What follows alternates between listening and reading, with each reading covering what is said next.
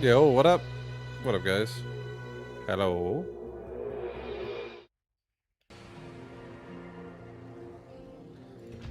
Hello there. Hello. Welcome, welcome. Vibe, I love seeing you play StarCraft. Anybody want me to bug at Home Story tomorrow? Just say the word and it's done. I don't even know who's going. I'd say probably not. I don't even know who's going to be there. I don't keep up with anyone in StarCraft these days.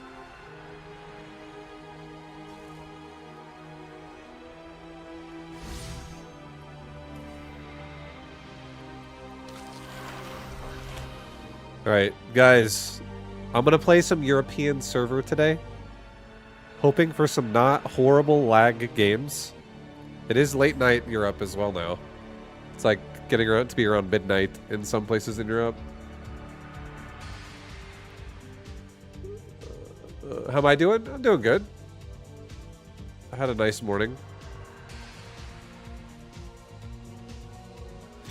I had a nice morning.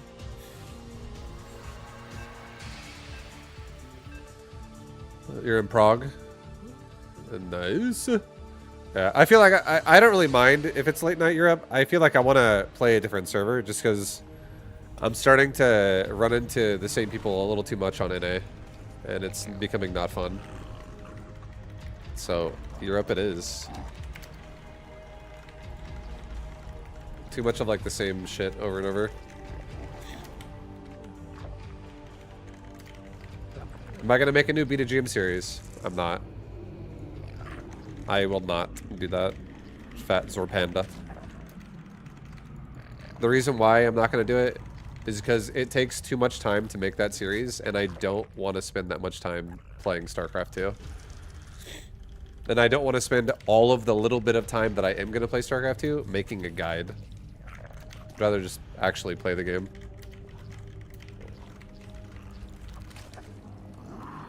Yeah, I don't want to make a series. I'm sorry, man. How many times a day do you hear that? That's the first one. Actually, that's not true. That's the first one of the stream. That's the third time I've heard it today so far. Because I hear it in fucking YouTube messages as well. Like the, you know, my past videos. Vibe, when's your next BetaGM coming out? I get that at least once a day. I wake up to it. But yeah, I hear that question probably at least every 30 minutes on stream. So I get it a lot. And it makes me happy that I get it a lot because it means there's a lot of people that want it, right? It means a lot of people are like, they like my content, so they're like, I want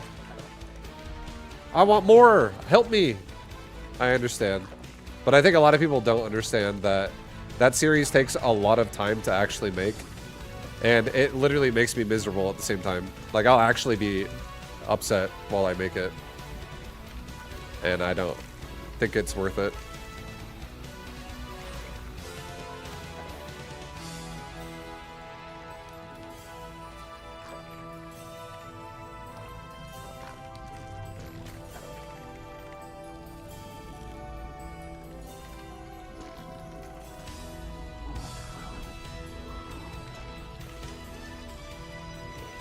Must be frustrating hearing it all the time. I think it's not frustrating hearing it all the time. The only thing that's frustrating is when someone asks about it and then I say no, and then they ask again like 6 more times after that for the next 15 minutes about like why I should.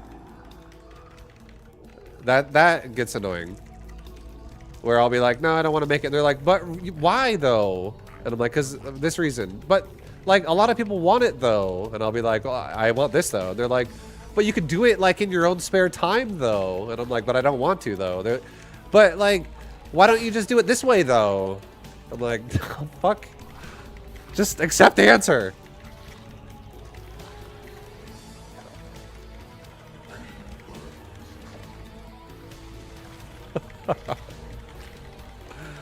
So that does get old.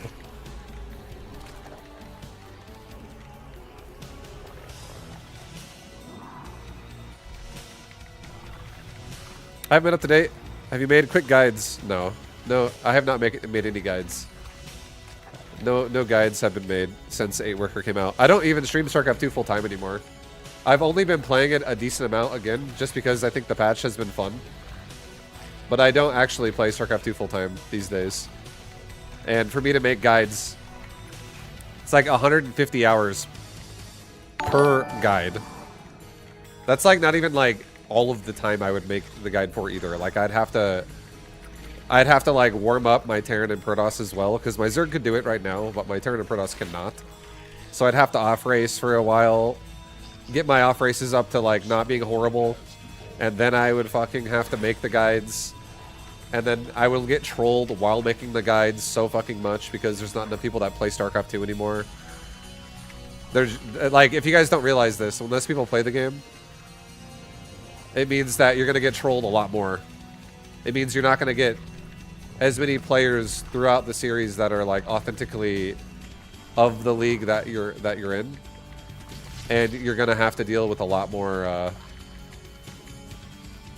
There's gonna be a lot more like, oh, this guy's fucking some guy who's like, oh, I'm watching Vibe stream right now, and it would be hilarious to stream snipe him and completely like shit all over his Silver League build right now that he's trying to just make a guide out of, and that he's gonna have to then talk about it in the format he makes the series in, about why he lost, even though the reason why he lost is because I'm a fucking GM player as well myself, and I just thought it would be funny to do this.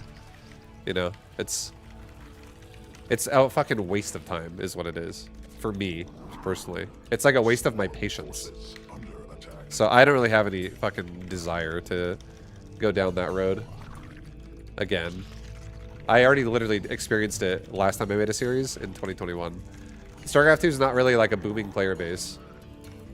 It's relatively medium to small player base. I already feel it too when I play ladder. Like I literally was playing ladder on NA, and I'm running into the same fucking people over and over. So it's just not really going to be as fun.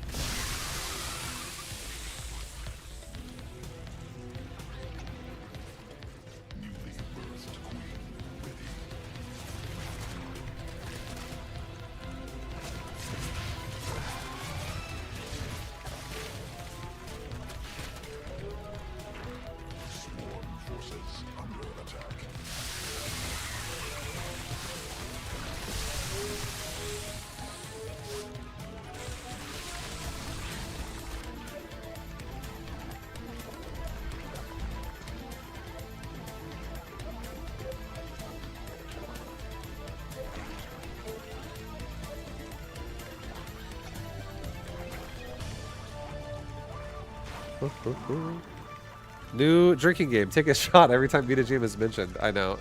Again, I like that people like my content so much to bring it up all the time. It means that it made an impression on them. But I think that people that bring it up, I think they think that I'm still like a full-time StarCraft 2 player, and I just want to like do another one now. And I haven't been a full-time StarCraft 2 player in over 3 years. And I'm only really playing this game right now because I think the patch sounded fun. Not because I want to jump back into the game and like make guides and full-time the game again.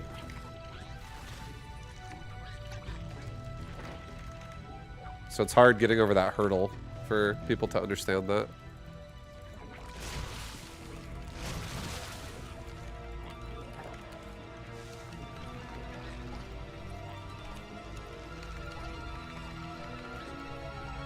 Alright, my guess is he's going Mutalisk.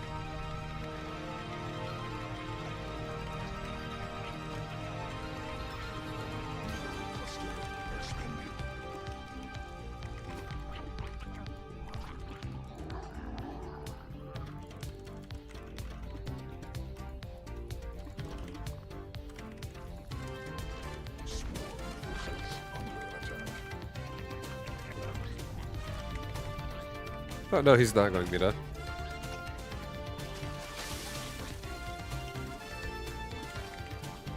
Well, he's gonna die right now is what's gonna happen.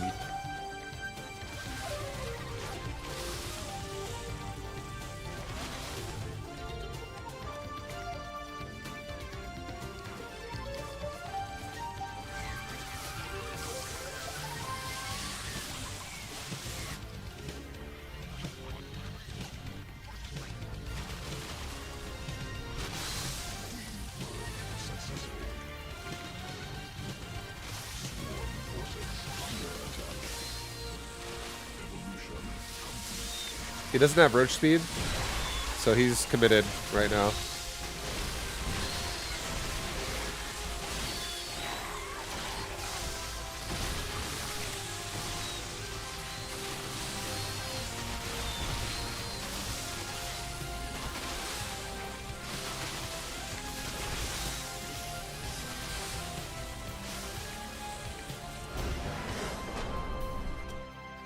Yes!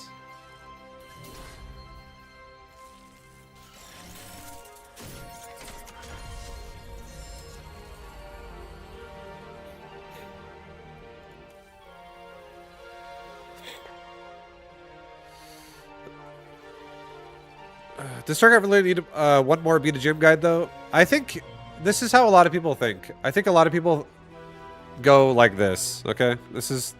Oh my god, I forgot this game is in fucking full screen, so every time I alt-tab it, like, resolution's my shit. But this is how a lot of people will browse YouTube, okay? Let's say this is like YouTube videos here. Let's say this is like a library of videos they could watch. And let's say this like, this one is B to GM, right? And it was made in 2021. And someone will look at that with their eyeballs and be like, you know, they'll be thinking in their head, the little thinking cloud. And they'll be like, oh my god, that's a horrible 5. 5 years ago.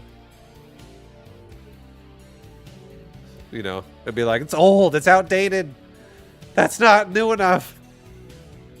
But I think that that concept, that mentality is true. If I didn't actually teach you anything besides a build order. But Beat a Gym is, in my series that I made in the past, is definitely a lot more than just a build order. But it would be less jarring for people to really understand, because a lot of people are going to look at it and not see the same thing. They're going to be like, wait, you have 12 workers at the start, though. This is fucking different. Everything's thrown off already. I'm confused. This is weird. When if people, like, for a Zerg mentality, if you just understand the concept of larva is the most important thing that you should respect. And there's 2 ways to get larva. One is it automatically generates out of a hatchery, and the other is through larva inject. And if you don't respect either one of those, you will have less larva, because larva doesn't spawn anymore when it has 3 on the hatchery, which is a lot of your larva. It's 50% of all larva is automated spawning larva that spawns 1 at a time. And the time you can spawn 3 larvae off the hatchery automatically, you can inject the hatchery as well. So if you misinjects, or if you don't macro and you let larvae sit there, it's like units are dying, even though nothing's dying. Because you're not getting something. You can't just like generate it out of nowhere. If you miss the opportunity to generate it, it will not come back. And I feel like that's, like that concept right there. That concept. If people understand that, automatically you're a better player. And if like you really respect it, and you really don't waste your fucking resources and your time.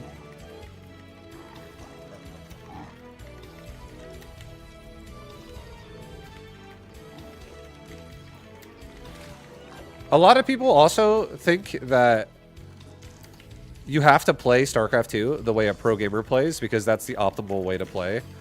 But they can't even do what those players that they're trying to emulate, what they do. So like a new player to the game cannot emulate fucking Cyril, even though they just watched Cyril win a tournament and they want to copy his playstyle.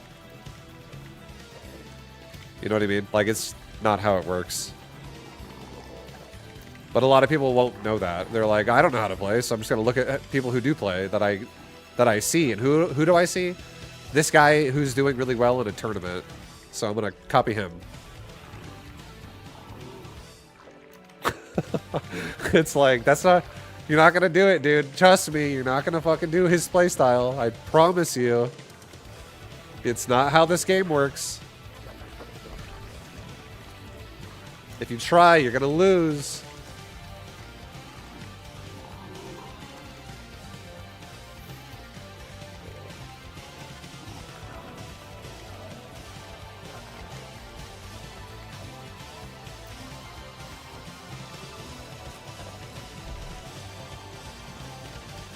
Yeah, I feel like coming back to StarCraft 2 has been an interesting experience for me because it's the first time I've genuinely been fucking mad and annoyed in the last 2 years of streaming. So that's definitely a sign for me to not make another Beta James series.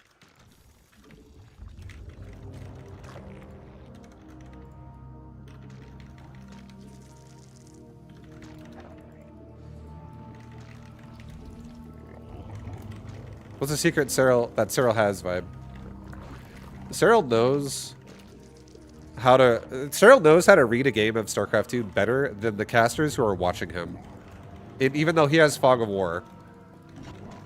Like, he doesn't even need full information to know what's going on. He's so well versed at what's happening.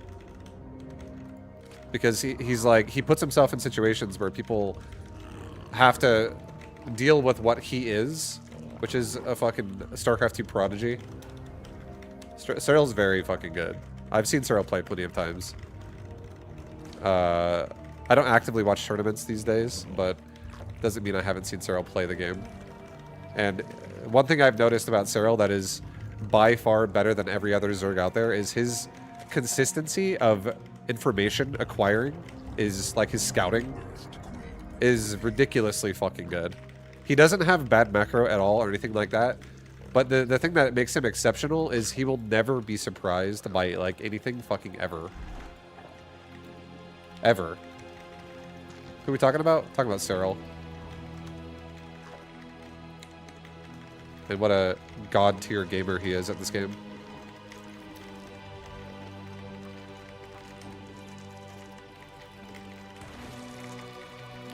Yeah, no, he always just like knows what's going on before it even happens. He's never surprised. So he always has like proper reactions to shit every time. He never gets caught with like weird situations that much at all. He always has a strong position to fight from. Or just kill somebody with. So it's pretty impressive. Like right there, I'm getting all in right now. Not good for us.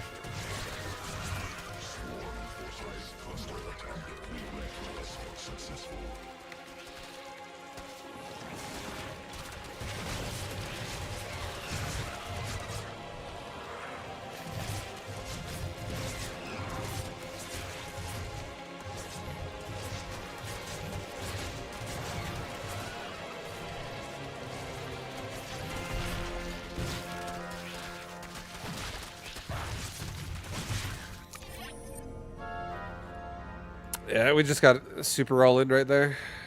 This guy just made nothing but lings after saturating his mineral line.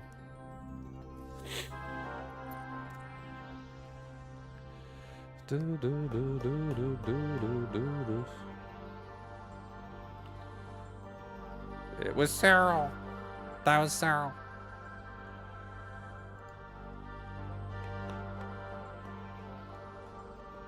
He's streaming a lot more now since I think all the tournaments are basically dead. Can you explain how you drone micro? When do you spread and when do you mineral walk? All you have to understand about drone micro, it's the same concept for SCV micro and probe micro. All three races have the same concept.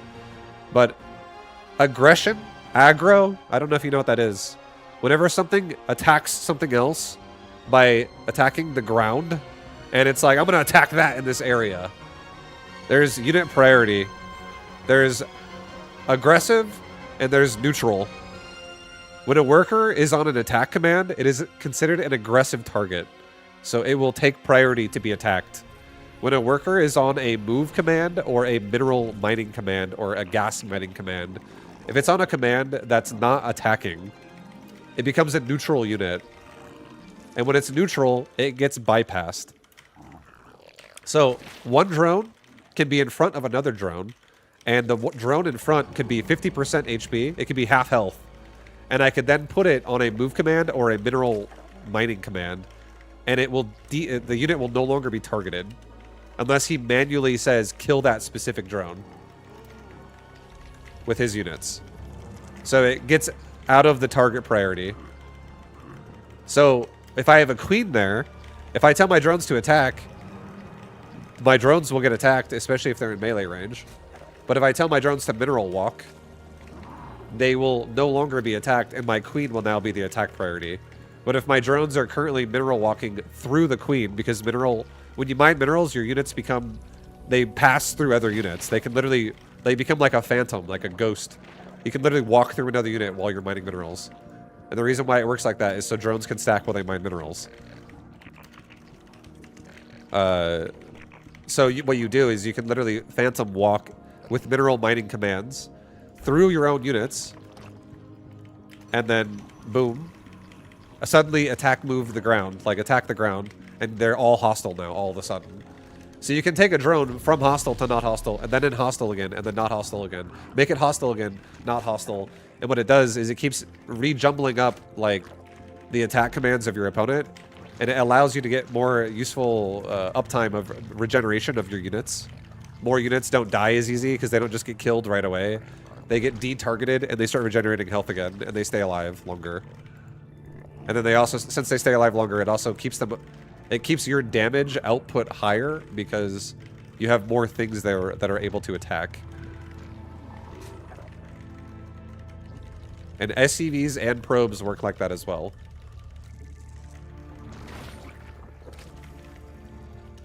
The only thing that also works like a command that attacks is... See, like right there, what I just told you? That's the kind of shit I literally tell you in the series as well, in Beta GM. Like concepts like that. Instead of just saying, just do this. So I'm glad it helped. I'm glad it was some useful information for you.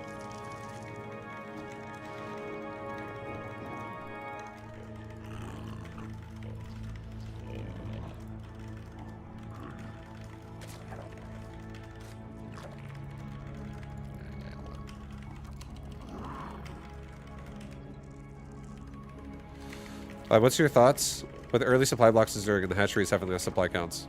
11 Overlord, 19 Overlord. Your problems will be solved.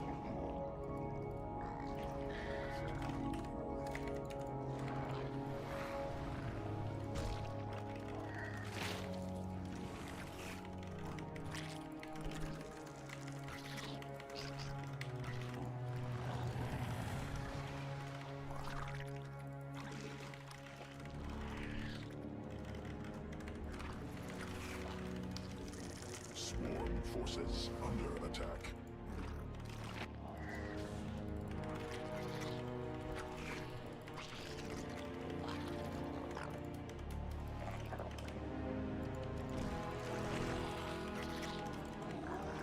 Queen birth successful.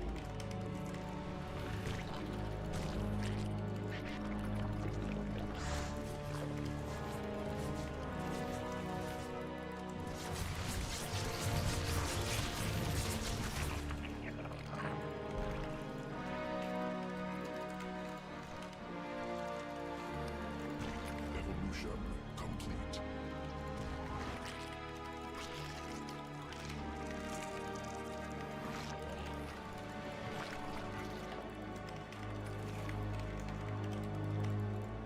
Swarm forces under attack.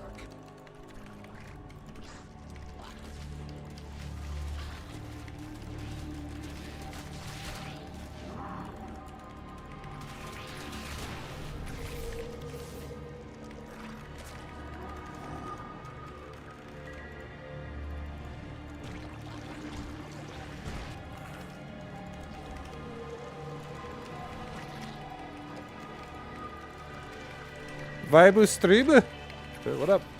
Welcome.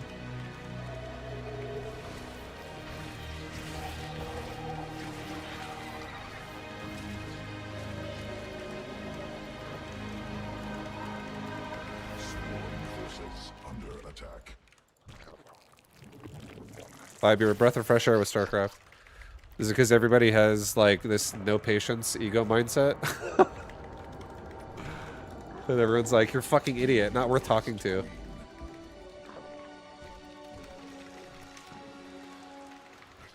I feel like a lot of people have no patience in this game, because this game doesn't really allow you to have much of it. Creep tumor under attack.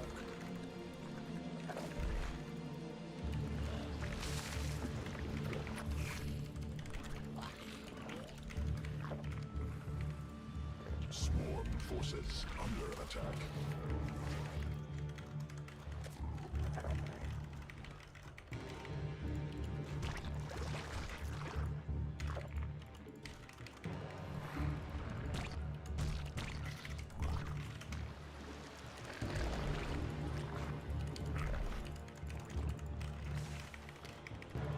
You got called the N-word twice yesterday? Yeah, I'm not surprised. Like, there's less players in this game, and the players that still exist here can start to get really grumpy. And I understand. I was getting fucking grumpy. I've been getting grumpy. I mean, I'm not, like, racist. So I'm only gonna get so grumpy. But this game... It doesn't really... this game and patience isn't really, like, synonymous. It's, this game is definitely a way to be impatient as fuck.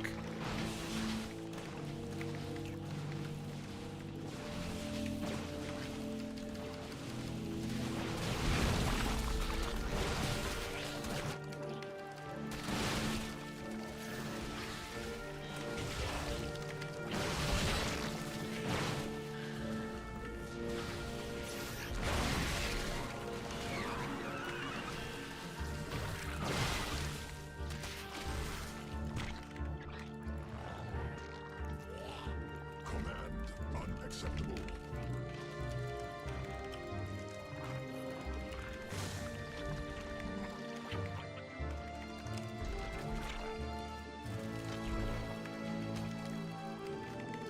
Swarm has evolved.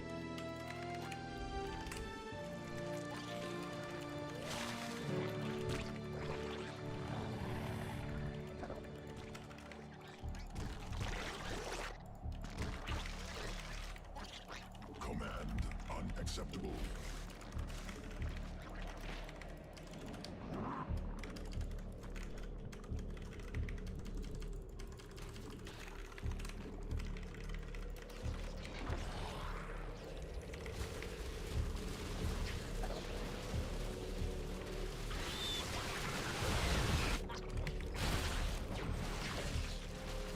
I love when Protosses blink at you when you run away like this. You just get so many free Stalker kills. And Stalkers are more expensive than Roaches. He'll do it again, maybe. But he did not.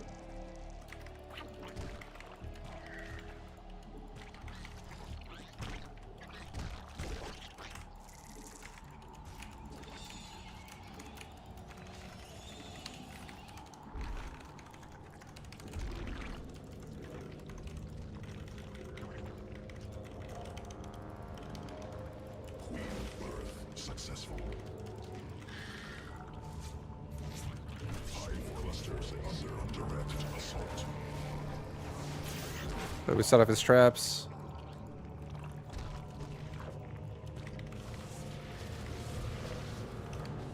Okay, he's going into Immortals, which is ideal for us.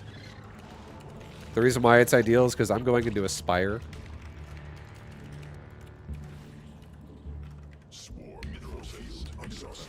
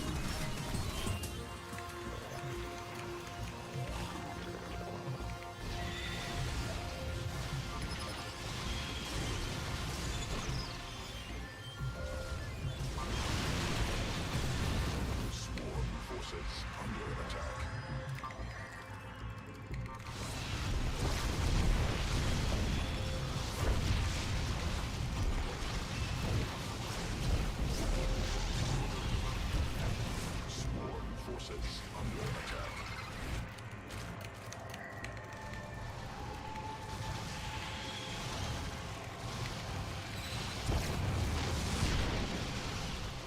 Evolution complete.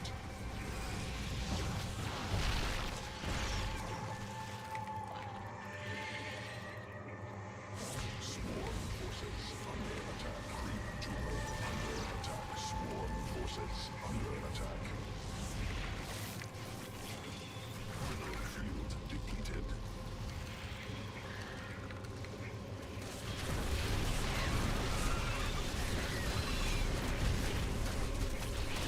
Mineral cluster expended.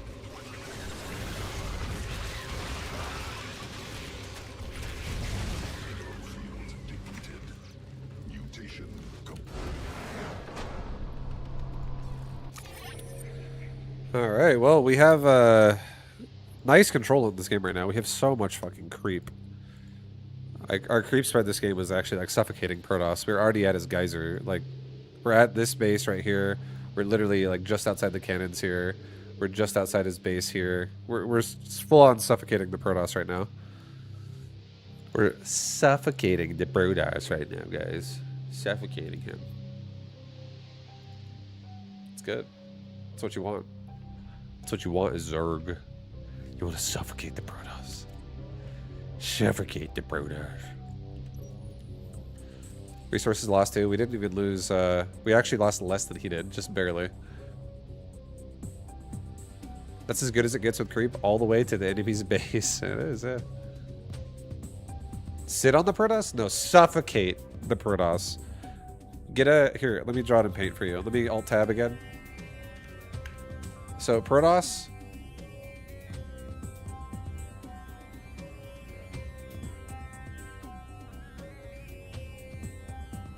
Protoss is kind of laying in bed. And then, as Zerg, what you want to do is you want to look at the Protoss. And you want to get on your knees.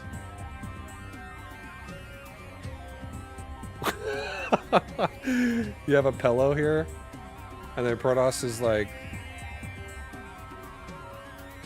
That's his nose. And then here's his mouth. Oh! You suffocate him. Don't let him breathe. This is essentially creep, what you're doing to him. Instead of a pillow, it's creep. Okay? Just put it in his mouth. Time to go to sleep, Protoss.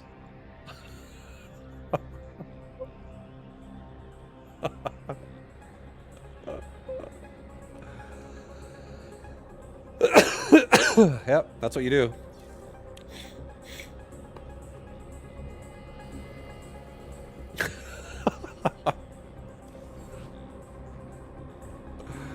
That's what you do, guys. Don't let the Protoss breathe.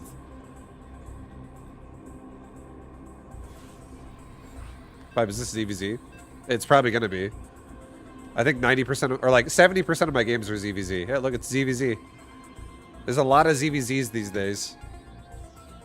And I'm playing on European server right now. I just switched over. I was playing on NA all last week and this week, but today's the first day I'm gonna play Europe. I want to play different players, so European server it is.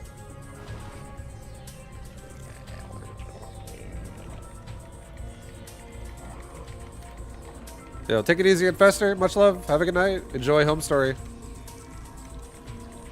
How bad's the ping? Right now, I'm getting 107. It's probably anywhere between like 100 to like 220. I don't often go above 200 though in Europe. I feel like Russia might be like the 200 plus one for me because I'm West Coast North America. I'm like only an hour or two away from California. So I'm pretty West Coast.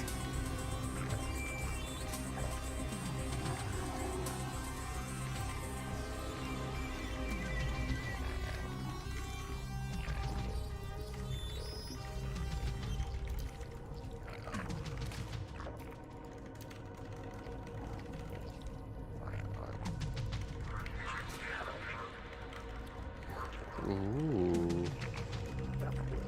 Ooh, hoo, hoo, hoo.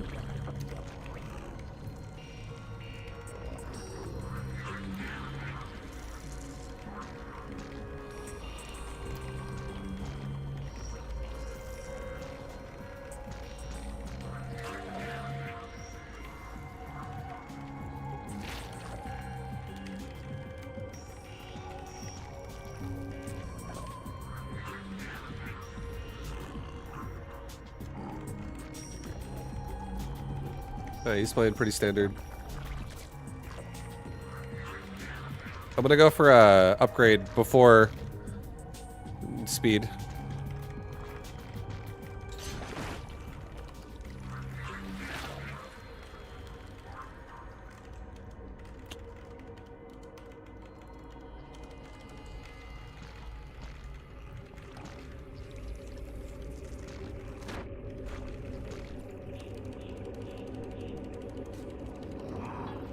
Not waiting for my wall.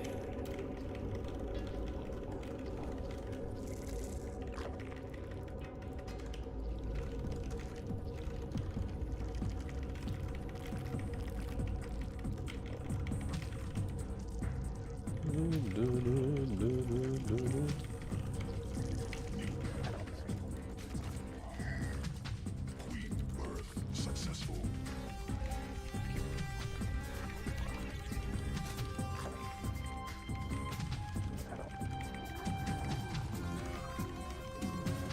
What up, Cyphobia, with that almost a year stream streak? What up, Mike? Imagine.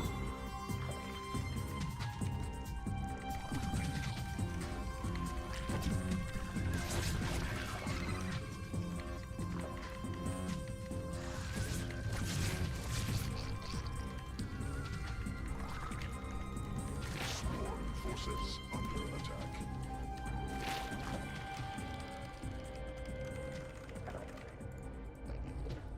Alright, well, we are up against somebody going for, Spinecrawler Roach Warren. I'm about to just make a lot of hatchery, a lot of action on my side of the map right now.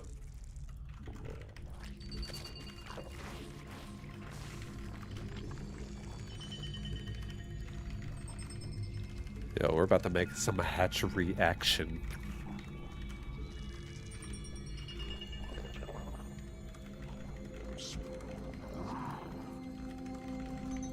Sequences. So right now he might see both of my hatcheries and be like, "Holy shit, this guy's making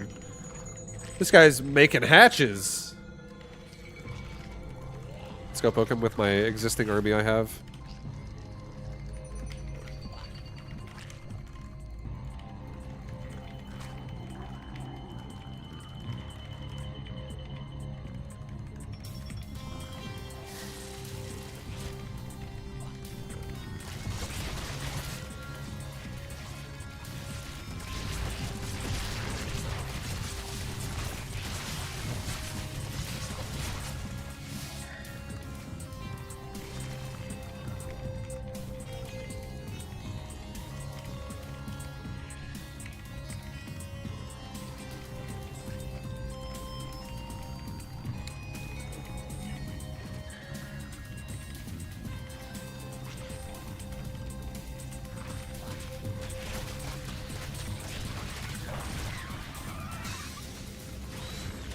Alright, looks like he's probably dead. These lings are very strong. They're 1/1 lings.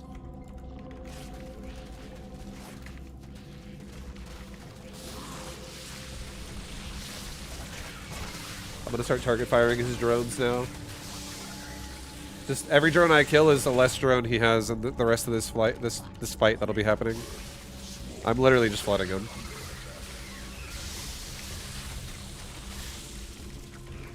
Like, he's gonna have a nice little swarm of lings coming at him the whole time. Oh, he's actually pushing me. Okay. Shit.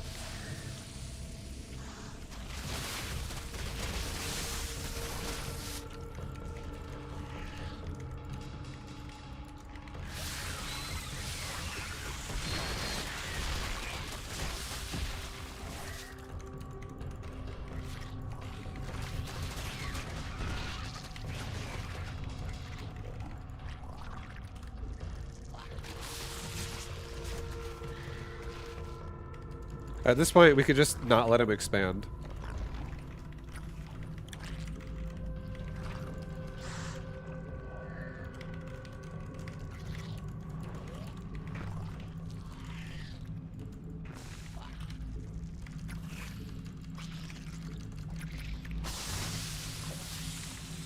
He's definitely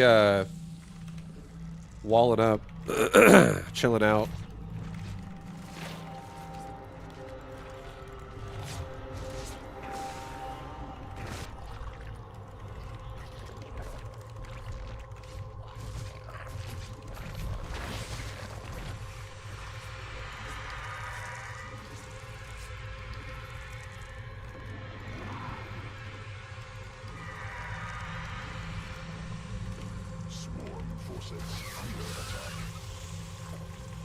Let's go to his base.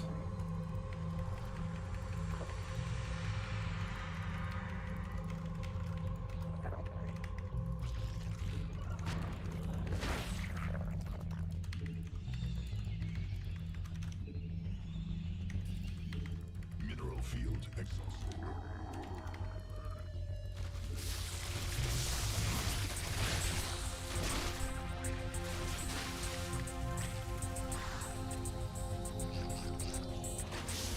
Forces under attack.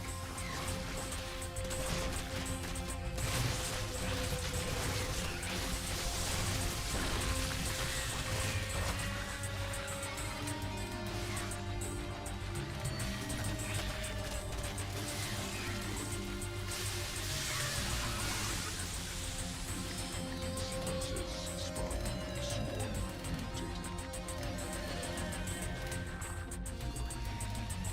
Swarm forces under attack. Forces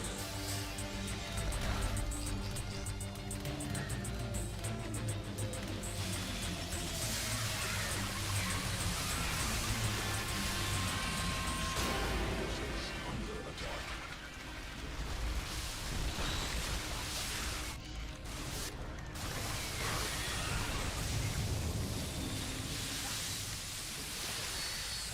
Drones under attack. Swarm forces under attack.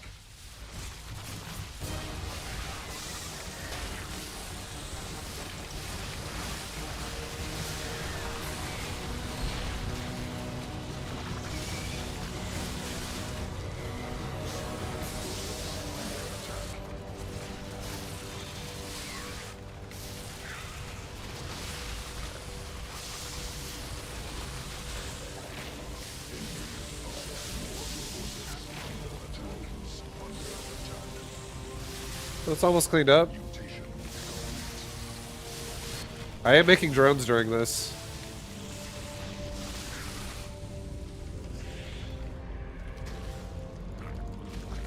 Swarm forces under attack.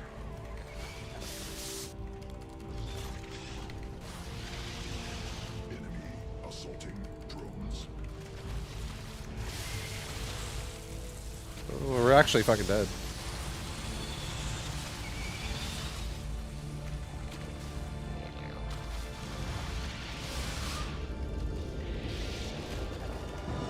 Probably dead.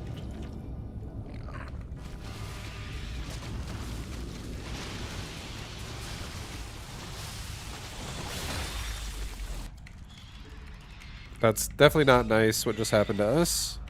I expected to honestly do better against that than I did. I should have made spines.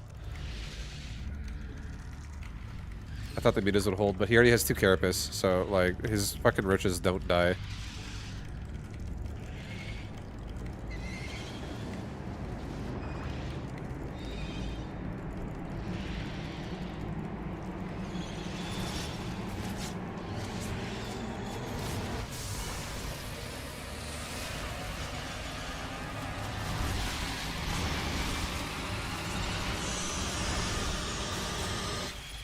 Yeah, we're dead. He's got too much. Maybe he went a little fucking crazy on how many hatches we made instead of delaying the gas.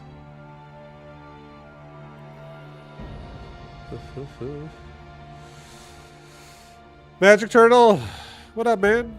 Happy 4th. Thank you very much, dude. Burrow Mutas. Oh, shit. Alright, what's your favorite build on PoE 2? I don't even know, honestly. I actually don't know. I feel like my best build right now is Grenade Mercenary. I definitely go far with that. Last time I played it, I got level 90 SSF Hardcore. But is it my favorite build? I don't know.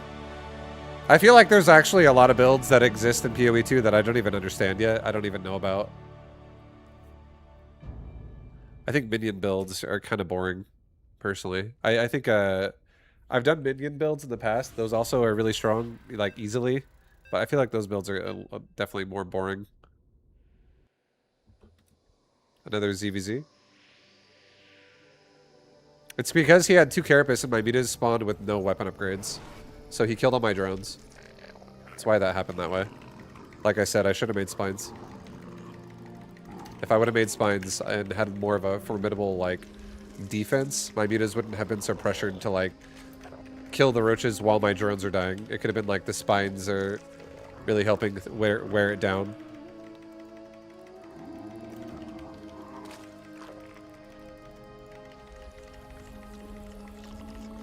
I could have sacked my 3rd and 4th and just played 2 base versus 2 base with spines at my natural. And while he was killing my outside bases, I could just kill his roaches. That would have been honestly the safest way to play that. I assumed we were going to be fine because I had I literally had enough lings to really, like, crush that. His roaches had +1 weapon, +2 carapace. My lings had +2 melee and +1 carapace. So I was canceling out his carapace, but then at the same time, he's canceling out my melee upgrades with his roaches.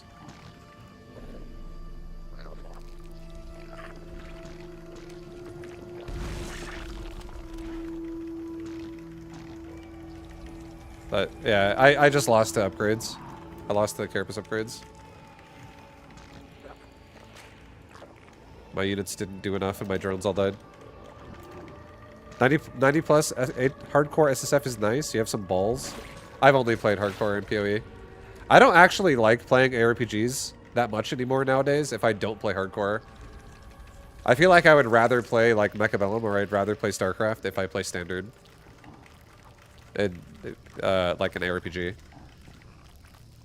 I don't know, it's kind of how I am nowadays, I guess.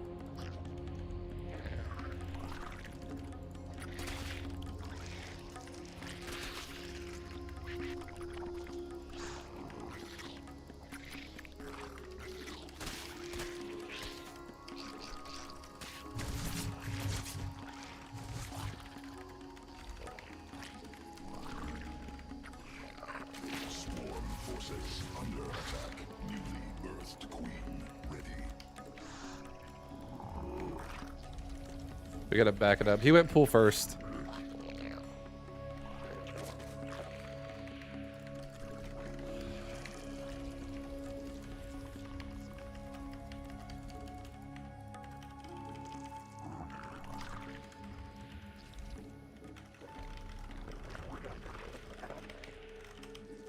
What's up, Flyrev?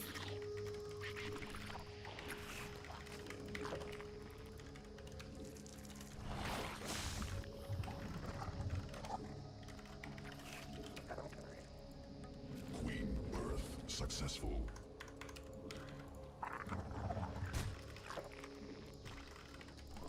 let's go home now. He might try to chase me down with speed. I don't want that.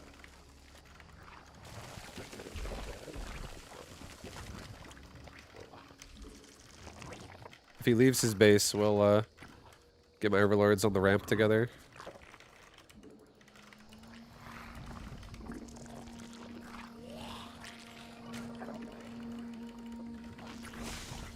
But we should... Oh, here we go. He's coming right now. We actually probably could wall this off before he gets here.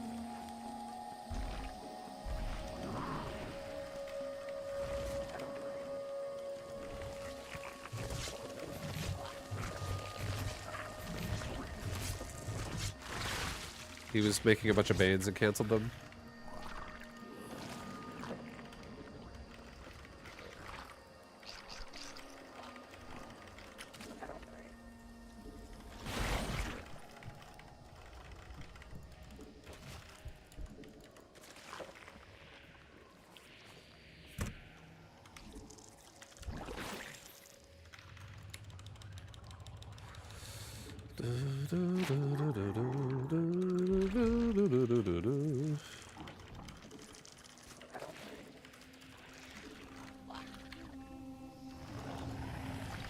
Nice scouting by him, honestly, with the overlords. Little poke in. He saw my tech timing.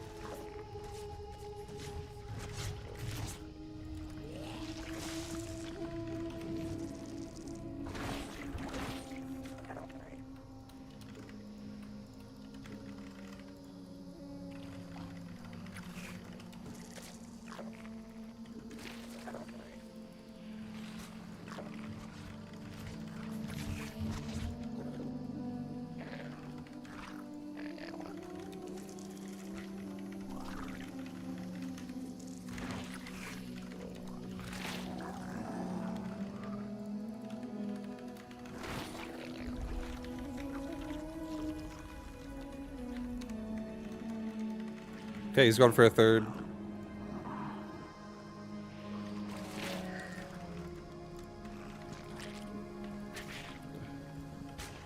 And banelings are out there.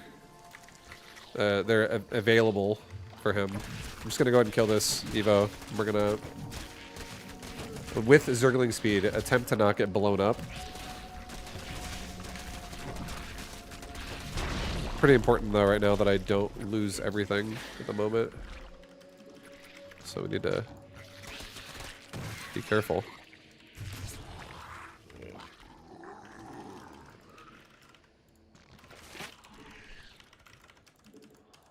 Don't let him have a third. Oh no, what the fuck is happening?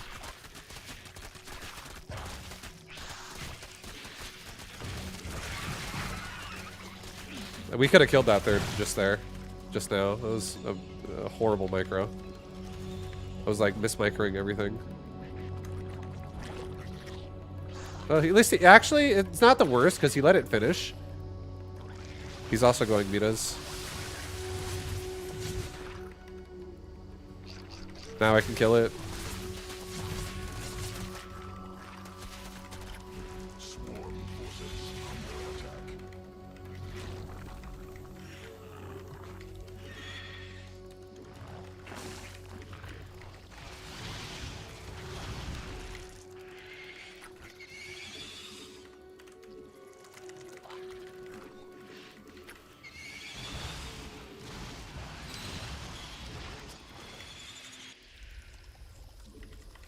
Sequences spun. Swarm forces under attack.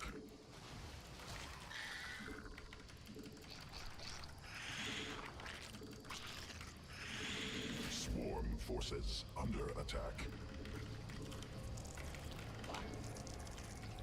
Swarm forces under attack. Try to go behind his Mitas and kill rallies. No, he's attacking my base here pretty heavily, so we gotta save this now.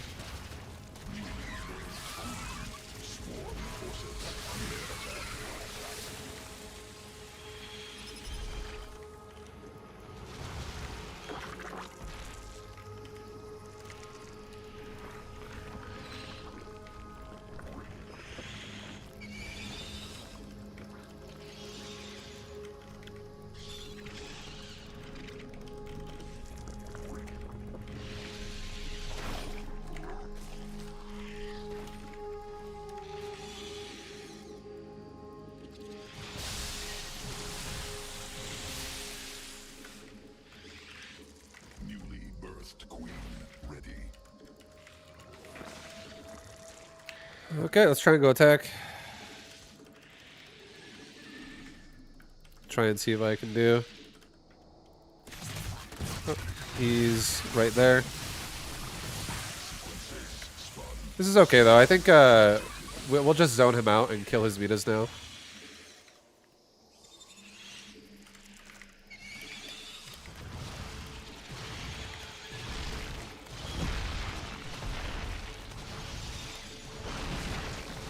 Swarm forces under attack.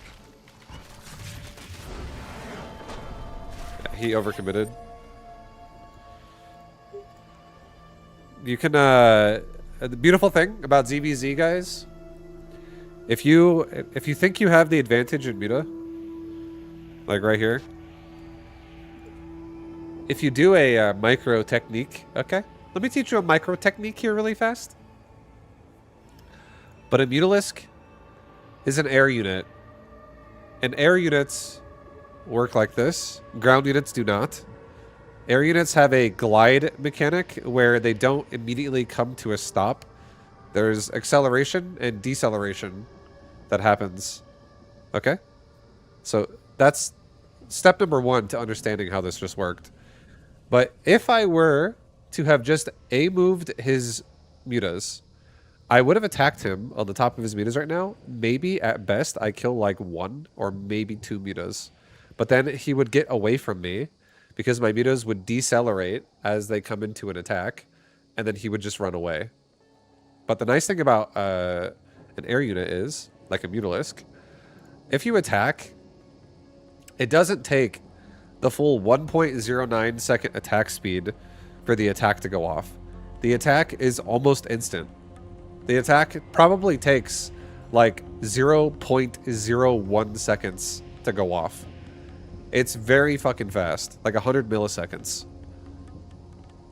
And what happens is if you don't just attack the ground and just let it sit there and like let it go, but instead you attack the ground and then within like 0.01 second, you move command again. What happens is you don't lose any of your acceleration. You don't decelerate at all. You just keep moving full speed, and then you do it again a second later, and then you do it again a second later, and then you do it again a second later, and it looks like this. And you stay on him. And you just kill so many fucking mutas because of it.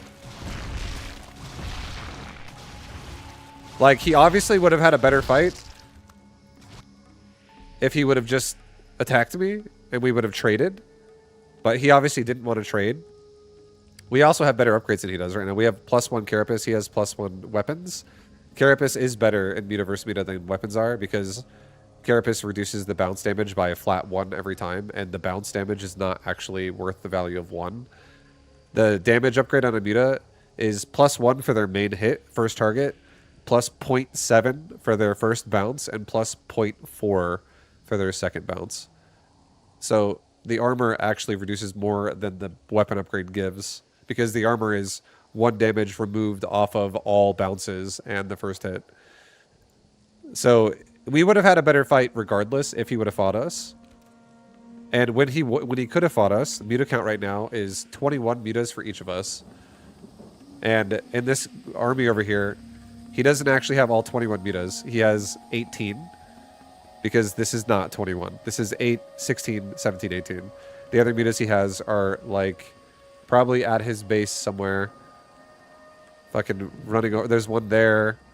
That's 19. That's 20. There's one more somewhere else over here that I don't see yet. Somewhere. Wherever the fuck it is. But either way, he only has 18 in this fight. Me over here, on the other hand, we have 20. So we not only have a better upgrade than he does, but we have 2 more mutas than he does in this exact exchange right now. We'd have 1 more really, because this one's, to be fair, this one's close enough to get in the fight pretty quickly. But we still have a muta advantage in terms of number if he were to fight here. But yeah, if I didn't, I don't know if it's gonna actually make him keep running away. If I take command here and start the game. No, it doesn't. He doesn't. But yeah, mutas when they definitely come to a stop when they attack if you don't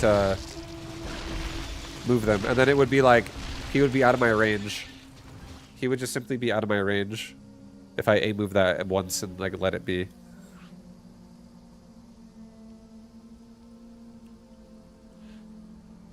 Would 20 attack upgrades win versus 20 Carapace upgrades? But you can't have 20. You can only have 3. But if you think about it, if 1 minus 1 is 0, what's 0.7 minus 1? Or what's 0.4 minus 1?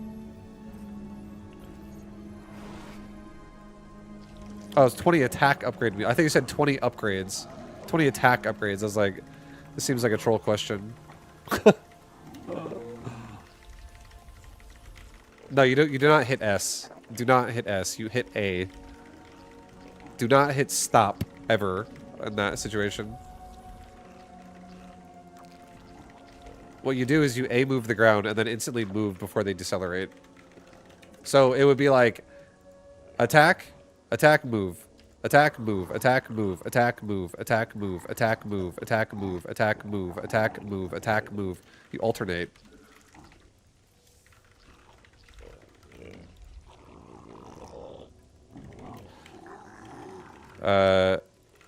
What'd you ask me? 20 mutas with +1 versus 20 mutas with +0/1. Yeah, +1 Carapace beats +1 weapons because +1 weapons is +1, +0.7, +0.4. That's the damage it gets off its initial hit, its first bounce of the glaive, and its second bounce of the glaive. The upgrade does not give full value number. So having a level 3 weapon muta would be +3, +2.1, +1.2, because 0.4 times 3 is 1.2. 0.7 times 3 is 2.1. And then if you have Carapace, it literally is just 111. No decimal. So if I have level 3 Carapace, it's +3 defense, which is -3 against the attacking me. So it literally is higher than the glaive bounces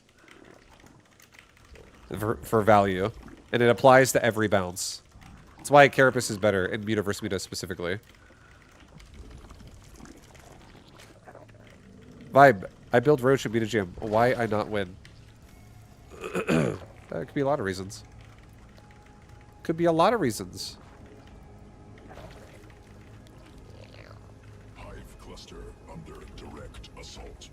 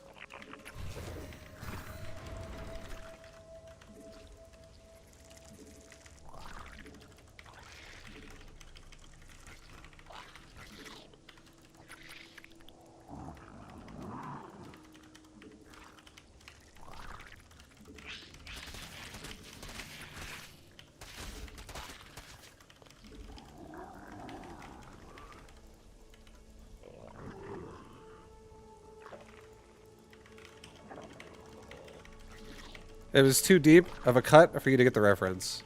I have no idea what the reference was.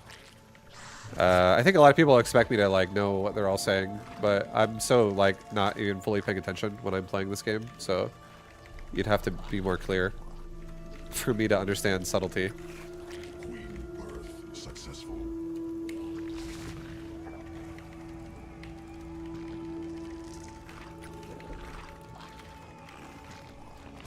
Swarm forces under attack.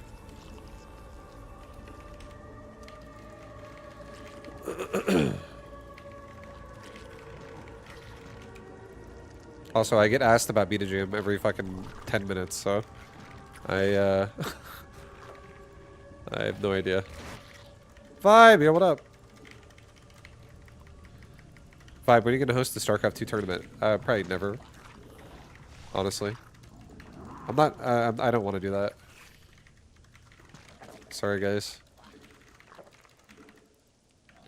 I hate to say it, but whenever I play StarCraft, I kind of just want to play some ladder games and then log off. I'm not trying to make a bunch of content for this game.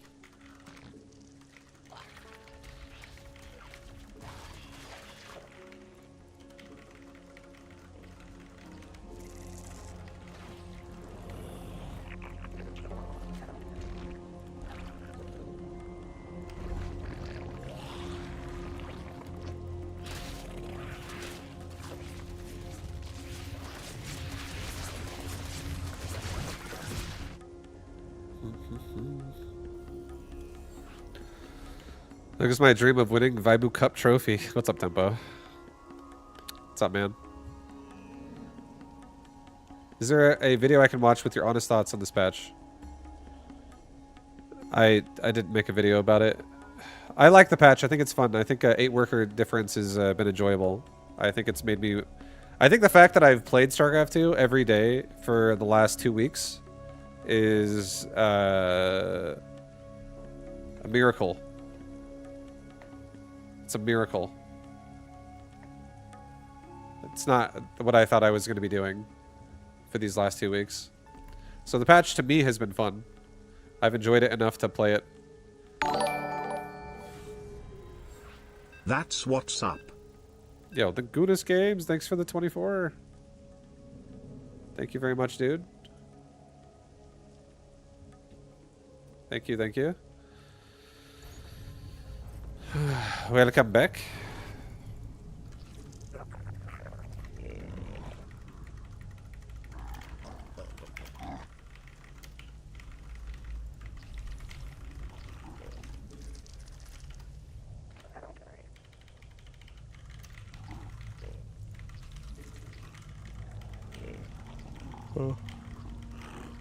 I think a lot of people, I understand a lot of people want me to make StarCraft content because I used to make a lot, but I'm not gonna make any. I think that what you're getting now, like I'm making content this way, right now.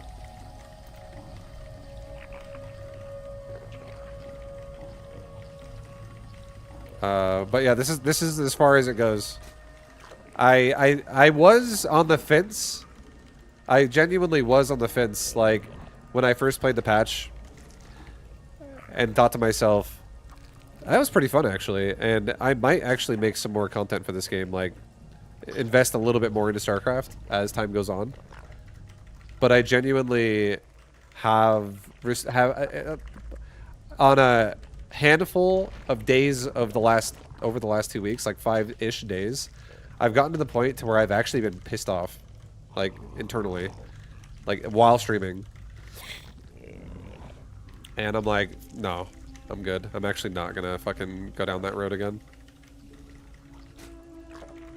So I'm just gonna play it the way I'm gonna do it. I'm gonna stream it for myself, just because I'm in the mood to do it.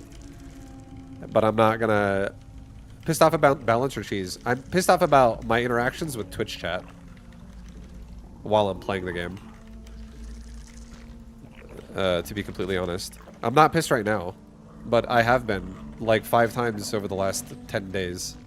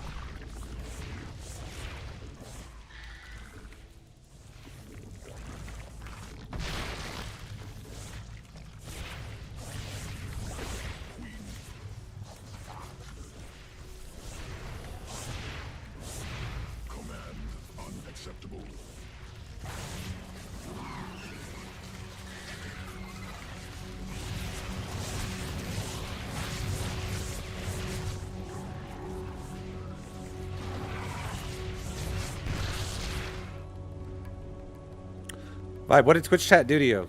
What's exactly what's happening right now. I answer questions, and then I get asked the same question. And then I get asked the same question. And then I get asked the same question. And then I get asked the same question. And then I get asked the same question.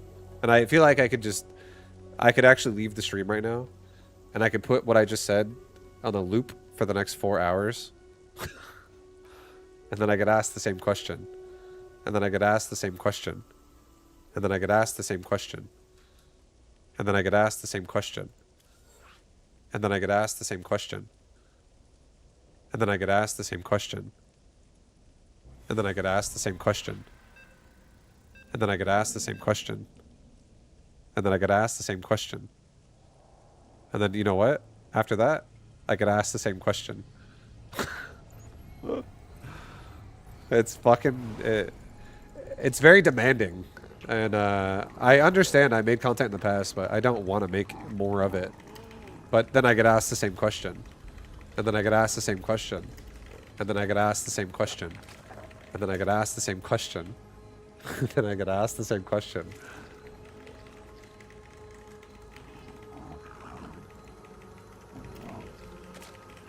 It's not fun.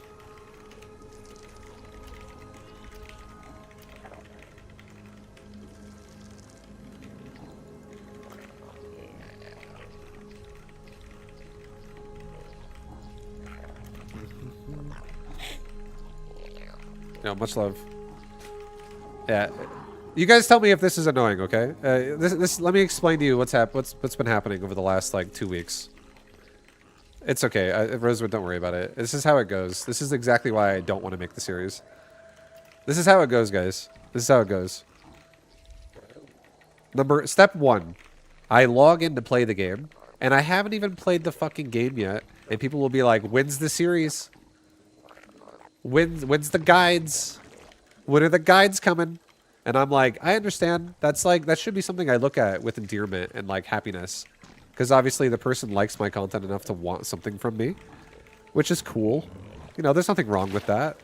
But then I'll answer someone's question 5 times in a row because the first answer is not good enough.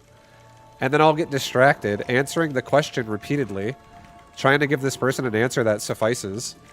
And then in doing so, I'm sabotaging myself in the fucking game I'm currently playing because I'm trying to give this person an answer that is no means no. And then I will get more questions that are now like, Vibe, why don't you do these things in the game? How come you didn't play perfect while answering this shit? How come you didn't answer that? How come you didn't answer this? Or how come you didn't do that thing that you should do as Zerg? And this is the loop that I'm in right now with StarCraft. This is the loop that we find ourselves in.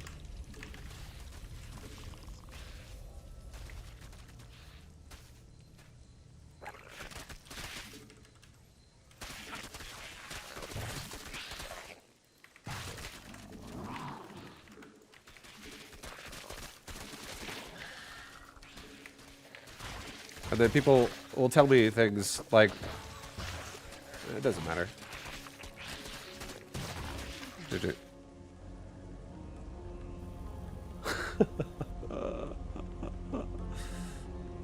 Vibe, you have free will. You don't have to answer the same question. Just don't respond. I could. I could. And then I get questions like, is Vibe upset right now? Why is Vibe not answering me? Is he angry? And I genuinely haven't been I haven't been annoyed. I haven't been annoyed.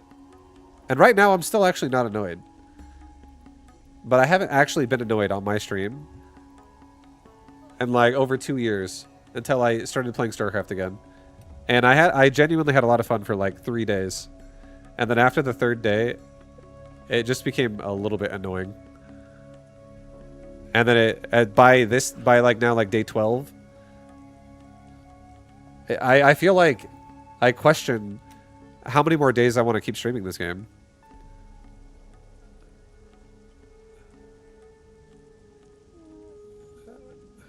like, it's definitely an experience. It's a lot of entitled people that are, it's the internet as well at the same time.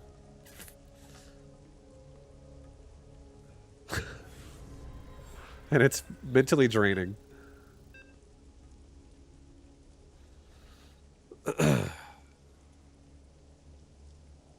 Are all games 9 pool? It's because there's like mostly Zerg on ladder right now, so that's how everyone plays.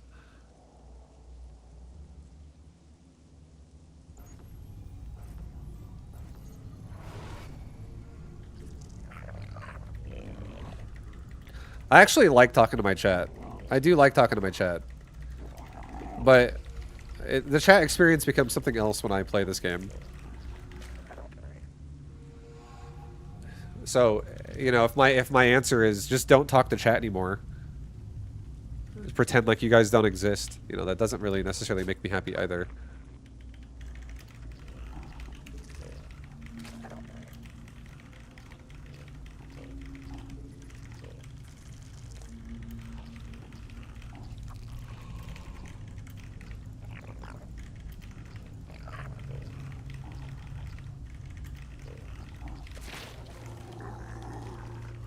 Viber, are we getting a divorce? What does that question mean? Are you asking me if am I getting a divorce with StarCraft people? I'm just trying to draw a line in the sand of what people can expect. That's all. I'm just trying to quell the expectations of what everyone has. That's all I'm doing. I feel like I'm at a point where like this is the only way to not read it fucking repeatedly. But at the same time, you know, the way it goes is as soon as a streamer starts getting annoyed, there will be 1,000 more questions about said topic. So, you know, what can I do, right?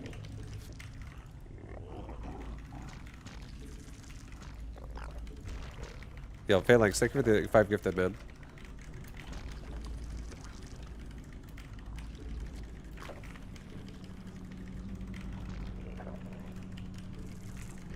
Thank you, thank you, thank you. Appreciate you.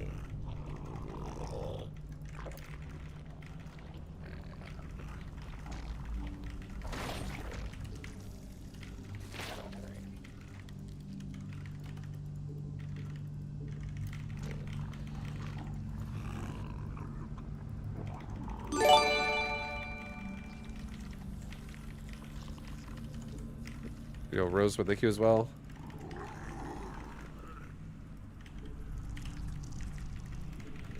Thank you, guys. Thank you very much.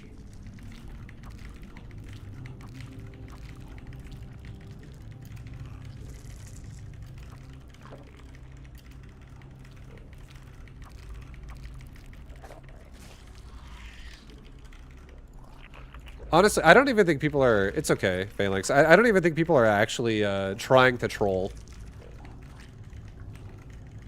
But there's a lot of people that are, like, eager.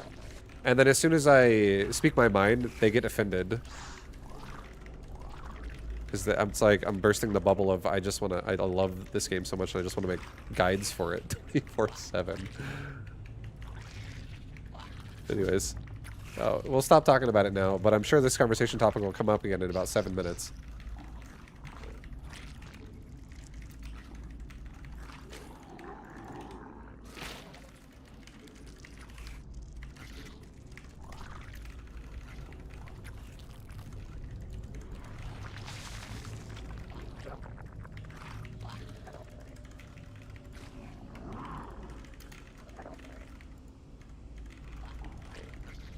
I have not gone to Chipotle recently, no. I actually don't eat there very often anymore. I haven't gone out at all much these days. I usually eat at home. Like, I get groceries and we just, my wife and I, we just cook and eat at home.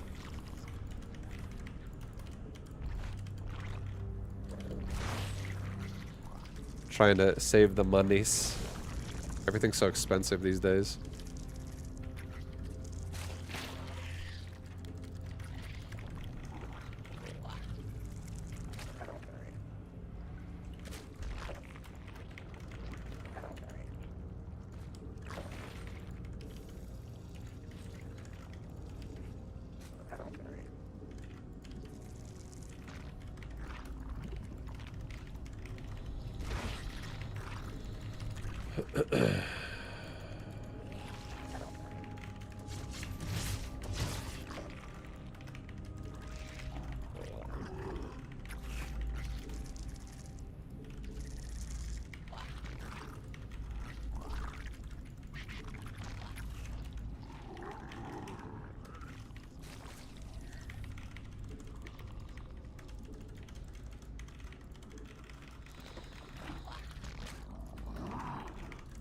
I don't even have speed yet on my lings. Lol. Lol. Lol lol.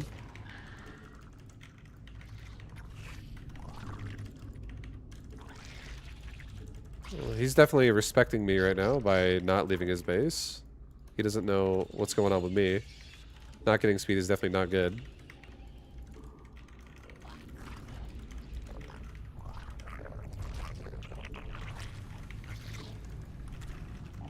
Newly birthed queen ready.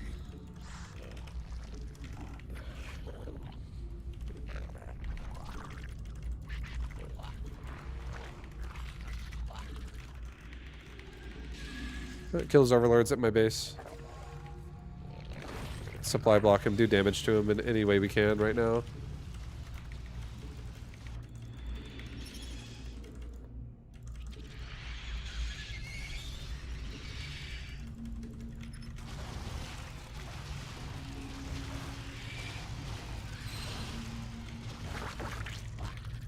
Still no third.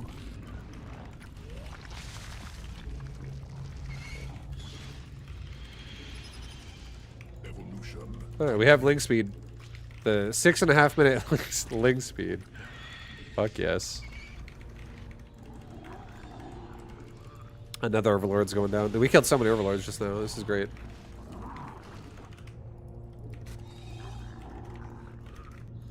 Is he going hydras? We should probably make a bane nest.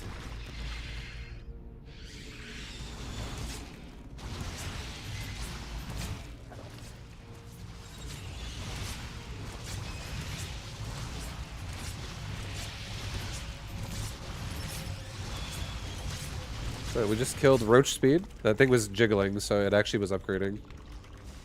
That's gotta feel good for us.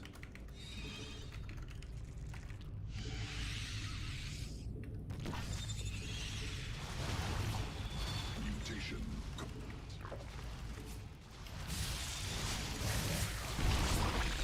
This is definitely going great for us.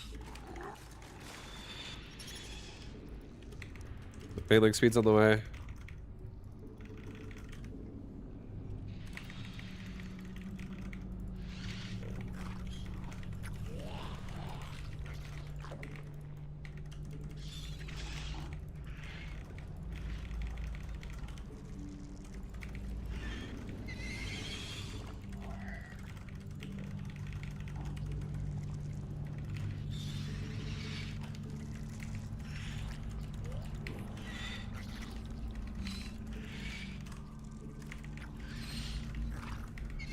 Well, we're kind of just like floating around. Like, I don't know what his plan is, but if we just keep harassing the gas, it's going to really make that plan difficult to do. He doesn't have a hidden base either. We've already checked. Like, my guess is maybe he's going into infestors and vipers or something weird, but he still doesn't have a hive. I'm about to just blow him up with banelings. We're about to be maxed out. Just make mass banes, just run into his base. Go into his main, kill his gases in his main now. Just keep slowing him down. Has evolved.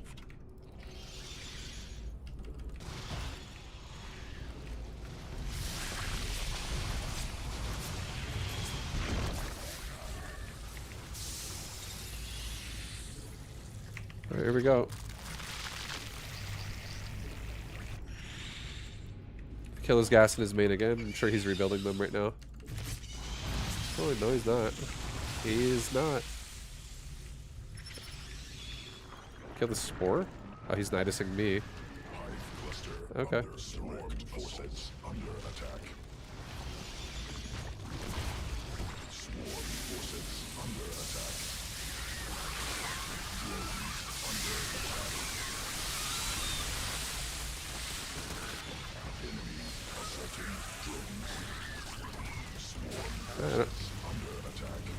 Kill the dinosaur so we can't re-unload back out anywhere. He's like trapped wherever he is.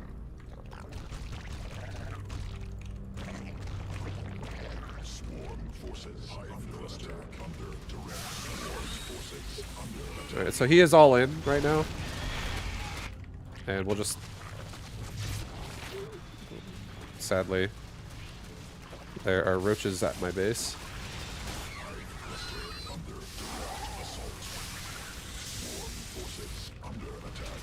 Protect some of the spines! No! Swarm forces under attack. Hive cluster under direct assault. He's got nothing now.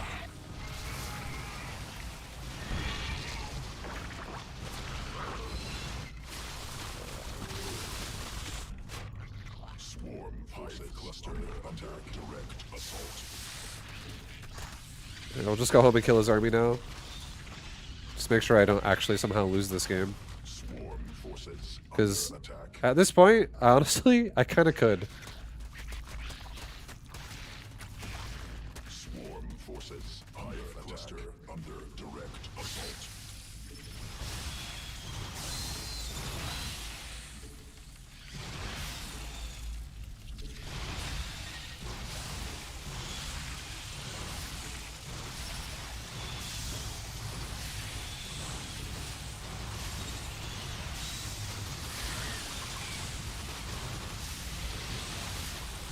If the hatchery dies, we actually lose. I think I'm dead. Oh god, I'm not dead. What? The fuck lives? Oh, the gas. He didn't kill my geyser.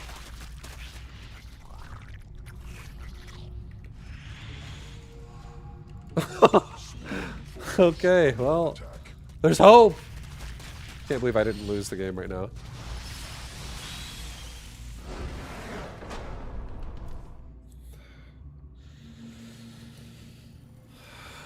That's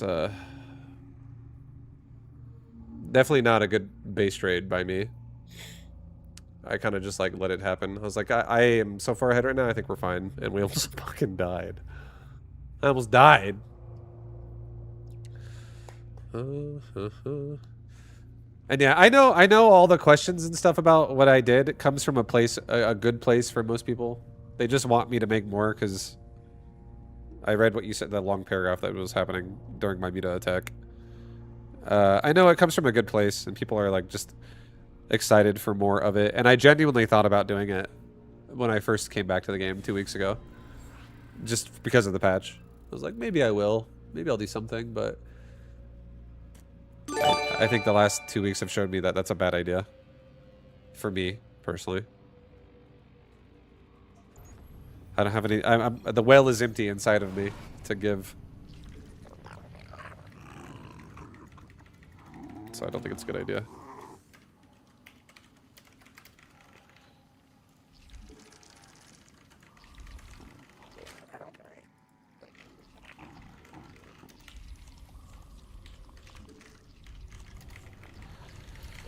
Is this count not GM? It's because I'm on Europe. I switched servers. I haven't played any Europe at all. It's my first time playing Europe on this patch.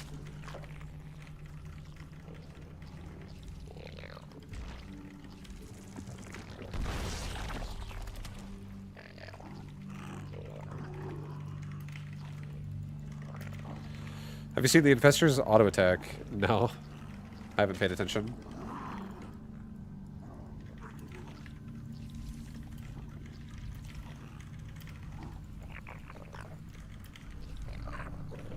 I'm gonna go 15 pool this game, actually. I haven't seen Vibe this much SC2 in a while. Maybe something did come out of it. The worker start. I think it's been... actually playing the game has been kind of fun. I've enjoyed it.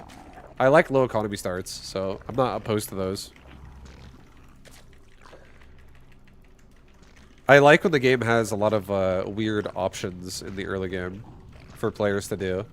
Like, despite the fact that that you can get cheesed repeatedly by like early pools and cannon rushes and all this bullshit, I don't think it bothers me at all when those things happen because I like that they're part of the game. And when you have lower worker count, I like that it's harder to deal with them. Just because you're so fucking broke. And I like that it requires you to make like a lot of game-defining choices as you go. I think when you have more workers, it's just easier to just rule out all of the aggression. Because you can just simply go, I have enough money to do all the things I need anyways. Like I can wall and tech and expand. And not care. That's like Legacy of the Void style more often, I would say. And I don't think that's as fun.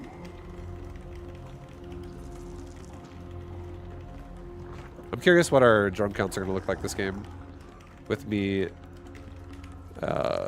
going pool first. Like by the time my first inject pops out, I'm curious what it'll be.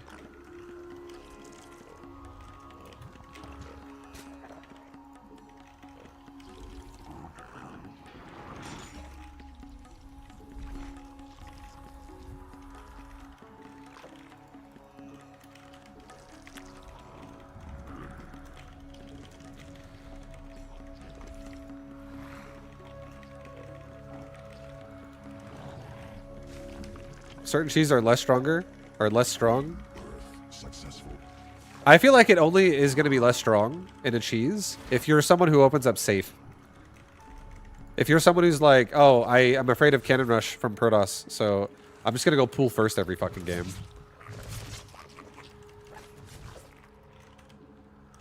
Something like that.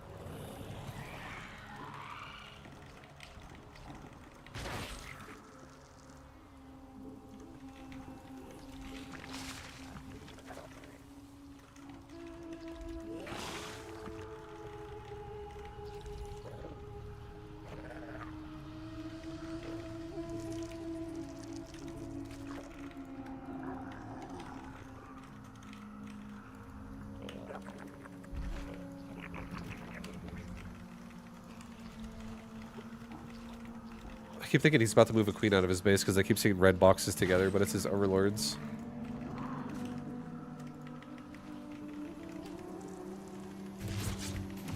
Alright, he's got lings coming to my base right now.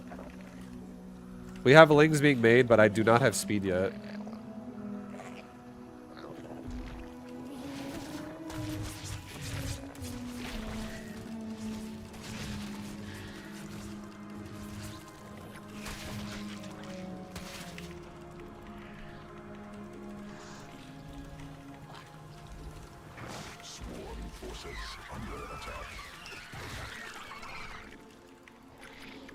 Don't go too far. Don't go too far. Because if he runs around me, that's how we get screwed. Because I don't have speed. Nice.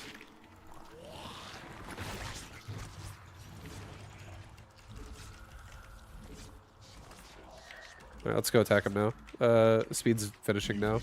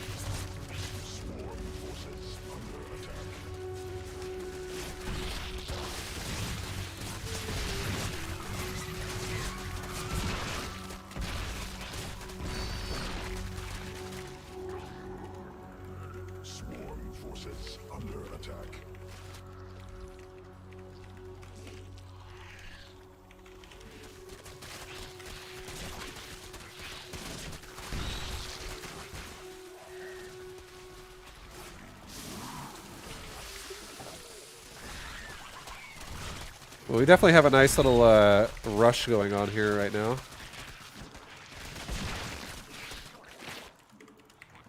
I'm gonna follow it up with a big ass roach timing because we just killed his roach warren, so like he can't even make roaches right now. That was a really nice assassination on the tech.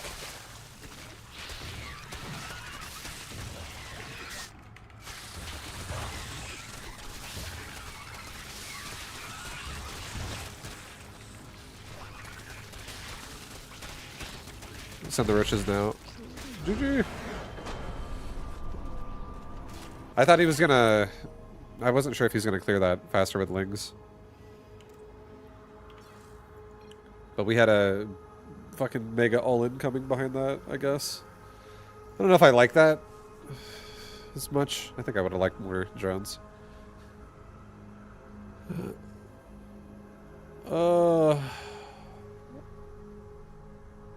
Seems like less. It seems less. I like big ass roach timings. Oh yeah, baby. Oh yeah. I don't know. It seems like certain cheeses became less strong afterwards. Like Fake Hatch First Flood seems weaker. Cannon Rush, haven't decided. I think I need more games to have a strong opinion. I definitely think Cannon Rush is still plenty strong, because a Protoss can if you go pool first, you can absolutely deny Cannon Rush. But if you go hatch first against Protoss, they can easily still Cannon Rush you. There have been some Protosses I've already played that have like pristine fucking cannon placement, like a pylon placement to block and all that shit. It's not wasteful on these maps already. Like a Protoss I play that goes Cannon Rush every single game is named Grimmy. He Cannon Rushes every single time. And his cannons, I would say I have like, so far, I'm probably like 50-50 against him. But 100% of the games have been hatch first versus Cannon Rush.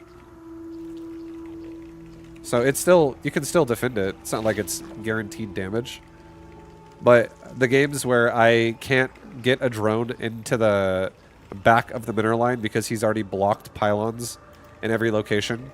Like the probe shows up when he has enough money to block all the locations at once before my drone can make it from the main to the natural. That kind of stuff does exist still. And if you do that and someone goes hatch first, it's still a counter build. It's still like an advantage for Forge. Who is this Diamond Scrub? Why do I have to play Diamond Plebs and a Terran too? Everyone knows Diamond Terrans are the sweatiest of all Terrans. Okay. Maybe with the Reaper. I feel like actually there are a lot of Terrans that are that you can tell they practice their Reaper micro like a lot, but then they don't really practice the follow-up that much. Like the follow-up is the Reaper micro is better than the 100 supply follow-up army.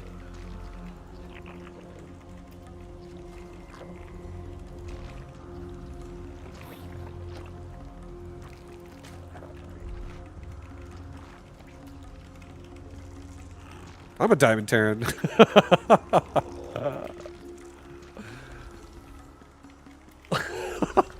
It's okay.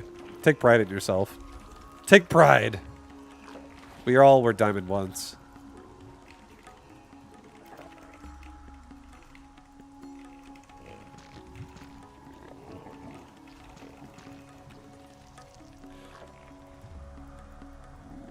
Take pride in thine self. Alright, this is Command Center first. Inji Bay Barracks. This is going to be instant planetary fortress, possibly. I don't know what the fuck this guy's plan is, but it's not aggression, I'll tell you that. No Reaper at all, so I'm not even making Lings. We're going pure drones. And I'm probably not even going to go Zergling speed. I'm probably going instant fucking mutas. I'm just going to keep mining gas. And as soon as my queen is done, I'm making a layer instantly. Whoa, Fly Rev. Wasn't talking about you, man. I know you are an honorable, responsible Diamond Terran and would never sacrifice macro while trying to micro like Maru. Maru. I'm not gonna creep spread either. This is a planetary, it looks like. Yeah, it's definitely a planetary. It's a big gun coming out. So that means he just spent 150 gas on planetarying his natural. I'm okay with this. I'm already going layer. We're already like a third of the way there. And we'll just fly over it. Drone time. I'm sure that this guy probably has a lot of Zergs that just try to like bust it with roaches and lings and banes or something. I'll just give him a quick tech rotation. This is not ideal for Terran right now.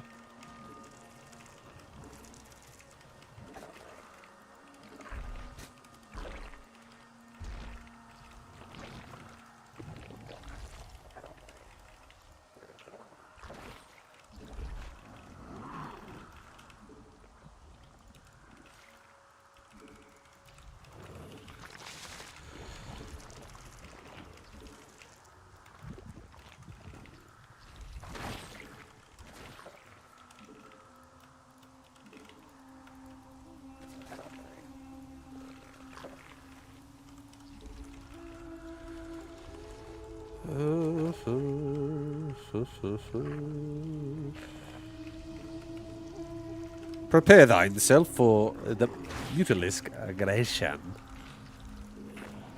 Mutalisk aggression. This is how you want it, guys. If you ever deal with a Terran player who goes Planetary Fortress immediately, this is how you handle them. Crap. Flyrev and Phalanx are both 50-month subs, but only one of them has a VIP. I should really fix that. Wait, did... What the fuck is that? The dot dot dot just like became something else.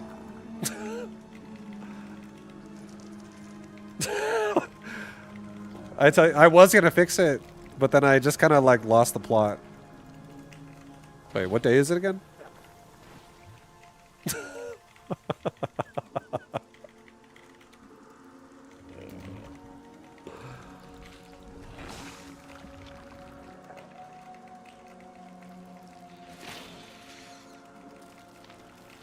He doesn't even have a missile turret yet, so we're going for a Overseer just in case he goes Widow Mines. I have no idea if he's going to go Widow Mines or not.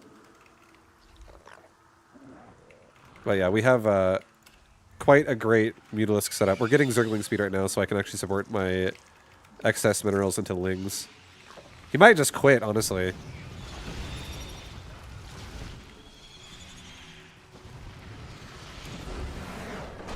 Yeah.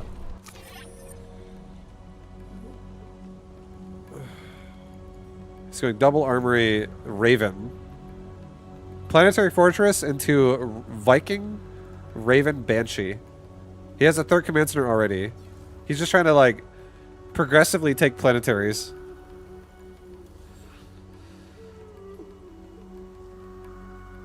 Nice.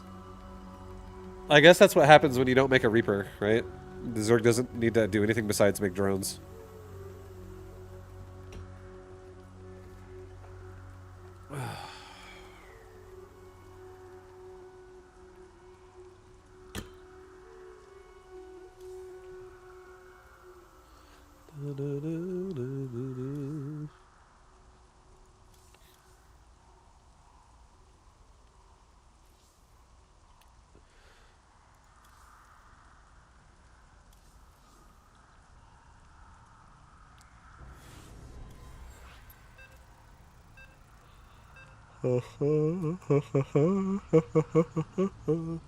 Okay, we're gonna get cannon rushed again.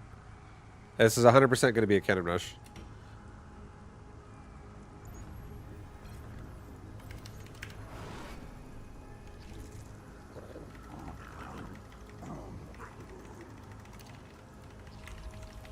And despite the fact that I know it's gonna be a cannon rush, I'm still gonna go hedge first. Because I don't wanna... I feel like it's... I could go pool first here. I could. But I actually kind of like the idea of baiting him into the feeling of wanting to cannon rush.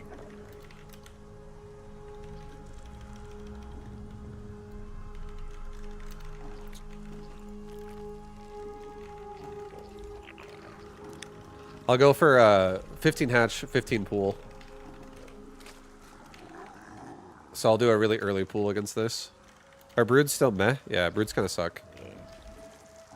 The reason why broodlords suck is because they're so slow. And Purdosses in the matchup right now are going fucking sky toss like every other game, and Terrans have plenty of answers for broodlords as well. It's not like a great time for the broodlord.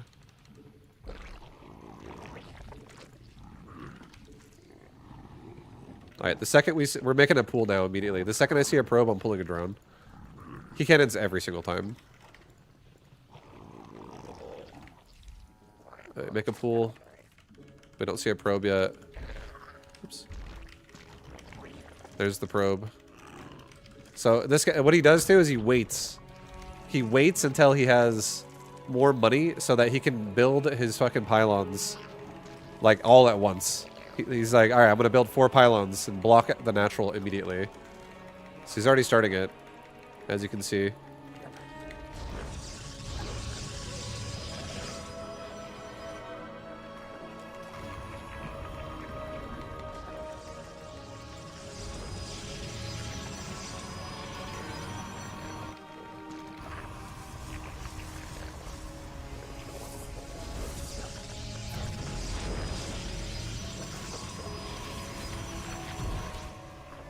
So we baited him into making a bunch of pylons. Right? Oops, what is going on right now?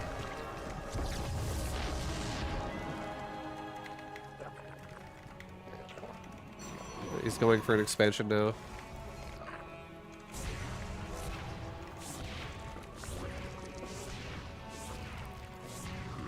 And then it will just become Sky Toss now.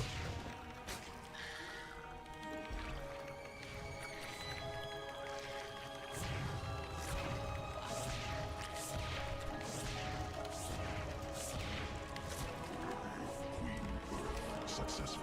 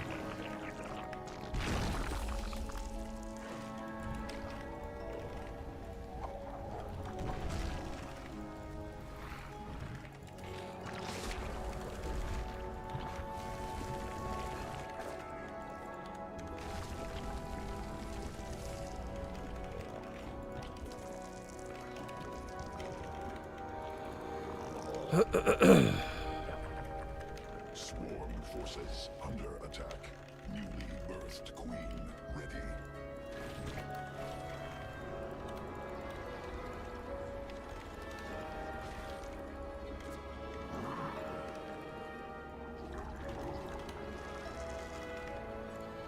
Alright, I'm gonna do a Hydra timing. We will attempt to do a Hydra timing.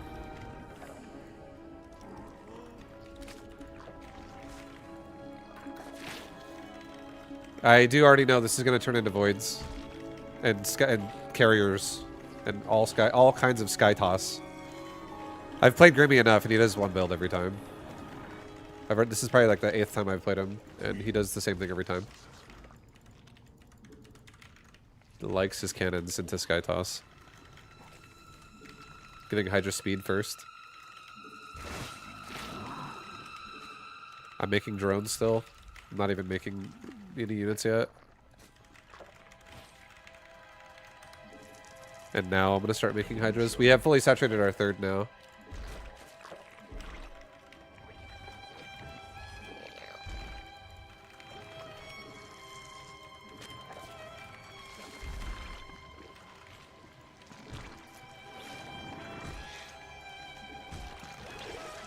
Alright, Hydra's coming out.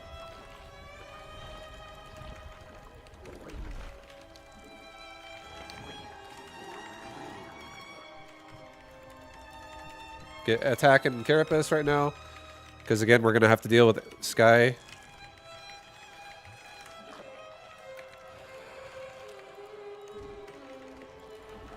Things that fly in the air. Swarm.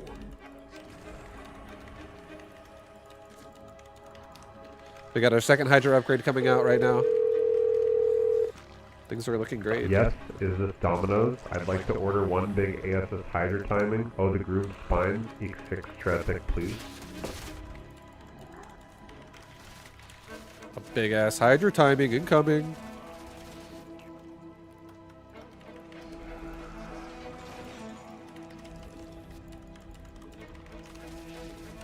Alright, let's go.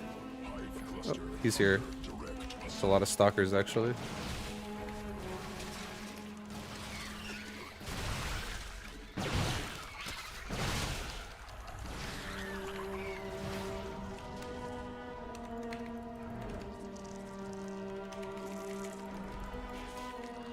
Evolution.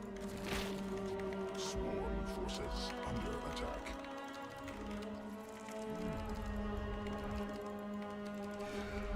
Swarm forces under attack.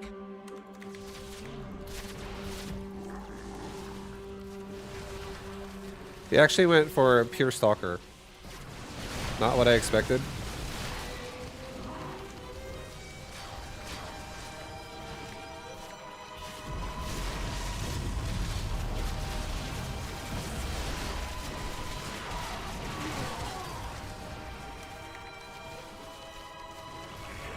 Sequences spelled.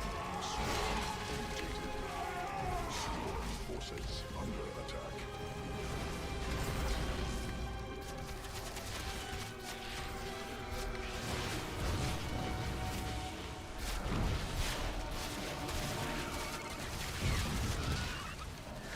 Kill his core so we can't make any more stalkers. Forces under attack.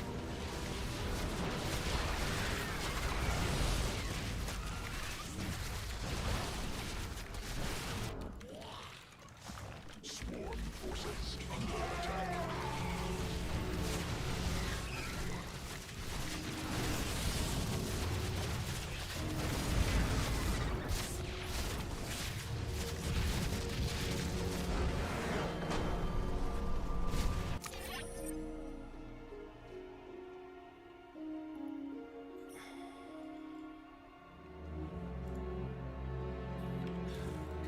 I think Grimmy's strong point, honestly, is he has really good SimCity. He has good SimCity.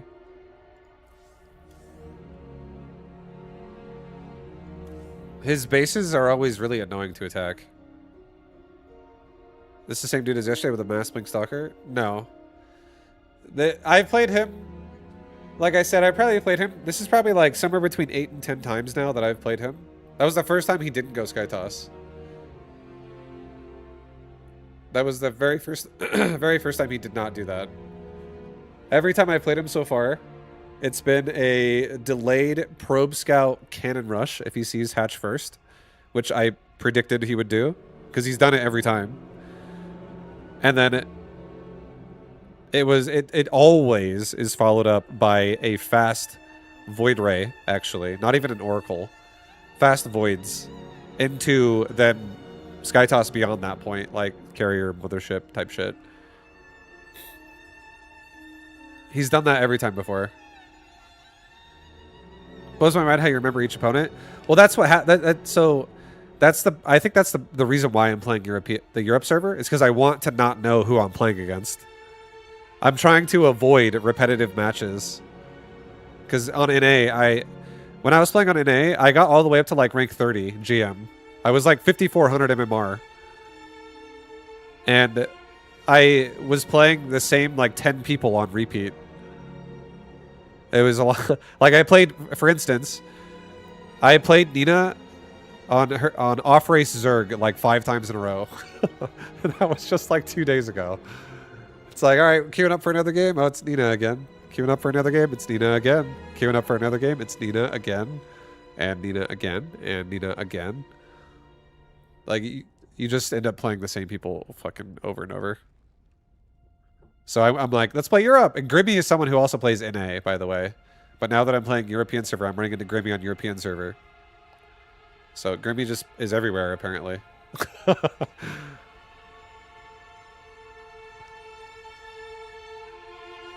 What was my win rate? My games versus Grimmy is like 50-50. I feel like I've literally won half of the games.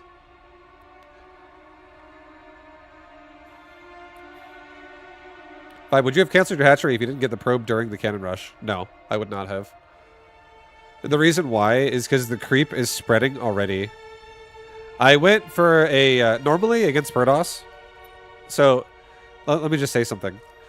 Against Protoss, normally, a lot of times I've been going for 15 hatchery, and then I'll go for like 18 gas, 17 pool, which is extremely fucking greedy. But, and to be fair, that's honestly maybe even too greedy. I think an actual good build is 15, 17, 16. 15 hatch, 17 gas, 16 pool. But against Grimmy specifically, I went for a 15 hatch into a 15 pool. I did not make a gas before pool. I didn't make a gas at all. So the reason why that is good is if you don't have a gas, it makes it much easier to afford Spine, Ling, Queen against Cannon Rush, which is what I would have defended against. It's what I would have used to defend myself. I would have just made more spines. Like if the probe did not die, instead of only making one spine, I would have made like 3, depending on how many cannons he fucking makes back there.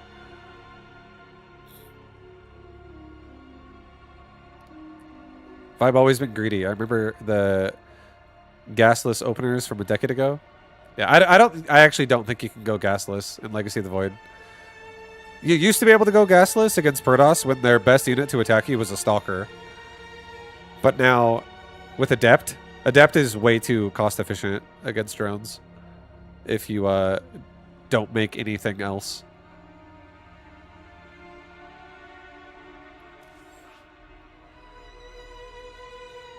We need to get better at the game so Vibe isn't lonely at the top. No, it's just how it is. That's just how it goes. The better you are at the game, the more you will play the same people repeatedly because less people are there. It's like a pyramid. At the very top, there's not many people there.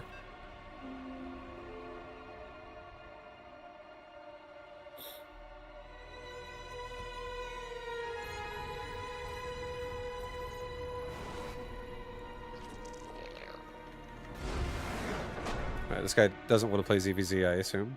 He's like, fuck that. Get me out of ZvZ. And then I'm like, I don't mind either. If he doesn't want to play it, that means I don't have to play it. Nice. Yeah, I would actually find that hilarious if I ran into Nina right now. At least my games with Nina were fun, to be fair. Like, when I played against Nina, it wasn't that bad. Because she plays different. She plays, like, non-standard Roach Rush. Or Circling All In. Even though those can be mixed in sometimes, there's a lot of variety in my games there. I think I get really... I think I lose... I think I lose, like, interest or something.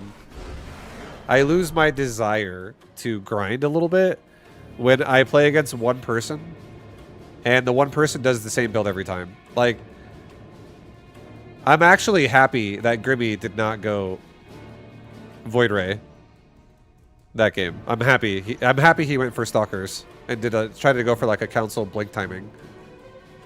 Because if he would have went fucking... Like, he already does the cannon rush every time. So it's like the opener is like set in stone what's happening there. And when if you play someone repeatedly that only does one build, it honestly gets kind of boring.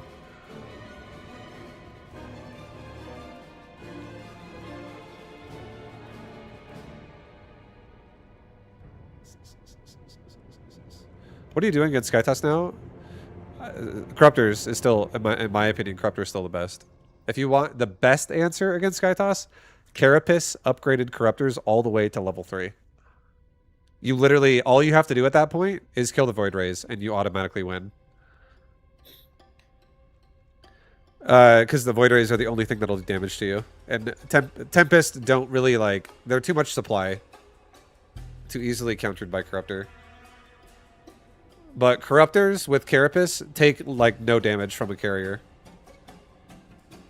The carrier tickles Corruptor with 3 Carapace, even if the carrier has level 3 weapons. Vibe, do you still get do you still set goals to challenge yourself? No. I'm the kind of person, I don't set goals ever really nowadays, but I do optimize every time I play. So every time I play a game, whether or not I win or lose, I'll think about how I can optimize it even better. I will actively think about that every single game. But I don't have an arbitrary goal where it's like I have to hit this MMR or I have to like get my win rate above this percentage.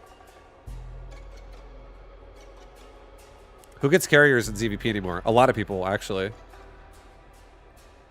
A lot of Protosses like to go Void Ray heavy into carrier.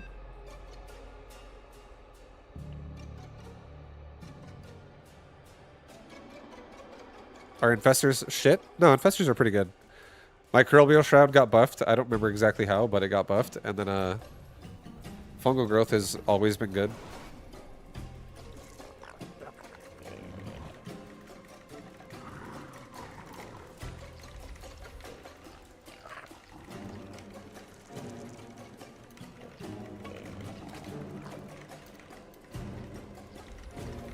I'm going to go for the Roach Rush again. I feel like I really like that build. I want to make it work better.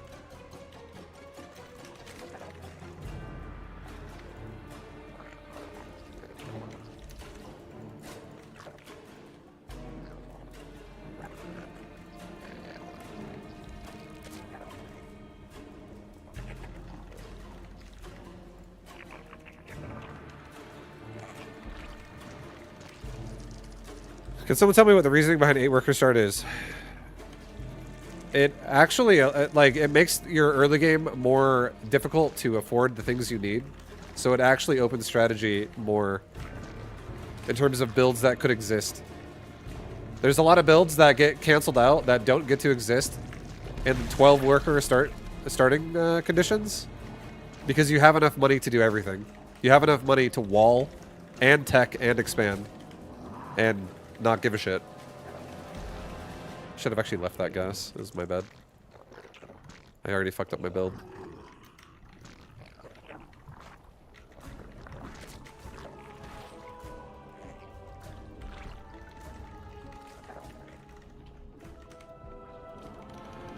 It's to fuck over Terran and buff Zerg, according to Ruff. Of course Ruff would say that. Ruff has a kind of like a one-dimensional way of looking at StarCraft. It's his own way. He's like, if the game doesn't cater to timing attack Terran playstyles, it's fucking shitty.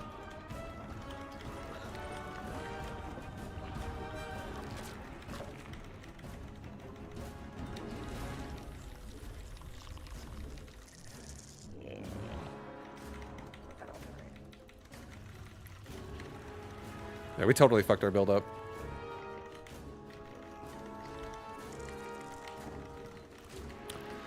Yeah, I think people like Ruff are good.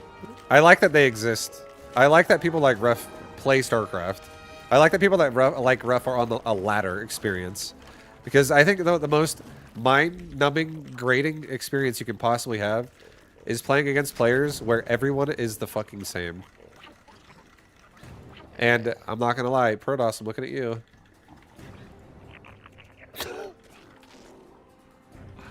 Protosses love to do the same thing as other Protosses.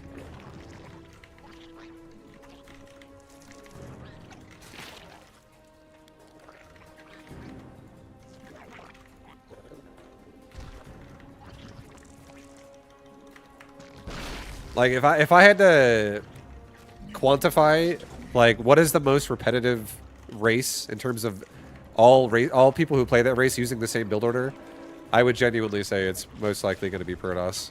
The amount of Protosses that do the same fucking build as other Protosses are kind of off the fucking charts. It's a lot.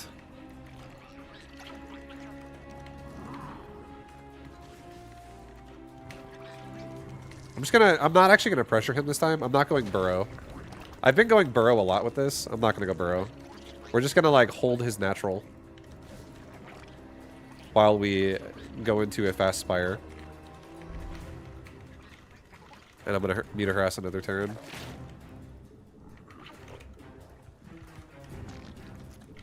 To be fair, there's not a lot of good Protoss builds. I agree. I also agree with that. I'm not saying that Protoss can do everything. Swarm forces under attack.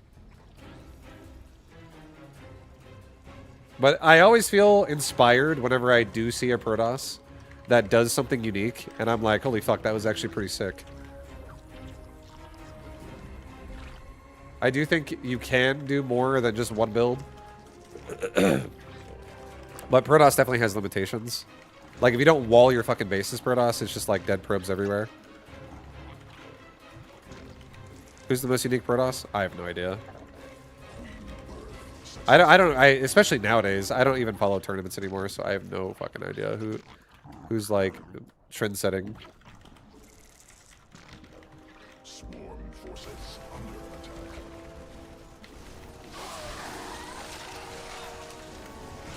Oh, that's not good. This is really bad. I'm gonna die right now. We need to pull all my overlords back. I don't have... I can make 2 Mutalisk right now. And Ling Speed is not even done yet, so... We're gonna pull our queens together. I can't even make Muta right now at all against Cyclone fucking Marine Medevac.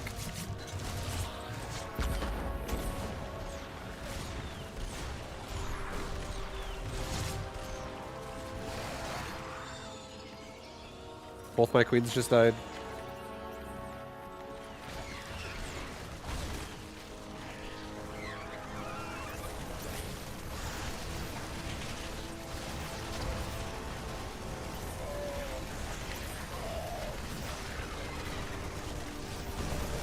Yeah, that was awful. That was just a one base all in. That was a good response to what I was doing. If I would have gone for Link Speed, it would have been honestly much better for me. Going fast mutas like that is really risky.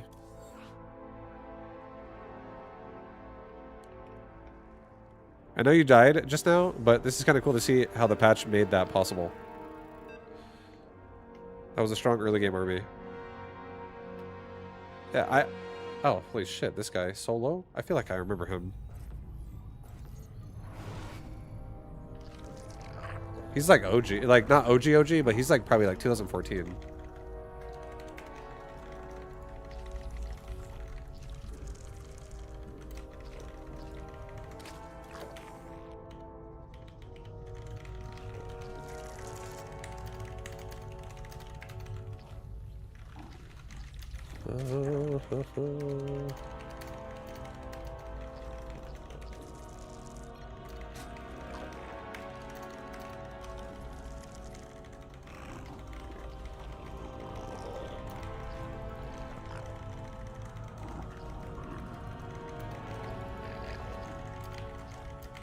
It was chat's fault?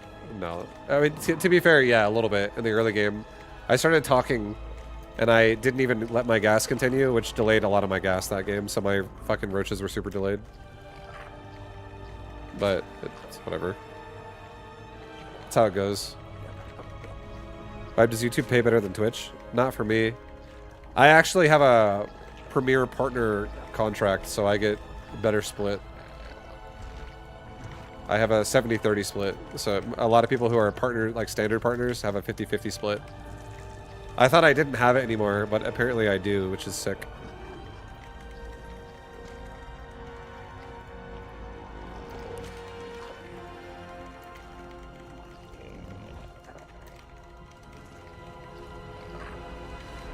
Kick is like a 95-5 split.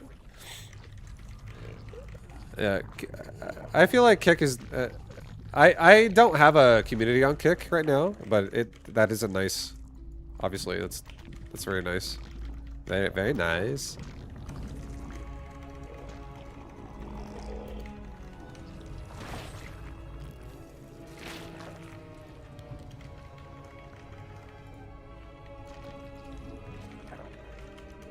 I tried streaming on Kick and it was meh. I'm not saying the platform is bad. It's just my experience on it was like literally nothing but bot spam.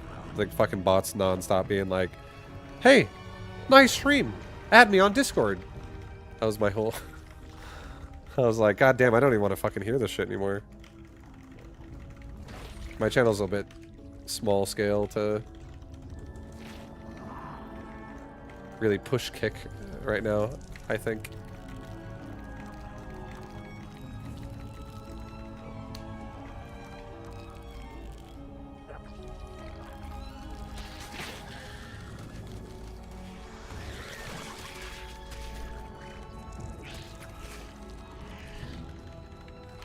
That was a nice position for us.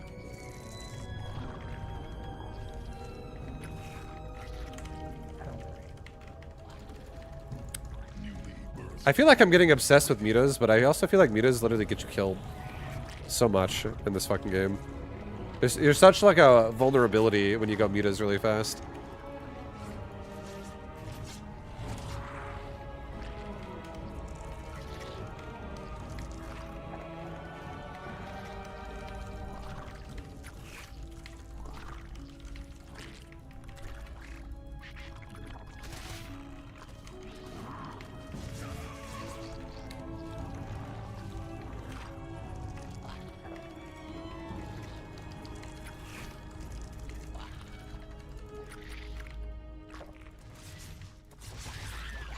Okay, he's got a roach horn and evo chamber there, so it does seem like he wants to go roaches, which is great because he's going roaches when we're already, like he's starting the roach horn when our layer has already been started. So I beat him to the roach horn with a layer, which is that's actually decent position for Muta, because now it means the window of opportunity for him to kill me with the roach horn is not as high, not as large.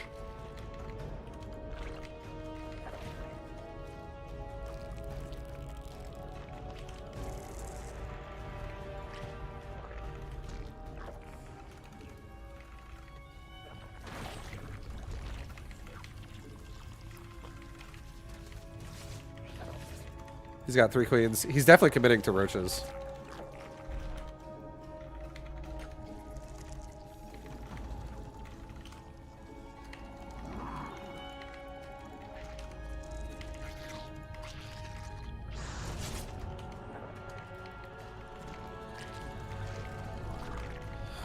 Vibe, your beta jam series when I go to bed is relaxing. Nice.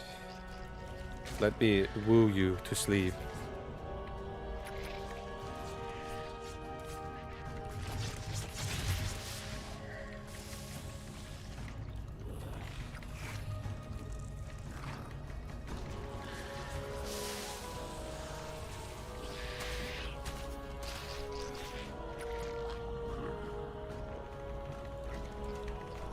Yeah, we're saving larva right now and money,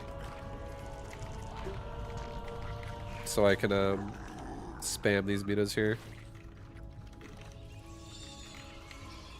Let's go out and try to maybe pressure his third a little bit. I don't want it to finish. I do not want it to finish and have him get a bunch of spores and shit up there.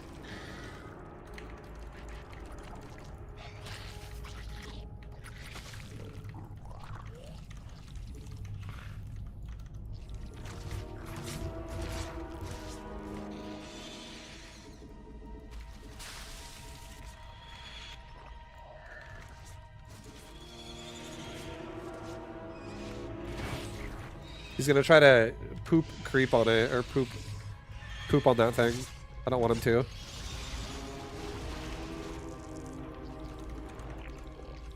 Swarm forces under attack.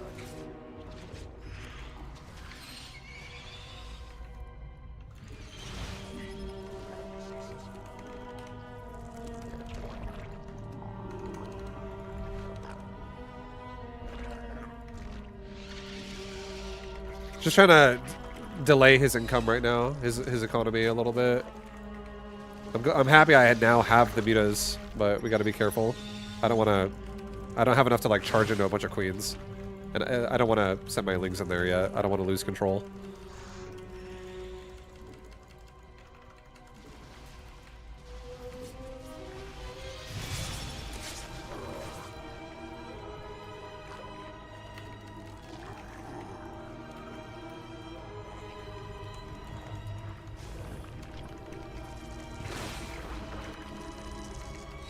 Okay, we just killed so many of his fucking overlords.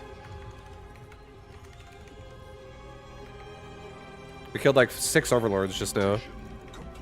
And now get Roach, Baneling speed, sorry. Get overlord speed too. Let's kill his creep.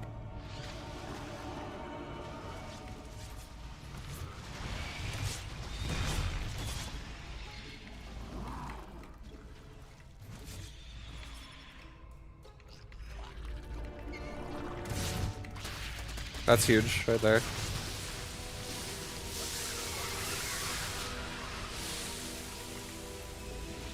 He's got burrow move. That is literally burrow move.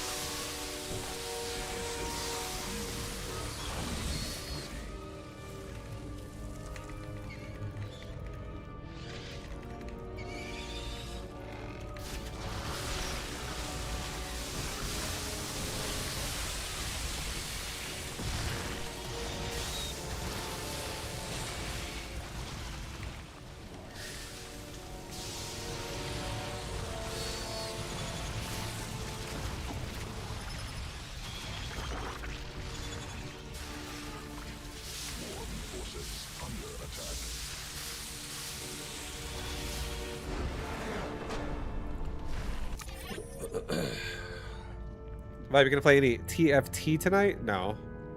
Surprisingly enough, I played TFT for the first time in like 4 weeks last night. Only one game. I got 7th place. But I don't really like... I played the new set of TFT when it first came out, like 2 months ago, or whatever it was. And I honestly, I wasn't that big of a fan of it. I feel like I like the last set better than the current set they have. Maybe I'll play more TFT again in the next set if I like that one.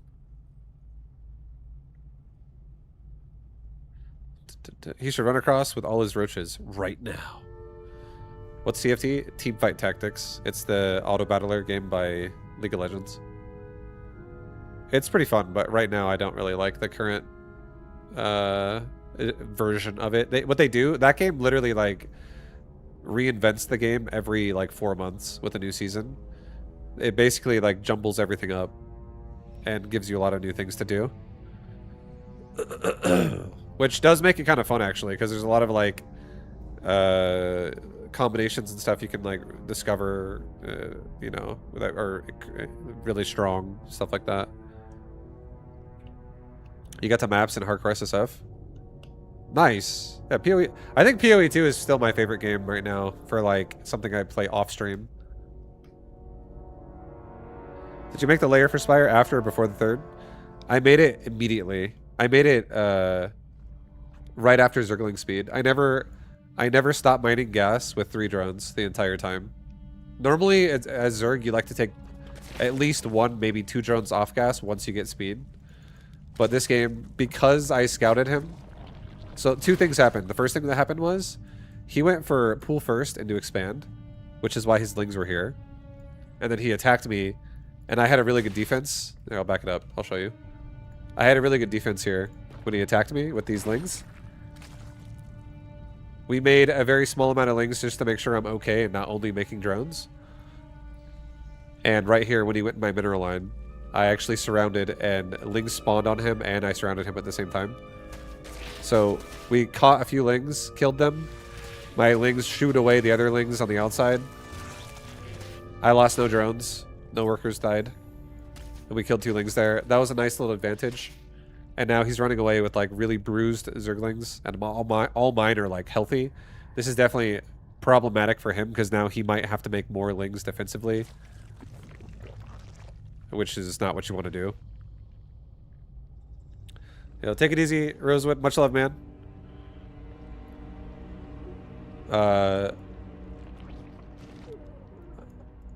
And like right now, he's got extra queens, right? Like he's got a queen pulled from the main.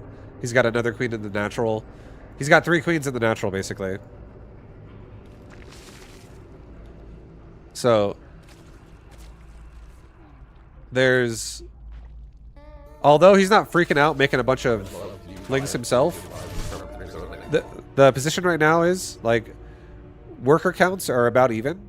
But he doesn't even have, he doesn't actually have any form of pressuring me right now. And behind this, like I said, I mined enough for Zergling speed. So I'm going to have map control with these lings.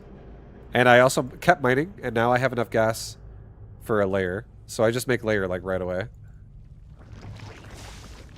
And I'm just cranking out my larva on drones as well while I'm now, because I don't even need to worry about map control here with my lings camping his front door. And we saw I went layer before he made a Roach Warren, but then I saw the Roach Warren right here as I poke up. So I know that he's doing like a Roach wall off on 2 bases while I'm doing a Mutalisk rush. Which, this is like one of the best positions you can be in for mutas, honestly.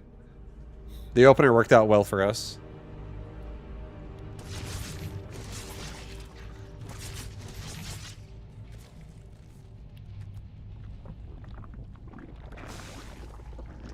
And now he's walling off, right? Because he doesn't know if I'm going to cheese him. He has no idea. He doesn't have map control. The only thing he has is a couple overlords across the map. So he's just playing safe.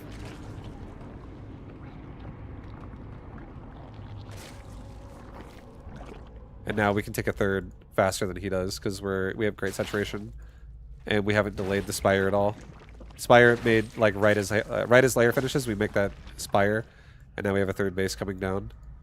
And we're still just kind of like poking around, making sure he doesn't have one.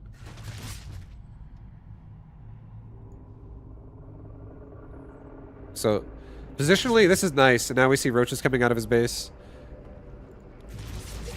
The only thing I'd really be afraid of, the only thing I would genuinely be afraid of in this position as the Muta player is if he was going for a Nidus all-in. Because he totally could Nidus all-in me and kill me before my Spire is actually like ready. So that's why we have overlords scattered around my base, just to make sure that there's no way that a secret like Ninja Nidus can go in here.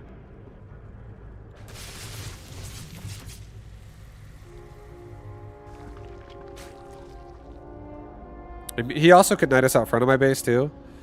That is also possible. My overlords have kind of poor spread here. But Nidus is always a thing. Like, if you aren't Muta players afraid of Ling Flood, I'm not. I'm not, because he went for a pool of everything I just said. Everything in StarCraft 2, like, basically in StarCraft 2, I'm going into a paint now for you. The game could start, like, right here, and then you could be like, do I want to go this way? Oops. Do I want to go this way? Do I want to go this way? Or do I want to go this way? Once you pick a path, you can't just like skip to the next one. You're kind of on the path you're on. So if you were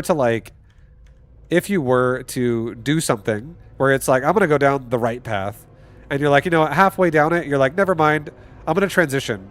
instead of like rushing to something scary where it's like you're at the end of the other path now, it'd be like you go backwards a little bit. And now you're a little bit more delayed than you want to be, and you have to start further back than you were on one path to another. So that's just how it works. So like him going into Lings first, me killing them and having that guaranteed I had more drones than he did because he opened up pool first, which meant my hatch first build has more drone capabilities than he does, more larva overall. I lost no drones. And then it followed up to, as I crossed the map and chased him with lings that I made way later, he then made a wall off.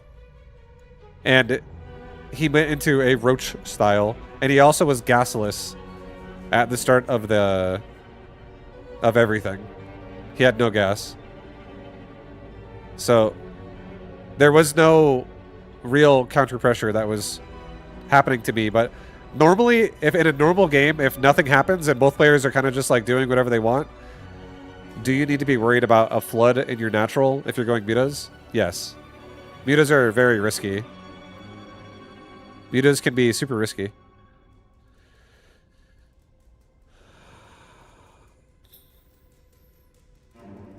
Five, do you have any tips for better minimap awareness?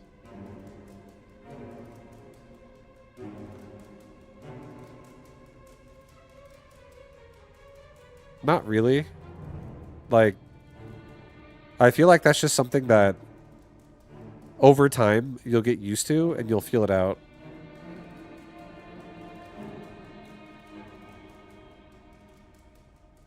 Fiber, Muta's more viable now. They're very viable. Whoops. Sorry, 1 second. I'll come back to the minimap question in a second.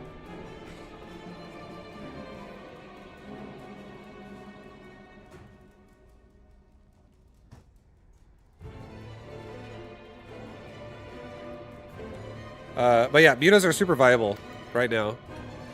This game, there's still the standard macro that exists in this game that you can just base your games off of, but there's also a lot of different kinds of pressure and timing attacks that you can do. And 2-base muta is very strong right now as well. Like, 2-base muta is very, very vulnerable until it is done. But then once it's out and if you can maintain map control once mutas arrive, it's extremely strong. But it's really just about that process of like not dying before the mutas have map control. So that's still always going to be scary because your opponent doesn't have to just do nothing, right? Your opponent can definitely rush you with something that can be made faster than mutas. But they're really nice. They are nice.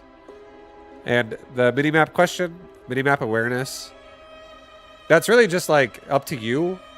It's like a thing with like peripheral vision, honestly. I feel like minimap awareness is mostly just the fact that like your eyes, when you look at StarCraft 2, it's not really like you're not always like looking at the minimap. You're not always like looking down at it every single time. A lot of times you're catching things on the minimap because your peripheral sees something that shouldn't be there.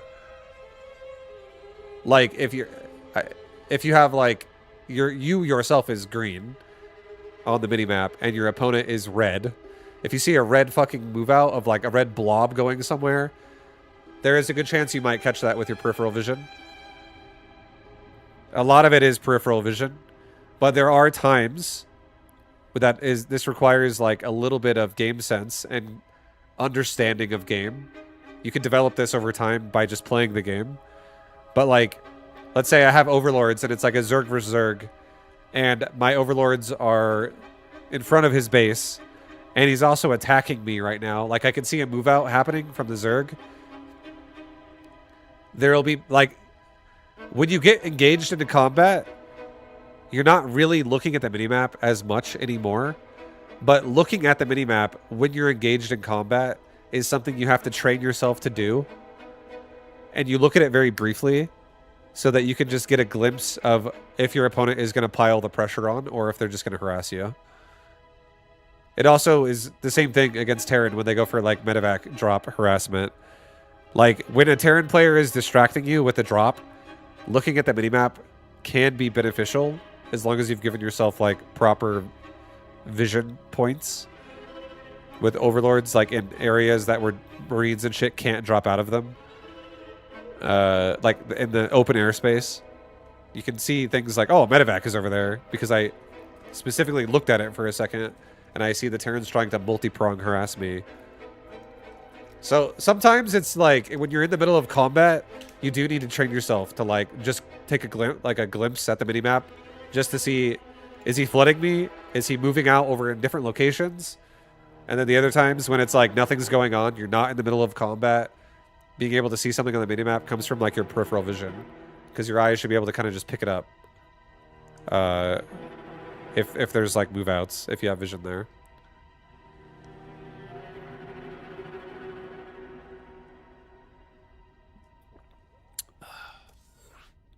So it's kind of like a little bit of both, is what I'm saying.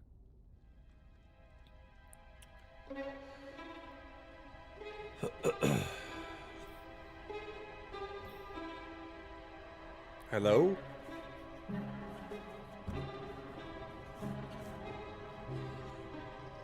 But hopefully that helps.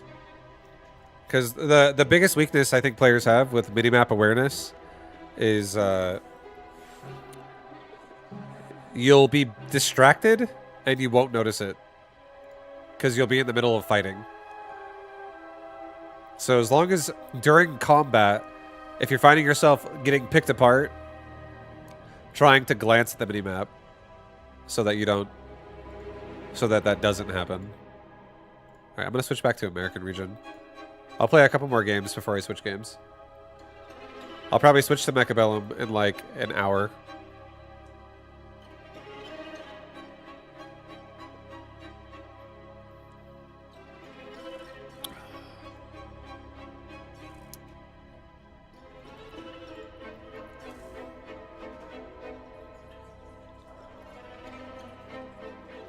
Let's get Hydraling into Protoss.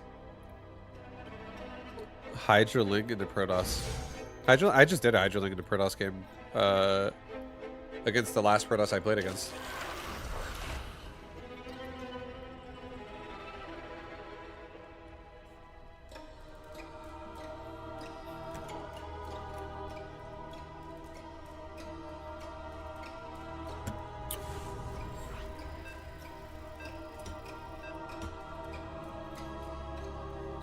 Yeah, I'm already playing the same people again.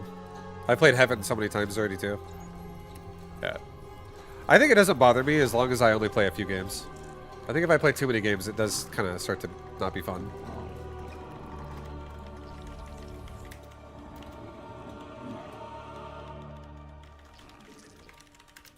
I haven't played since HOTS, was silver, jumped straight in the ladder, now I'm bronze. Yeah, no worries. A lot of times you can get out of bronze. You can like skyrocket your rank pretty fast if you just learn a few things that are like fundamental rules of the race you play.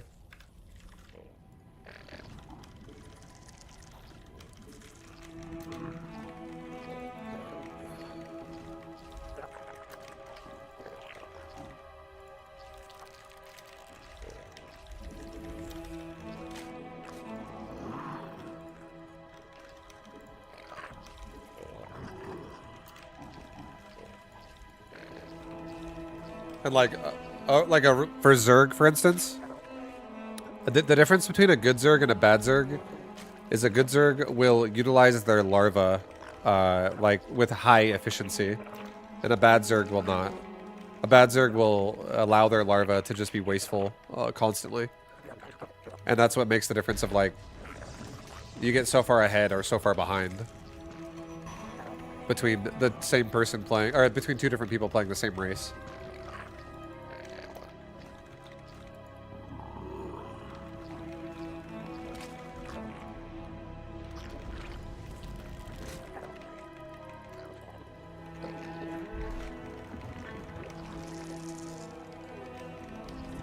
You play Zerg? Yeah. Like, you gotta... For instance, like, my larvae on the hatchery, they're being used every single time they just appear. They're, like, already going into the fucking egg to be spawned into a unit. And a lot of times, lower-level players will get distracted by things, and they'll look around, and they'll, like, not pay attention, and then suddenly when they want to make units, they'll make all 3 larvae at the same time. And like, there's a good chance that they will also have been larva capped for like the last 10 seconds or 20 seconds. You gotta always be like on top of it repeatedly all the time.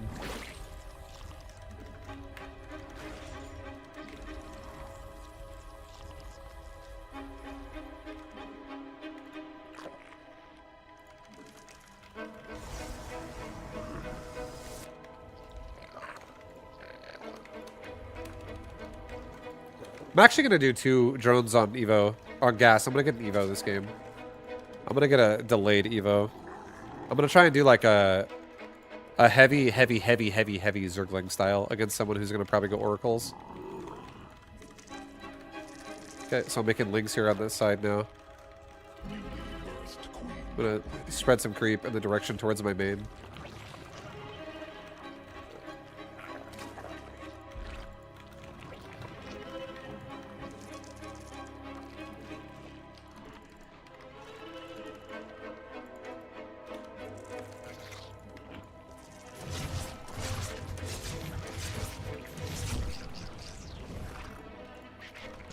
So he probably right now thinks there's a good chance I might be all-inning him. That's what I think. I think there's a good chance he might be expecting an all-in. Queen birth successful. Because I should have, as the Zerg player, I should have my 3rd already started. But the reason why we don't is because I'm going for a +1 melee upgrade on my Zerglings.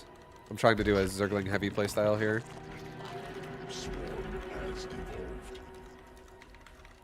Like, for the future of the game, not right now. And he's going into his air units.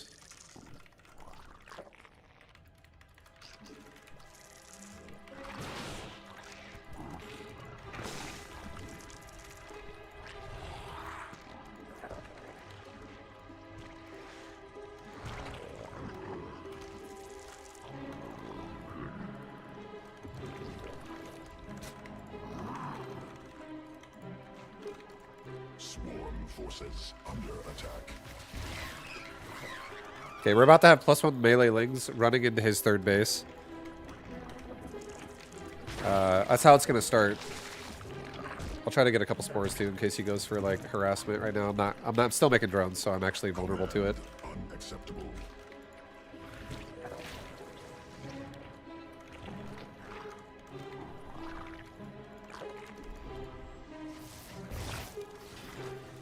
Newly asserted queens.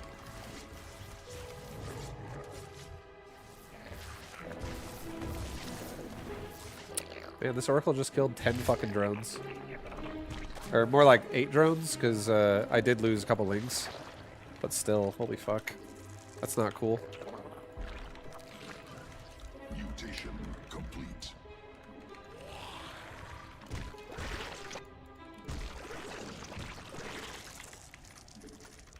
That was just like bad timing for me.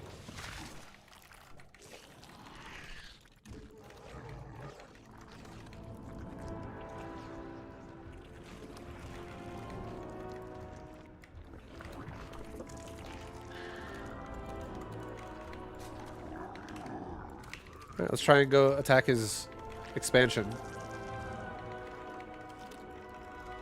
Oh my god. Fucking seriously?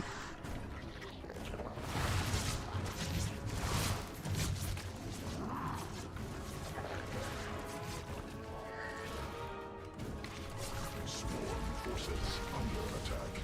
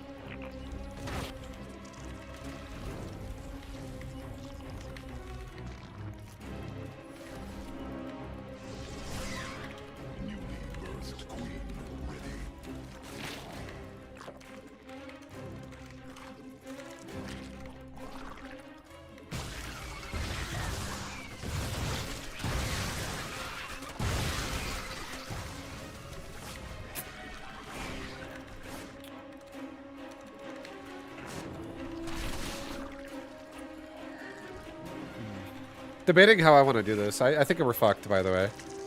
I think we are dead. Debating how I want to do this for the future. I think if I go Ling Bane into Infestor, this would actually butt-fuck this playstyle. Swarm forces under attack. Swarm forces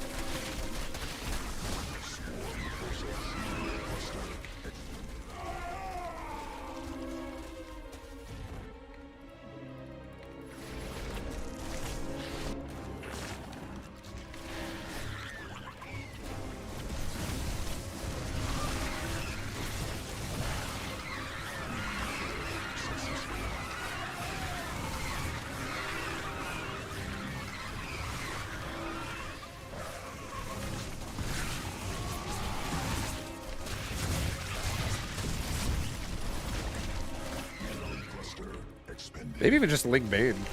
Honestly. Just wait for him to move out with the Archon. Yeah, just play this like I'm playing against fucking Terran.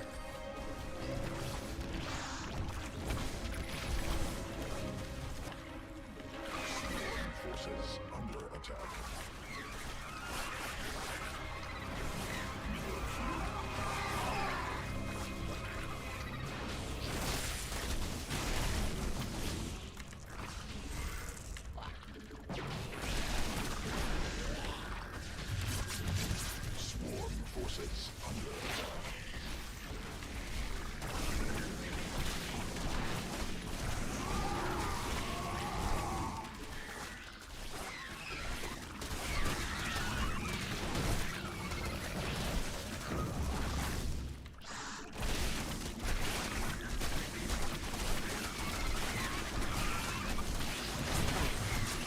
Swarm forces under attack. Swarm forces under attack.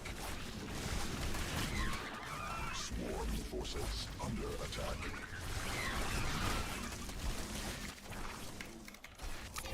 Yeah, interesting. I think if I were to saturate my third, saturate my natural, saturate my main with minerals off of one gas, and then as soon as I finish that, literally go up to 4 gases, like take a gas, like 1 gas at each one of my bases or something like that, or take 2 gases at my natural and 1 gas at the other gas at my main, whatever the fuck, doesn't really matter. And then go in, as soon as I gas pump like that, when I make the infestation pit, also make a baneling nest. Get a few banes here and there, just so I can roll into these fucking zealots. Like, always have at least like 8 to 10 banes in my army. And then just literally start making infestors with excess gas. And go up to a point where I have a total of like 8 infestors with Burrow. And then just every time he fucking pushes with Archons, neural purse at the Archons. I feel like that actually could be really good right now. Or it really good in general. I bet I could kick the shit out of Protoss playing that way.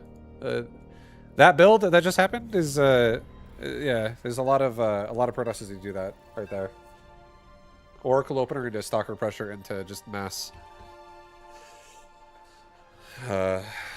like gateway shove. Yeah, take it easy. Much love, Elliot. Good night. Have a good time at Home Story.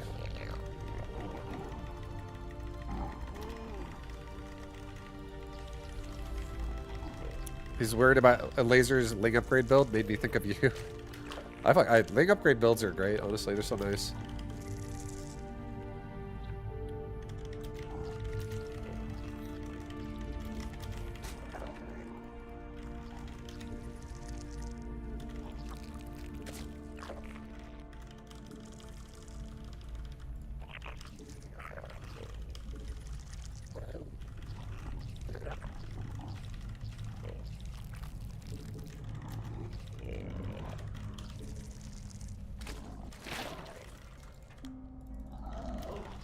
What's up, my favorite Zerg player? What up, Alien Grub?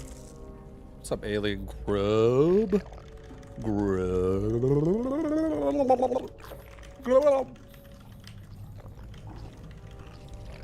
What up, player? What up, player?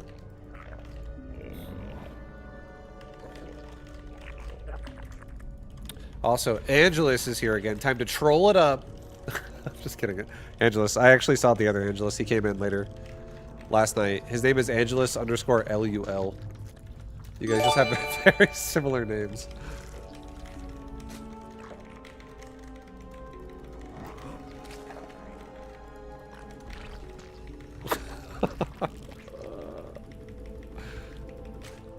It's okay, you're the good one. Angels, you're the good one. I don't even dislike the other one, to be honest. The other one's fine too. But I genuinely thought you were the same person yesterday. Or whenever that was, 2 days ago.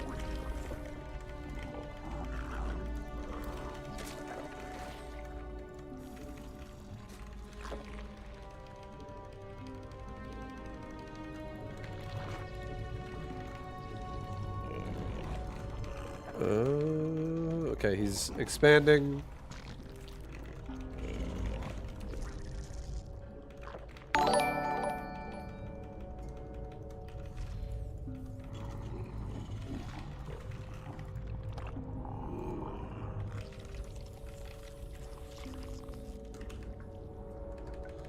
Yo, SE Wolf, thank you for the 9-month prime. Appreciate the love, dude. Thank you, thank you.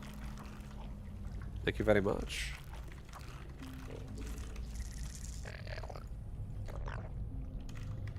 Alright, I am going to be going for similar... I'm actually going to do a very similar build versus Protoss and Terran for a little bit. It's going to be a Ling heavy... Ling Bane heavy into Infestor is what I think I'm going to be going for. Except for against Terran, I might also do Mitas. I do like Mitas against this.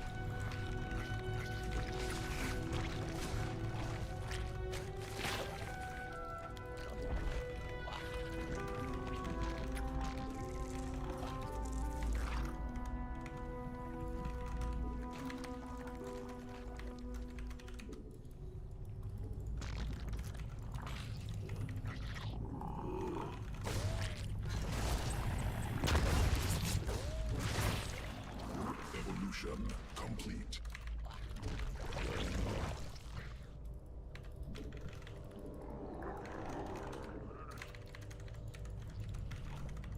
Swarm forces under attack.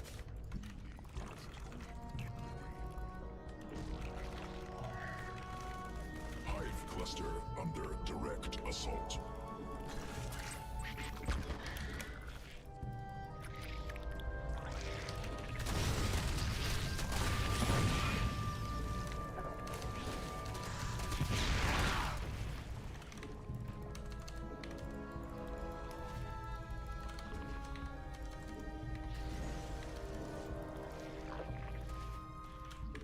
Swarm forces under attack.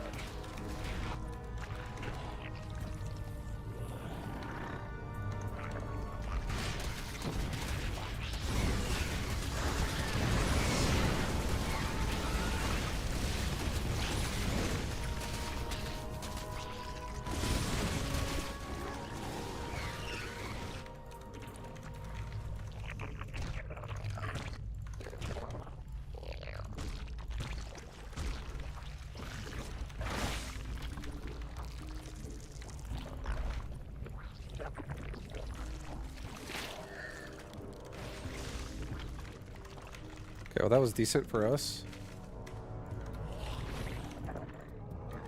I don't think we had the best spending there, I'm not gonna lie. We could definitely improve that, but it was okay.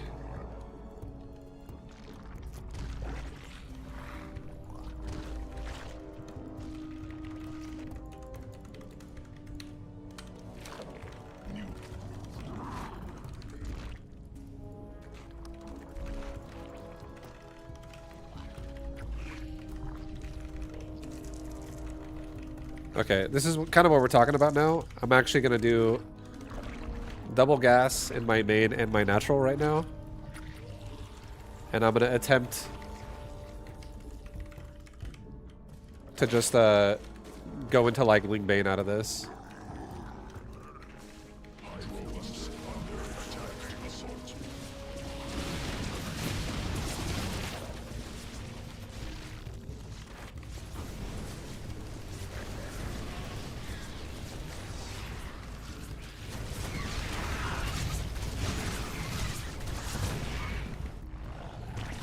Enemy assaulting drones.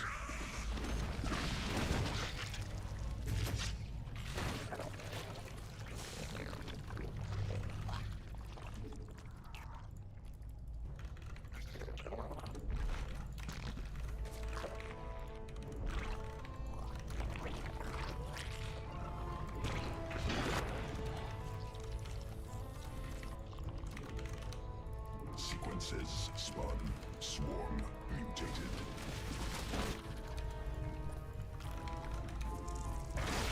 Command.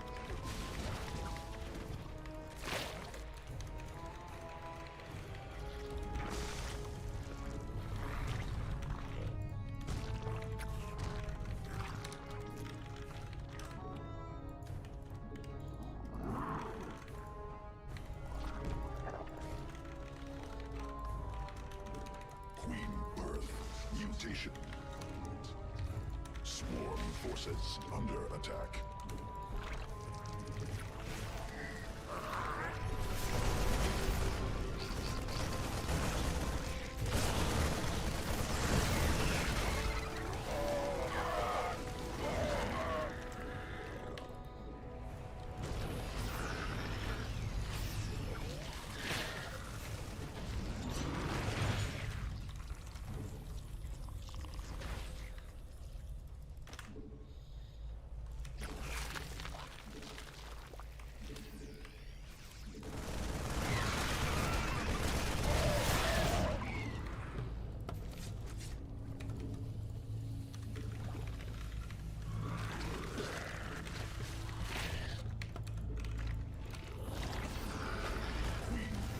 Successful. Okay, this is good.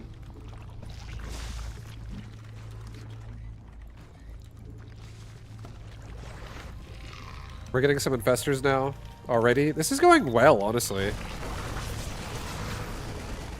Evolution complete.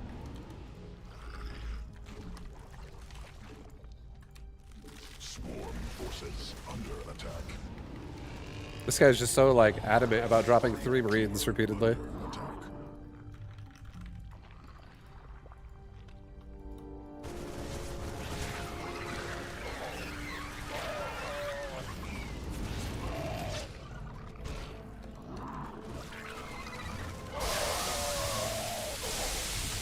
Swarm forces under attack.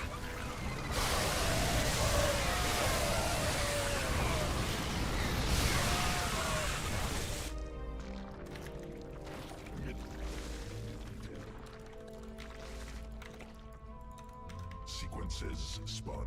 Swarm. Yeah, this feels pretty good. I have so much money. I feel so rich. And I have infestors. It's kind of insane. But now I have 3/3 upgrades with adrenal glands coming, which is also fucking insane. Exhausted. Swarm forces under attack. Creep tumor under attack. Swarm forces under attack. Mineral cluster. Swarm forces under attack. Unacceptable.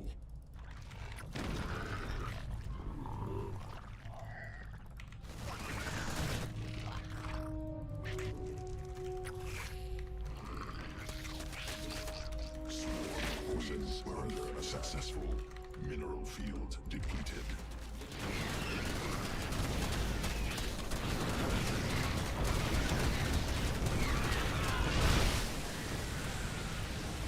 Swarm forces under attack.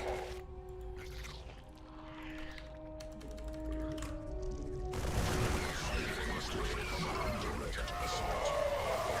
Mineral field. Hive cluster under direct assault. Forces under attack. has evolved. Mineral field. Enemy assaulting drones. Mineral cluster expended. Swarm forces under attack.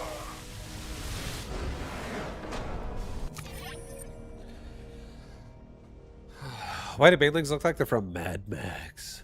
It's just a guy who just paints himself green and just starts doing somersaults really fast.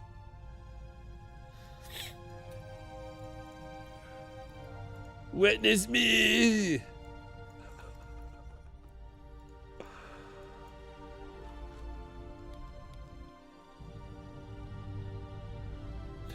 I mean, this Terran player we just played against just now is all about medevac harassment, right? He's all about medevac harassment and drone poking and trying to just like expand and blah blah blah. Pretty standard. It's nothing crazy. It's not like he's doing something that's like not normal. But our lings right now, like these Marines are 0-0. Our lings are currently 1-1, which is why this fight went so well for us. He also does not have combat shield, which is another reason why it went so well for us. His combat shield is half, it's like a third of the way done. His 1-1 is like 2/3 of the way done, like 3/4 of the way done even.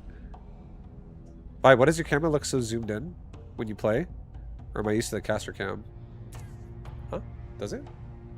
When I play like this? It's probably because I play like this. Right? Like I lean forward a little bit. I sit forward. I don't play like super far back. He means the in-game camera. Oh, I have no idea. I don't even have my mouse wheel bound, so I can't actually. That's as high as it goes. It's probably because maybe you're used to this. And this right there, that's observer only.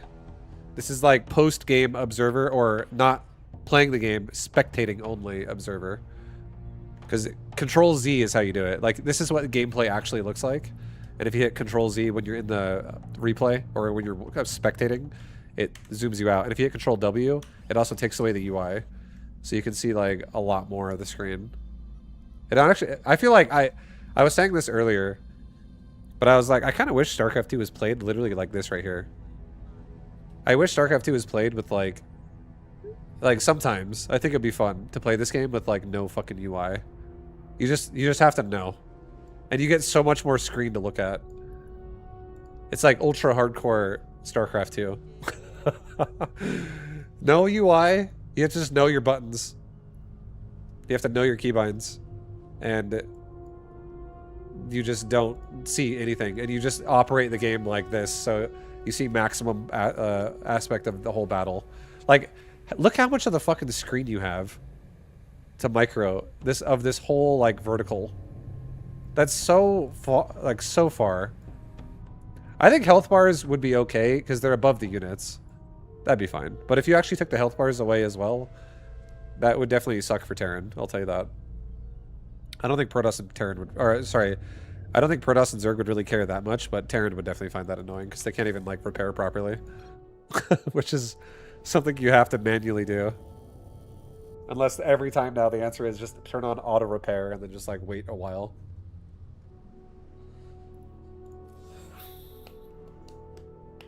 But I like that. I like that build. I'm gonna do that build against Protoss and Terran. Vibe, you're GM again. I never was not GM. I was playing on European server earlier, and I don't have enough games there to be GM. But NA, I'm GM. I'm back on America again. Lies. GM is pretty fucking low nowadays. Like, look how low GM is.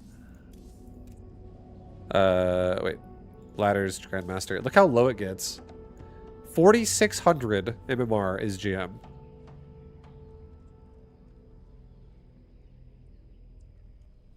I'm fucking 51 right now. And even when I have been in a slump playing like, you know, not very well, I don't think I've actually ever gone down to 46 below 46. It's really rare that I go honestly below 5k.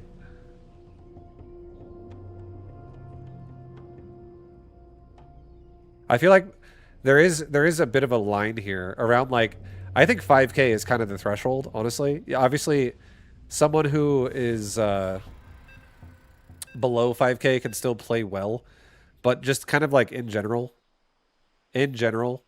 people who are like 46, 47, 45, maybe 48, a lot of times their builds just have a lot of like glaring holes in them, honestly. Like they don't really have a lot of fluidity.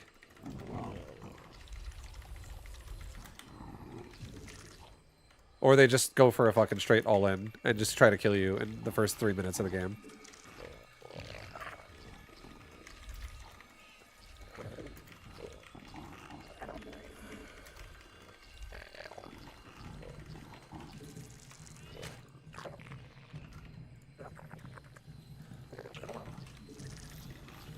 And I feel like if I off race against people who are like 46, 47, something like that, I definitely could lose. Get my ass kicked by people like that. No problem. But when I'm playing Zerg, it's definitely different. My Zerg is... If I'm really fucking switched on, my Zerg can be pretty lethal. My Zerg can be good. Zerg good.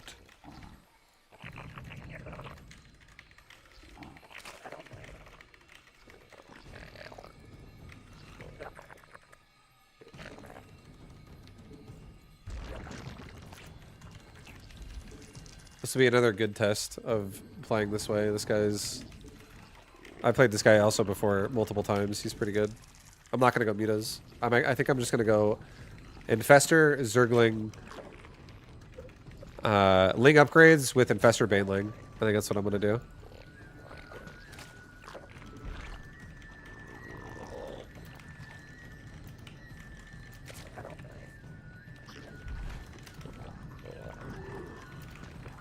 I do want to play a Protoss with this, though. I think playing against a Protoss would be fucking sweet.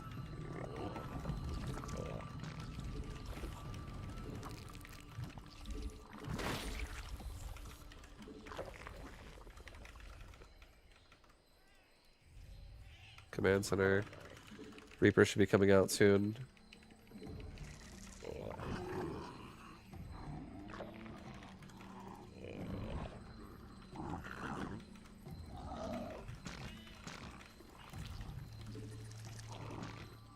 Alright, Reaper should be spawning like now, yep.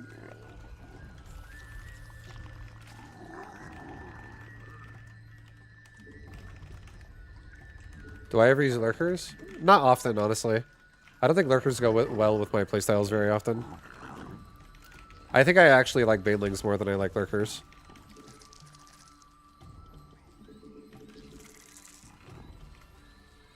Hive cluster under direct swarm forces under attack.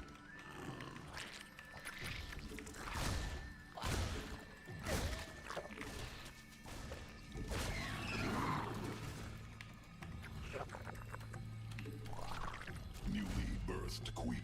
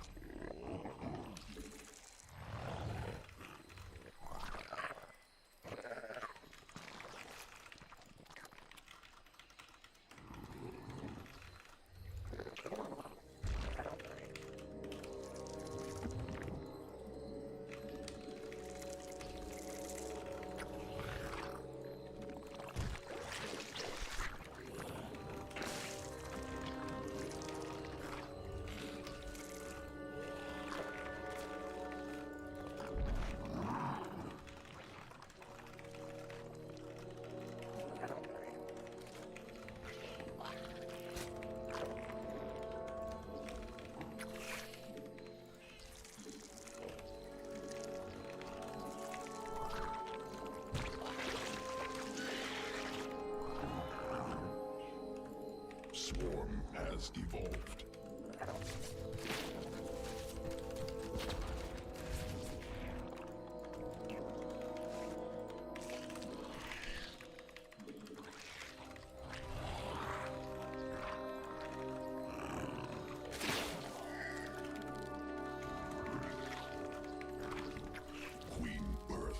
successful.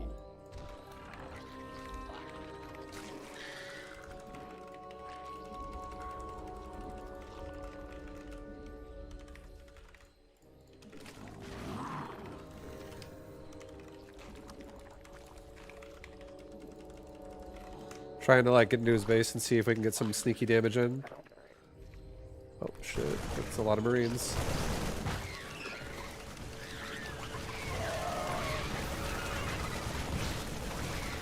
Not quite the damage I was hoping for. Newly birthed queen ready.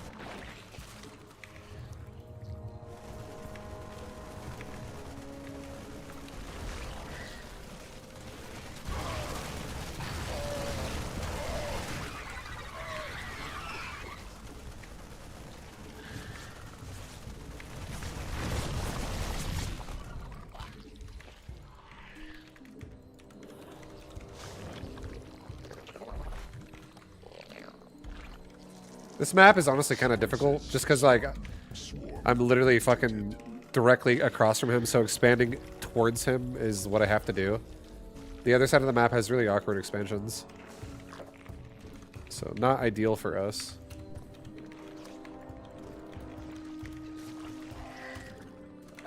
Also, those Marines were just like refusing to die.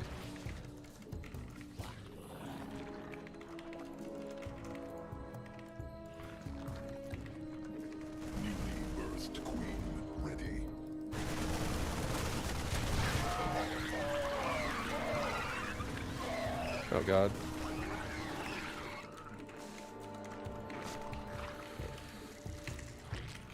Okay. Alright, well, we're trying to afford everything, but it's really hard. We're about to be 1-1. Successful. Creep tumor under attack. Mutation complete.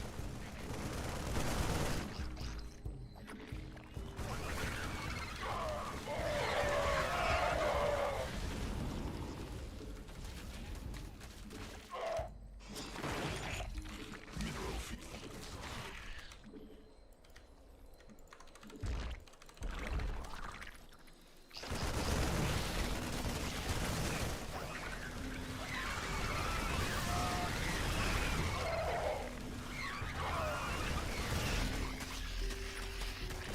Swarm forces under attack. Mineral cluster expended.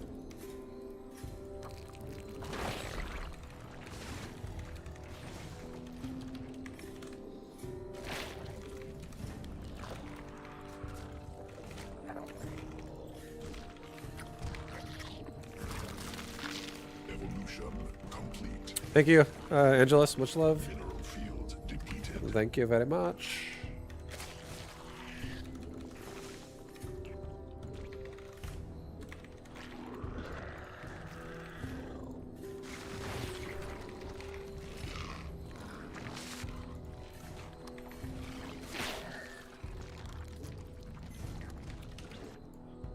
Mineral field exhausted. Mutation complete. Creep tumor under attack.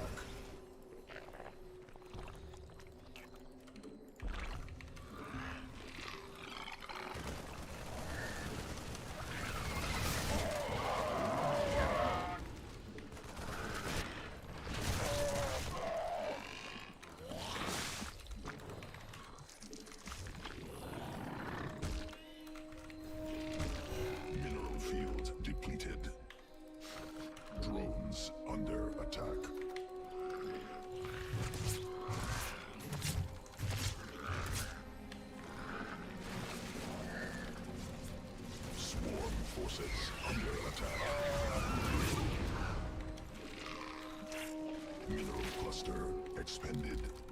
Swarm forces under attack.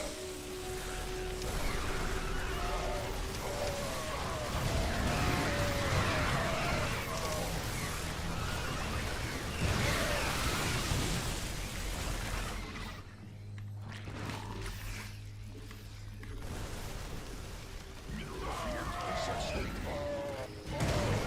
Depleted.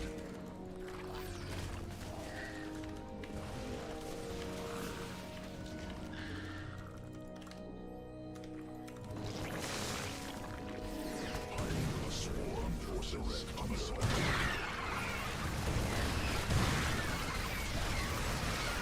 Swarm forces under attack.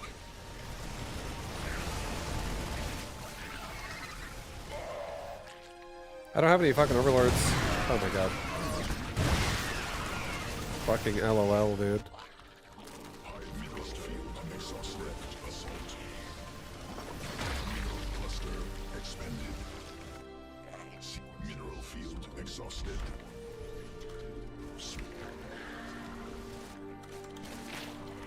Swarm forces under attack. Swarm forces under attack.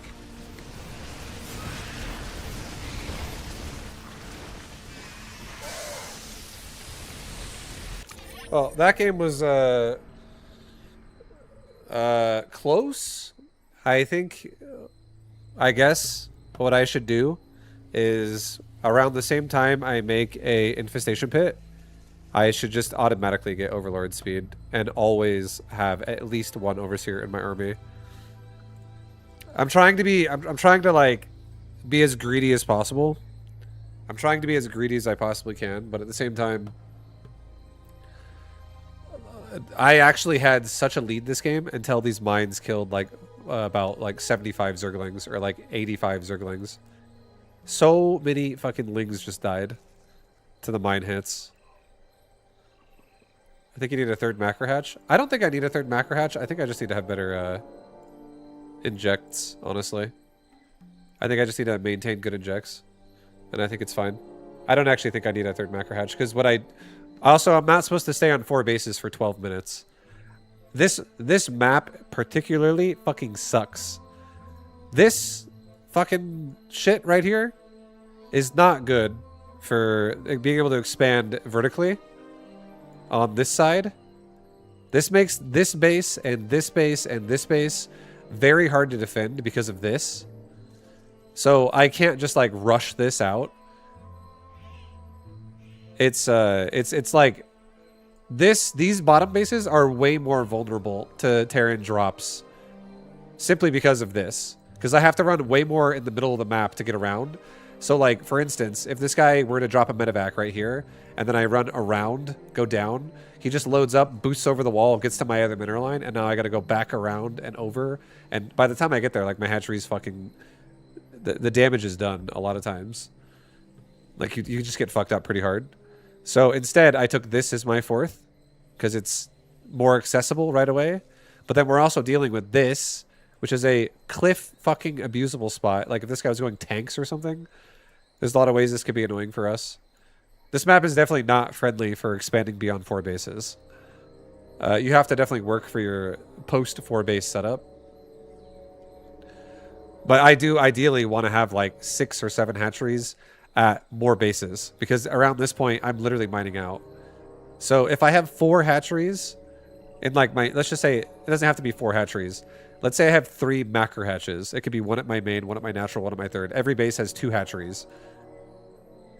It's going to be so much fucking larva that I'm going to be able to like hyper fucking spend early, but then I'm going to mine myself out and I'm going to have like dozens of larvae that never is even able to be afforded to be purchased. Whereas opposed to like if my other hatcheries are at actual expansions, then I can actually have more larvae being utilized at new bases, but on top of that, I can also now rotate my drones to mine effectively elsewhere.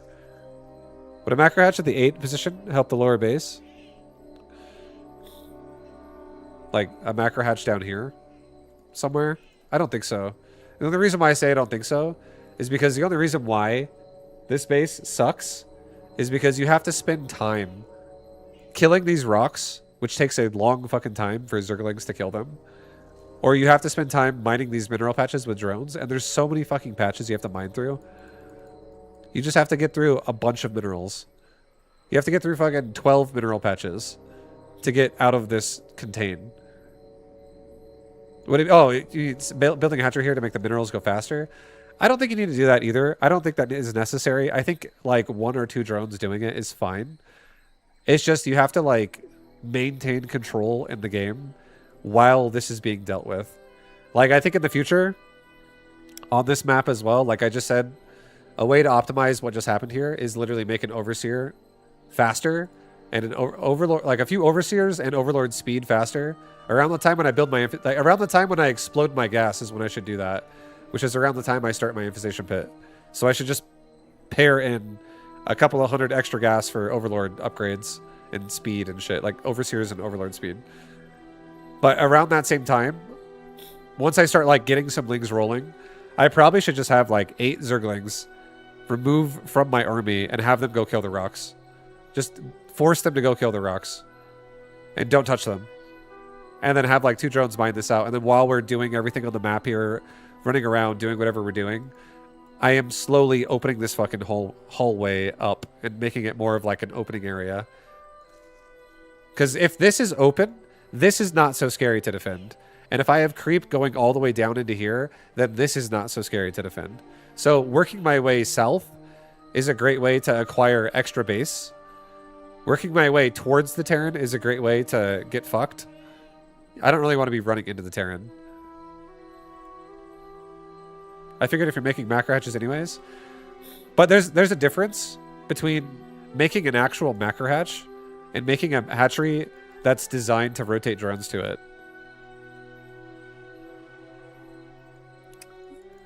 2 macro hatches is good already, but I am going to run myself like into the ground if I make too many macro hatches and my entire strategy is only Zerglings. I think this is what I want it to look like. My early game is Zergling heavy. My mid game is Zergling heavy with Baneling and also Infestor. And then my late game is actually Zergling light with transition into like Ultralisk.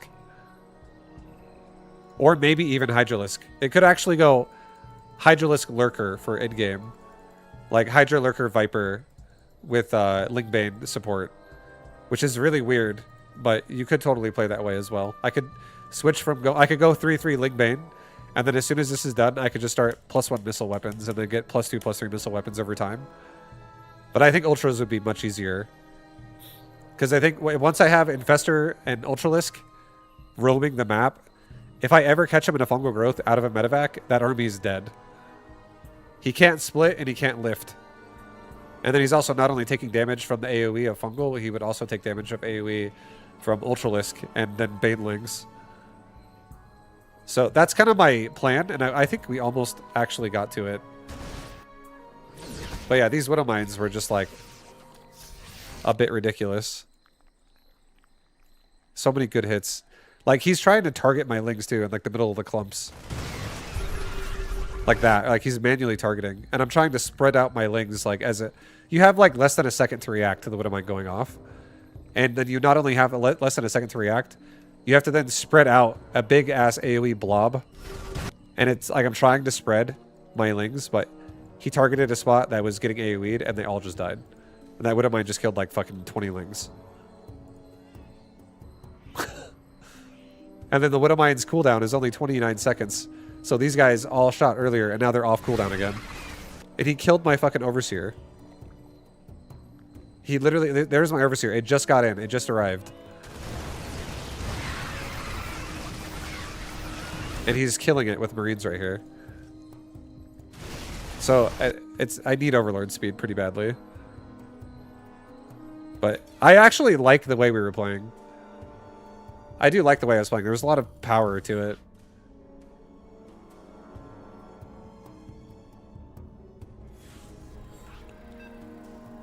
I'd probably an SS a lot of times already, but how's the patch? I like it. I think it's fun. I enjoyed the patch. I think the 8 worker change has been enjoyable. And the reason why it's enjoyable for me might not be a reason that would apply to you, but the reason why it's enjoyable for me is it's forcing the game to be a little different. And I was getting really bored with the repetition of how repetitive my games were becoming with players on the ladder. It just wasn't as fun. And it's already starting to happen a little bit again. Only 2 weeks into the patch, which is expected, but I still am having more fun with it. I don't know. I feel like some people might not care about that, but I feel like I get really disinterested when the game is literally too fucking repetitive. Like if every single game I play feels the same as the last game I just played, I feel like I start to lose interest pretty hard over time.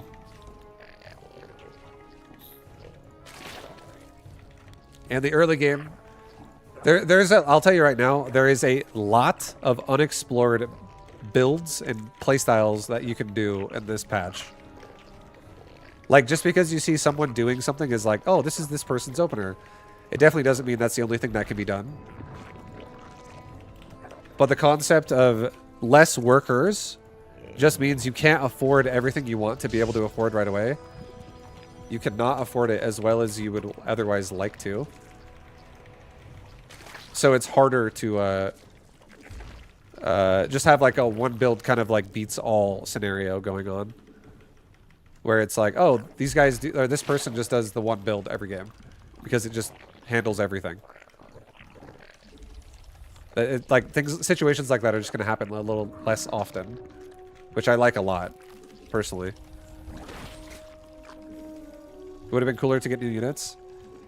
Yeah, I don't think we're gonna get new units.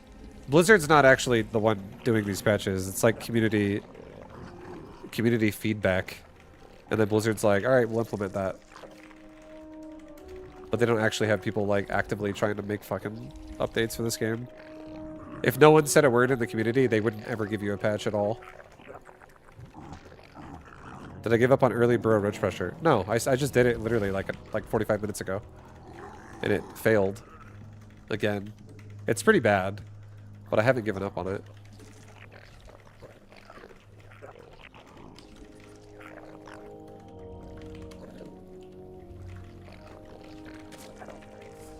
Is he chrono boosting the adept there? He should be. He is.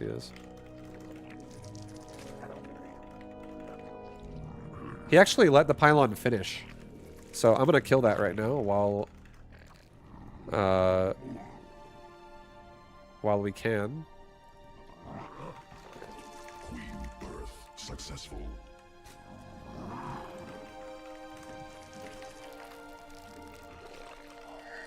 And we're gonna have overlords kind of spread out so I can be ready for his adepts to attack me.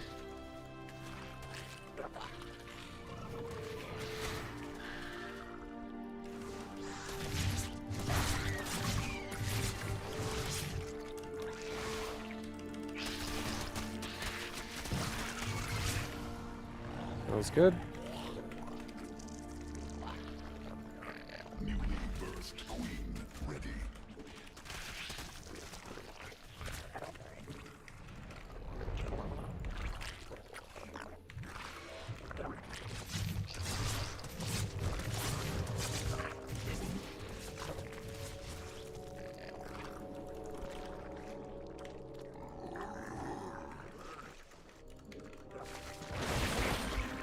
Sworn forces under attack. Oh, we've already killed 2 of his adepts, which feels wonderful.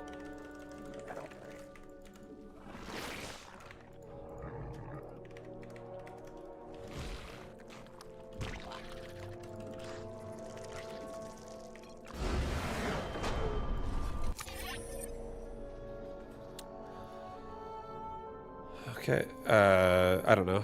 I have no idea why he quit. He doesn't have to quit, but he is supply blocked right now. Maybe that's why he quit.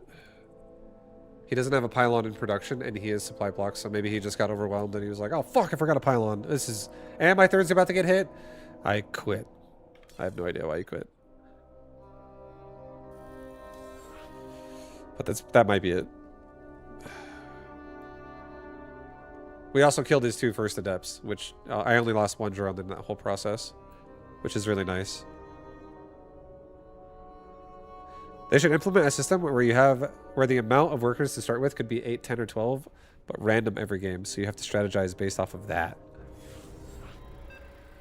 Personally, I wouldn't really care, but I don't think that's a great system overall. I think a lot of people would probably not like that.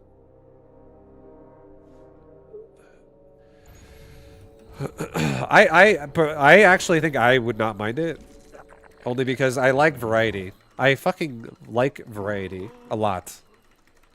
I think my favorite, my blissful ladder experience would be I play against somebody.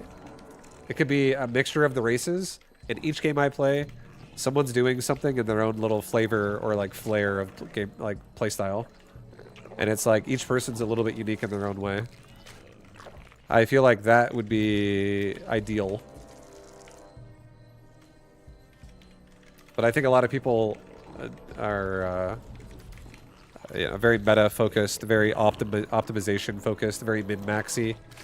So a lot of people will be like told, for instance, this build is the best build, and then a lot of people will just unanimously agree, like, this is how I play now. As opposed to, like, theory crafting their own version of something.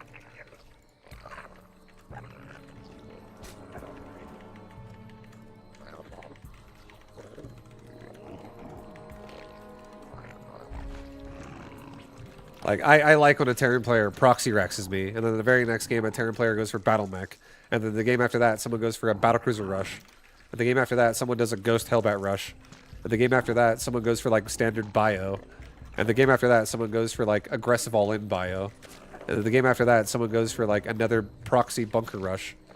Like, getting some fucking variety is definitely, it feels better, IMO.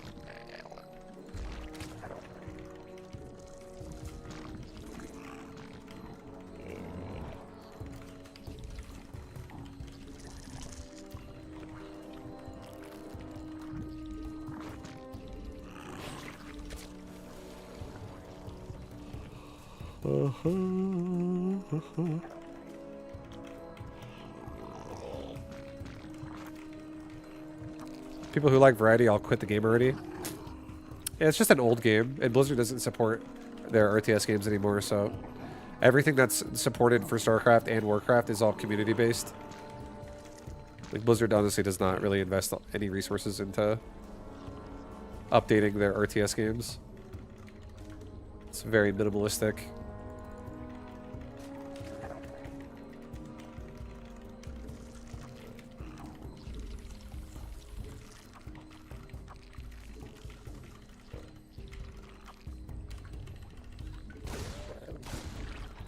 What's up, Frenetics?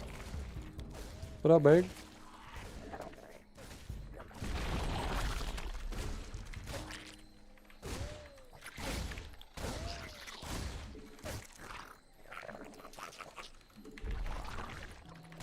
Queen birth successful.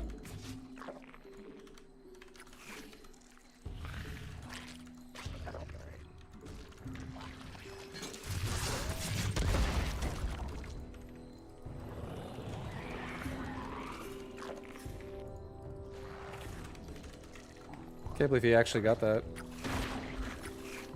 Impressive.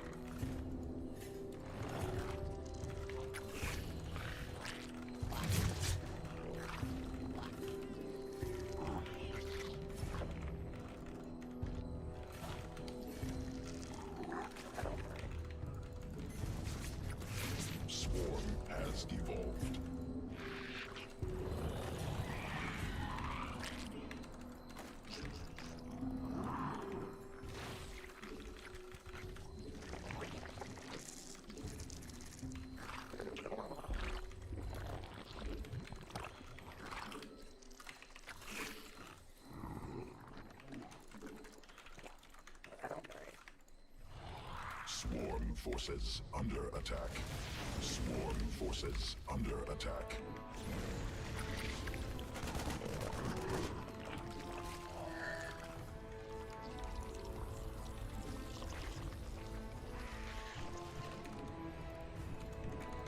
Newly birthed queen.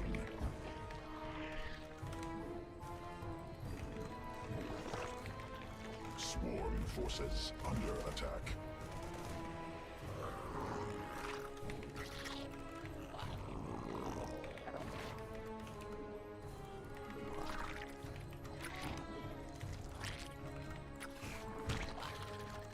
He's not attacking me at all, which makes me upset. Attack me.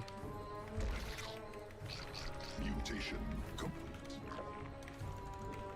Attack me! Do it!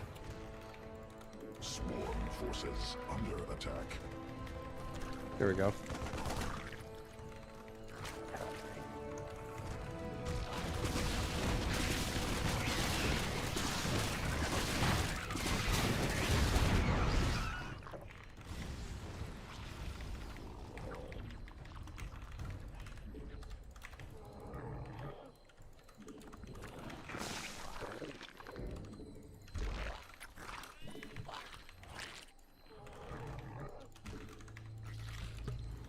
Creep tumor under attack.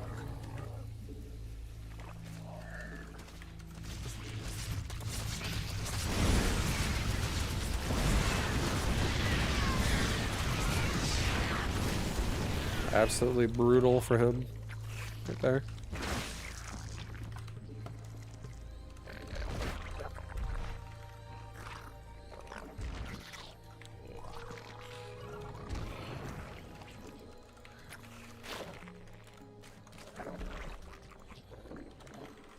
Queen birth successful.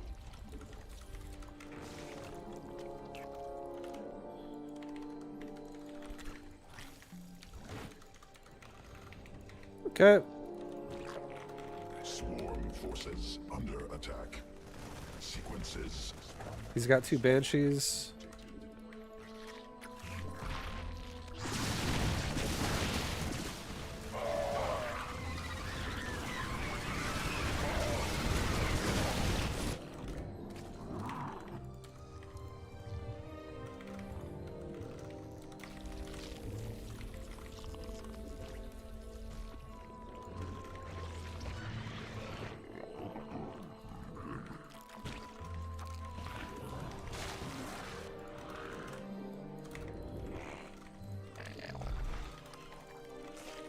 Okay, we have Overlord speed and Overseer started now.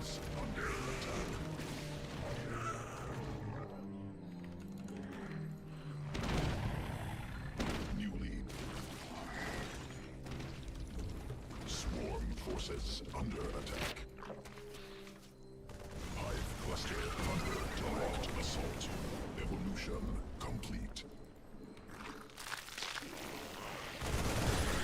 Hive cluster under direct assault.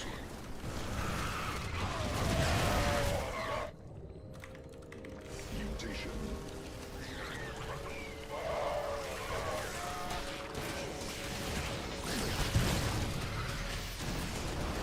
Swarm forces under attack. Swarm forces under attack.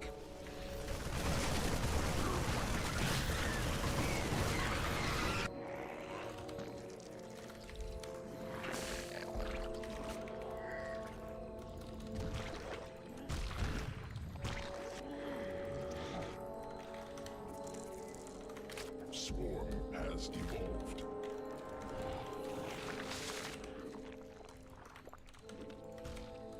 Okay, well we have an Overseer. Queen birth. I've learned my lesson. Creep tumor under attack. Swarm ceases attack.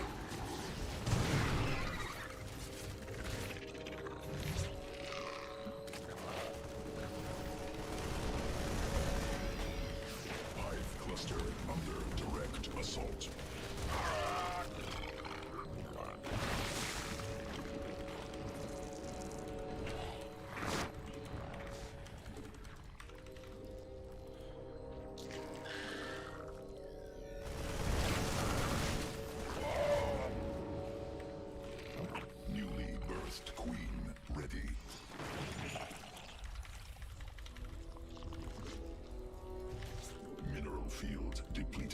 Not gonna fungal growth the medevacs. Swarm forces under attack. Mineral cluster expended.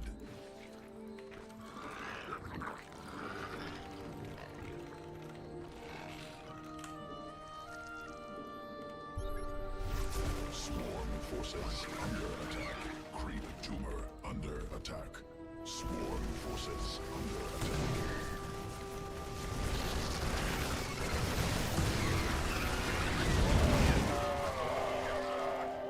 Swarm forces under attack.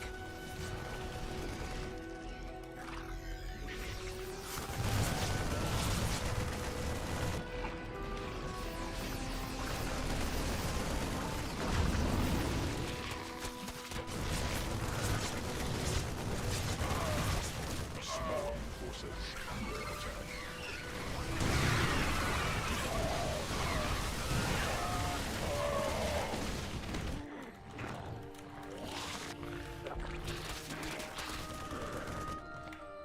Swarm forces under attack.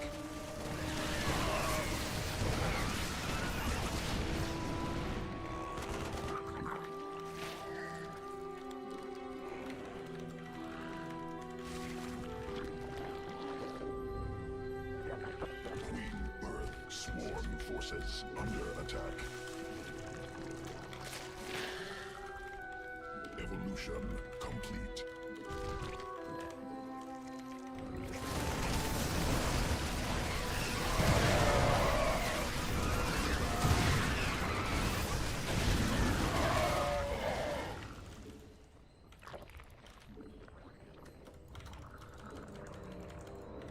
Newly birthed queen ready. Swarm forces under attack.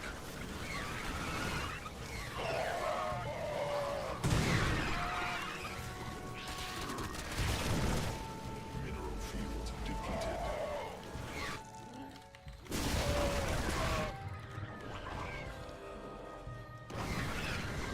Okay, well our creep spread kind of sucks.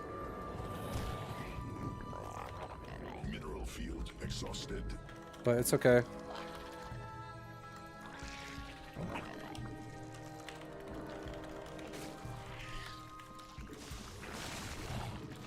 Mutation complete.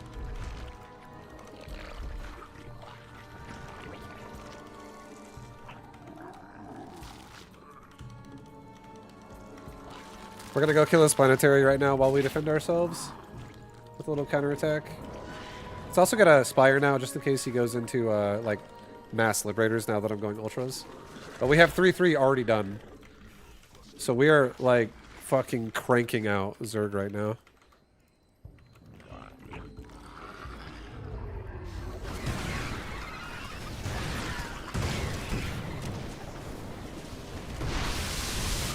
Mineral field depleted.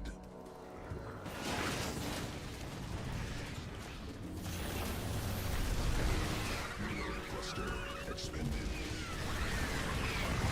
Swarm has evolved.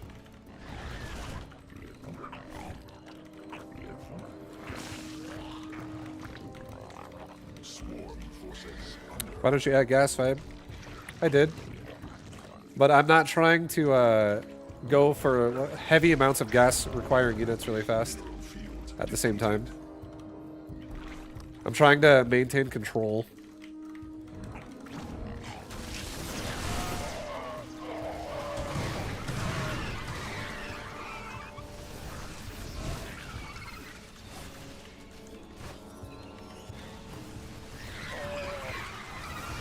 Evolution complete.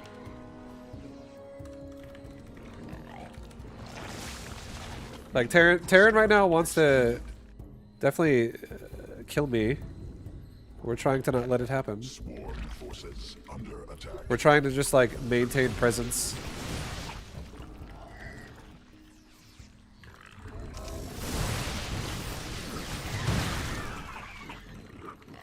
Vespine geyser. Creep tumor under attack. More infestors are here.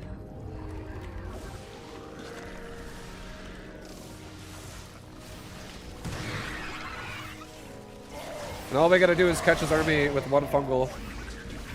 And then he can't lift, and then it's just like game over.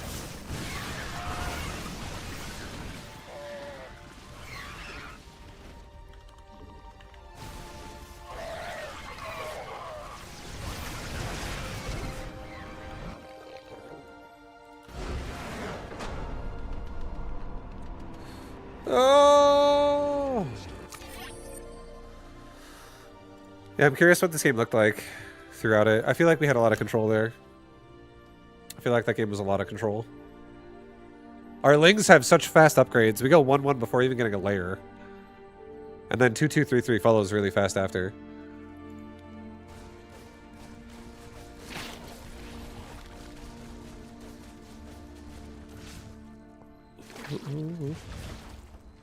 That was nice Reaper usage by him.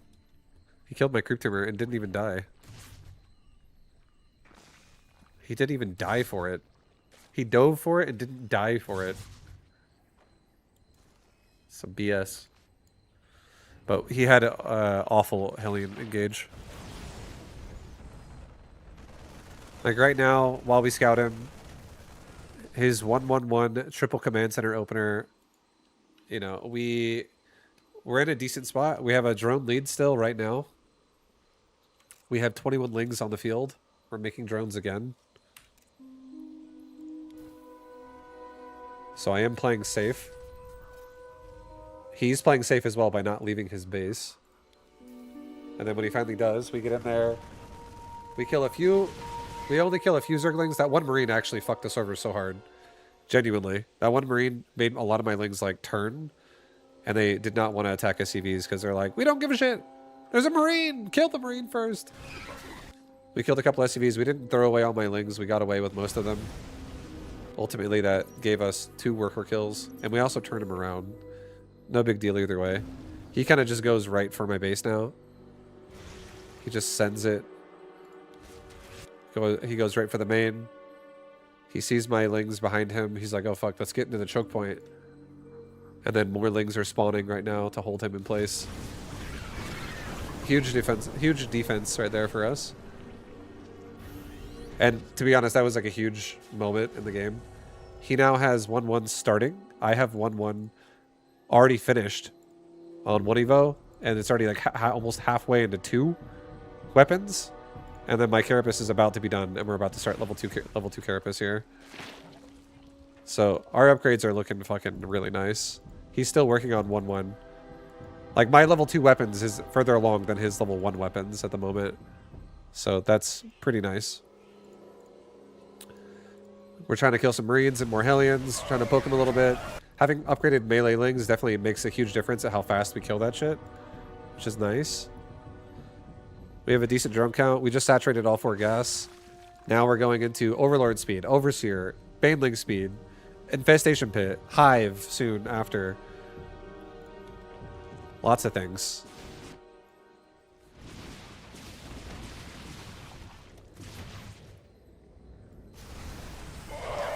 We're getting a lot of damage done on his SCVs again right now. With this little Ling attack. Well, not too much. We killed 8 SCVs. Because we already killed 2 earlier. But I definitely feel like we're in a great spot. Because I'm already going into a Hive. It's already almost done. Level 2 Carapace is almost done. Level 2 Melee is done. He's doing a timing attack. But this timing attack is 1-1 Marines versus 2-2 Zerglings in a second here. There's still 2-1 as the fight starts. 2-2 just finished right now.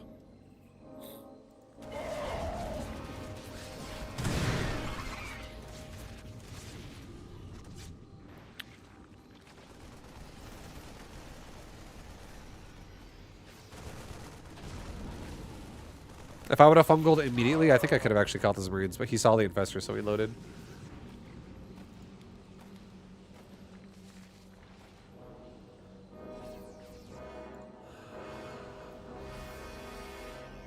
And then now, at this point, I think this is really nice.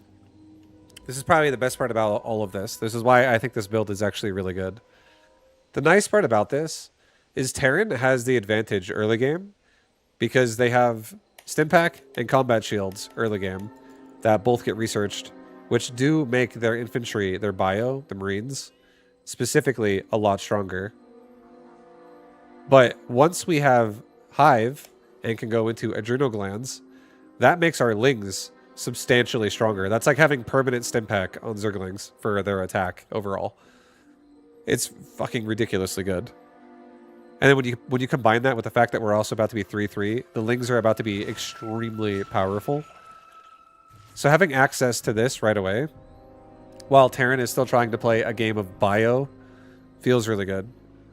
I feel like there's a window where Terran can like try to control us or maybe kill us before we're at Hive, but once we're at Hive, it's really hard for Terran now to like maintain what's going on here. So I do like this build a lot. It's pretty sick. Not only that, infestors are insanely good too for people who just walk out with bio balls.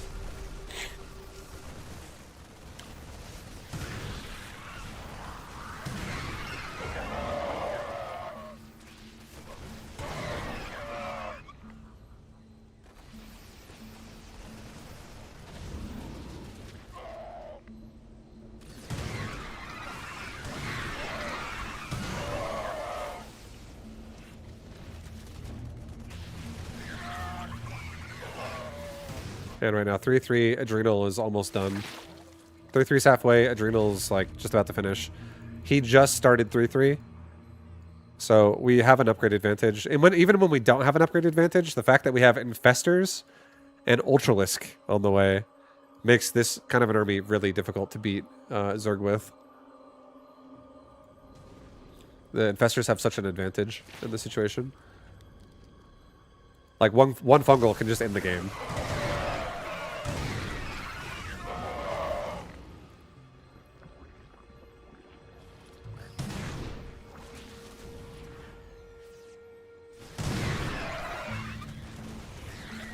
And then right now, we've now killed 14 SCVs. Not too many still. But we're definitely being annoying. And then when we kill this planetary, this is like my favorite part of how this feels now. We still have the ability to do like Ling Bane pressure to bases. So he can't just like make a fucking planetary and go self-sufficient. The base will never die. Like Ling Bane can totally break this and overpower it. And then on top of that, it's very hard to engage into Zerg's creep area when you have boogers from infestors getting thrown at you all the time. So this feels wonderful. He just staggered some Widow Mines in front of the third, or in front of his fourth base. But Lings take a lot of the hits from the Widow Mines. We blow up that command center. And look at the economy right now.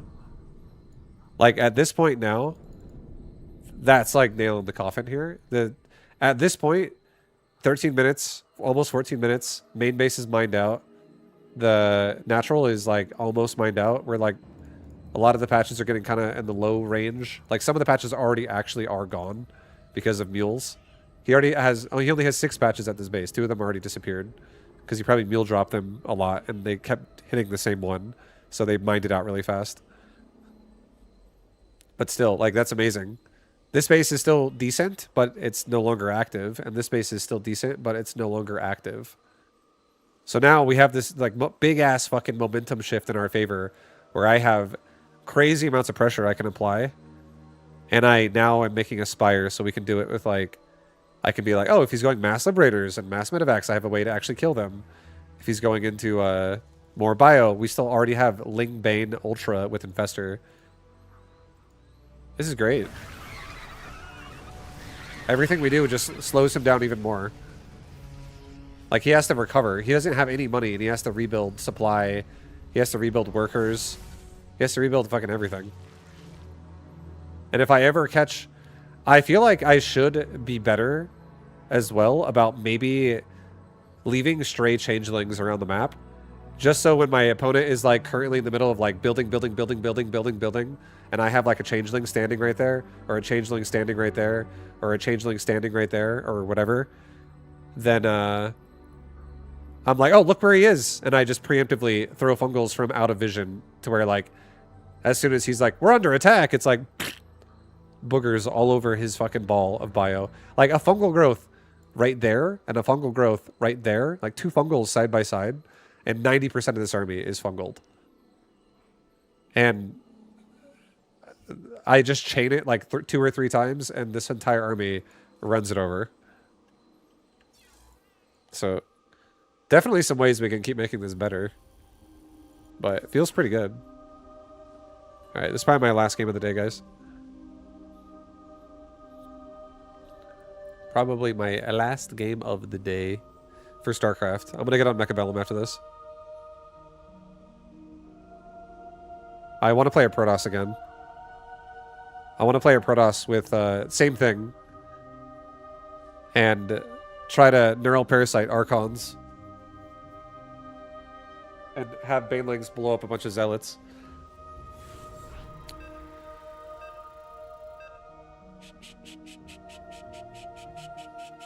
Nope. Got a Zerg player.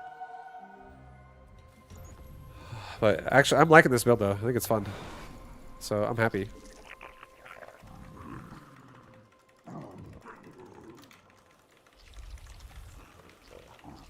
I'll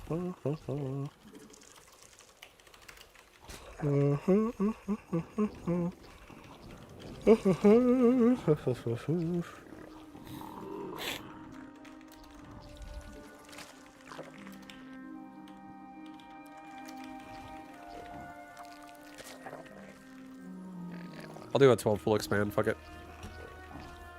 12 pool expand. I'm not gonna proxy drones with spines.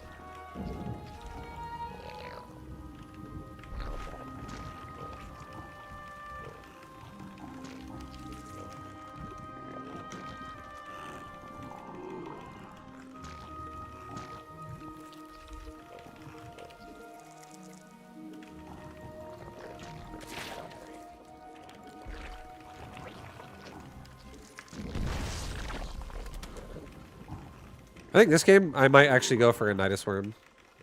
Actually. I'll just do like a 6 Ling pressure into a Nidus Worm. 5, it's 10 pool now. I don't like 10 pool.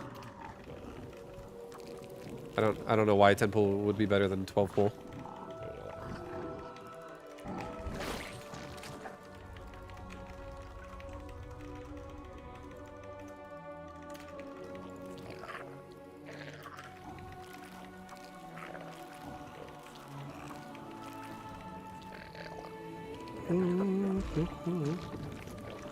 Maybe we took a big break for SC2. Were you tired of it? Are you back into it now? No, I'm playing it because I want to play it, but I'm not back. I'm not like, oh baby, I'm fucking back to full-time StarCraft again. I'm not gonna force myself to play it if I don't want to.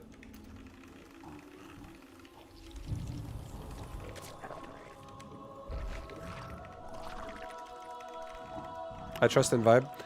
Well, I mean, just think about it for a second. Like, I'm not saying 10 pool is bad, but what I am saying is, if I go 10 pool and you go, or if I go 12 pool and you go 10 pool, I literally have an advantage because I have more drones than you, and your lings will not get to me before I have lings. And if I go 12 pool, it allows me to have more money that I can then do things like expand with. And I'm also not planning on doing a lot of pressure this game. I'm not trying to like all in him, so I'm not trying to do like a Baneling follow-up or something like that behind my my lings here. I'm just trying to make him like lose a lot of larva and also lose drones. And I feel like we accomplished that. Swarm forces under attack.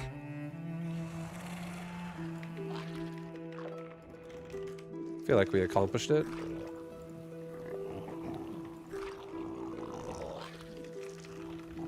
Like, you totally can.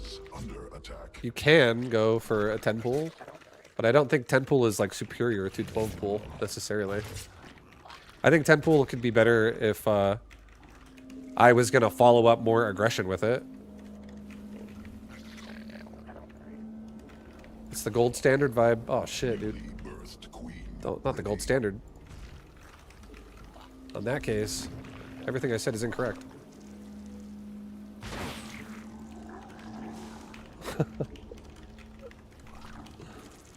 The gold standard. The gold standard.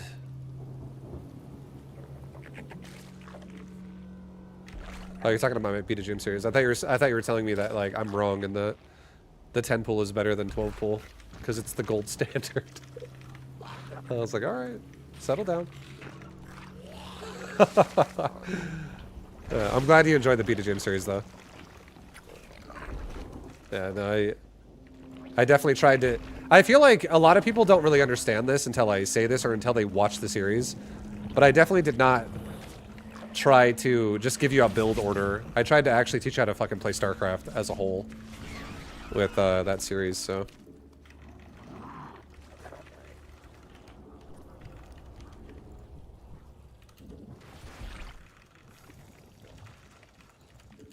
The goal was to definitely make you a better player. All people.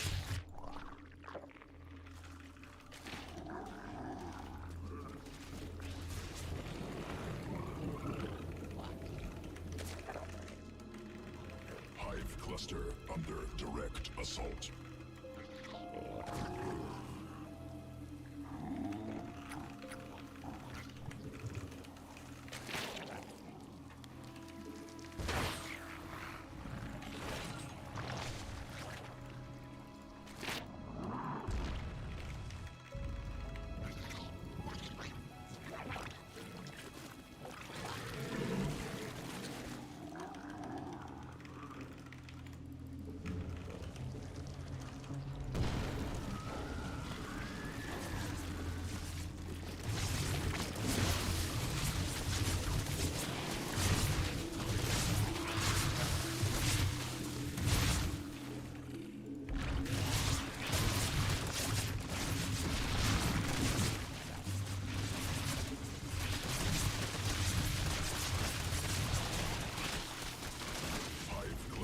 Under direct assault. Swarm forces under attack. Birth successful. Newly birthed queen ready.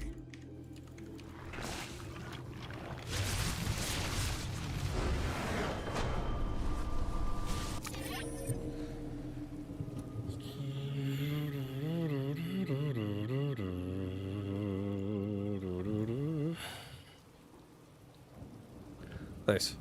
I still have notes from years ago when I watched your guides. No reason to attack Terran off creep unless you're severely ahead.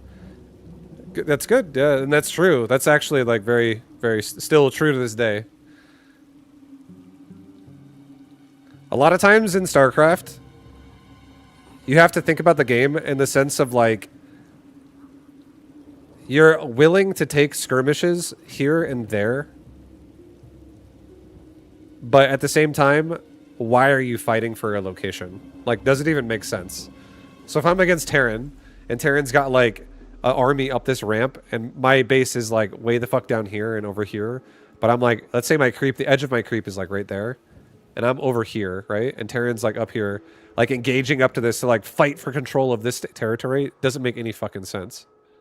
Because it doesn't do anything for me. Unless I can guaranteed, like, pick off whatever's there and with minimal losses. And I'm like, I'll just take an advantageous trade. But if I'm about to chase up here and just like lose 70 supply, and then Terran like unsieges tanks and now walks down the ramp onto creep, it's like moments like that can literally throw the game so hard so fast. When people just get like over ambitious and they're like, I just gotta attack. I don't know.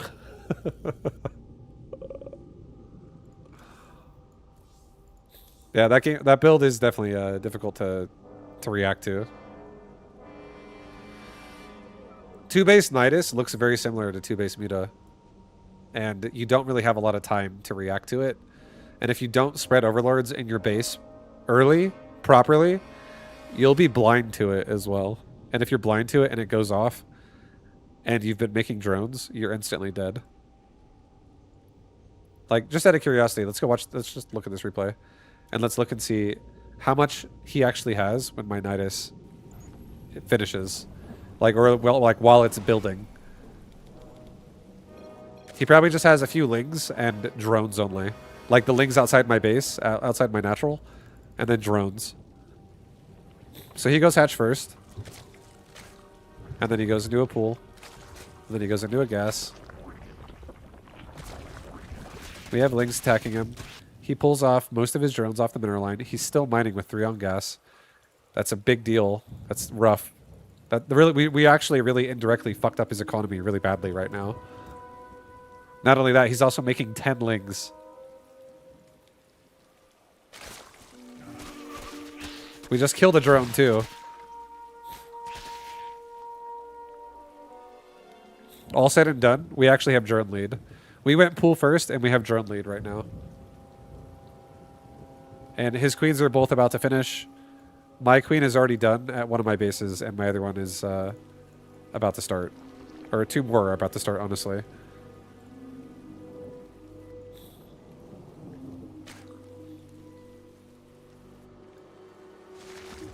He's got Ling speed on the way.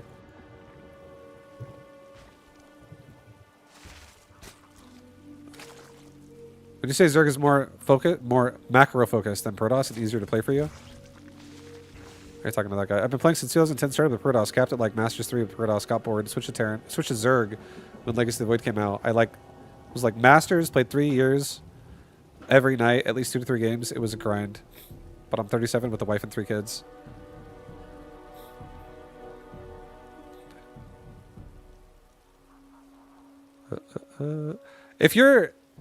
I would say everything in this game, every single thing in this game translates to everything else in this game relatively well. I think the one oddball thing that doesn't really translate very well is Terran bio.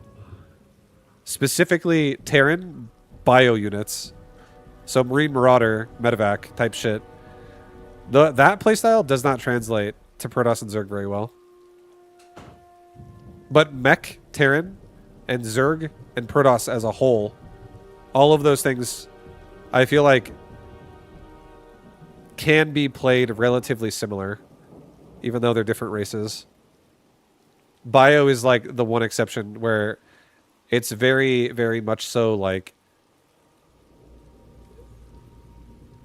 your units are extremely powerful as long as you understand how to retain them.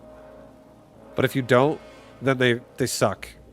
Like, bio can be so bad if you don't know how to retain it.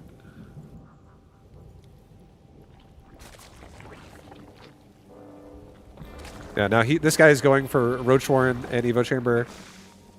Our Nidus Worm's already on the way. He is halfway done with a lair.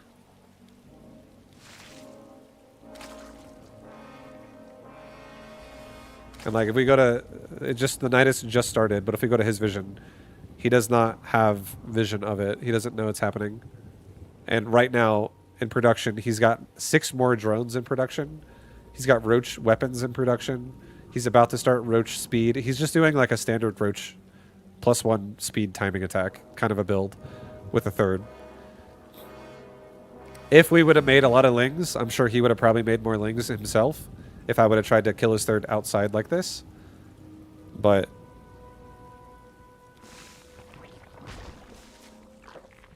he made 5 more drones just now. Nidus just screamed. It's now finished. And he doesn't have anything to stop this. He also is probably thinking to himself, my opponent walled himself in. He's going Mutalisk. Most people would, honestly. I think most people would think, oh, this guy's probably just going to go Mutas. But, like, you always have to account for the fact that Nidus and Muta look very fucking similar.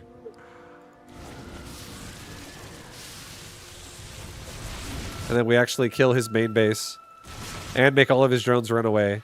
And then at the same time, we just instantly rotate. Does any enemy hear the Nidus sound? They hear it, yes. They don't see it, but they hear it. The only way they would see it is if they had vision of it. But, like, he hears the scream for sure, even if it's out of vision.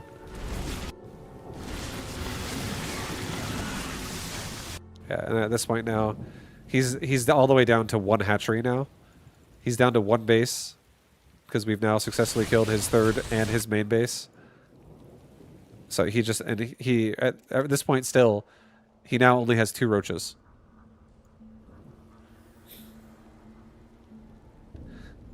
This Nidus does not scream. these Niduses scream, because this Nidus is just like a tech building, but when you make a building out of it, when you make the Nidus worm out of this Nidus canal, when the Nidus network makes a Nidus worm, the worms are the ones that scream, not the network. Can you ask the Nidus to please be quiet? If you have headphones, it's easy to hear on the map where it is. That's also true. You actually can. It is directionally based sound. So if you hear a Nidus worm scream on the right side, you know that it's probably over here. Or like up here. If you hear a Nidus worm scream on the left side, you would know it's probably like down here or something.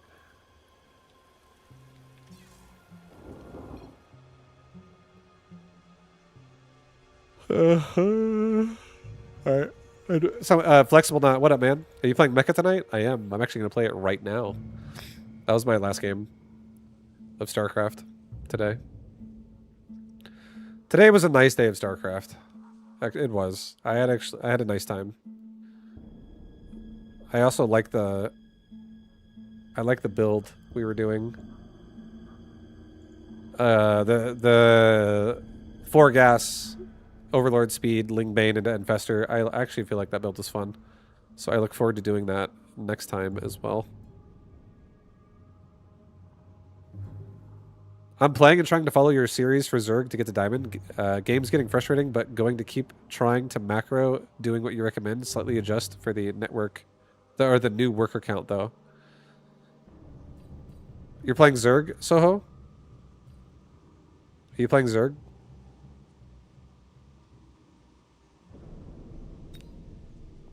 What's your favorite unit to use? What do you like? Are you a Zergling man or are you a Roach man? And also, what league are you in? I can give you some quick advice. If you would like.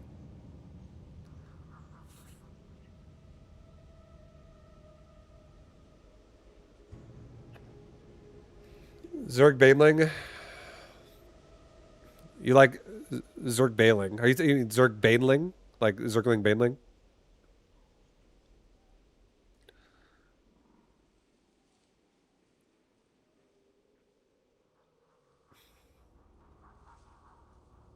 You're settling? Tell me what units you like. Sorry, I am a little confused. You like Zergling. Zergling is an active unit. So, yeah, Zerglings and Banelings. So, it's active. Those units are active. They're very active playstyle. So, I think what you should do is you should learn, if you want to make yourself better at that, you should really learn how to use at least 2 control groups for the same unit type. Don't just always put all of your army in either a select all army hotkey or all of it in like control 1, for instance. It's not good to play that way with aggressive playstyles, especially Zergling based playstyles. What you should instead do is you should probably spend time trying to figure out how to attack your opponent where you can do something like this, okay? This should be how you engage in StarCraft 2. Let's say you're the purple area, okay? And your opponent is the red area, okay? And your opponent has like multiple bases, hypothetically. This is how you should attack. Group 1 should be like here, and group 2 for you should be like over here.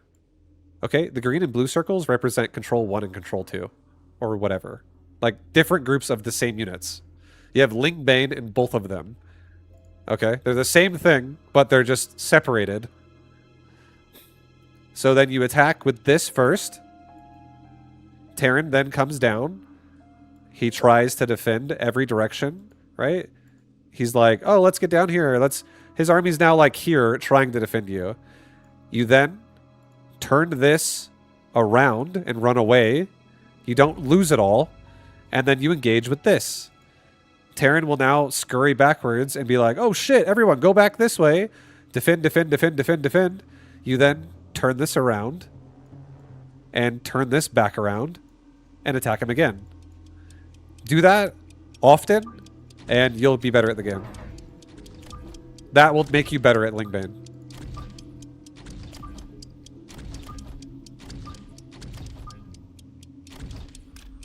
Fuck! I didn't get my fucking fucking intensive training. Damn it! It's fine. You're fine. I hope that helped you. That should be how you should play StarCraft. If you want to play Zerglings, play like that. And when you're confident, while you're doing that, when you're confident, where you're like, I'm probably going to win the fight if I just take it at this point, take it and see what happens.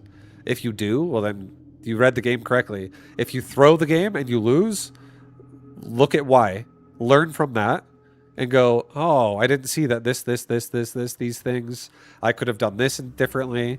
I needed to have these for those. Work, like, just start there and just work up to it. Like, try to, like, learn how to incorporate some builds. And a good build you can do to play this way is either a 2-base all-in or a 3-base pressure.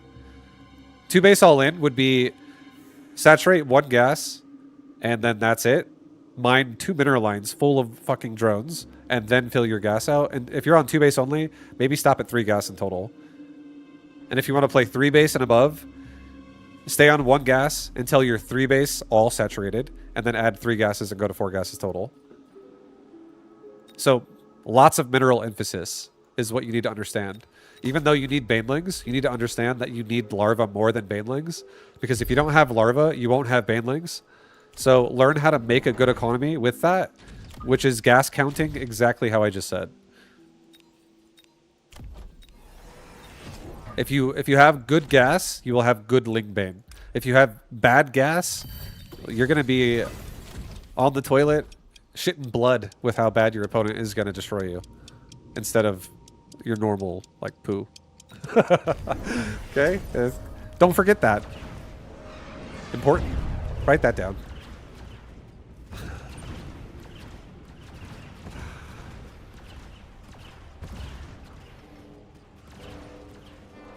Alright guys, we got Void Eyes and Mustangs. We're doing pretty good right now. Not too shabby. My tower actually gets defended because we paralyzed them first.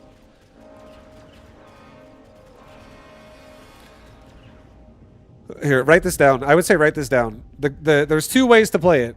You have the all-in version and you have the macro version. All-in version is all-in version is 1 gas. Never take your drones off. 2 mineral lines, fully saturated. Main and natural, full drones. At least 14 on the natural. Like, that's like bare minimum. Get a good drone count. And then go into 2 more gases, make more drones to fill that up. So you have basically like 40 drones. You make macro hatches as needed. You expand if you have excess money. 1 macro hatch, maybe 2 max for you, honestly. Like, try to do it the similar how I've been doing it with 2 macro hatches max. The reason why is because if you don't, you will have a massive larva disparity once you mine the main out. You'll be fucked. So don't do that. Get in the habit of expanding. It's more important anyways. You need to learn how to control the map. So expand. 1 macro hatch will be good enough for the 2-base version. 2 macro hatches would be good enough for the 3-base version. But again, all-in version is 40 drones. That's it. The macro version would be 80 drones. About 80. Like, somewhere between 80 and 90. And what you do with that one is you saturate 1 gas fully. You can just leave it going. I don't give a fuck. It's fine. Don't make it too complicated because you're in platinum.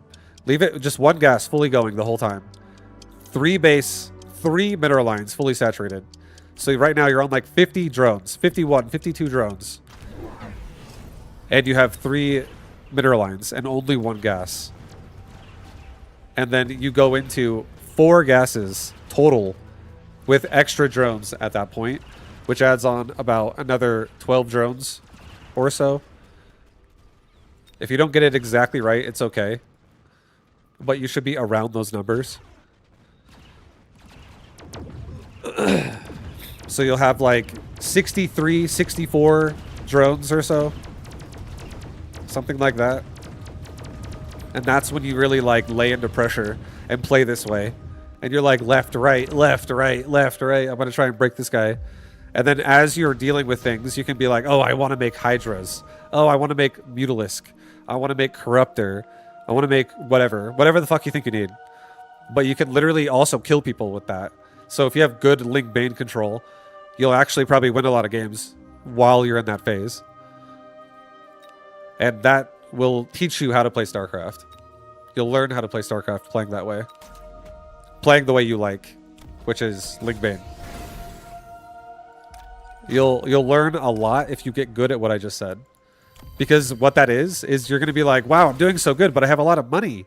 What do I do with my money? How do I spend it? Oh, let me try these units. Let me try those units. Don't be afraid to try things beyond that point. Just try something, and you might like it. Beyond, like, but again, you'll probably win a lot of games killing people right there with that strat. Make sure you get upgrades. If you're like, bro, I have this gas that Vibe told me to get, but I have like 300 gas. Well, get 2 fucking Evo chambers and upgrade. Make them better as well. Don't forget upgrades. All-in version doesn't need it. If you do the 2 base all-in version, skip the upgrades, go all Banelings. Go bust him and kill him right away. If you do the 3 base version, minimal amounts of Banelings, and spend your gas first on your upgrades, and then you can add Banes if you need them. But don't even like prioritize them. So you can actually like prioritize your lings and you're just until you have drones. It's not even really about prioritizing your Zerglings. It's about prioritizing the mineral resource. So you make drones fast, which then makes a lot of Banes later. Because if you make fucking Banes now, and you make drones mine gas now, you expand slowly, and you don't really like take the map very well. You have no creep anymore. You have less queens. Like, you just don't have money to buy anything. You're fucking broke. You're living the poor life. You gotta budget. You're like, I just need enough for the Banelings. I don't have any money. And it's like, fuck, I have larva, but I can't even make Zerglings at this point. You know at that point you've gone too far, and you need to come back.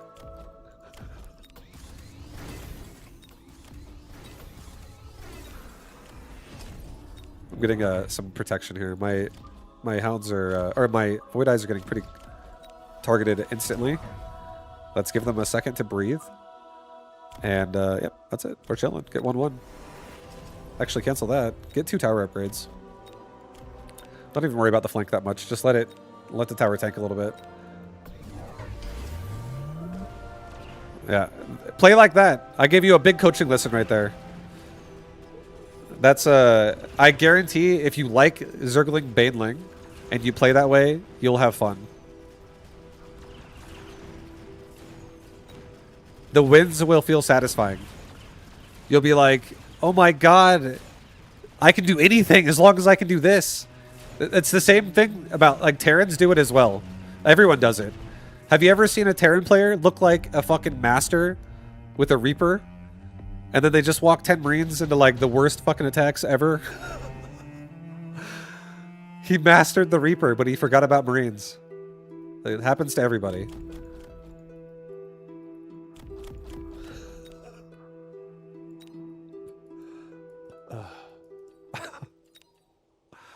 I'm getting 2 rhinos in the back.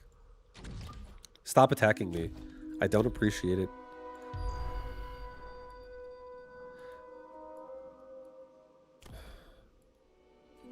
I think we're gonna get suppression, and I'm gonna give my void eyes just like a little bit more support in general. Give the void eyes some support. We have speed. I love that we have speed. This feels good. Everyone's going to be getting out there really fast. Rhinos can come in super late, kind of try to clean up. I think I'm actually just going to say fuck it and give myself a Rhino in the back with a big old combat evolve. And this is the one that's not being distracted right now. This is the one that's running in late. So now we have...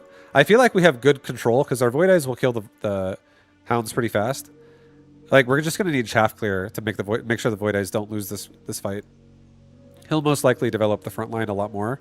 He's already doing it with Fangs, but Fangs get kind of shit on by Mustangs already anyways. So it's kind of whatever. So if we just get crawlers too, it would keep the Fangs and the Void... Or the everybody safe from the Fangs, because we just have chaff swarming into him. So I think we're okay. I think we just keep making crawlers, and I think we're going to be fine. He has rhinos in the front that have to fight Void Eyes that could have charge shot.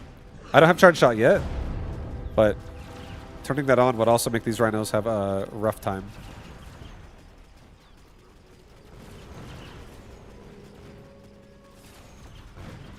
He paralyzes us.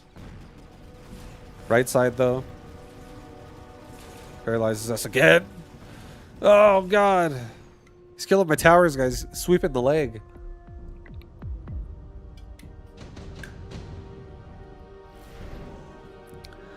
Range again.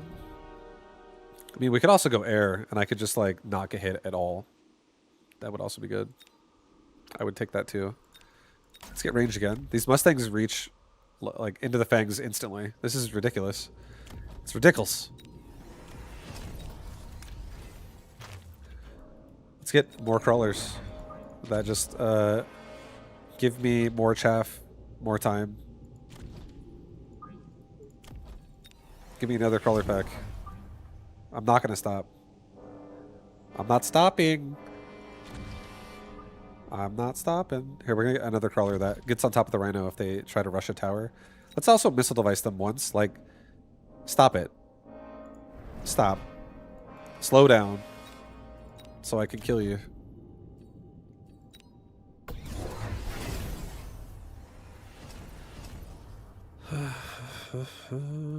I think this feels great. He has no anti-air at all, by the way, except for the Phoenix. So the Void Eyes can't be attacked at all anymore unless it's a Phoenix shooting. So I could just get Wasp as well. And that would be pretty powerful right now. The game has a lot of... Basically, if you think about Mechabellum as like a big fucking weighted scale, right now there's a lot of weight on this board because it's round 7. So we can kill each other in like 1 or 2 rounds now. But at round 1... like a big swing won't really change something if your opponent is lacking something huge. And right now our opponent is now lacking the ability to kill a lot of air units. The more the better for me. So I feel like if we do a Wasp round next round, because he took Grenade Launcher and only has Phoenix, unless his answer is to go into Mustangs right now, I could kill him with Wasp if I don't die right now at the same time. I just have to not die first. Come on, Rhino, show him what's up. Beat their ass! Oh! He's dead. Guys, this might be over. Am I dead? Am I dead first? This guy just threw me through the fucking wall. As I was talking. This guy just, like, broke my neck. And, So, play that way, I'm telling you, dude. Don't let that loss make you lose doubt, lose hope, okay? Don't find yourself seeding doubt thinking I don't know what I'm talking about. I'm telling you. Not a meme. I was really good at StarCraft once. No, I know. I'm just kidding.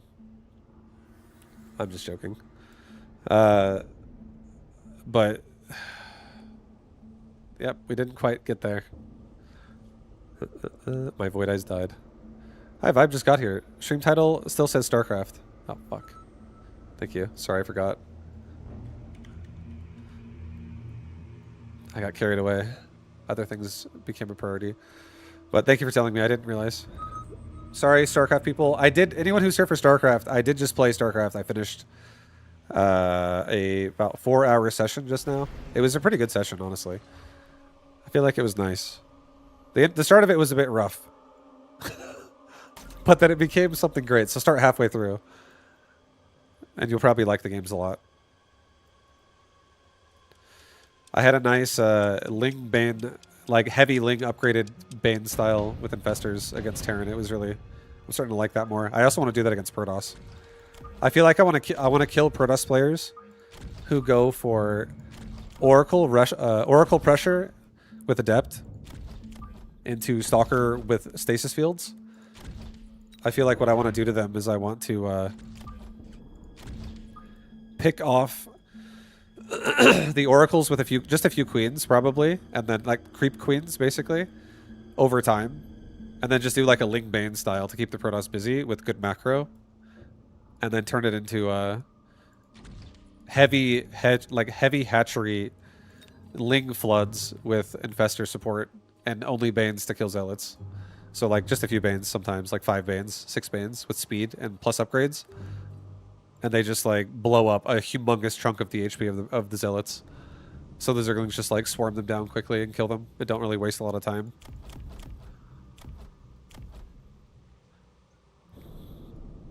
And then trying to beat that. And then going, like as soon as it turns into like gateway heavy, where it's Archons and shit.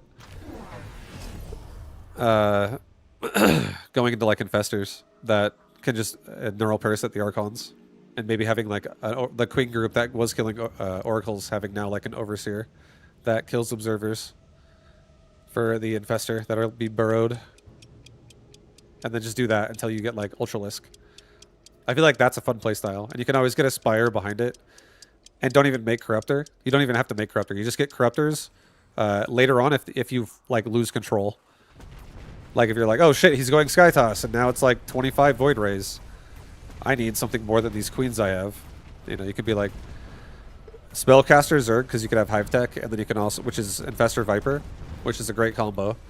And then if you need it, Corruptor. And you can just upgrade Carapace upgrades on a Spire until you get to that point if you think it's going to get there.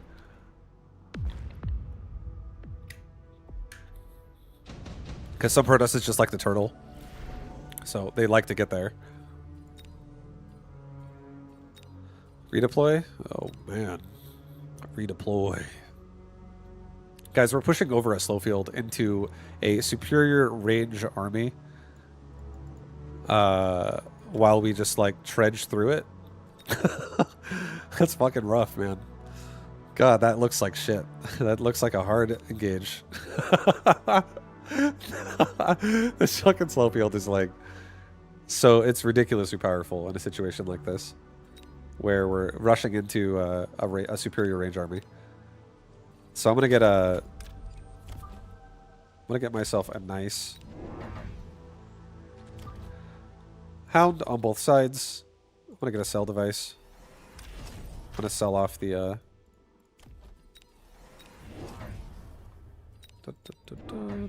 do this. Put a crawler pack in front.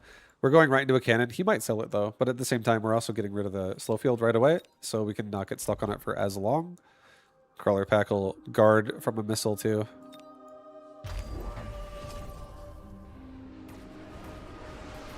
Nice. Mines are all set off.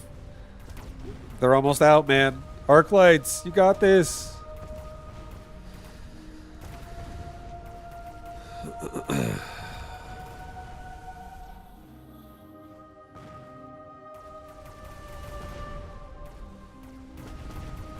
Nice paralyze! Oh my god! Almost. Almost.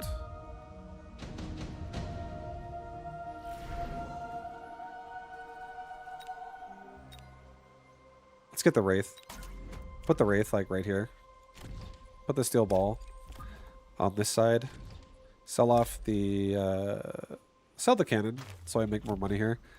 And let's get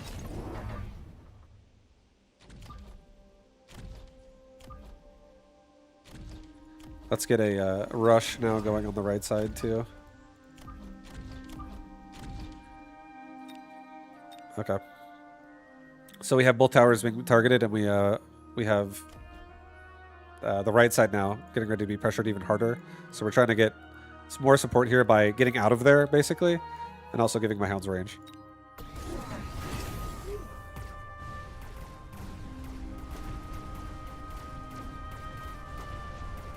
Stay alive until the paralyze! Hounds! Good boys! That's a bunch of good boys over there! Oh my god, stayed alive until 2 paralyzes. This one hound really wants to level up. Come on, hound. He's gonna go for crawlers now, too? No! Sabretooth fucking put him down.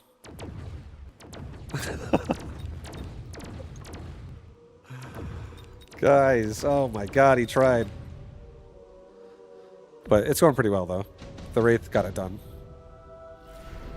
And we're happy about that. Additional deployment. Sure. I'm down with that. Let's get it. Sell off the slow field.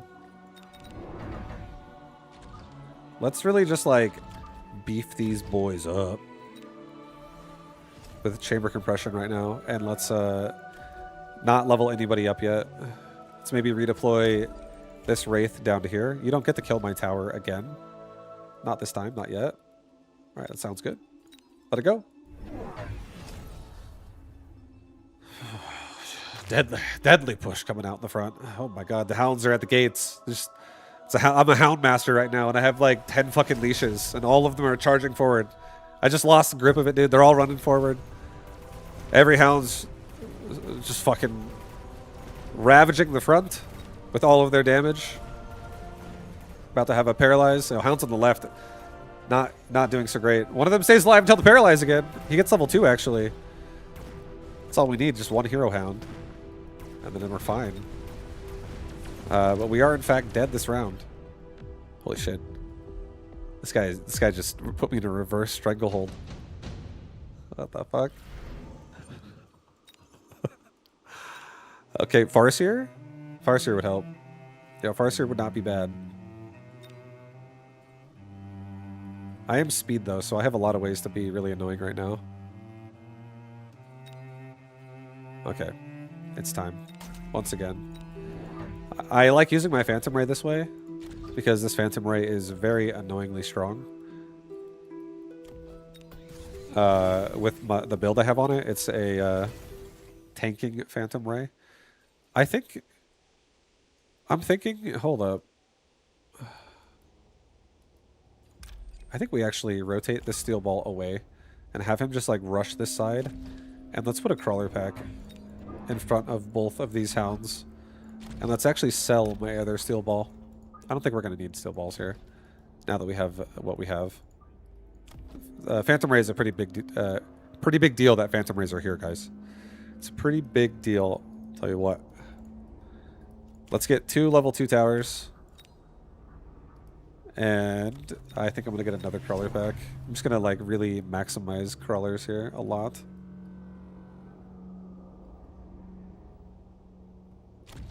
Alright, that's fine. Go with that. Okay, let it go.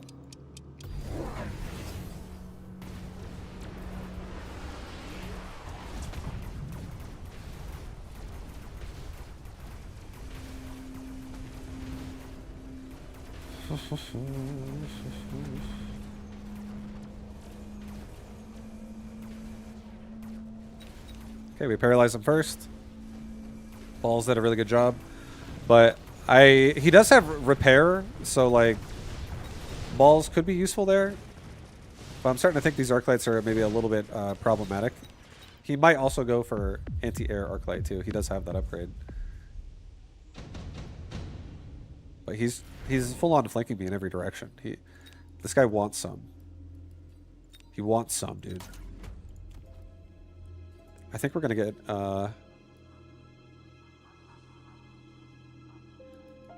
hold on. I'm gonna get 2 more hounds that kind of like go directly on a direct hit to these crawler packs from a safe distance. And then I'm going to put a crawler pack of my own inside both of the flanks as well. This side, I think we'll be fine. I think we're going to be fine. We'll be fine.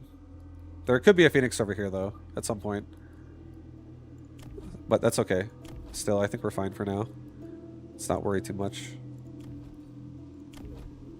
I'm going to get double HP, I guess. No, don't do double HP. Get out of here. He does have the regen vortex in my face. Let's redeploy this really big Phantom Ray to like right here, actually. Deal with that. I think that's more important to be there than to deal with those Phoenix. And now let's actually get double damage. and let's get temp range and temp speed. Let's start really pressuring him.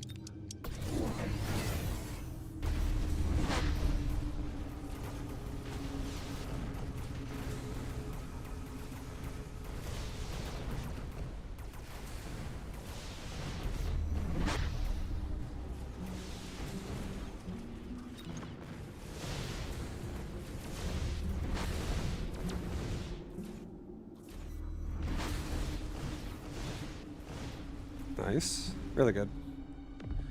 Really good. Oh, yeah. Very nice. Missile Strike? Do I need that? I don't think so. I could Missile Strike out his 2 Phoenix, though.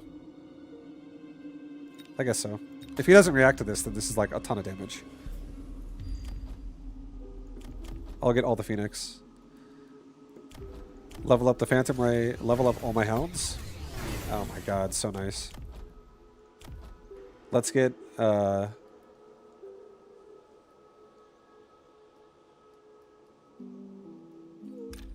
going to redeploy this Wraith even closer this time, so that it connects to the Phoenix like instantly. It doesn't have to like shoot at the crawlers for so long, because it's already in range of the Phoenix. I'm going to get more crawler myself. And I'm going to get range and speed again. I'm just going to like turn on the rush to protect these hounds as much as we can.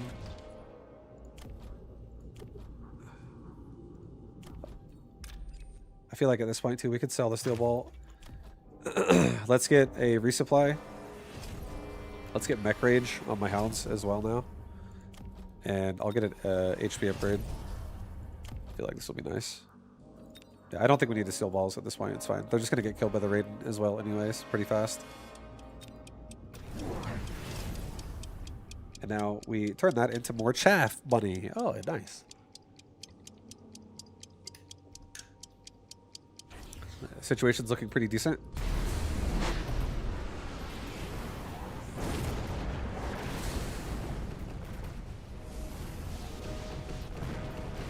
That's another instant paralyze. Really good.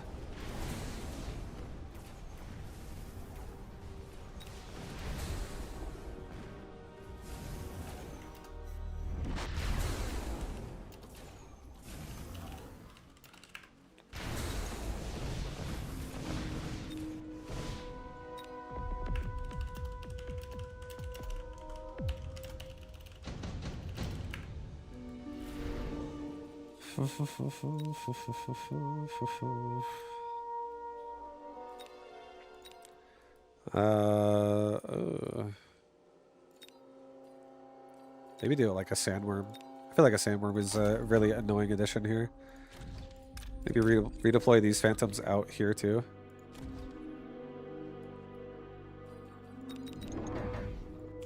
And maybe let's just get like 4 more.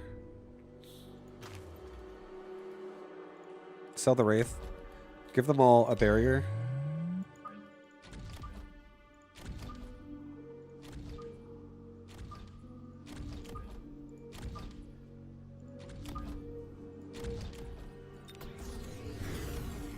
And then let's do resupply, temp range, temp speed. And I'll do a missile device on either corner here, just to make sure we're safe-ish. And I can do a missile like over here, because this is the tower we keep paralyzing first. So he might add something to the front. Maybe. I just want to get these Phantom Rays in there and actually killing everything really fast.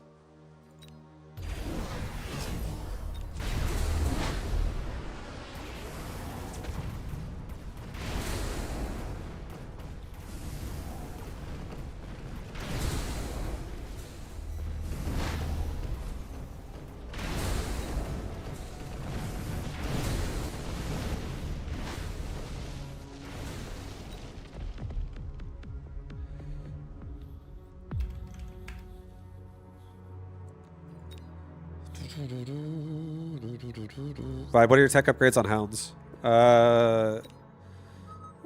Armor, range, mech rage, and chamber compression. I like doing hounds as like a carry. I feel like I hate hounds as support. Like I don't like doing builds as much that are awful versus bored of fire. Like, for instance, I don't like going Mustangs as often because I don't actually run support hounds. So my hound is greedy. It doesn't support anyone but itself. I mean, armor is like questionable that it can support other units, even though sometimes it can. But usually the way I'm using a hound is going to be to like carry the game, or at least chaff clear. So it's either like range or it's like everything. Vibe, to get above a certain MMR in Mechabellum, do you have to run specific builds or comps? Give me a comp right now, Diggity Dodge. What's your favorite thing? Tell me. Quick. Type it in chat. Just type multiple units. Marksman. What else? I got a marksman. Anything else, dude? Tell me something. Quick. Oh, shit, sledges. Okay, dude, we're going marksman sledge. You can honestly make anything work with anything as long as you know how to build a unit. So, like, my marksman has a specific build that I made for it, which is it's assault. So this is going to be a DPS. And my sledge is kind of like a hybrid. It's a DPS and it's a tank. Like a frontliner damage absorber. So I'm probably going to... I mean, that's how I have options here, one of those two. I have different ways I can play it. You don't have to play these upgrades, but that's what their jobs are going to be. So I'm probably going to make the marksman be my DPS, and the sledge are going to be my frontline. Although I could be like, you know what? Fuck it. Guess what? Here's how crazy Mechabellum is. I'm actually not going to make the fucking sledge tank. I'm going to make all my marksmen actually tank, believe it or not. The marksmen are going to push really hard first. Frontline. You see, this is crazy. They're like, Vibe, what the fuck? But I'm turning these guys into photon emitted assault mode marksmen. And I'm just going to only do assault mode. That's it. I'm not doing anything else on them. They're just going to fucking be a tank. That's their only job.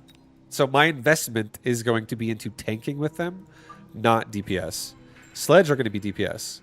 So Sledge are going to go behind them. And I'm going to put something in the front as well that doesn't allow me to get screwed here. I might actually put Mustangs in the front. I'm not even kidding. As a anti-missile. And they're also chaff that would absorb saber-tooth shots.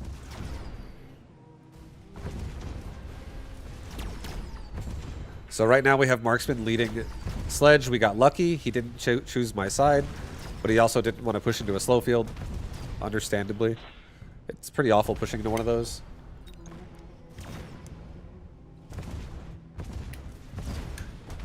All right, we got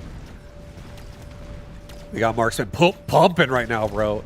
Knocking hounds out left and right. This is good so far.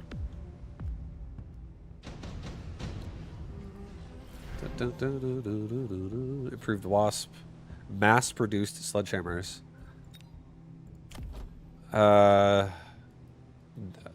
No, I think that's not...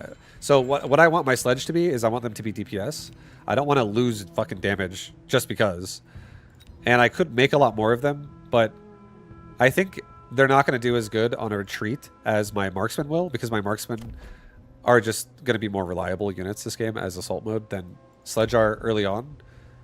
Like they run away on a beacon better, so I think I'm going to go for a pullback kind of a strat here while I pull this together up here. Like have these units push together. So I am going to make more marksmen too. I'm going to like fill this line out. I'm going to have a lot of constant pressure. So I think I honestly probably skip everything here. I don't want improved wasp. I think it's fine. We don't need it.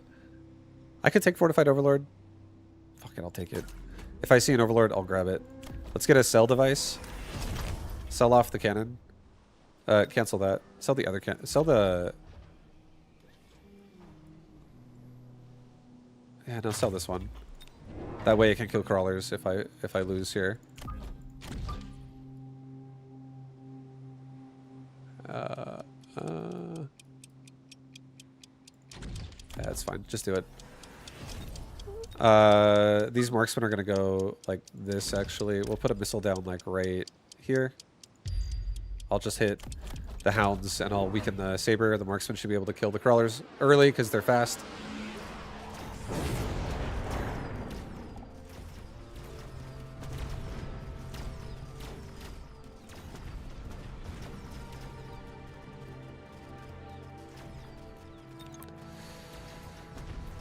Okay, we're gonna get another paralyzed. This is good. Yo, we just played. Yo, what up, dude? Welcome. Welcome.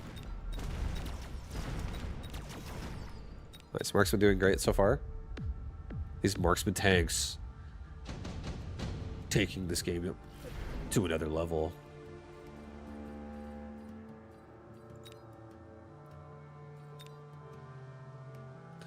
I guess I'll take intensive training. We take the training. Train me up. Let's get Mustangs in the front. And let's sell off.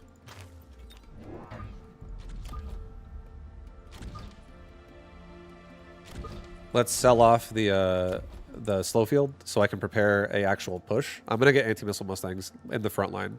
These are chaff that don't allow me to get denied on my push. I will level this guy to level 3. These guys are gonna die one more time. These Mustangs are really expensive, but I want to have a push that's set up for next round. So I'm kind of investing pretty heavily right now into this. I think we can do the same thing again. Let's have a missile hit like right, just like right about there a little bit. The hound might, this one hound might live, and like 3 of these hounds will die as a result of it. So that's decent. It's decent missile. Go for it. I'll let the crawlers die against the marksman.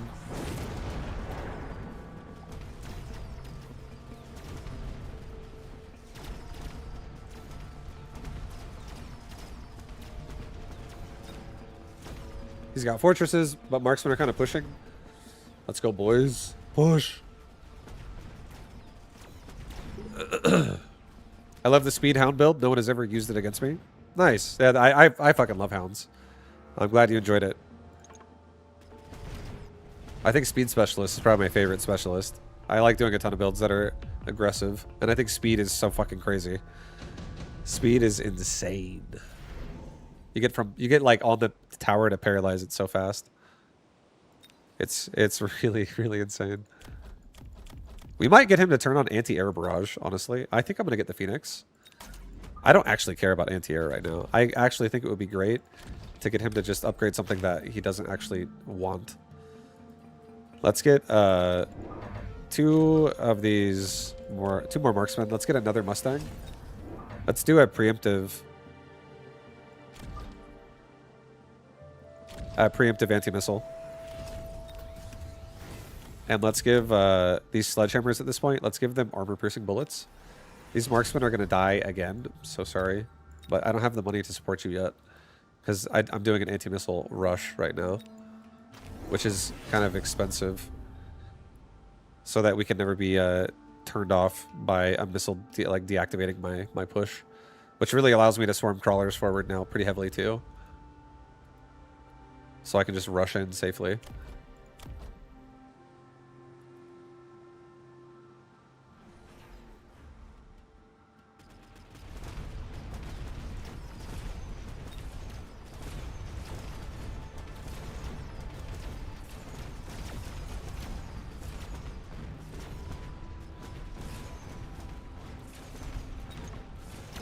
There comes the paralyze. It's okay. We know right side's compromised. We don't have the money to fix it yet, but we might now. We lost a little bit more on left side than I wanted to. He just went range and overload. This guy wants to fucking party over there. He wants to go. He wants to battle. So I think none of this makes me that happy. The Vulcan's okay because I could paralyze him with it in the back if he doesn't respect it. He could paralyze me too. So let's do this. Let's oh god. I guess I'm gonna take it. Fuck it. I can paralyze him. It could be pretty nice. Go over here with it. And give me a crawler pack that goes like this. Give me 2 more crawler packs that go like this and this. Get in there quickly.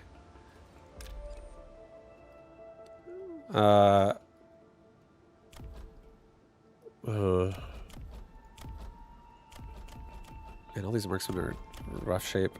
I think you. I'll give you the upgrade. Try to just get on top of these forts fast. And then also, I guess, let's missile device like this. Let's try to speed this up by killing the Hounds and the Phoenix.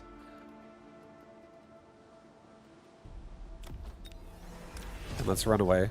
Let's go kill the Vulcan if he drops it on me. Let's get 2 level 1 towers. Or 2 level 2 towers, sorry. 2 upgrades. 1 time each. Let's get damage as well. What is happening? There's sledges with AP. They're trying. What's happening is they're trying. They're trying their very best. But there's a line of forts here. They want to party pretty hard. And my Vulcan's like, yo, I want to join that party. He's rubbing someone's back right now. This Vulcan's rubbing that fort's back. He's like, what the fuck are you doing, man? Hey, this guy's trying to rub my fucking back. He's got an asshole. They all turn around. Boy, look at my marksman. Yo, there's another story over there. Dude, we're fucking kiting everything right now. These marksmen are walking in, though, to really big suits of armor in the form of a fortress. So it's a bit scary. There's a lot of beefcake out there. I don't know if I have the damage to get through it right now. It's kind of scary. But these marksmen are supposed to just be tanks. That's the whole goal, right? That's what we said. So now I feel like we're at a point where the true power can arrive.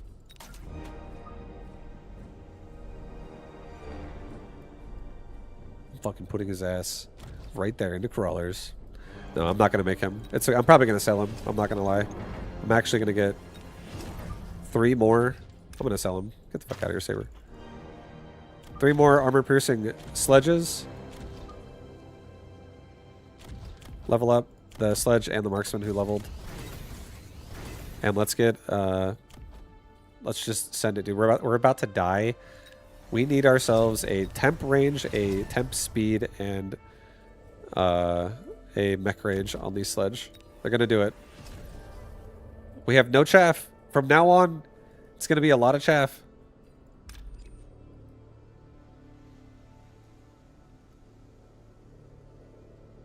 We're going to be fine here. Let's just... This time, let's missile device, like, right here. And let's just have these units walk directly into him at this point and into the tower.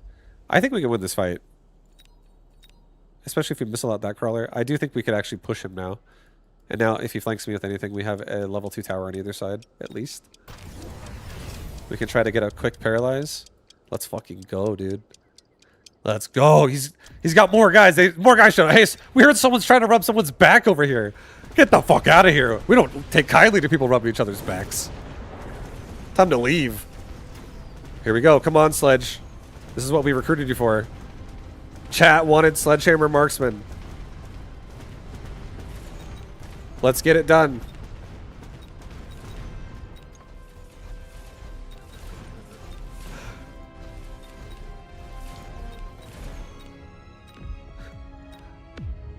Holy shit, this guy just broke my back. GG. But you see, this guy's 1700, and yeah, we were rubbing this guy's back for a little bit. You could too.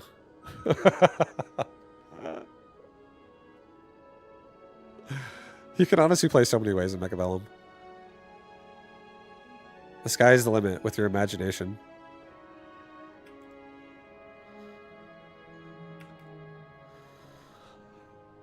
Who's rubbing my back?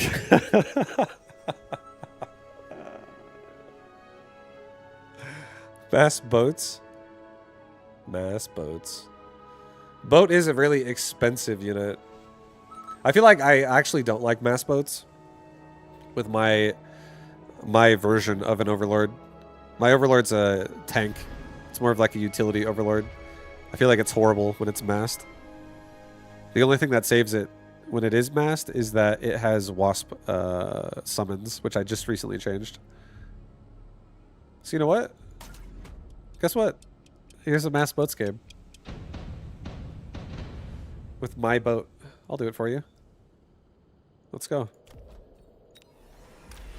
Let me think about how to get boats out here.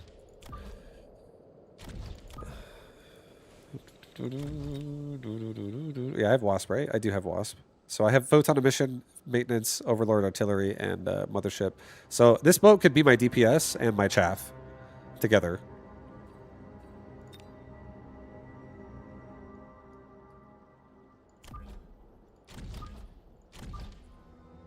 I want to do something like this to start.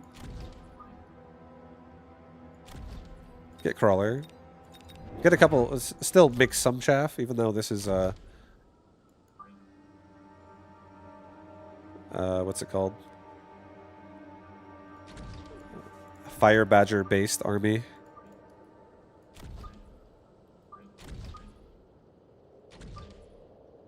We'll have my army in a way where it aggroes most of the board. So like if his stuff is there, it'll aggro the vortex and then fight my sledge instead of... It's like protecting the tower unless something's way over here, basically. Just do that for now. Let it go. Okay, he's right in my face, so we're fine.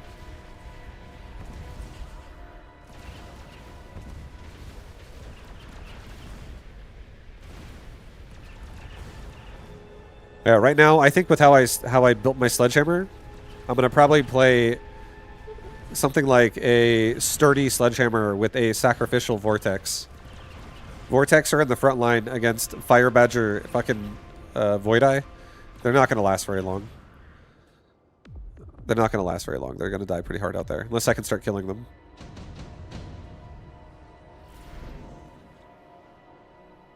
Steel Balls, Stormcaller. Oh, shit, dude.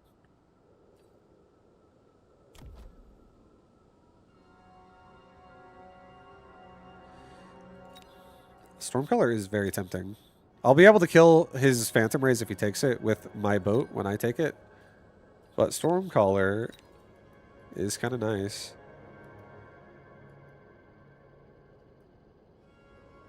We could have the Stormcaller and put it with this left wall here and just like ignore this. And that would actually be a really... he might just make a Phantom Ray to kill it, or make an air unit, but yeah. It's tempting to take the Stormcaller. I kind of like it because it'll help with anti-missile if my opponent were to take missile. My sledge are not going to be the most reliable. No, it's okay. I think we're okay. I think we're not going to do that. Actually, I think I am. I take it back. I take it all back. I'm going to do Stormcallers. Can I reach the tower with range? Yes, I can. Okay, so I might go like this, actually. This is some psycho shit. Get me 2 Stormcallers. No, put them in the back. Put them in the back. Give me a Crawler pack right there. Sell off this instead. It's fine, let it go. I'm gonna wait. I'm gonna try to get... He has a Phantom Ray. I'm gonna try to get something that causes a commotion. I want to cause a commotion, guys.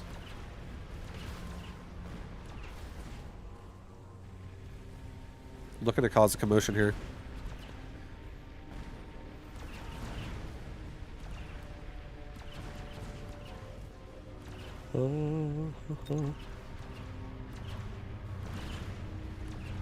I'm so sorry, Zareth. Look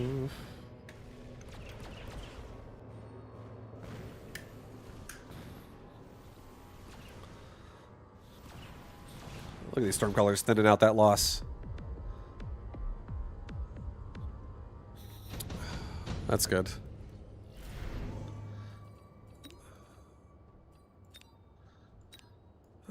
Oh, shit. I'm going Wasp. I'm going Wasp Swarm because we are going Wasp in this game.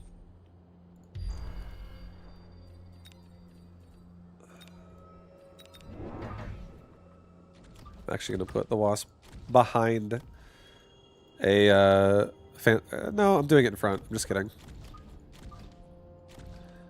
And now I'm going to do another one. And next round is probably going to be something like a boat and also maybe more sledge. That's what it's probably going to be.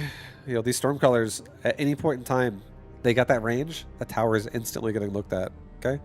He could make units anywhere in between there and stop it. But what if it's the last round and he doesn't do it and he's been building everything in the front? Things are possible. Let's actually get two level 2 towers ourselves, because this is madness. Leaving them both level 1 and having nothing back there. Alright, we're paralyzing him. He could have done the same thing to me, so I'm happy I upgraded the towers, but he didn't.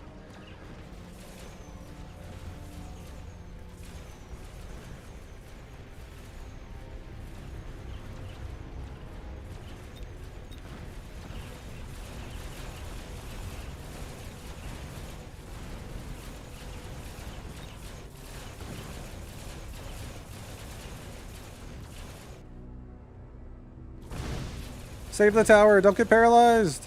Yes. Good job. Turn around.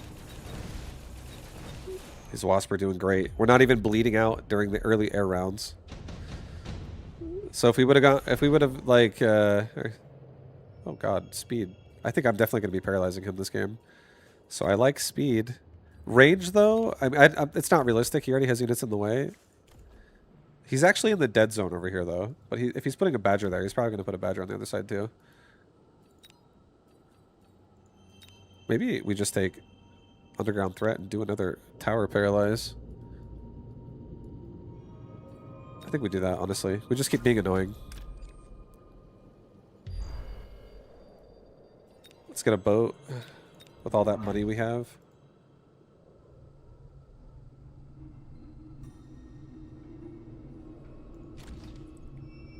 This is going to be a lot of boats from this point on, because I mean, that's the goal of what we're doing, but I don't want to spread them too much. Maybe like this is fine. Okay, well, we're going to be not spending too much money from here on out, trying not to. But I still want to actually have, like, support for these units. So I think I'm going to make, like, another crawler pack that goes behind my sledge. Just so they have, maybe, like, closer, honestly.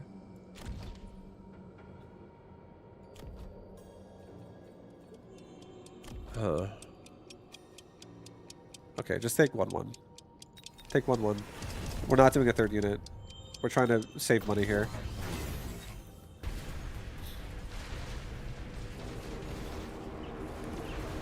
I was thinking about making more sledge, but I still might. I don't want to mass recruit it. I feel like I'm kind of poor now that I had to manually purchase that Overlord, so that thing is expensive as hell. Takes all my money.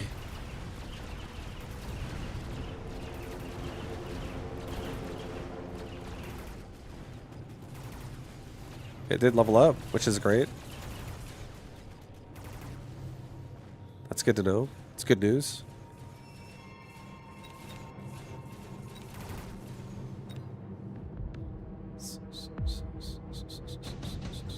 He's got advanced range and he has aerial specialist. We have nothing.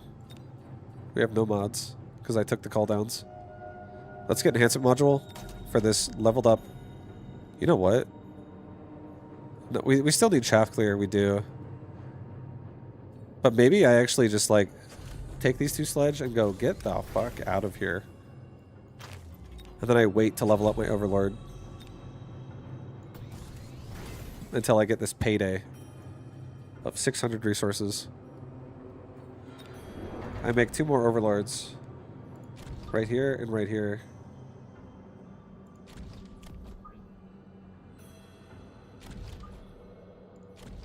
And I take Wasp production. And I just have 1 round of Wasp producing Overlords that help deal with the crawlers. Because we also lost Sledge there. Because the crawlers are our problem right now, honestly. They are definitely the problem. And then we'll do a... Because I have no... Like, my Overlord is bad at killing crawlers. And I have nothing that's good at killing chaff right now. So, Wasp will help. And it also helps support my Overlord. It's probably the best out of any ability they have if I'm going to make a lot of them.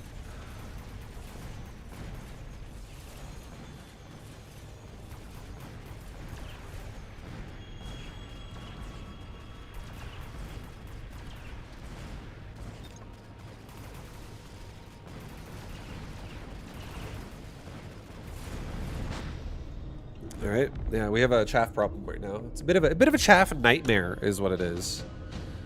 Okay, but we're okay. Things are okay. We have answers.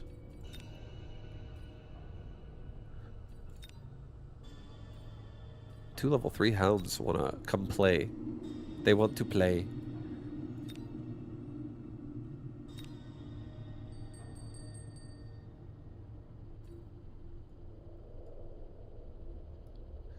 I mean, they definitely would do a decent job.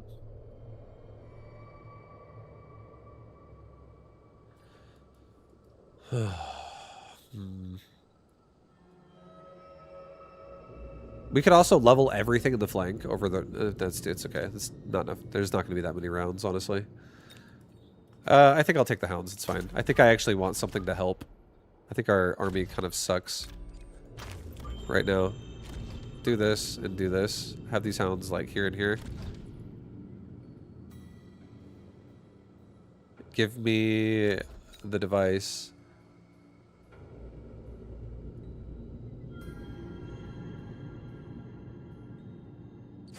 Just put it on the boat. It's fine. Level the boat. I want to start getting these boats a little bit stronger. Let's get another hound crawler and boat that go on the left side or on this side now. That also are like similar. They just push this side, so the crawlers don't really become a problem over here either. Let's get ground cannon as well on our overlords, so they can just get through everything as fast as possible.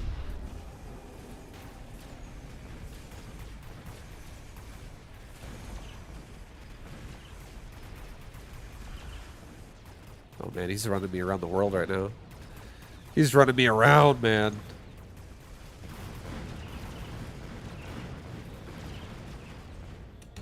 I'm not dead though. Yeah, I'm still in this fight.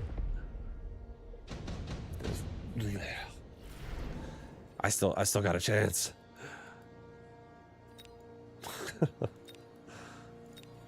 Underground threat. And a wasp at the same time. Try to just be annoying. Say maybe we can actually hit a tower and kill it while we rush.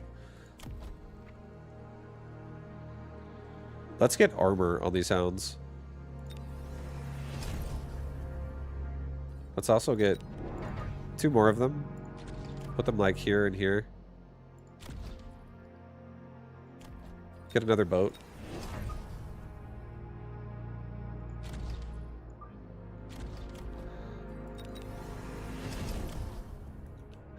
Get 2 upgrades. I don't want to level that boat right there. Give me move speed as well. So I'm just going to be rushing forward now. Hounds have armor, so they can block Mustangs altogether. And they can also block the Fire Badgers. And they can also block the Crawlers. So they can basically block his entire army. Except for the Steel Balls. But we have enough Hounds now. I would say that our chaff clear should be realistically okay. As long as we're not getting paralyzed, we're going to be okay. There's hope. Can resupply. I guess we'll do a temp range. I'll put a missile device in either side of my backside just in case.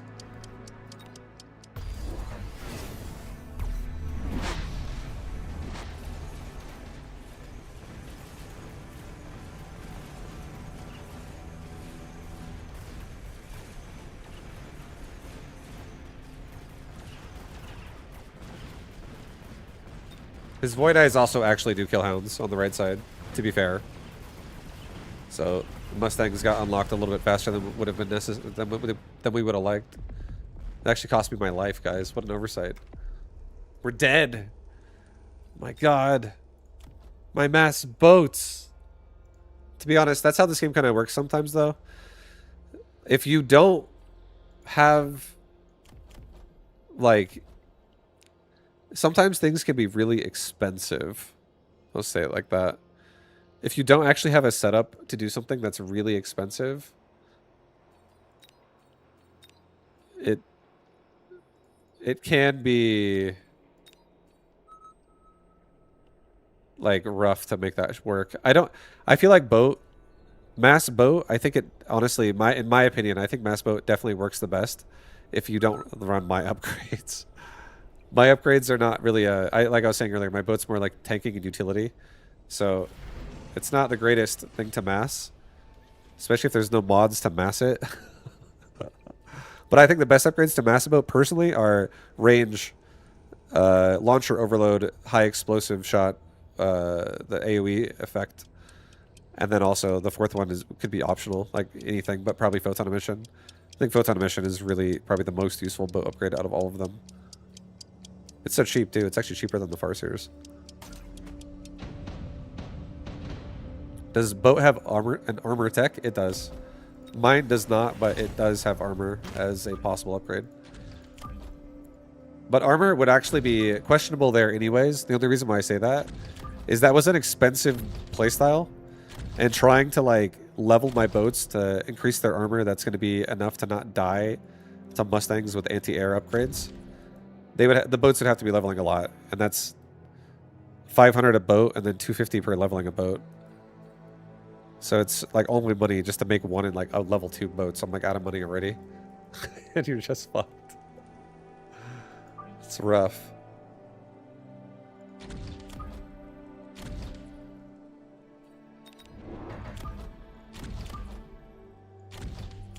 Alright, we're gonna do a aggressive shove forward. Maybe put the sabers like one closer. It's fine.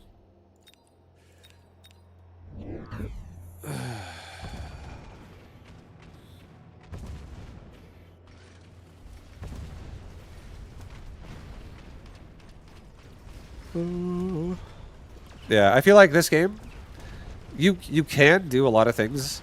It is flexible, but to be able to, if all of your investment is going to go into something, like if you're going to do like a 1 unit carry all situation, that unit needs to be able to deal with every problem that can exist on the board. And my boat cannot. My boat doesn't deal with chaff at all. My boat is like, chaff? Oh god, there's so much of it. It's like, shoot, and it misses. Doesn't even fucking hit. So it's like, turn around! Everyone, turn around! We got a crawler running over there. Kill it! Miss again. It's not pretty. It's not like the ideal situation.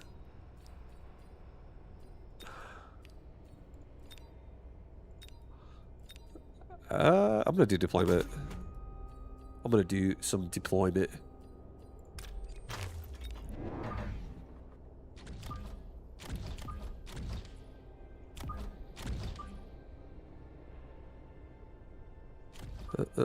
Yeah, no, exactly. Like the boat with like a good attack speed and also splash damage and also range to keep it safe from being too close to the front. It just fucking annihilates. Like all the ground is like just like bombs are dropping everywhere and everything's just exploding and dying. Definitely is a different boat. Let it go. That boat does not struggle.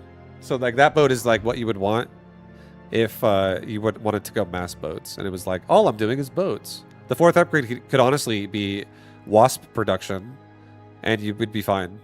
You'd be like, sick, these boats also provide more chaff for themselves. And they all like carry like crazy. You can do anything you want really. The fourth upgrade is literally optional. If you wanted to play that way. If anyone's actually curious, like what I think a good boat would be if you wanted to go mass boats. That's what I think it is.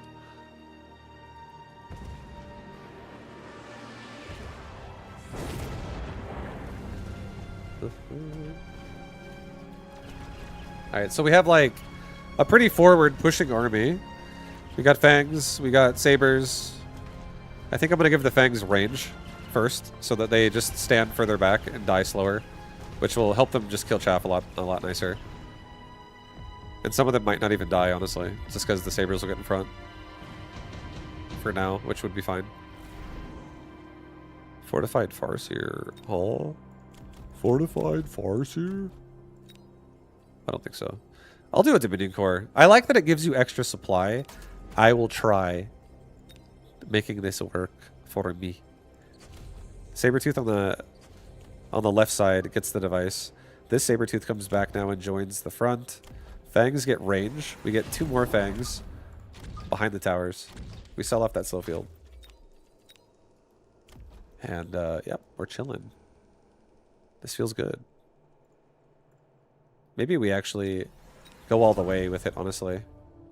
Let's not let there be, like, too much emphasis and focus on just my left saber. Let's get this tower also being pressured. Let's go. 5, you're crazy. Dominion Core? I know. I actually like the fact that it gives you supply if your unit doesn't die. That's actually kind of a sick risk.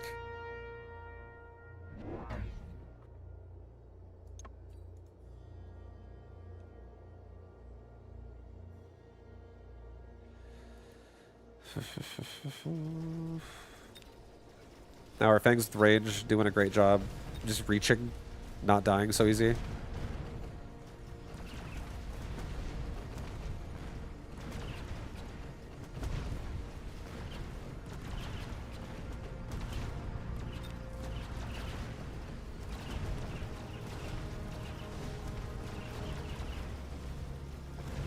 I'm dead!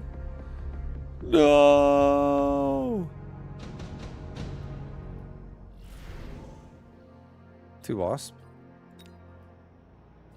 Yeah, we can do 2 wasp. Put a wasp right here. Put a wasp right here.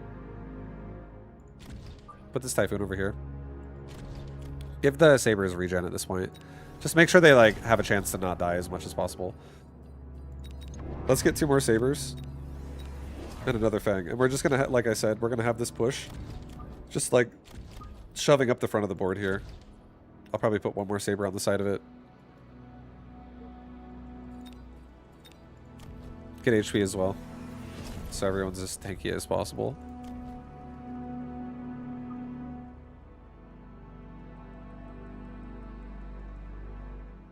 All right, let's go. This is fine. Yeah, let's just go. Let's go. He's got armor. I have Wasp. So Wasp can still get through that armor. He also has ground spec Wasp himself. Going right for my Dominion Core Saber. Thank God I have a Typhoon over here. And a Wasp.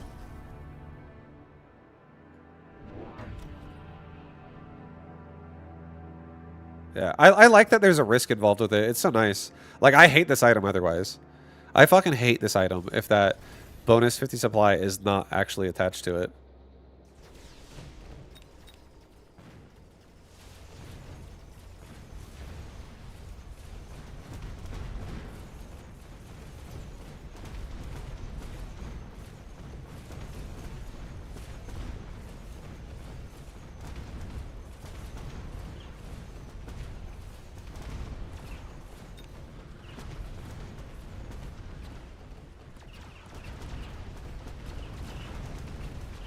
Regen Saber's holding really well. Not taking that damage.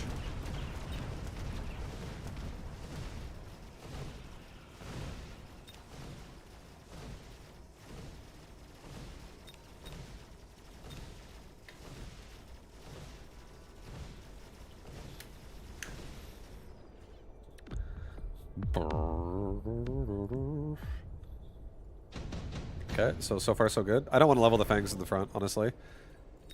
We could do another device, though. Do another device on this tank over here that helps protect my Dominion Core.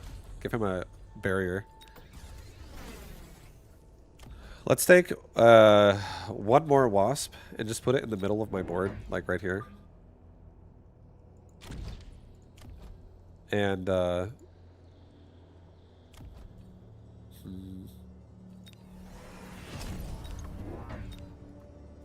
I'm going to put anti-air on my Wasp right now, because this allows me to also get ready to turn my Fangs into Grenade Launcher Fangs if I want to. Sabers can help kill the sledge, and then I can AoE down the rest of the crawlers. Do not get another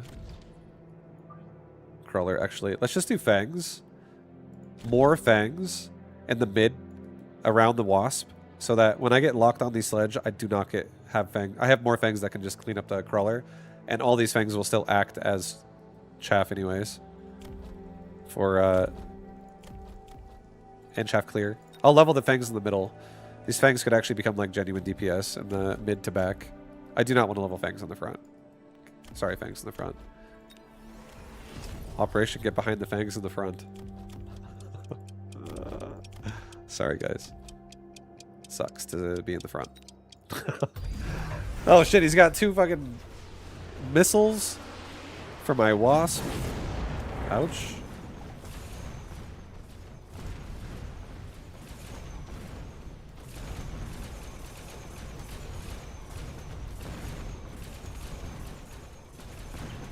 The wasp in the middle are doing great. Saber on the left is still just like tanking through it. What an animal. It's like, I want that 50 resources and not dying. So tanky. 72k Saber.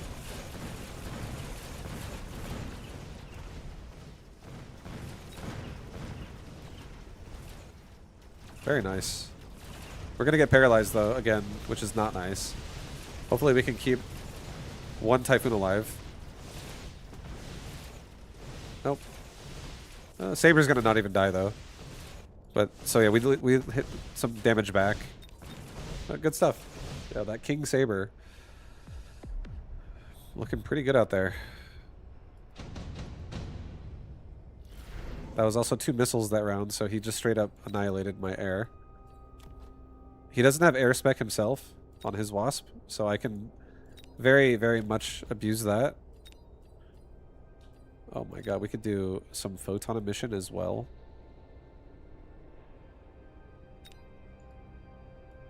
Or, sorry, degen beam is what I meant to say. Degen beam. I don't really feel like I need it, but it does help. It actually does help. I feel like we'll just take the Wraith because it's cheap. And I can always sell them too. I'm going to put one Wraith like right here. I'm going to put another Wraith like right here.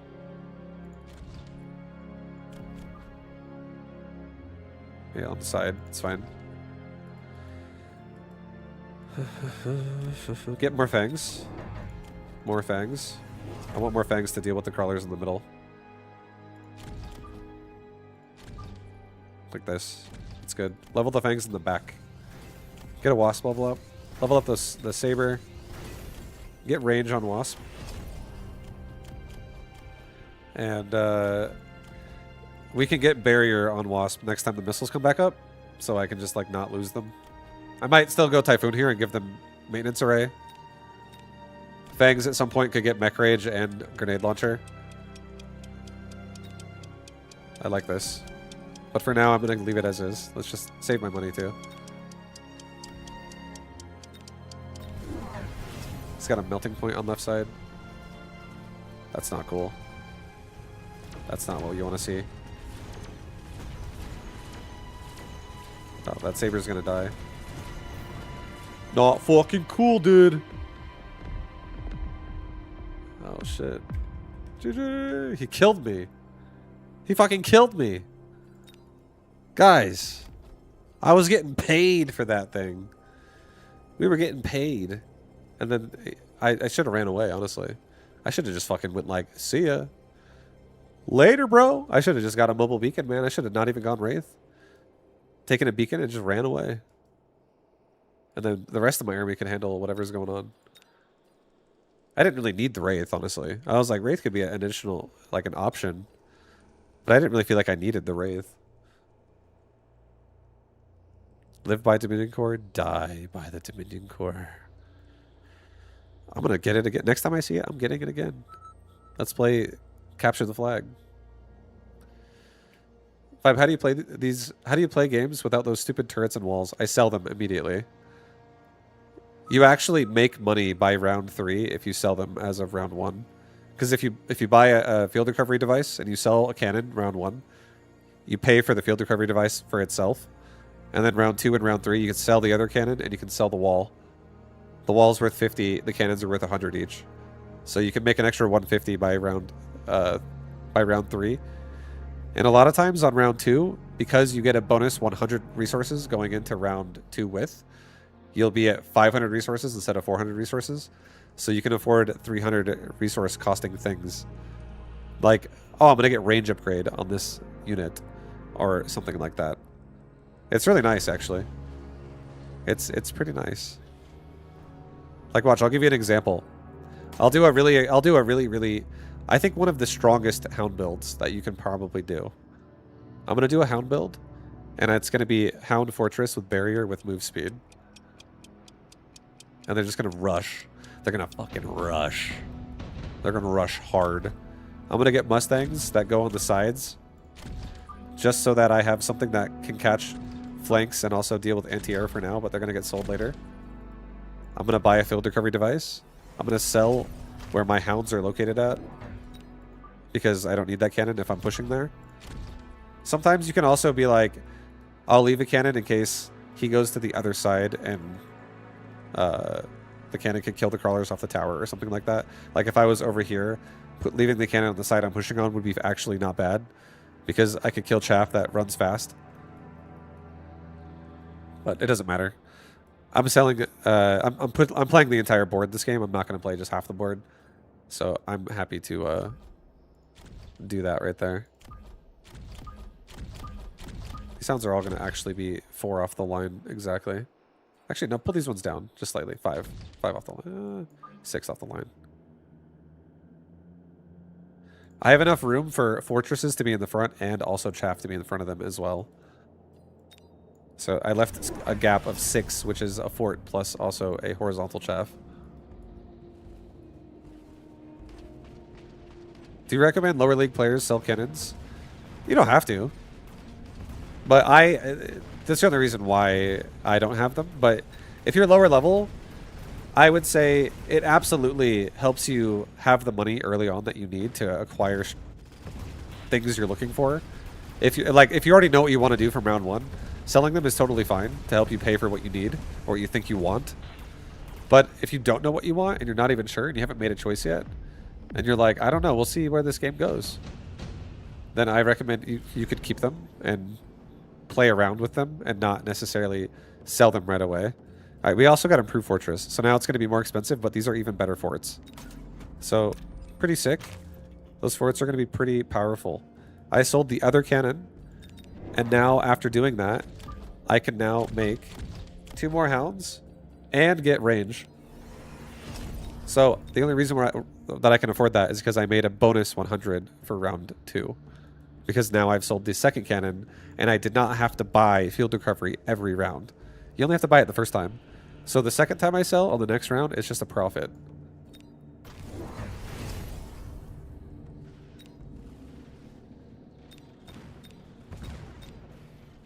Yeah, no worries. Please feel free to ask questions too if you want my advice on something.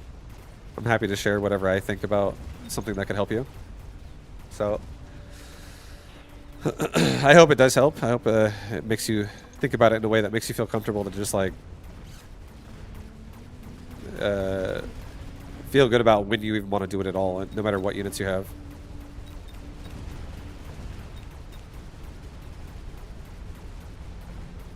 The hounds get it done. Let's go hounds. How'd you get so awesome? I don't know. Thank you. You think so? Yeah, much love, man. Thank you. Vibe, the professional video game explainer. Yeah, man. Guys, let me break it down for you. As long as I play it. If I don't play it, then I'm not going to know what to tell you. I'll be like, wait, what? I haven't even seen this fucking game.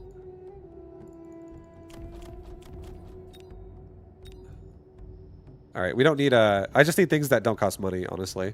This build is... If he goes Phantom Ray, because I have Mustang, that could be bad. So that does make an argument for me to think maybe I should just go Phoenix. Because then I won't have to worry about Phantom Ray if I have Phoenix. They're a direct counter. Because it's like high DPS, and this unit can have armor. And Mustangs get completely shit on by armor. So I guess I'll take the Phoenix. I don't want to have this board turn into Phantom Rays, because Fortresses also can't deal with them either.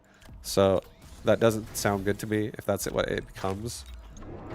I'm going to get 2 more hounds again. It does look like we have a lot of hounds. Lots of hounds. A lot of hounds here. Hound here. Lot of hound. He went for a scorpion. He went for the free option, so he'll just sell it. So I also could have gone for the free option. But how did we know, right? I don't know. No way to know that. I could have assumed he might have wanted to go for a direct counter to me, which is the Phantom Ray. But despite it all, Phoenix stay alive because he has no anti-air now. So now he has to buy a reaction to it, which is good. So us buying the air for 150, now forcing him to buy a reaction, doesn't feel too bad. It's also giving us like time to grow and not die early. Anti-interference, I don't think we need any of this. This is all honestly a waste of money. None of it matters with what we're doing. I'm going for a Hound Fortress rush. So no, none of it matters. Okay, we got another Hound there. Let's get a crawler pack in the front. Let's be greedy and let's wait another round for the potential of another fortress drop. Okay. Yeah, we're just gonna wait another round. I hope to see it. I hope fortress. All right, wait. I'm a fucking giant specialist. I don't need a drop. What am I talking about? I forgot about that part. All right, settle down. Get one. Cancel one of those crawlers. Get one. Sorry, guys. I'm pride. But we're back. Put it right there. Put it in the front of the corner. And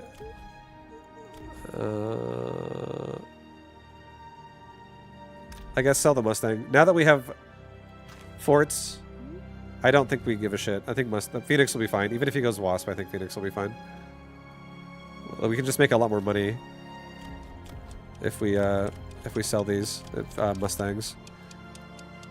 Let's get double damage right now so that our rush is like as powerful as possible on these hounds. Get through that Scorpion really fast too.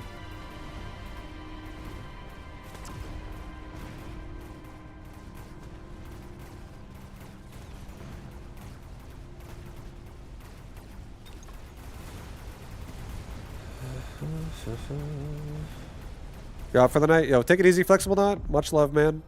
Have a good one. Appreciate you.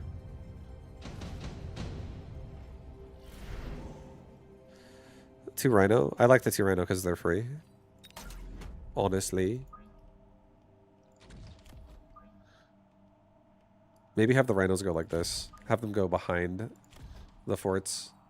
Let's get two more forts. Let's sell off the other Mustang. Get a fort here. Get a fort here. And level up the Hounds. Level up the Phoenix. Okay, we can sell the Rhinos too. We don't even need them either. But they're going to just help push the Arclights right now and cover the Hounds a little bit. Alright, so he's got Melters with range.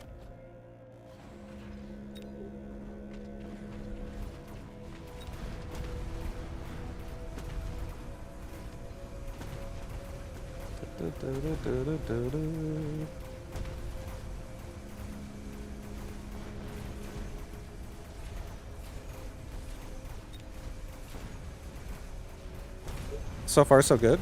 Yo, fortress. One of the fortresses getting in. The new one we just made. He's applying momentum, a little pressure. He's getting in there. He's getting in.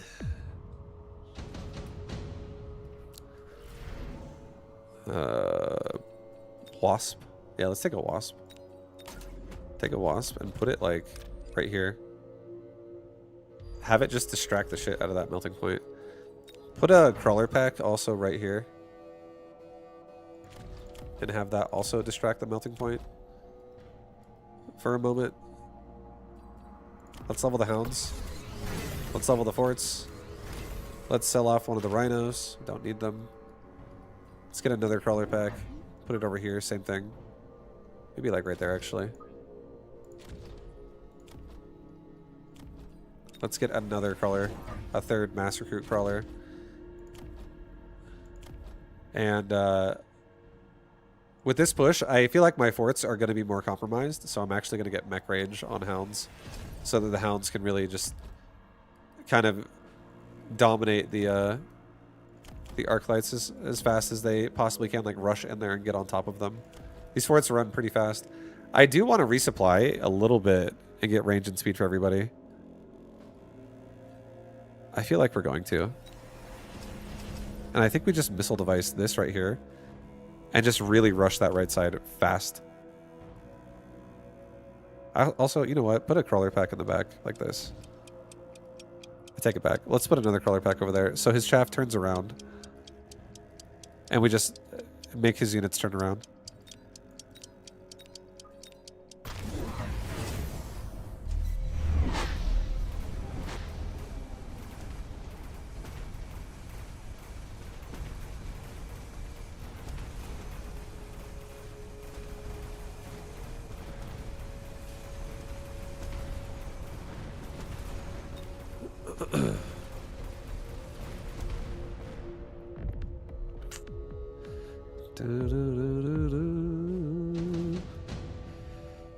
Alright, we have a lot of chaff kind of around these, oh my god, this is also really insane choices.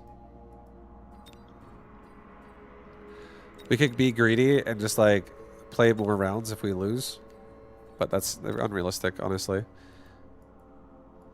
I think with how aggressive we are, it's going to be a delay for his units to turn around. As much as I like the idea of an ion blast, I think I'm going to go for a boat, and I'm going to put it, like, in the back.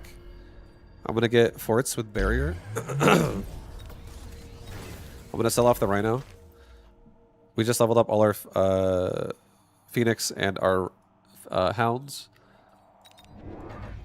Let's get 2 more crawler packs that kind of push together. And let's just get range and speed again. Resupply one more time. Let's really rush. So now these fortresses are very fucking fast. They have 6 extra move speed. They have double the move speed they're supposed to have. So they really move quickly, right behind, like right with the hounds, to really get on top of the melters really quickly. And we have a lot of chaff going with. We have 2 groups of crawlers going with every fort right now, and a barrier preventing him from missiling it. All of it. Let's do a missile on right side again. Let's try to just get on top of that really fast one more time.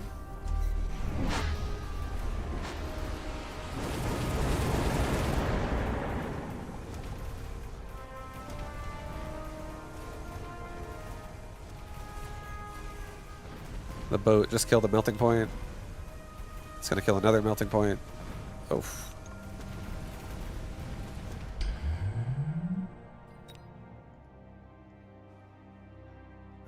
Like, that's a really strong... That's super strong. And the reason why it's so strong is because hounds are fucking scary. If hounds level up and they have damage, they can rip through fucking anything. Especially if there's enough of them like this. If there's less of them, they can't really rip through anything because they kind of need numbers to actually be good. In my opinion, for damage, if they're going to be damage. So the hounds are like able to get through things even if the fortresses are stuck shooting something else. Like if a crawler pack distracts a fort while all my hounds get stuck on a melting point or an arc light, they can actually get through it. And it's not too bad. And then the Phoenix are also helping a little bit, which is nice. But the crazy thing though is the hounds do enough damage to really push the ground, which allows us to get the paralyzed moving. But then the forts with barrier chaff just it's like another form of anti-missile and also anti-spell. Like if I have another 2 forts between these hounds here, he can't even ion blast us anymore. It's really strong. It's honestly fucking really good. It's a very strong fucking playstyle.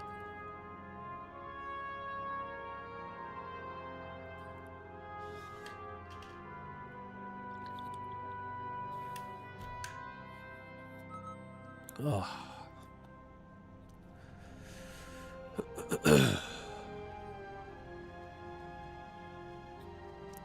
There's no one right answer for all players and all skill levels. It's like how Bronze GM tells you not to macro until you're a high level. Of course, pros micro. But doing what pros do isn't actually the best strategy if you aren't pro because you won't be able to execute pro strategies correctly. Yeah, I think there's always a level of growth that isn't just linear in anybody at anything. There's definitely ways that you could be like, this could be optimized faster if we focused on this instead. That definitely always exists. Like if you really have someone that knows how to teach you like a foundation to support what the final product is supposed to be, it's pretty nice. It helps a lot. As opposed to just expecting you to pick up the final result, figure it out. Do it already.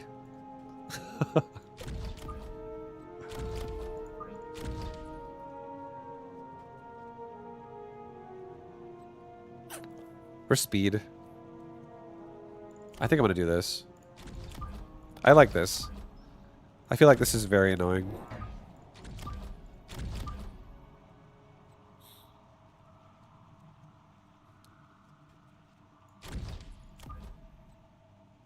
Alright, so what I'm gonna probably do is I'm probably gonna get 2 badgers like here and here. In front of the Void Eyes. And I'm going to have the other 2 badgers currently that I have right now behind the badgers, more on the middle and the side. I think I'm going to be lifting these Void Eyes into air. And I'm going to probably put a crawler pack like in the corner here. And I'll put a badger like right there. To block this.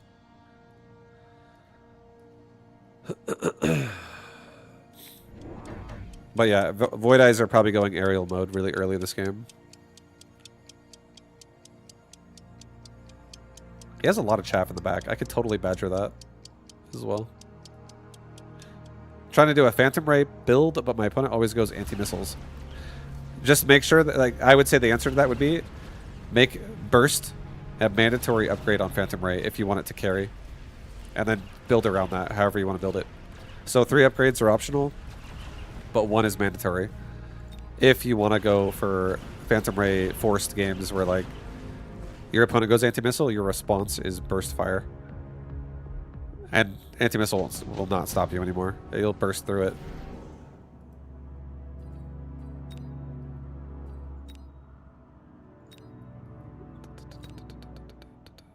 What's your favorite unit right now? The Arclight. I think it's probably the Arclight. It's always the Arclight.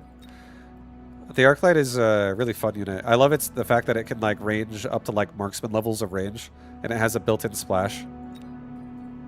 I love that. It feels so good. It hits so hard too. Like I love when an Arclight hits hard. It makes me feel happy. I haven't seen you run it much lately.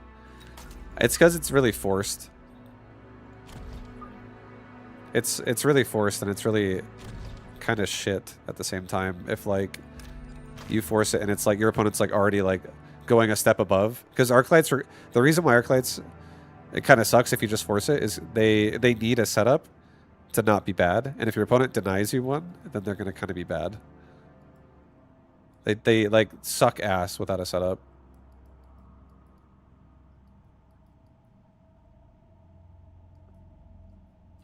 I'm gonna get 2 more Void Eyes, believe it or not, and I'm gonna put them like this and this, and I'm gonna get air mode now. That's what we are going to do. And badgers are kind of like isolated and exposed, and now the saber will be what kind of tanks as well for everything. Maybe put the saber like right there, but the Void Eyes will be able to kill a lot of the ground units.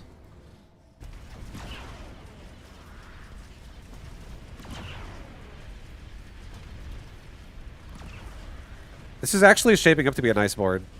Do Stormcallers work with Phantom Rays? Yeah, Missile works with more Missile because you can actually overwhelm anti-missile in this game.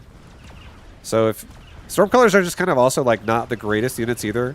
The fight has to be slow for Stormcallers to not be shitty, to be honest. Like it has to be like a unit that is like walking slowly forward, like Fangs and Melting Points or something like that, for Stormcaller to not feel terrible. Because if you are landing missiles, they're good, but it's not even like anti-missile is the only way to counter a Stormcaller. You could literally just get speed, and they miss so much. It just becomes awful. Let's get a Missile Strike. Let's get a Missile Strike. And let's Missile Strike like right here. Let's get 3 more badgers. Put a badger like right here. Put a badger like right here.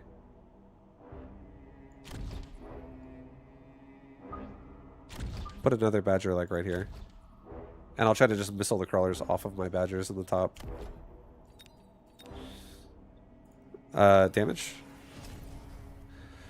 But yeah, once you have burst fire on something, like a phantom ray with burst fire, it shoots out, it has a slow attack speed, but when its attack goes off, it throws out enough missiles that a lot of the anti-missile will get overwhelmed like crazy during that process, which allows Stormcaller missiles more time to be covered and go forward.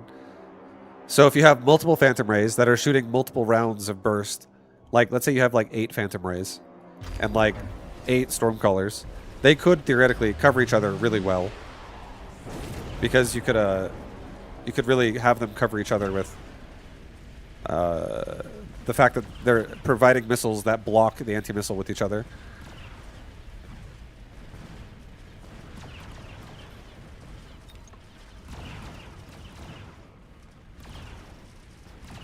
Stormcallers can do well with like if you had a phantom ray with extended range, and then you had ground targeting, and then you had oil, and then you had burst. That would be a good phantom ray to go with a Stormcaller that has like range as well, maybe launcher overload, and maybe like explosive, and maybe like EMP. That would be like a solid missile anti-ground army.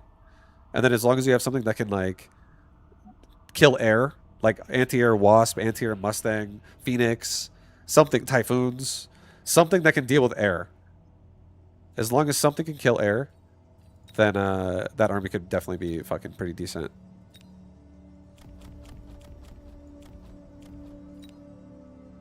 Underground threat.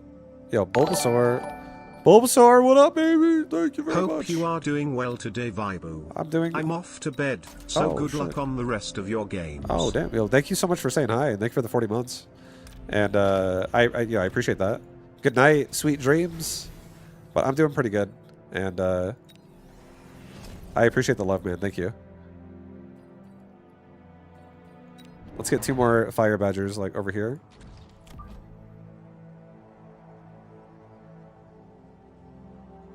And like here.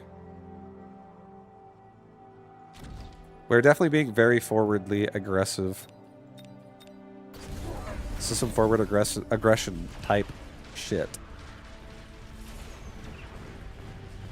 We're gonna get paralyzes, which is really nice. Oh my god, I burned my own crawlers off the tower on the left side. But it's okay. We killed it anyways.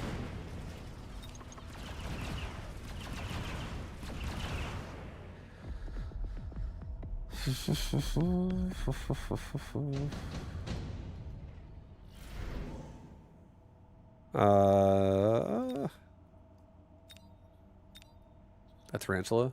A tarantula in top right and then selling it later is pretty nice. I guess we take that. It's fine. We have Void Eyes to kill air, so I think we're okay. Level the badgers. Level the Void Eyes. Give me 1 more badger. Put it like right here. Give me 2 more eyes. Give me 2 level 2 towers. And the back of my base, because I have nothing back there again. And if he puts anything back there, I don't want to get instantly paralyzed like the second it gets touched. He has a lot of Phoenix. A lot of Phoenix with charge shot. Oh boy.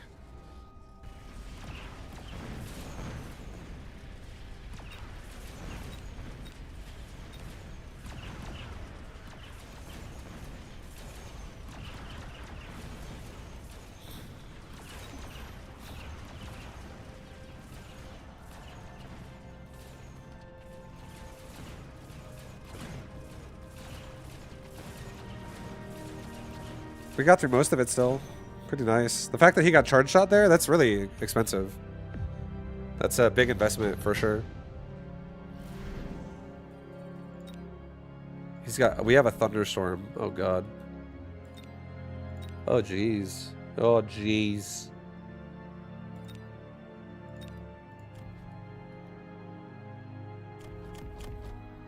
I don't think we take any of this. It's okay. I think a thunderstorm is really nice, but I don't think we actually need it. I think it's okay. I think we're going to skip. Or maybe actually... I take the deployment. I take a deployment. I'll kill this Phoenix. I'll get HP. And now I don't get one shot by Phoenix shots anymore, so whatever he shoots at will fly forward. I'm going to sell this Tarantula. I'm not going to keep it. Give me another Void. Give me only one Void. Give me a Crawler Pack right here. Give me another Crawler Pack on the other side. That just like blocks the initial Phoenix hits. And now let's try to fight back against these Phoenix a little bit that have less range and a lot of damage by getting range myself. So he's not really going to move from where he's sitting, but now neither am I. And let's get... Does he have EMP? He does have EMP. Let's just get temp range, temp speed, and damage. Like, connect this fight quickly. I'm going to wait on devicing that guy.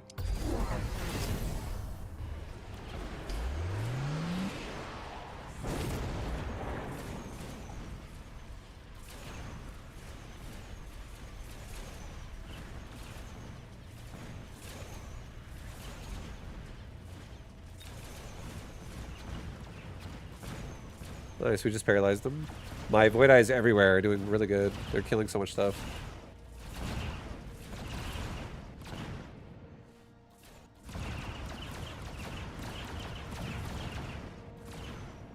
We got him.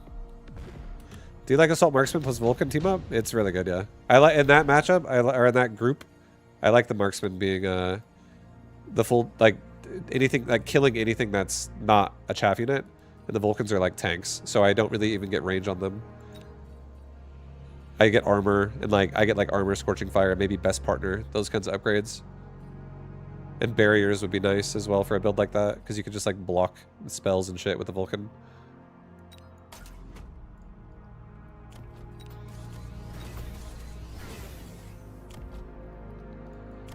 Let's get suppression shots. Let's rotate this. I don't have a missile to kill that Phoenix this time. Let's just rotate this guy out. And let's put...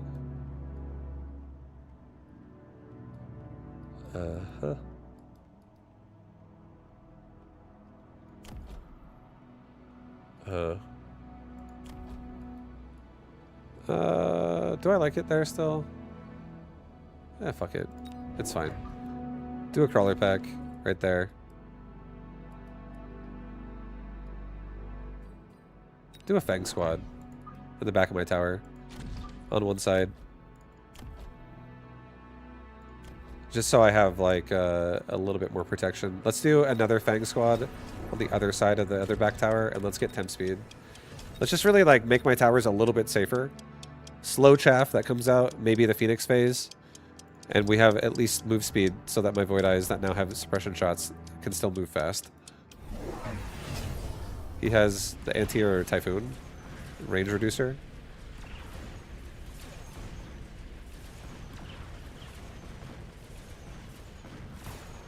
This is an interesting fight. Typhoon, Phoenix versus Void Eye Badger. It seems like we're doing pretty good though.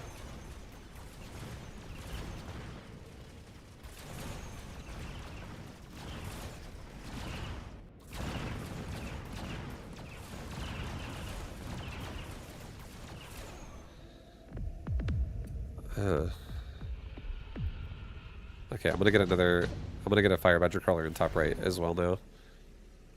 3 Mustangs.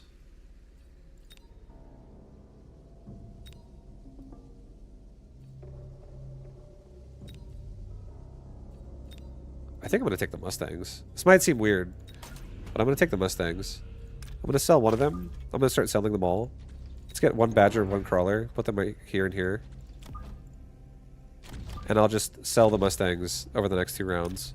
Get another Crawler Pack in the back. Level the Badgers.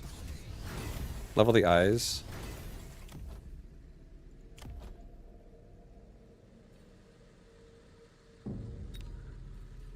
Let's get... I feel like I want to get a... No, don't do this. Actually, just get the 4th upgrade. Get charge shot. So I one-shot his... I literally one-shot his Typhoons.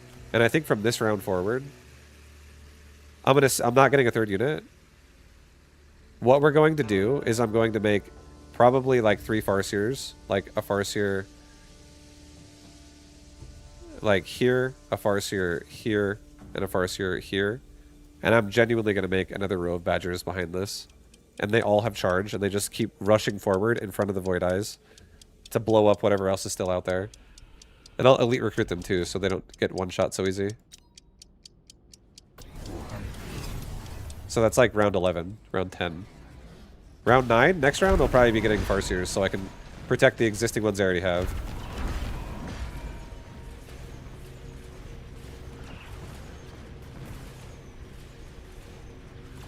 We got a Paralyze with the flank, which is great. Void Eyes are crushing.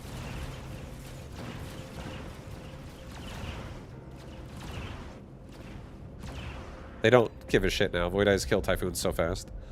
Typhoon shows its face, it's dead. Instantly dead. Advanced targeting again. Oh my Jesus. Sure. These Void Eyes have so much range. Sell off another Mustang. He might Thunderstorm me. So be it. Like, I can't do much about it. Get temp range and temp speed. Let's get Farseers. Get 2 of them. Level the Badger.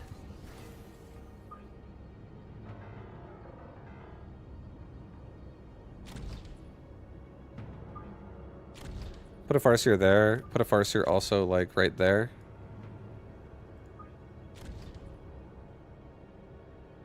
We'll get another one, like, right here. And get a resupply. Get Photon Emission right now. I can't really missile device anybody. Nobody's, like, that great to hit with a missile.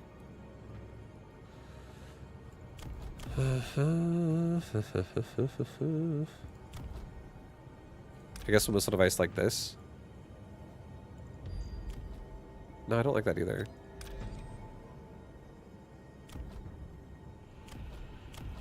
None of the missiles are really that good. They really aren't that good.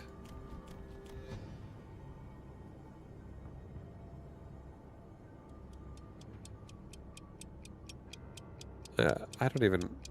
Doesn't really... Like, every Phoenix is strong enough to not die. I'll just put it... I'll put it here on this guy, whatever. Weaken the back Phoenix.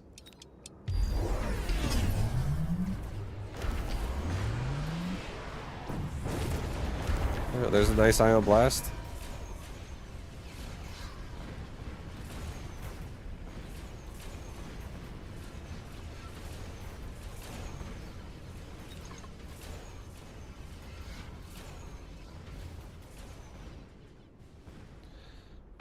Just got fucked up a little bit. Ouch. Ouchies. Advanced targeting again? Are you serious right now? What the hell is this? I already outreach him so far. I don't think we should get more. I think it's okay. Let's take the enhancement module. Let's level up one of my Badgers. Actually, cancel that. Level the Mustang. Sell the Mustang. Actually, an amazing choice. Level the Badger for free. Take a Farseer, put it right here. Grab Elite Recruit. Badger, Badger, Badger, Badger. Put a Badger like right here. Put a Badger like right here. Give all my Badgers regen. And let's get maybe a few barriers just for like the initial Phoenix hit on these front Badgers. Just for a second. Absorb one volley. Get range and speed. Okay, let it go. Here we go, man. Here we go. What about some EMP Phoenix? For me to EMP him, because he's got regen, like revive field reassembly Typhoons.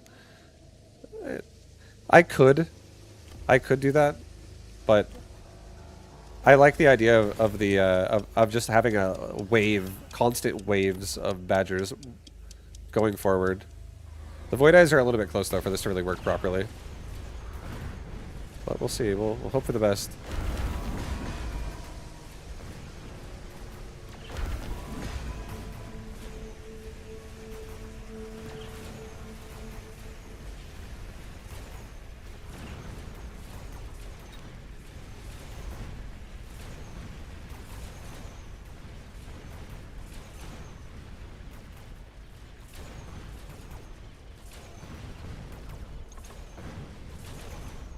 Yeah, we're a little too close to the line. With all the range we just got, we got so much fucking range.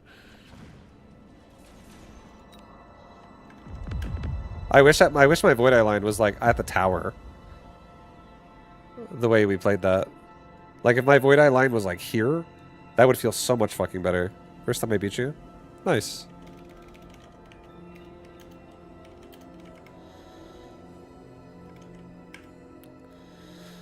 I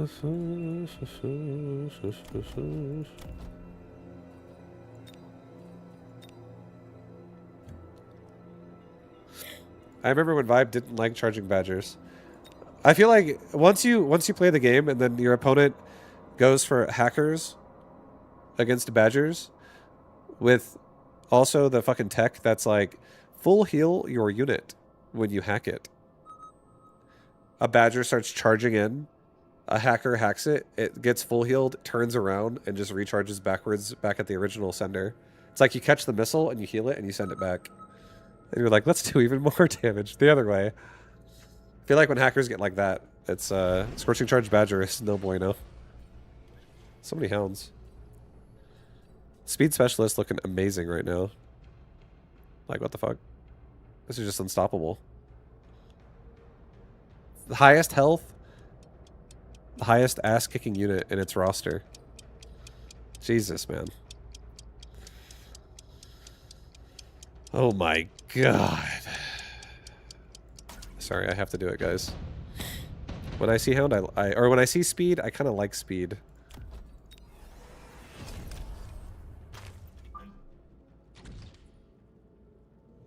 Can Hacker even hack fast enough? I think it can. Yeah, I think it can. Because the Badger doesn't have to be full health to be hacked, right? So it can be low. It's already like half health. And as long as that hacker is not like targeting a chaff unit. But I feel like chaff is... I think the nerf made it impossible. Is it?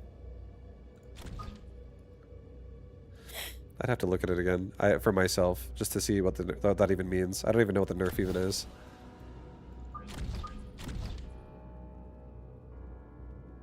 I'm not going to play backwards. I'm playing in his face, guys. I ain't scared. I'm not scared.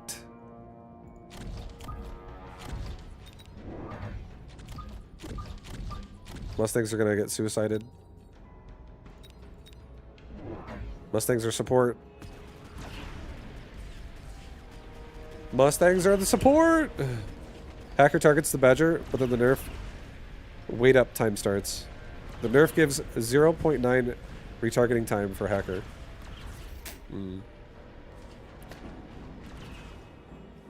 I see.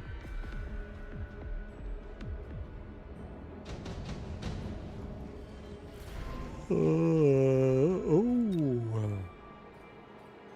We don't need that.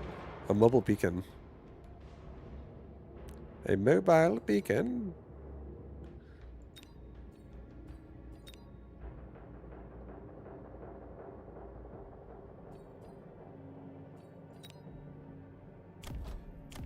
What did he say? Also you?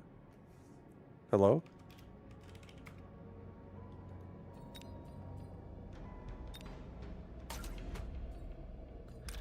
Mass-produced Wraith is what we'll go for. He might do the same thing. We'll see.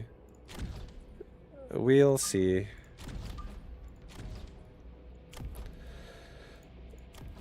Oh, this guy thinks he's gonna win?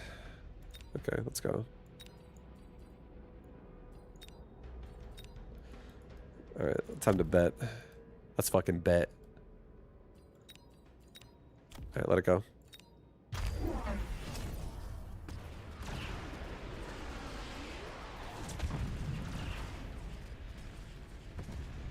So he's got EMP. Already.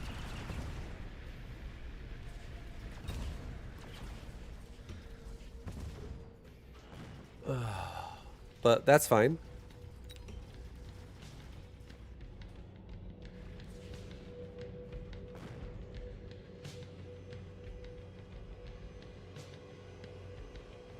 Crawlers, come here and die.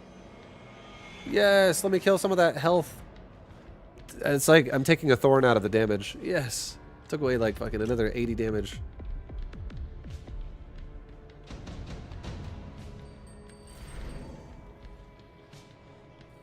Two Phoenix.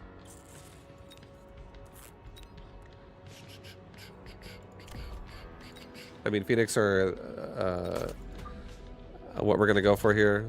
They're insane. I need something that can actually control the fight a little bit for me. These Mustangs are gonna get deleted in just a moment. I'm not. I want to also get a Wraith drop if possible, but it's okay. I don't think we're going to. I think I'm not ready for a Wraith yet, though. I think it's time to close the jaws of the hounds here. Give him range.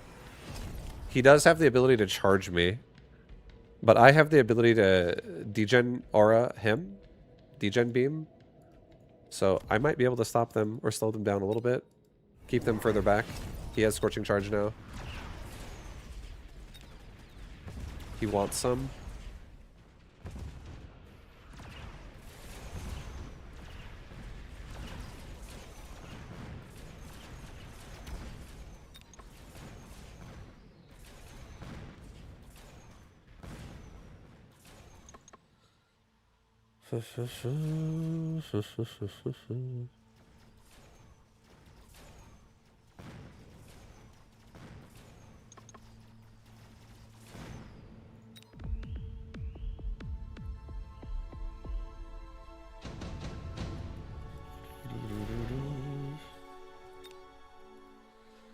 Oh my god.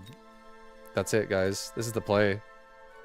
The fortress. It's back. This time it's assaulted instead of improved. That's the savior. Truly is.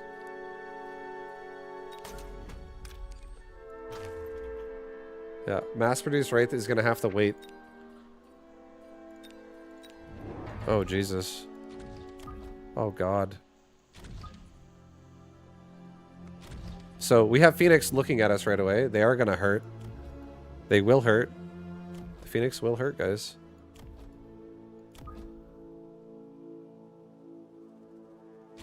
Yeah, I like this. Yeah, the Phoenix are gonna hurt, but we have a Mustang still acting as a chaff unit, so that's decent. For the time for this round. I'll get a HP upgrade so my fortresses are a little bit tankier. He's got mass wasp on right side.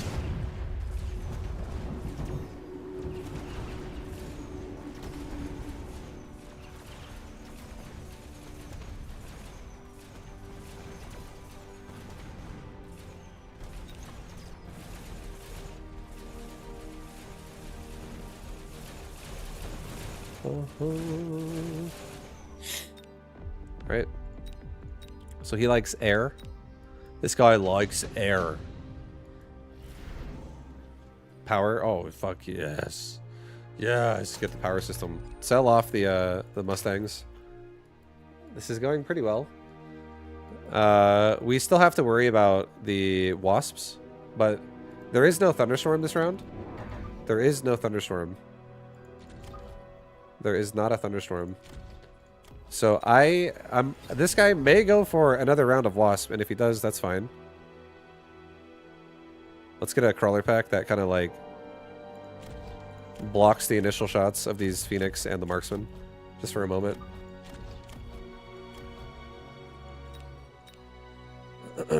Let's get speed as well, so we can run into the tower fast. I'll get damage, I guess, for the hounds.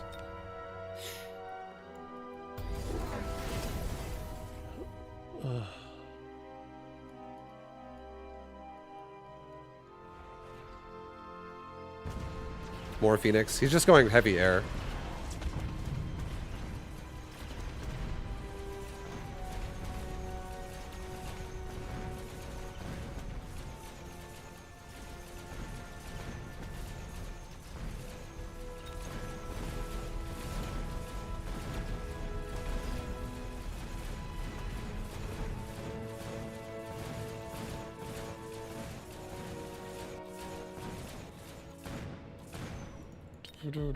He's got quantum reassembly as well.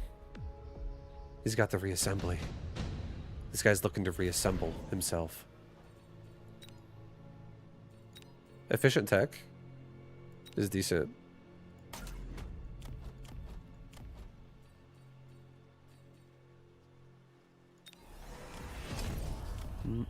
No, it's okay.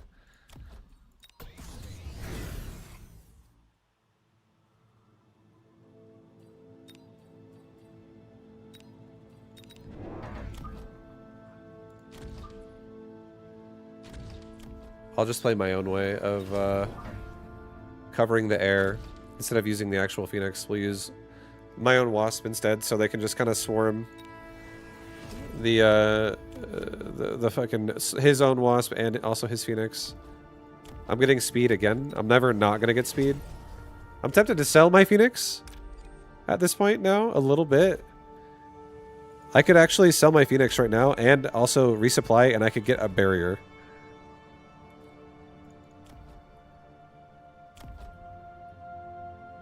I think we will. I don't think we need the Phoenix. I think they're kind of unnecessary. Now that we're going Wasp. Let's get a bubble so that everyone has a little bit of protection. And yeah, we'll get like a Hound in the corner that doesn't let him just fucking kill my... maybe a missile even.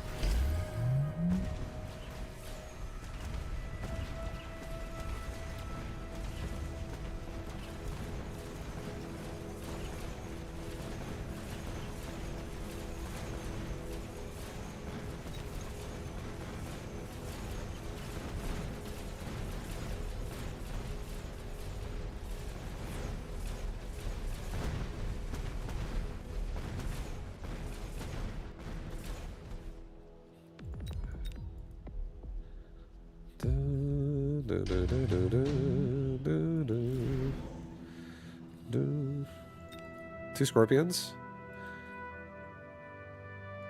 I feel like I'll take two Scorpions. I'll put them in the flanks.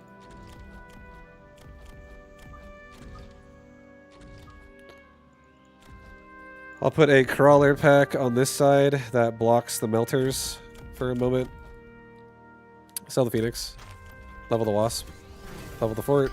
Level the Hound. Get temp speed. Let's get range on Wasp as well now, and let's get another... maybe another crawler pack over here too that blocks a lot of these initial...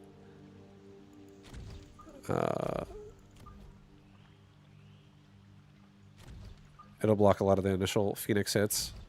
And then the Badgers get stuck on that Scorpion, which I can sell as well. I don't have to keep it. I'll be extra safe. I'll get a resupply. I'll get temp range for everybody, and we'll get a tower level on both sides. Just to be extra safe.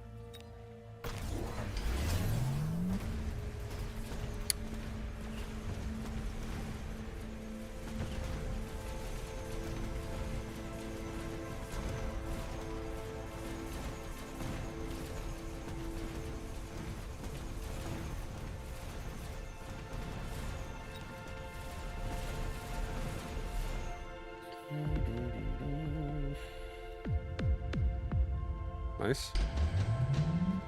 Very good. Super heavy. Additional deployment slot. Let's take that instead. Level the Wasp. Level the Hounds. Level the Forts. Get temp speed. Sell off this Scorpion over here. He probably adds chaff, which is fine. Let's just get...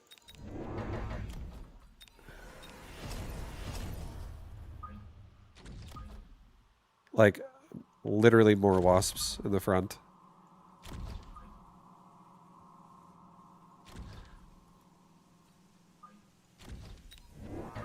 I'll get a hound right here. It's fine. Get temp range again. He'll missile device that, most likely. So these guys are going to get killed faster. So maybe put like a missile of my own, like right here. So I can just get through him faster, ideally. In case he puts chaff in the way. I have an extra 50 bucks anyways, may as well spend it.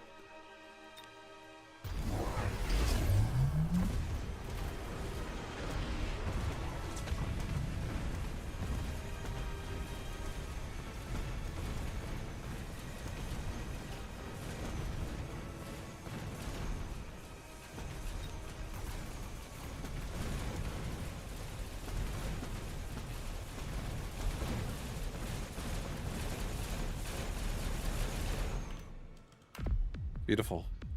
GG, baby!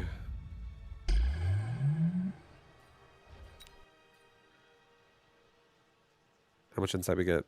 10k insight. 21k insight. What the fuck? So much insight. God damn, man. Climbing that insight leaderboard real hard. Same guy.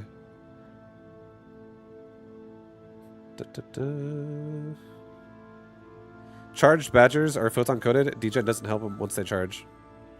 That's also true. Chemtrails, you're making a lot of good points. You're making some good points right now. Did you win, Vibe? I won. I killed him. Same guy, by the way. I'm fighting him again. I feel like giving him another speed specialist beat down. Speed specialist beat down. Marksman game? I was thinking about it. It's so hard for me not to want to go for hello. It's so hard for me not to want to go for speed.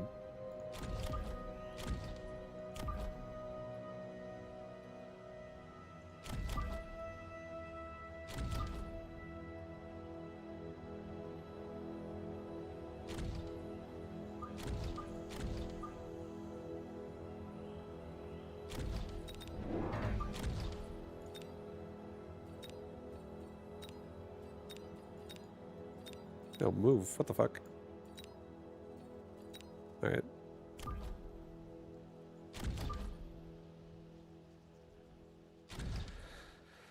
Okay, we have a little bit of a fang push being initiated. How do you pick your initial commander card? Based on units, power? For me, I'm comfortable to play any playstyle in this game. I don't really give a shit what it is. So there's nothing I don't like. But I do like certain things, and two things that I really like a lot, or really three things I like a lot, are supply, I like movement speed, and I like levels. So if I see intensive training, or if I see cost control, or if I see speed specialist, those are all going to be like high likelihoods that I'm going to take one of those. But it's... I would say when you're learning the game, or if you are learning the game, I don't really like, despite the fact that I think Elite is really good for my playstyle, I don't actually like Elite spec. And it's only because it costs so much for shitty chaff. Like, if you don't really want the chaff, but you need a chaff, you're like, you're not trying to like carry with it, or you're not trying to get it in there. It makes me feel so fucking bad. But it's amazing though if I'm like building arc lights or something, right? Like it's such a boost into like how good that unit can perform early on. Elite's just like kind of too expensive for me. I'm like, I want to like it more, but I don't like it as much as I think I would like it, just because of how much it costs to play it. It's a pricey one. It is pricey. Alright, we're gonna level up the back fang. Level the back fang. Initial unit combos are not that important. No. It's only the only time an initial unit combo is actually important is if you want to play what's in that first loadout you get further. If you're, oh, I really want to play sledgehammers, but I got this arc light opener and it has fucking like arc light sabertooth, but I want to play sledge. It's not really a good time to play Sledge, although you could. It's not great because you're so behind now already. But if you're like, oh, I really want to play Arclights and I got an Arclight opener, then that would be great to take the Arclight opener because you're already ahead of the game. You got 3 bonus ones to start with. So it like you don't have to play what you start with, although it is an option.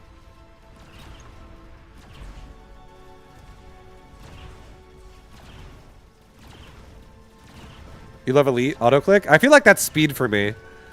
If I see speed, I'm always like, hell yes. Let's go speed.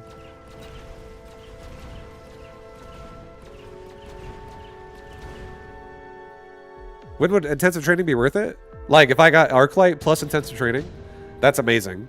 Because Arclight is a unit, like a tier 1 unit, a 100 cost unit, sucks ass unless you level it. So, for me to actually successfully play, like, a carry with something on tier 1, I love intensive training when it gives me a unit I want to play. So, if I'm like, oh, intensive training Hounds, intensive training Marksman, intensive training Arclight, intensive training Fang, if I'm like, oh, level these Fangs up, like what I'm doing this game right now. I have a, I'm not intensive training, but I do have the device because I got it, and I'm leveling Fangs with it. It allows low tier units to be viable. But then if you have a big bankroll, you can level up higher tier units, which will be more expensive, but it just power spikes whatever you're leveling. So it's great for low tier shit to not be worthless later on.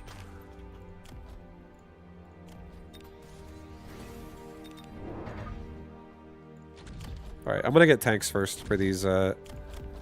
Most of his army gets stuck on my. Actually, no, I'm not. I take it back. I am still gonna take these units the way I just did. I'm just gonna get range instead. I'm gonna try to keep the Fangs more alive. I'm actually gonna do that. So they stay further back, away from the Badgers.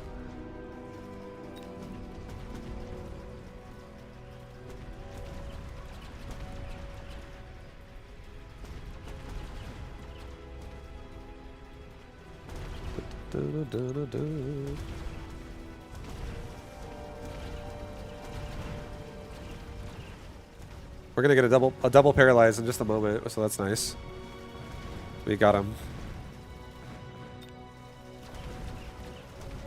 Fang's getting a lot of XP. So is the Saber. It's actually great. Saber killed like everything. Fang has got a lot of leeching bonus XP as well for shared XP. That was nice. Super heavy armor. I think we take a super heavy and we put it on my really big Saber. Level up all the Fangs.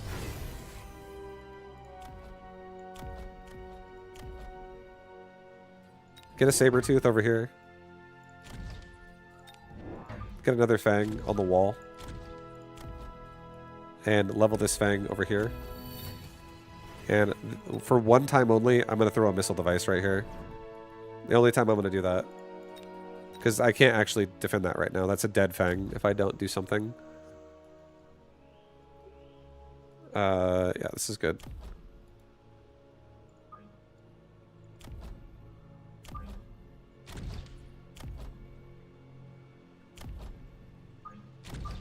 Alright, this is fine. Let's go. Let it go.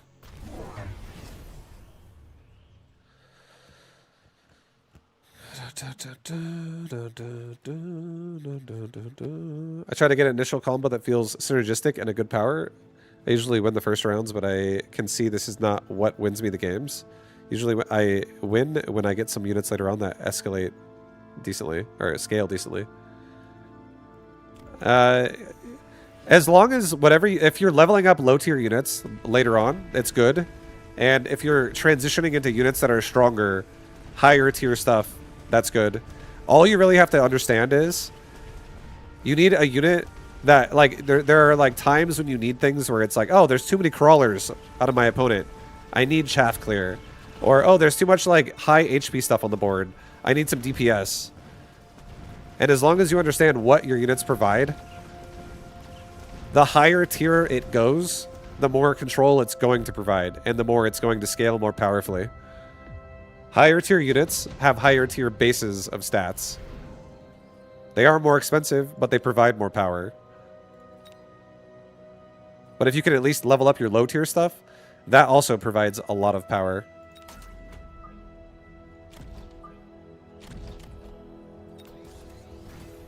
I'm going to sell off that Tarantula in the back. I'll sell the Stormcaller next round.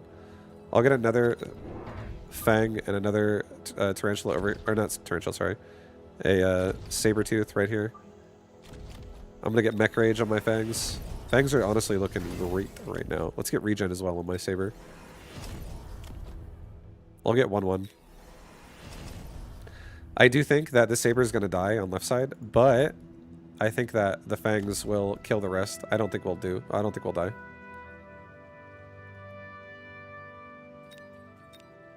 The most important part that gets missed a lot is actually watching the fight and how units engage. Exactly. Like, when you look at a fight happen, it's going to repeat itself. It's like that's what's going to happen every time until you add other variables. So you can base your decisions off of what's happening. What Kim Shells said is 100% true. Like, that's how I'm playing this game.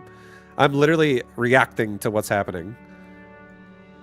And I'm creating a board that I already envisioned. I didn't envision this part of the board, but I did envision this part of the board before he made choices.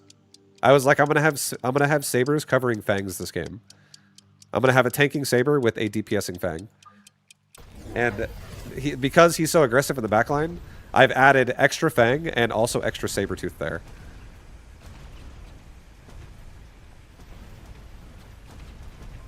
Yeah, we'll start missile devicing the backside, I guess, from now on, because that is kind of breaking. But it's okay, we're still fine.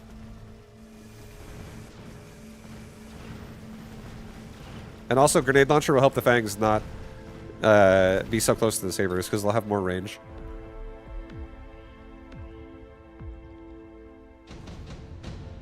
I think I forget to tower tech soon enough or too often. I think the level 1 attack and defense is 16%. Yeah, no, it's the best way to tell if you need or don't need an upgrade is understanding a breakpoint. And there are one breakpoint that's like arbitrary or static. It's always there. It's armor. Armor gives 60 direct reduced damage per level of unit that has armor. So as long as you do a multiple of 60 or over a multiple of 60 in terms of damage of what the armor is, like level 1 is 60, level 2 is 120, level 3 is 180, etc., etc. It caps out at level 9. As long as you surpass that, that is one way to have a really strong board against the damage you need for like damage upgrades. So if your opponent has armor and you're struggling, it's a great time to get it. The other would be, if you look at the amount of health a unit has and the amount of damage a unit does, if it reduces the amount of time it takes to kill it, it's great. If it doesn't, it's worthless. So like, if I take 2 hits to kill a Fire Badger regardless, it's not super great to go damage as a primary focus. But if I do now suddenly like one-shot a unit because I kill it now with that damage upgrade, it's great. And if you don't know, you can always just sorry, give me 1 second. Let me get Grenade Launcher. I'm gonna play this round before I don't play this round.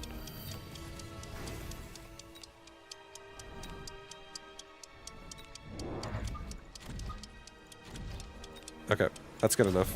I got Temp Rage. I got 2 crawlers that'll block for me a little bit. Just against the balls. And give me a second to breathe. And then Fang's now got Grenade Launcher, so they're going crazy with good range. I also got Temp Range with it. We should definitely upgrade our left tower. It's kind of scary. Left tower is definitely not the one that's strong. But overall good. We just need to have anti-air now. We're great. Because now that I got Grenade Launcher Fangs, I have 0 anti-air on this board. So he'll probably react by going air. I would assume. Let's get a absorb module. Actually, you know what? Let's get a mobile beacon, actually. And let's get another mobile beacon. Let's get a crawler pack in front of each one of these sabers. I know that there's Fire Badgers with the Scorching Charge out there, but let's go ahead and do this. Let's grab these Fangs and this Saber, and let's move it back. Let's grab these Fangs and this Saber, And let's move them back. Let's level the fangs. Let's get like 3 tower levels on that upgrade. Or three levels of this tower on the left side, because we're going to now like bait the tower. Get temp range. The tower is going to get baited. Get a level 2 tower on right side at the very least. And let's get a HP upgrade so my sabers can regen and survive. Actually, cancel that. Missile. I have to missile. I have to missile. If I don't missile, this is bad. That's fine. Let it go. Yep. Maybe do a barrier, like, right here. And do another barrier, like, right here. Just so the fangs and the towers have a little bit of help. It's fine. No big deal. Alright, he's got a abyss. I also got no anti-air, by the way. So, what did we just say? He's probably going to go air, because I have no anti-air. So, we still got to do that. But he's shown me now he wants to go into a abyss.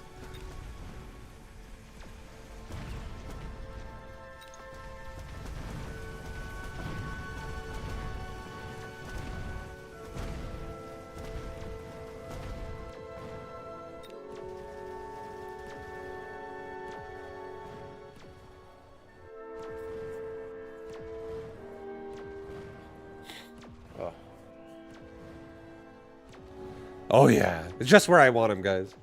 The abyss that takes forever to clean this board up. He's not killing that super heavy saber. That thing's not dying. I still fight back. He punches me, but I still poke him in the side. You can't stop me. Skip. This is all a bunch of bait. I'm not gonna get baited. Go away, I'm baiting. Go away, I'm baiting. Back it up, back it up. We'll take a melter, I guess. I'll just put a nice melter. One nice melting point in the back of the board. Let's also get a Fang Squad that goes in the back of his board.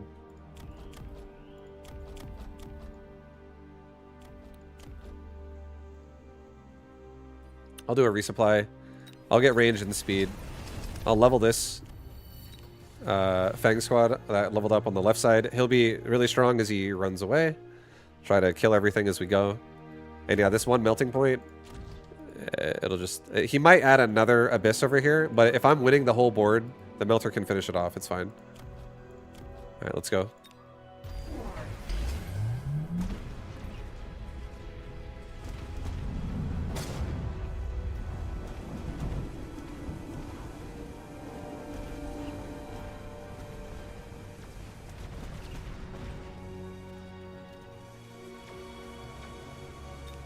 Get those towers, Fangs! Work hard! Yeah, we got a melting point that'll finish it off.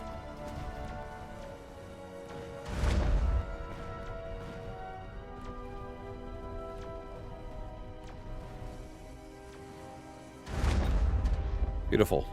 Now, he might go for, like, a lot of Wasp. He might be like, what do I need? This guy has badge half clear for the air.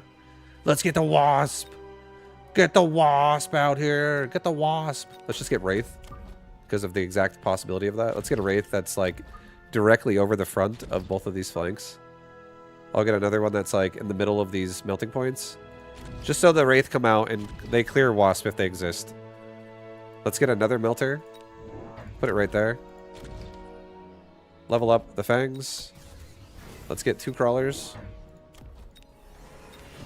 Let's put a Crawler pack in front of these Fangs. Put a Crawler pack in front of those Fangs. Let's run away. Let's run away. Let's get range and speed. Let's get a level 5 tower on left side. And let's get a level 3 tower on right side. So now and I don't care about leveling my melting point because it doesn't need to tank anything and it does plenty of damage to kill an abyss. It will be fine. It's not necessary. Alright, I guess we can maybe throw a missile like right here. Speed this up to help this guy out. And then try to just like not make sure the steel balls don't ever get an angle on me. He might also missile this. Here, let's do this. Let's do a an anti-missile, and let's do a barrier like right here. So that hopefully this doesn't die instantly. Just so we have a second to kill the balls. The abyss is not scary, but the balls are a little scary.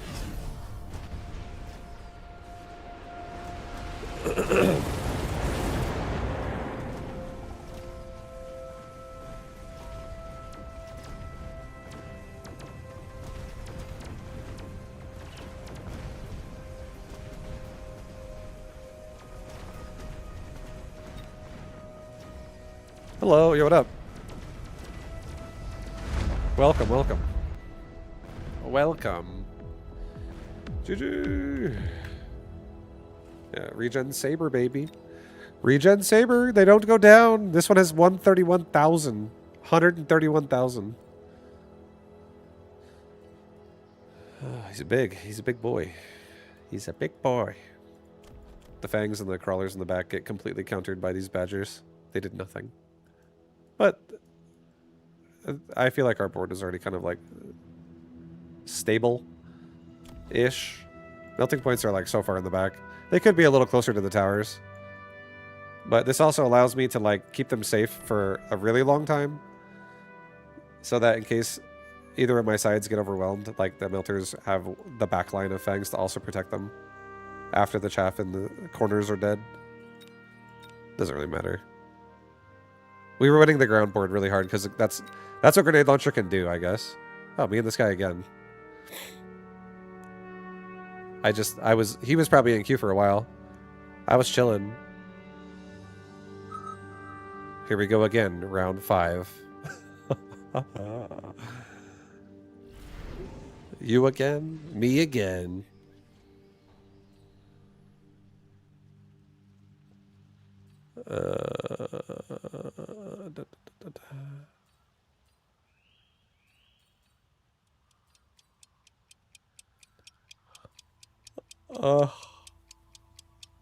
If I had tanking tarantula.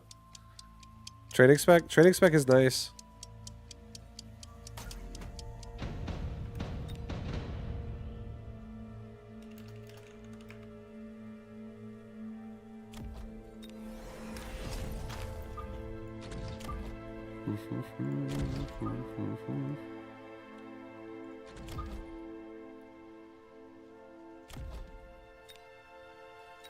I like this guy's tenacious spirit.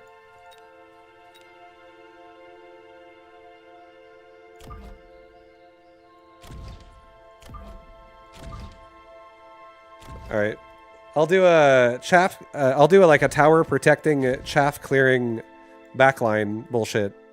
Fang squads. So if he goes for like wasp drop, call down, rhino call down, crawler call down, the towers just have more time to not be paralyzed because I will be more cutthroat, I guess, about how I attack him. I don't know if he's gonna push in my face. I have no idea. But I'll go ahead and level the tarantula. I'll pick this one as my boy. Actually, just kidding. Cancel that. Don't do it. This one's my boy. I don't really like the idea of running my crawlers into a rapid fire cannon. Doesn't make me feel good. Alright, this is good. This works out really well.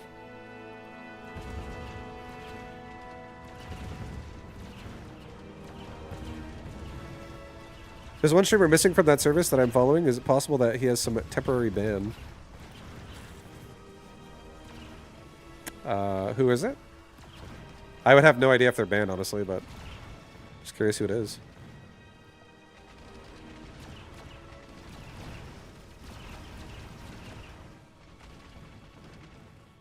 Dragon? For... I have no idea. I don't... He hasn't streamed in a long time.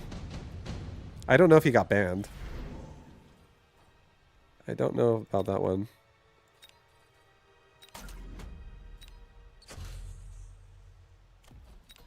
Alright, so we're going to sell off The cannon. I got an anti-interference device and I put it on my right tarantula. I'm gonna put a crawler pack right there and my tarantula right here, and we're gonna go like this. Dun, dun, dun, dun, dun, dun, dun. Just run past the tower. Give me another tarantula. Put it up. I want more DPS together. Get more DPS pushing together.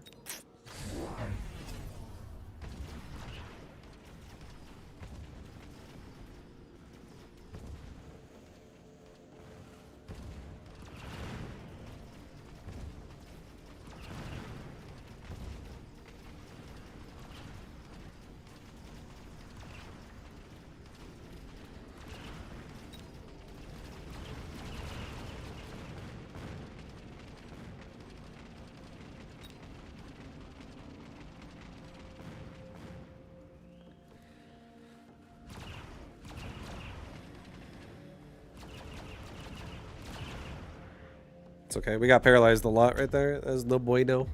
Not good. That was not good. He might paralyze my backside. Oh my god, we have another intensive... This is so good. Another intensive training device. Let's get 2 tarantulas like this. Get one that's behind the tower. Get another one that's like right here. Have both of these guys get level 2 each. And once again, we're going to grab all but the top 3 crawlers. And we're going to run down and past. And this tarantula will stay alive because it doesn't get EMP'd, or it doesn't get paralyzed when the tower dies. These guys will hopefully, you know, there are enough of them to get through a paralyzed with crawlers anyways.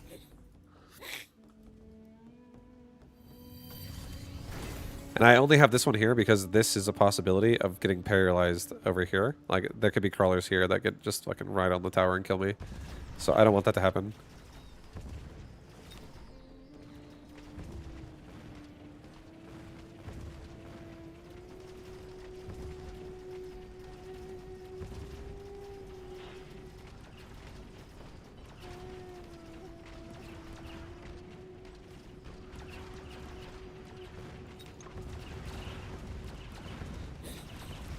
We have to go further south on that right side. That was... It could be better, honestly. I feel like I'm going a little too close to the tower, actually. Okay,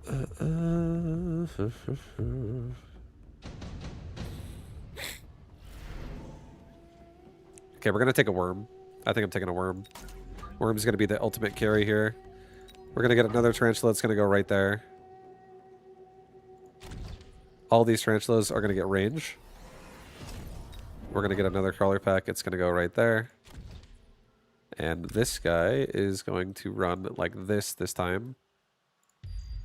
And this tower is going to get upgraded one time. Not the other one. Just so that if this guy does break, this one has more sturdiness. Actually, don't do that either. Give the worm actually burrow maintenance. I'm going to try to get this worm just like scaled up. It's gonna heal repeatedly.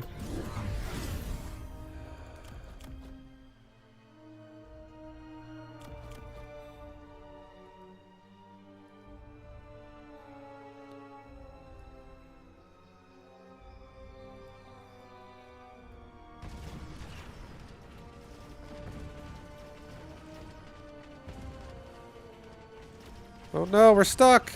These crawlers are in my face! Like, next time we won't have the crawlers run away. We'll just let the crawlers suicide while I run the tarantula. It's okay, though.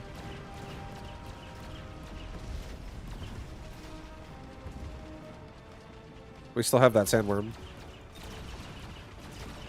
Seems like there's a lot of spamming one unit and the Rent Mechabellum meta. It doesn't have to be. You don't have to spam units.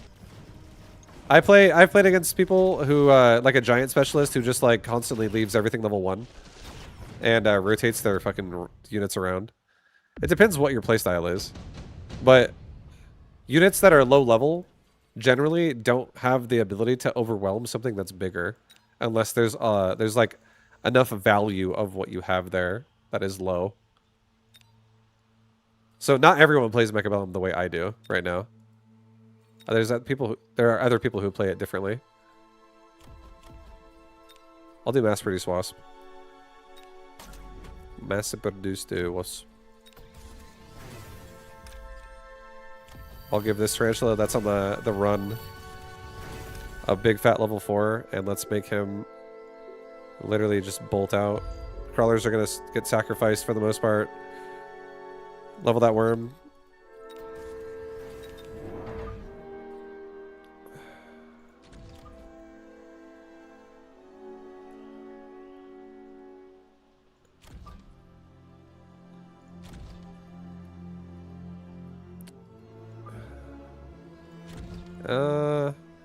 Do I? No, it's okay. I don't need this one.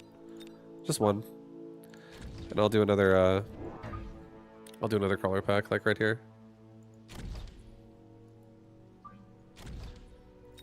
I guess I'll get a level 2 tower on right side. It's fine. So everyone doesn't get paralyzed. Like, they're starting to become an army here a little bit. He's starting to develop. So let's not get super paralyzed for a long time.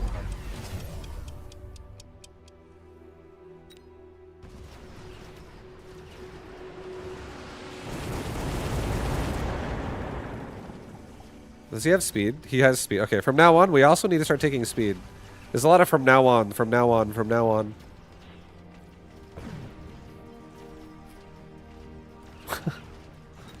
But that's just how it goes sometimes.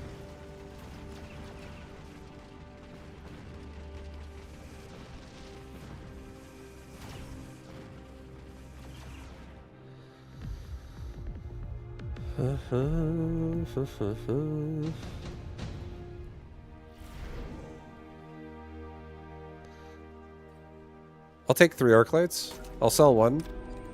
I'll put 2 like this. And these things will just help the tarantula evacuate. Let's get mech rage on this thing. Let's get temp speed on everybody.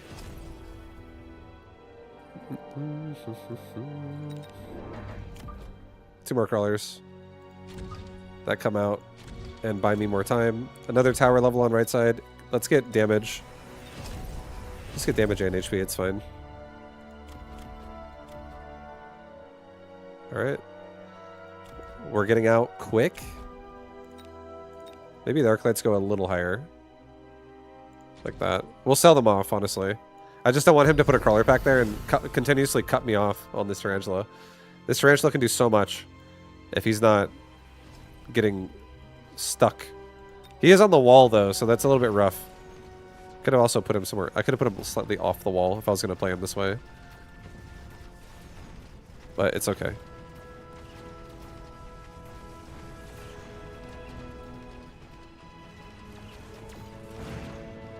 I'm not paralyzed. We're getting out. It finally worked. Get him, tarantula. We're getting all his chaff. All the chaff is going down. And we got the paralyzed too on top of that. Oh my god.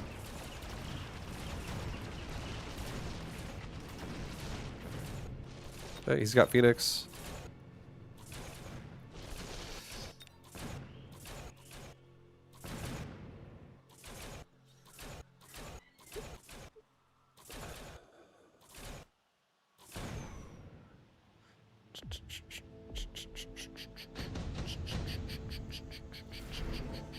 An amplify core. A Mustang production line actually could be a form of anti-air for now to just deal with the Phoenix. Just spawn it repeatedly. I'll do it. I'm not going to worry about anti-air right now then. That's a cheap option. Let's get 2 more levels on this tarantula. Let's sell off one of those arc lights. Let's get this tarantula cooking, get him rolling out. Yo, get out of there, bro. Get out of there. Get off the wall and get out of there. Maybe more like this.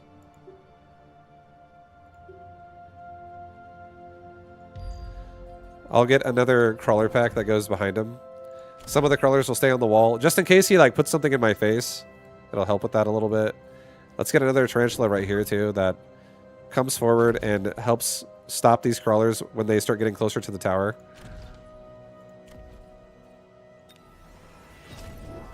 Maybe 2, honestly. Get speed. This way, this tarantula can also turn to the right if he does stuff in the flank, and it's already close enough to where like it can get there quickly. So this way this tarantula doesn't get cut off by like crawlers. Because I am going to sell that Arclight as well. But I also want to stop these crawlers. So I like that this tarantula is going to the left to react to him being all over my tower. Because if he beacons down, he can literally block this guy from running away. Which I don't want. I don't want that. Alright, let's go.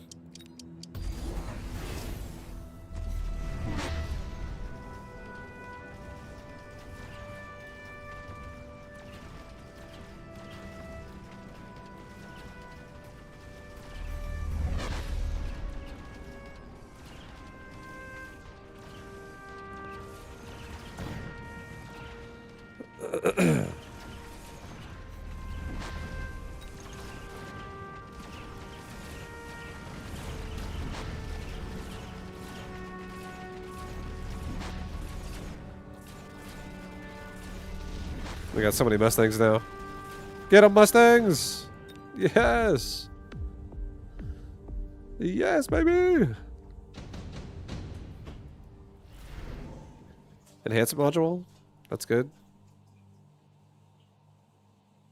We could actually enhance a module and just force levels for free. Like, that's also really good. We could get another worm and another Mustang production line. Maybe I do that, honestly. Another worm with another Mustang production line. Let's get armor-piercing bullets. I think we just get another tarantula in the backside now. That just, he'll probably add another steel ball over here. But all this does now is even if he kills this, even if he were to kill this, this just allows me to get direct connection to his tower faster. If anything else gets built back here, it goes backwards. So I can get angles on his tower quickly. Let's sell off that Arclight. Run this away. Grab as little of the crawlers as possible. Continuously run. I don't think these tarantulas are strong enough right now to actually defend this tower. Let's get speed.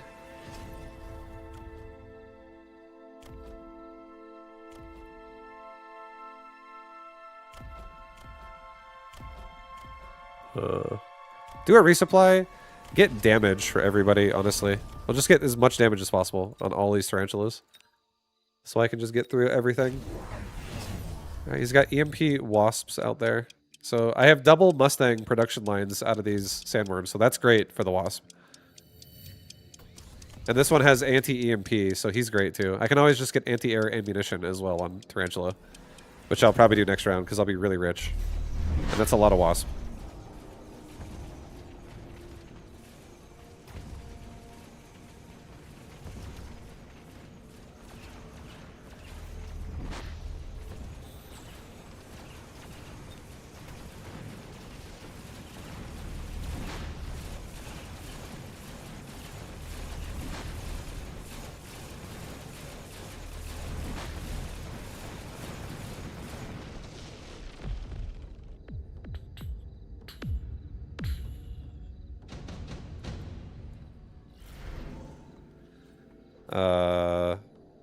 More speed.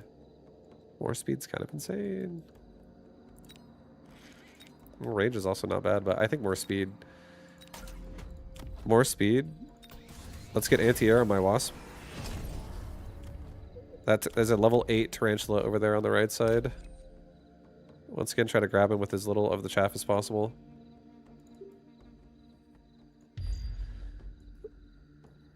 Let him get out.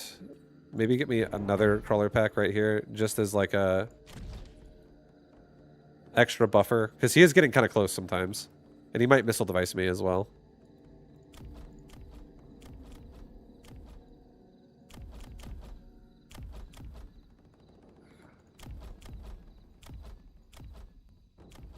Let's buff this guy twice.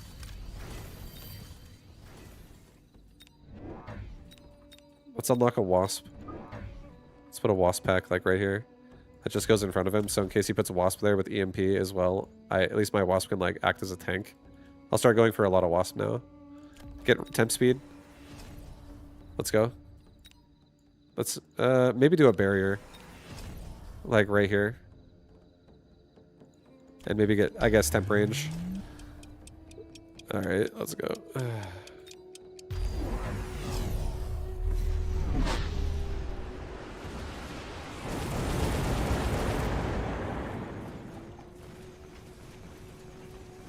Alright, Tarantula in the corner killed everything. Tarantula on my flank, or on my kite rather, it's doing great. It's killing pretty much everything as well.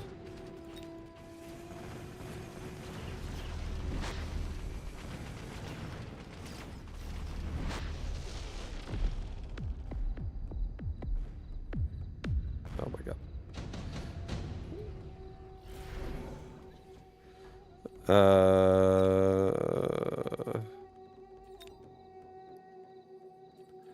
I'll just do a war factory. It's fine. I'll put a war factory as like a tank right here. Level up. The Tarantula. Let's get Wasp. Temp range, temp speed. 3 groups of Wasp. Put a Wasp right here. Put a Wasp right here. Put a Wasp right here. Just have like a lot of chaff that gets in the way of his EMP. So it really allows our Tarantula to just make sure they're okay. Let's get a HP upgrade again. Well, we could sell the War Factory too. I don't even really need it. If I sell it, I could really level the tower a lot. I could get like 2 levels on this tower, and I could get all the way to level 5 on the other tower. We could do another barrier right here. We could do another barrier like right here. Protect these guys. We could do like a missile right here, just in case. A missile right here. Another missile right here. And maybe this guy this time brings all the chaff that he can and just walks down to the tower and just chills. He doesn't actually retreat all the way. He just fights at the tower now with the other tarantulas. So we're grabbing most of the chaff now this time on the right side to just try to not let it die. We don't have to fully evacuate. He has fortified lock on.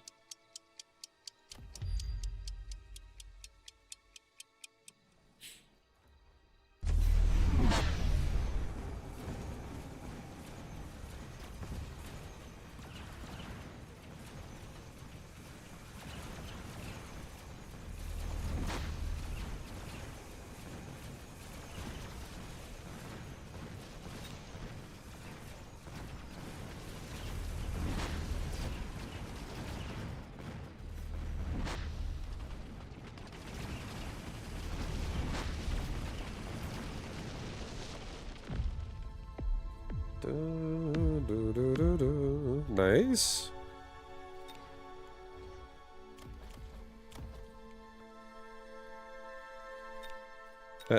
We got a lot of training specialists right there.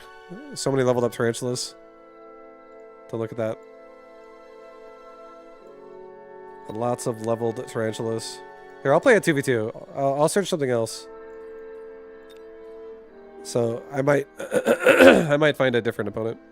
I feel like I'm trolling that guy at this point. He's not trying to... I think it would be nice... If there's not enough players, there's not enough players, but it would be nice if there was like a... you can't queue into the same person maybe more than once between like games for like a 30-minute cooldown or something like that. Or like a 20-minute cooldown on being able to find the same person more than once.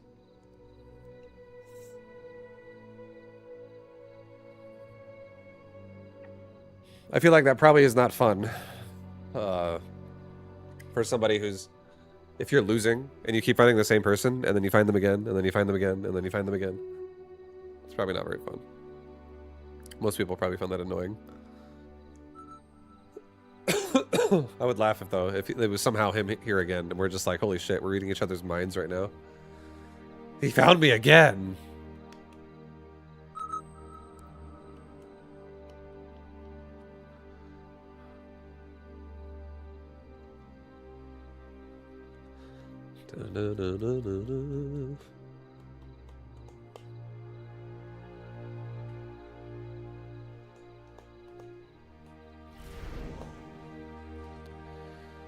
This game looks like it's a mystery to me. If you have any questions, here, I'll break it down, okay? I'll break it down in StarCraft terms. These are we're gonna say StarCraft terms for what I'm gonna be doing.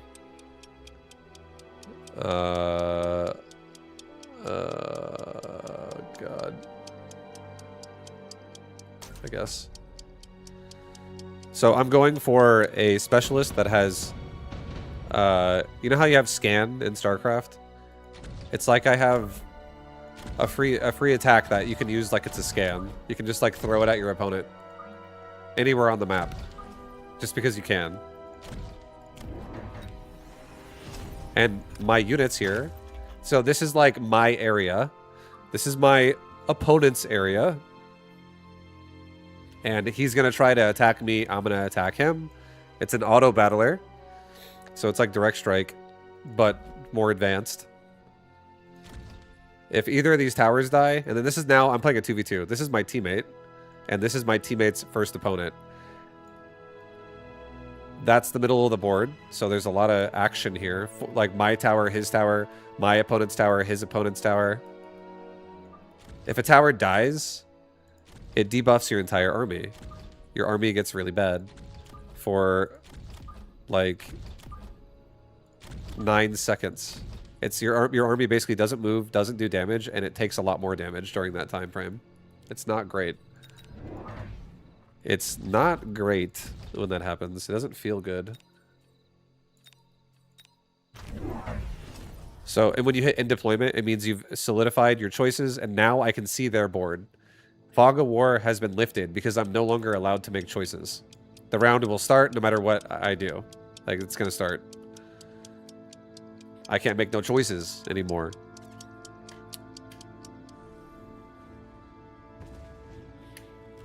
This is the battle portion. I'm not microing. I'm not doing anything. The game is an auto battler. I've made the decisions for my army to put them the way I put them, and this is the result.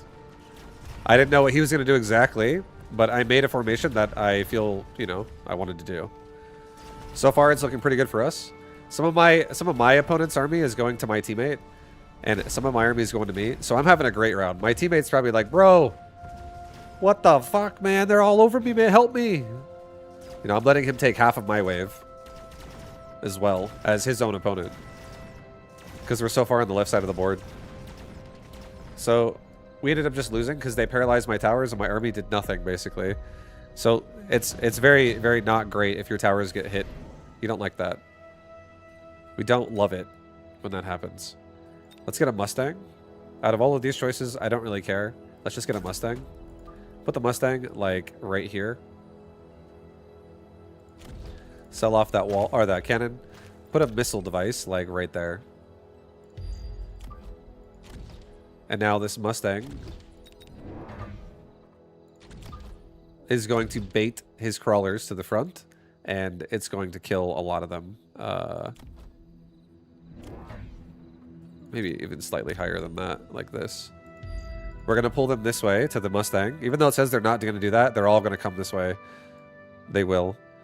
They just haven't responded because he can't currently see the Mustang because it's Fog of War. So it's why it looks like his unit is going to go this way. Or like it's going to go both ways. If you click on a squad, it tells you where they're going to go. It's like, oh, I can see the units that are facing a direction are going to go a certain way and other units are not going to go the other way.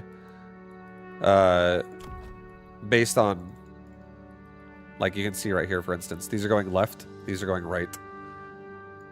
Like they're going this way, these guys are going this way. They go the direction they're facing. So the Mustangs will fix that. I kill all the chaff. I think I'm going to get range. I think I'm going to end the round now and let it go. We got missiled. He put a barrier down. Amazing counterplay. But we're killing all of his hounds from like really far away. So he doesn't even hurt my sledges anymore, really, which is nice on left side.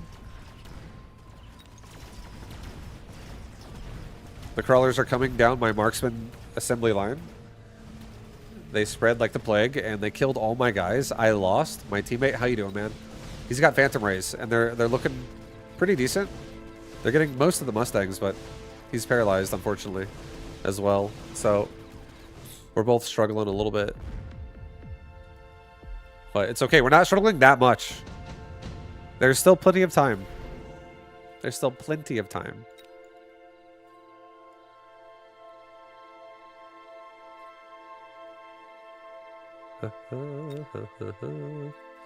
God, I wish I had oil rays at this point. I would totally take that if I did.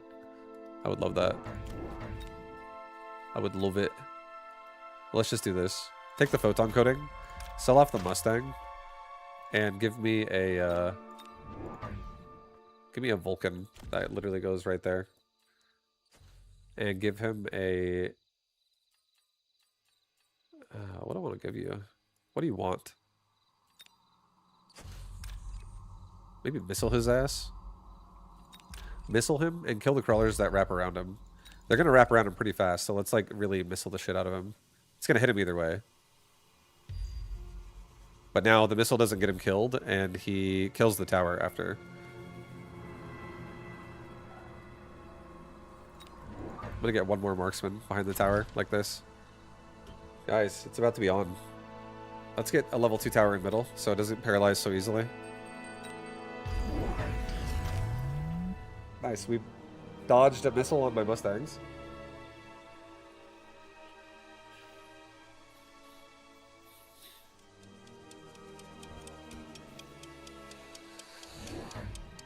Okay, alright.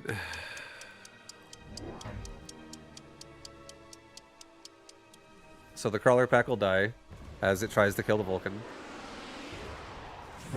Vulcan doesn't care. We have a nice push going on in the front.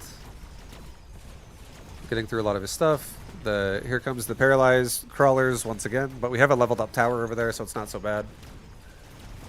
At least on the right side. Left side's not so upgraded. Oh shit. We're still getting through a lot of his units, even though we're paralyzed. Oh, Vulcan, get that bubble, baby. Burn that bubble. He's shattering that glass.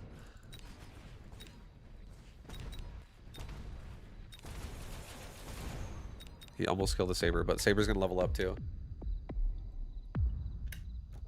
But don't worry, guys. He's not the only Vulcan that can exist. We're gonna get another one. It's gonna be great. He's got a Rhino. Let's do... I think we do a deployment module, and I think I put the first Vulcan, like, right here. This next Vulcan, sorry. And then I think I give myself a beacon, and I'm just going to help my teammate by dragging some of my opponent's army at this point. Give me some of the crawlers and marksmen. Give me more of that shit. Run away. Literally run away into my army. Give me one more marksman behind the tower. I want him to be like actually kind of far back so he doesn't get really close. Actually, fuck it. If he has a Vulcan there too, I'll help closer.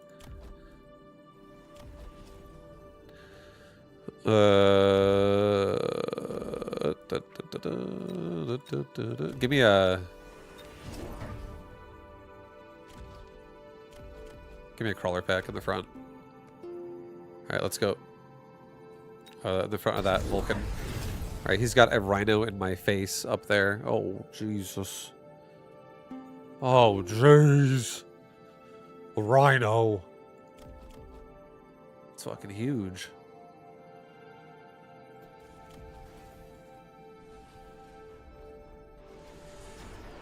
All right.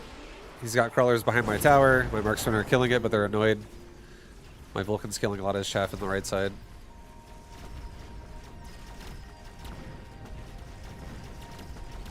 Alright, we died. Both Vulcans died.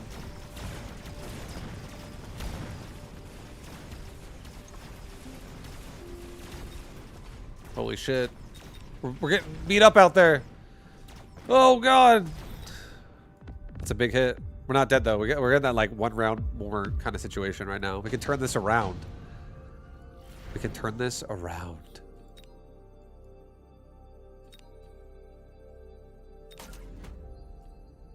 I'm gonna get myself a steel ball, and I'm gonna put him right here. I'm gonna get another Vulcan.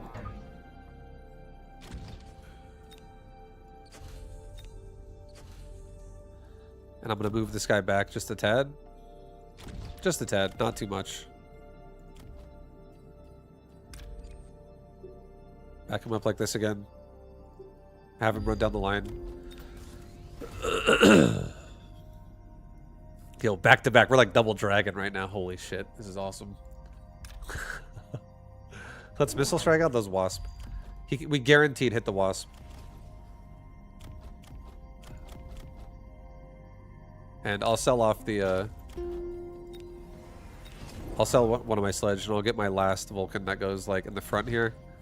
That allows my left side to just have a little bit more shaft clear control, like right in the front of this marksman. Actually, like this. Yeah, I like this. I'm gonna sell the other sledge too.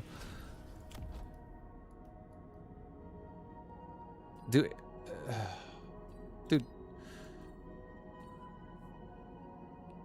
I kind of want to do HP, just because I want to be able to actually, like... I think I'm going to do HP. I think we're fine. Just go for HP.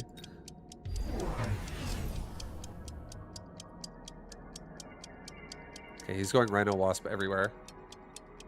It wouldn't be the worst time to go for assault mode, honestly. It would be actually a pretty good time to go assault.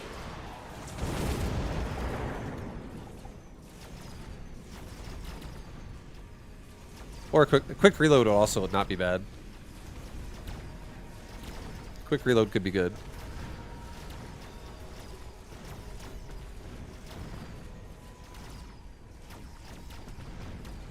Save the tower, boys, please! Thank you. Oh my god, close. We're coming back. Let's get it. Let's get in there and fight. That's right, me and Boatface Killa. Let's get him. Vulcan heat.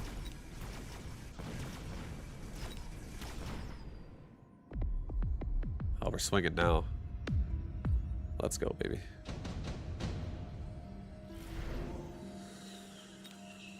An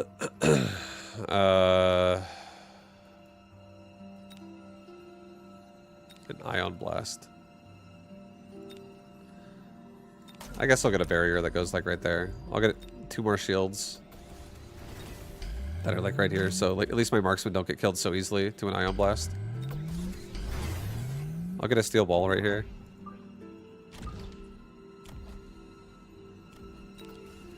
Level the other ball up at the top. The Vulcan will be able to kill... Missile the Wasp again.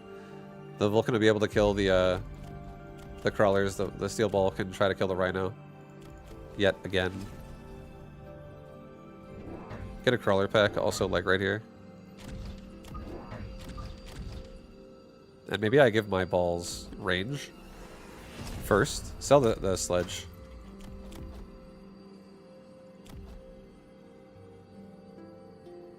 I kind of don't want to get assault, actually. I kind of want to do like a resupply and get quick reload instead. Maybe do damage as well. Maybe move this guy back further slightly so he's even safer in case this guy goes for a range upgrade. And have him just like run back like this into the barrier and then up the line.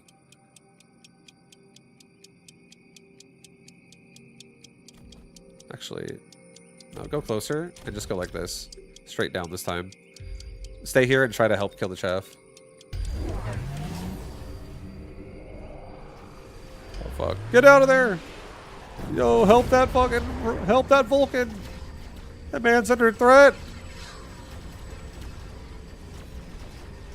Oh, he's up, dude. Oh, he's down. Oh my god. It was a roller coaster. That's a huge ion blast.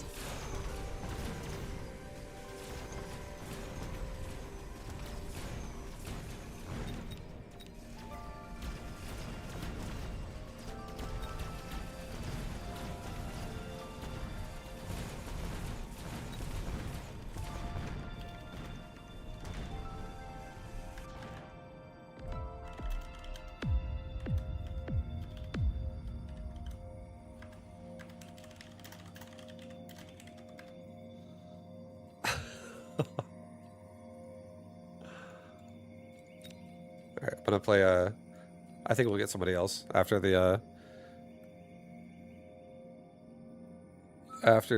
last games we were getting with the guy we played like 3 times in a row. What the fuck is this?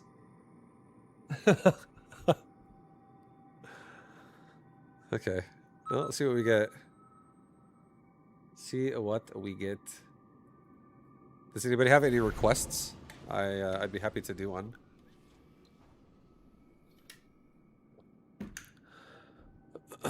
If there's something somebody wants to see.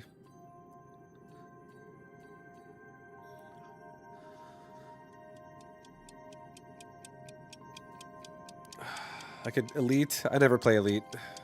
This could be my Elite game. This could be my elite Arclight game. Oh shit, dude. I'm sorry, Burn Boss.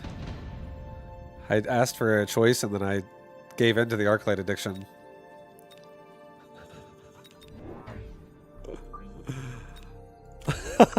Sorry. I'm sorry. The Arclights need me.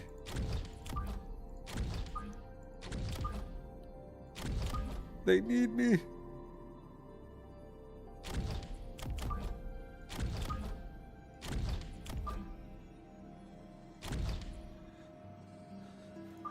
Oh God! All right, don't get distracted on these balls on the back of a flank. Let's get out there. Let's get out there and let's get aggressive. Let's get out there and be aggressive about it. Let's go. Do it already.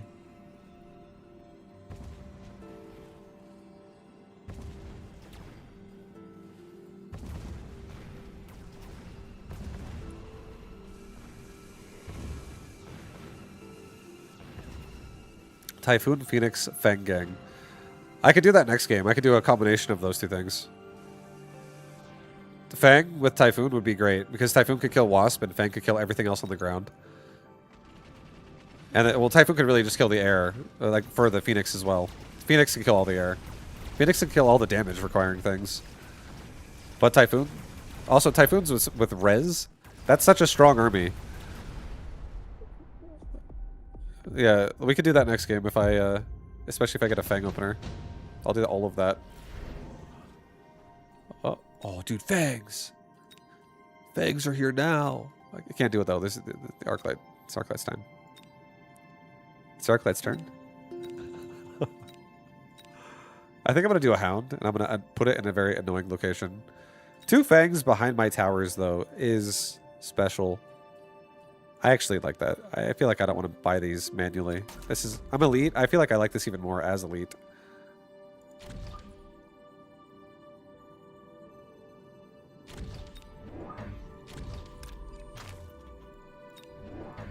Yeah, give me 2 more Arclights. Oh yeah.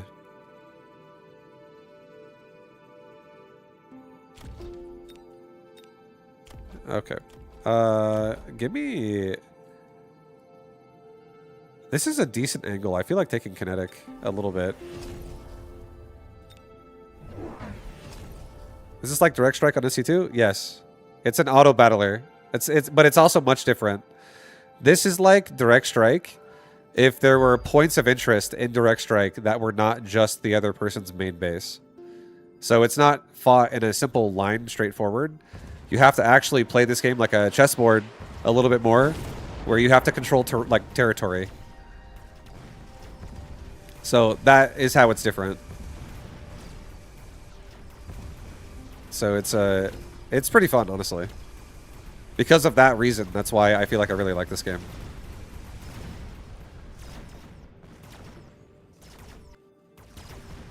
Like, if you were somebody... here's a fun concept that I think is actually true. If you're somebody that was like, Vibe, I like StarCraft 2, but I don't know how to attack in StarCraft 2. I don't understand, like, how I should attack somebody. I feel like an auto battler requires you to think about that even more than an RTS does. An auto battler makes you think about the mindset of how do I attack someone optimally? Because you actually don't have a lot of control other than how your brain works. Like, other than how, like, your thought process of executing this attack is going to go. As opposed to, like, in an RTS, you can be a fucking ape.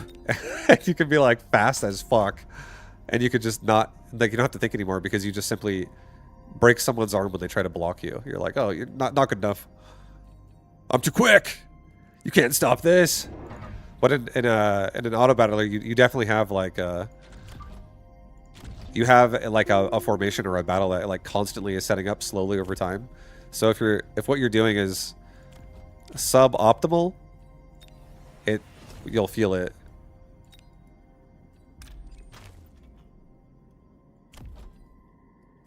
I'm doing range.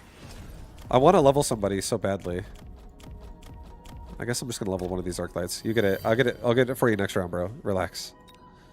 I'm broke. I don't have a lot of money. Okay. This is a lead specialist. We're fucking broke. I don't got money for anything. This isn't like cost control wealthy days. This is super broke, elite specialist. Everything is twice as fucking expensive almost.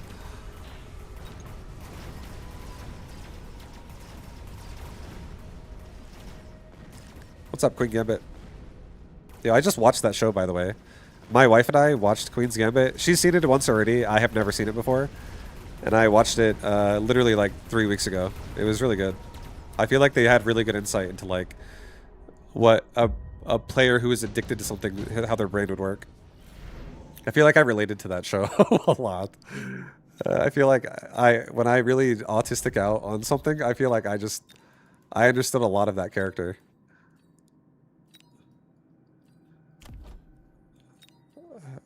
Okay, let's go, baby. Let's get maybe efficient light. Yo, bro, it's not even like I'm playing elite spec anymore.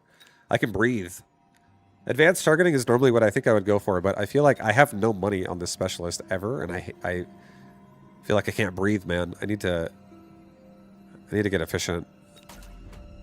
Even more so because of elite specialist. Let's get I think I'm going to get a situation of chaff problems for him. So I'm going to go ahead and put 2 crawlers on the side so I can at least push into that. And I can't afford a beacon, and I really want one, so I'm going to chill. But yeah, at least leveling the tower. I think the tower level is more important than a beacon, because if this was crawlers, I think I would do it, but it's not. It's fangs. Beacon's not going to work. Fangs are too slow. They're not going to run anywhere. So tower leveling is the next best option. Arclight can stand behind it, and we don't even need to run away at all. Arclight will just sit back there and kill everything off of it, ideally.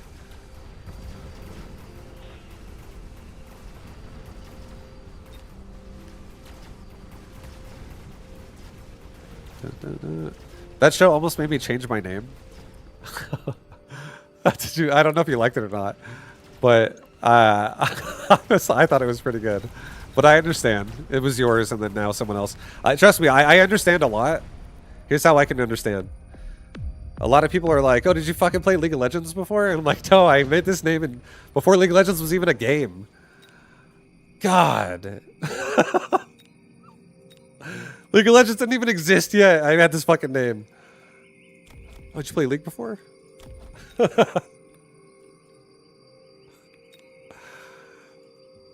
Alright, I'm gonna do Phantom Rays. The Phantom Rays in the crawler pocket. Phantom Rays in the crawler pocket. We're gonna get 2, level both my balls. They're doing great, honestly. Let's get a level 3 tower on left side. I think with the cover we have right now, this is a lot of cover. Let's actually just juice up my Arclight in the back over here. We have an instant level 3 beast. He's actually becoming a problem really fast. He can definitely... And we can give burst fire to Phantom Rays if they do anything crazy. So this is actually a really strong position, honestly. This flank formation is really good with burst fire Phantom Ray. It's formidable. I think... do another crawler, honestly. Let's chaff out of our minds right now. And let's get a move speed upgrade. Actually, don't get move speed. I take that back. Do not get move speed. Get 1-1 and let it go, actually. Because if we get move speed, we're going out too fast, and I have to have a beacon again. And now that I have a level 3 tower over here, I kind of like defending it. There's a lot of chaff I can just kill. Nice, he went Wraith.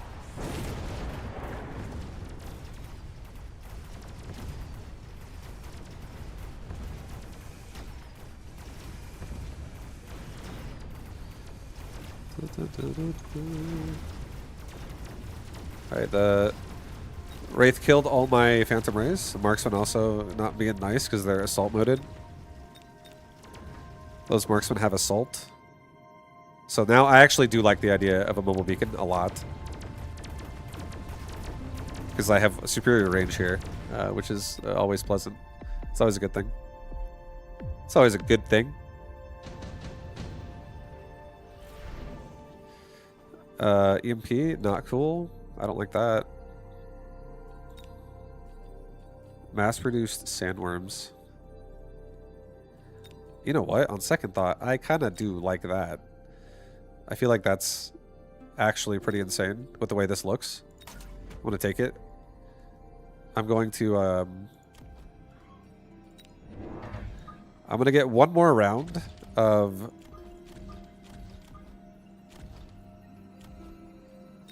I don't want to have a situation where he like has chaff in the back that distracts me, but I'm going to be going for a lot of worms as of next round, and they're all going to get anti-air, and I'm just going to fucking blast all of his wraith out with anti-air worm just because they do so much damage. And if he starts going into like wasp for that, I just get anti-air arclight. So I feel good about this. I feel great about this. Let's get a mobile beacon. Let's run this way. Let's run up like this, and just meet our squad over here. And we're just gonna rotate out, and we're just gonna try.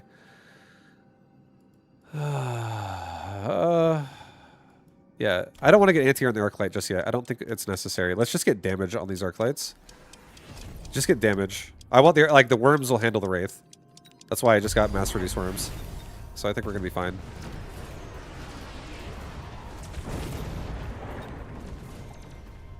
I need some water. Holy shit. I'm dehydrated.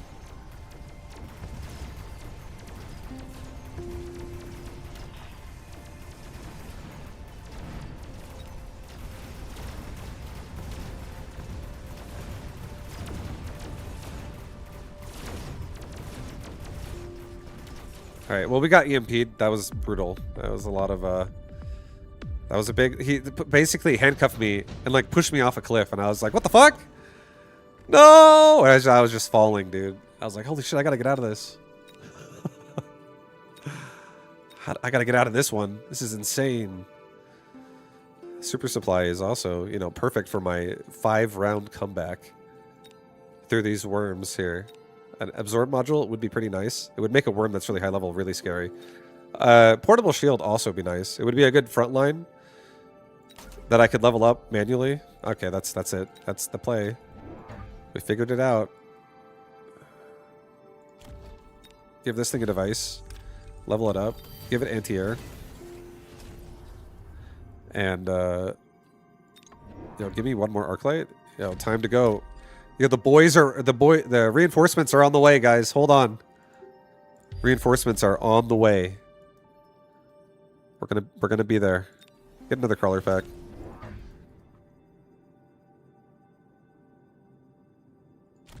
In the back here, that's fine.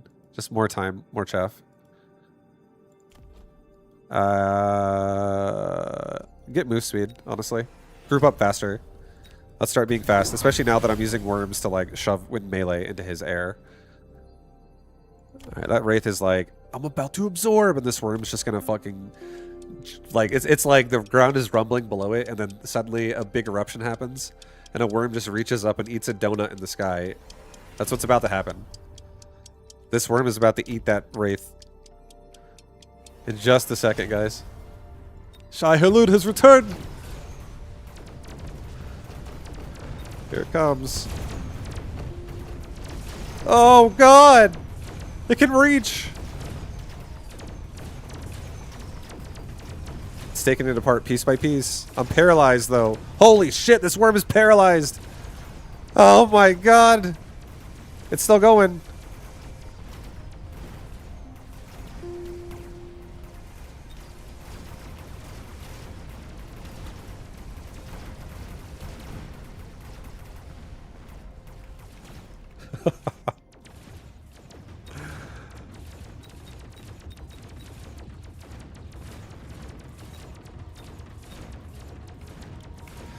Alright, don't worry, guys. This is not it. We're not just relying on one worm.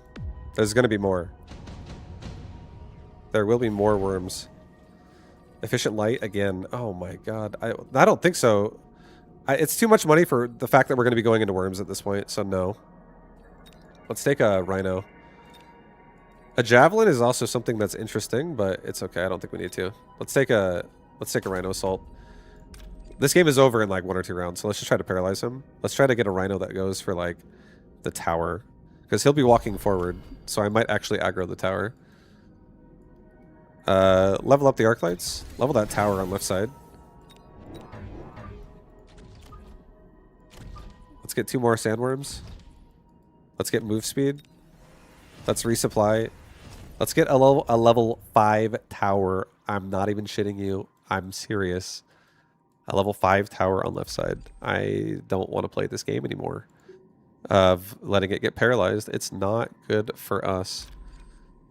And now this time, these Arclights are just gonna... He has a decent amount of DPS. I feel like I want to do this. If I move to the right, or if I'm a little afraid of that marksman, I'm not gonna lie. Maybe throw a missile at him. Let's go like this. Let's just move to the right, or sorry, move to the left. Just a tad. And let's move to the right after that. That way, when the tower cracks, we'll move to the left to, like, still stay in here in this area to kill chaff. And then as we move to the right, hopefully at that point, that's when the tower dies. And the Arclights can now start running away from what's chasing them. And now we also dodge a Rhino, which is nice too.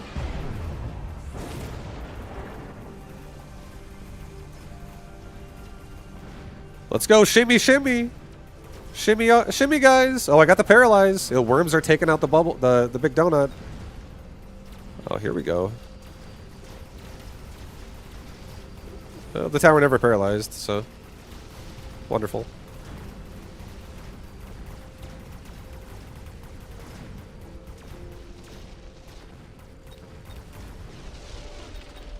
All right, baby. It's just more worms. More big fat tanks. Does he have emission? He doesn't actually have emission right now, and I can end this game in 1 turn. So, just for the sake of, like, small investment to maybe have a decent return here, I'm going to get EMP on just this one Raiden. That's it. I'm going to level my front sandworm twice. If he doesn't react by going for a photon emission of some kind, I can insta-kill that. Or I can insta-delete the final blitz, which will save more of my front line here. Which, from now on, always, which is nice. I think we get a little bit more DPS on this side. Guys, these are the Arclights that could. And all of them are going to shimmy left. And then shimmy right again. Like, a little bit further up, actually, this time. Let's do a barrier right here, too, so none of them take any damage at first from that marksman. And let's throw another missile there. I don't know if he's going to do anything. Let's also throw a missile, like, right here. Hit this Rhino and, like, slow him down. This guy's going to be, actually, cancel. Throw a missile here. Throw a missile here. Throw a missile here. Just throw a fucking missile here as well. It's fine. Alright. That works. We don't want anyone dying to a fucking detonation. Or the tower, for that matter.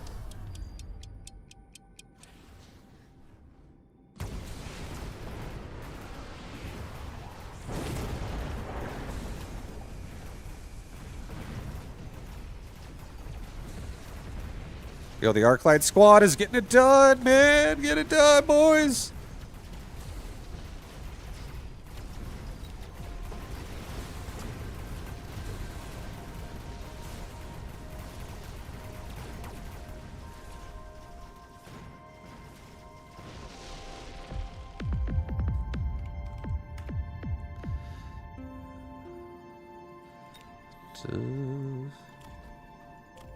The anti-air worms definitely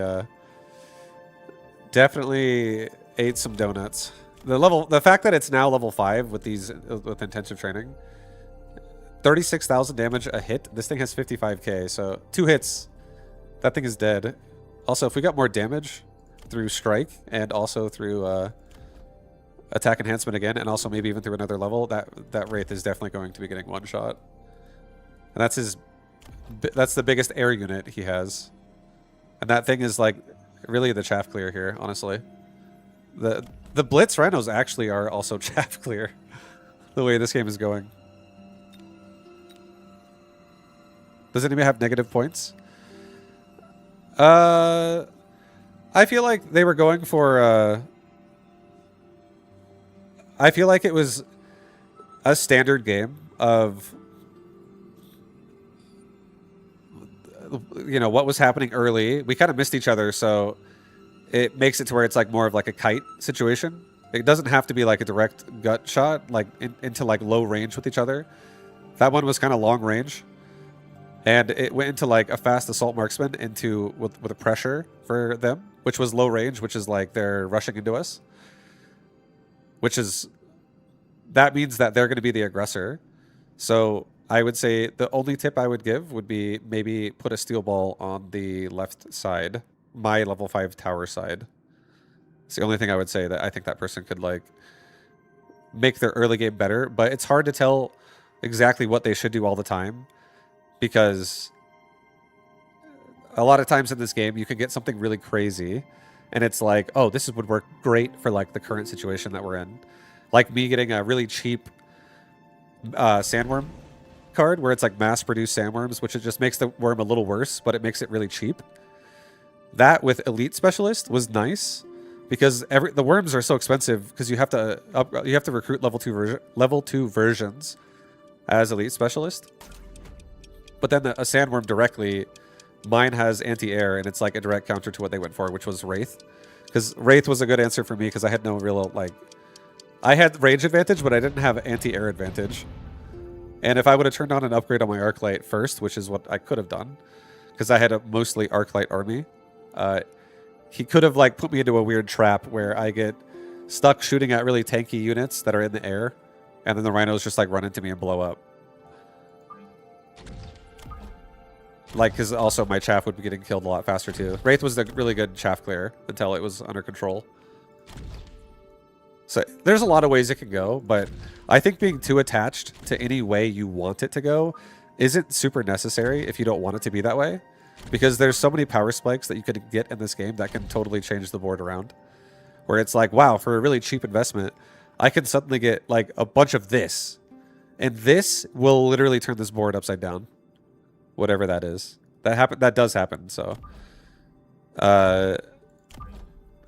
As long as you're constantly like closing opportunity over time that your opponent has over whatever you're investing into. That's the general idea. You just don't let them put a seal on whatever your investment is. And that's where I feel like this game is kind of like chess on a board, because just because something is supposed to counter something, it doesn't based on where it's located. So sometimes something can counter something that it's not supposed to if it's located well.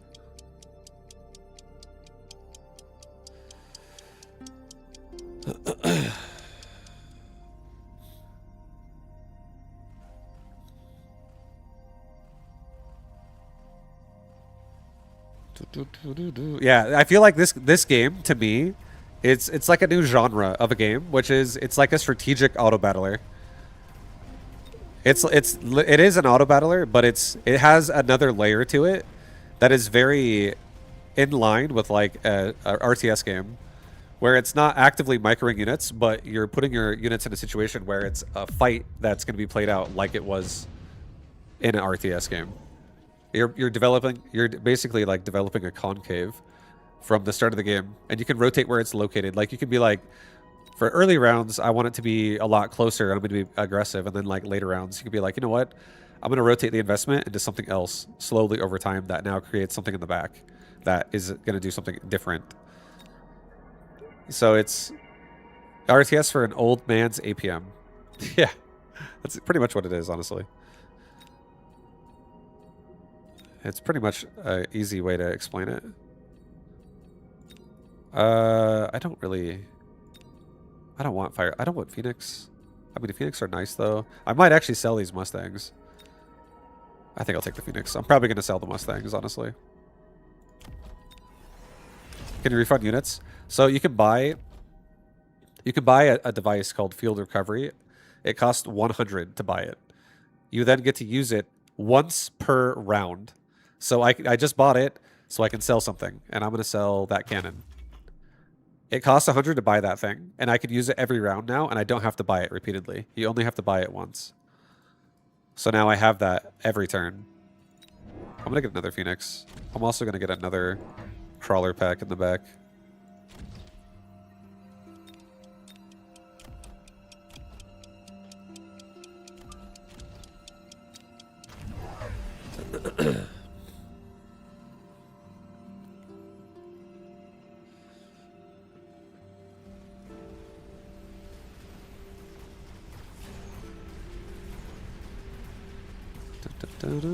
So he has the only anti-air he has is the fangs in the back. If my Phoenix can kill most of his Mustang killing units fast enough, then I'll be okay for now. But we did not win that time, so the fangs will overpower my Phoenix here. The little Marines will kill my my Phoenix. Phoenix actually looked like Phoenix a little bit from StarCraft to this game. Not exactly. Look more like X-Wings or something like that, but... Yeah, that doesn't look exactly like a Phoenix in StarCraft. It looks more like a fucking X-Wing in like Star Wars. But still, I feel like the art style of this game is still good enough. I like it. I feel like when I first looked at this game, when I first was like, should I play this or not? I actually did not like the art style of this game, but since I've been playing it, it's grown on me, and I like it.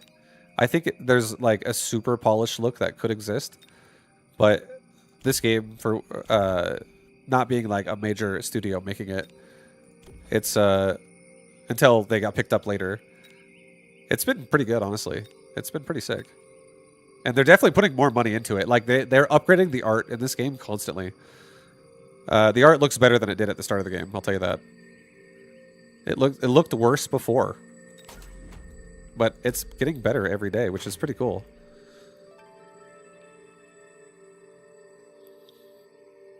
All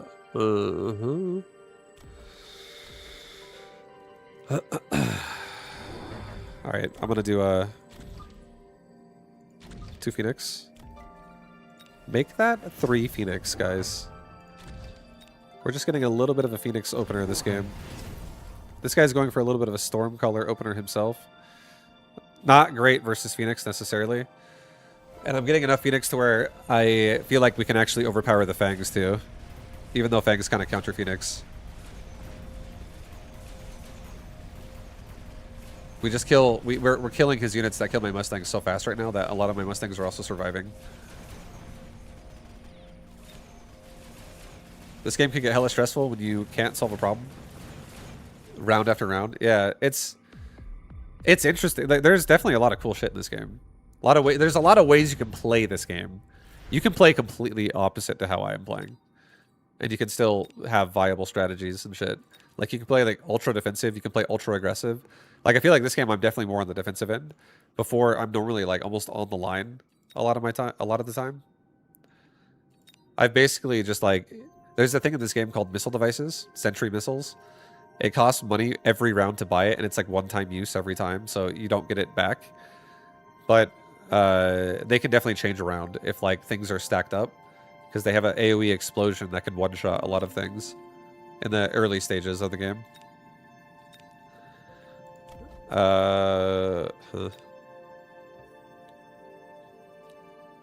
Super supply? I'll take super supply. It's nice. I'm not gonna worry too much about forcing too many levels. Let's get 2 more crawlers that maybe like don't go directly in line with my crawlers behind them.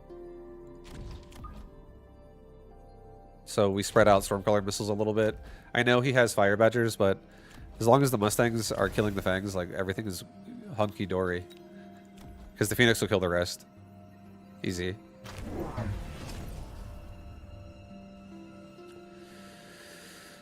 Yeah, there's also like single-player challenges in this game too. Like you can try to beat like the AI survival stuff. You can try to there's also community scenarios where you can make a scenario or you can play somebody else's made scenario from like an exact point in the game, and you have the one turn to try to solve it. There's a lot of cool shit in this game. There's also weekly tournaments that are there's weekly tournaments that they happen every Wednesday, Saturday, and Sunday. The Wednesday and Saturday ones are 1v1s, and the Sunday one is a 2v2. And it happens for every time zone, which is, you know, the Asia time zone, the European time zone, and the North American time zone. Or the American time zone, rather.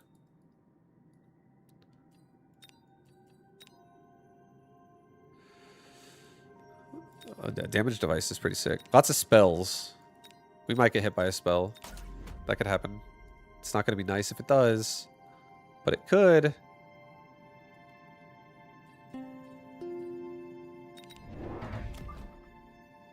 All right, I'm going to commit to one side right now. Really heavily.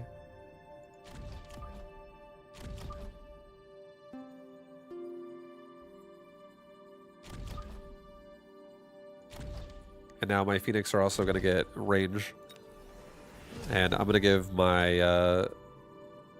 I guess I'm going to give my Mustang on the right side the device. I don't actually want to keep the Mustangs. Really. I think I'm just going to get 1-1 for this round. I could get Quantum Reassembly, but it's all good. Okay, he has anti-air barrage on Fortress.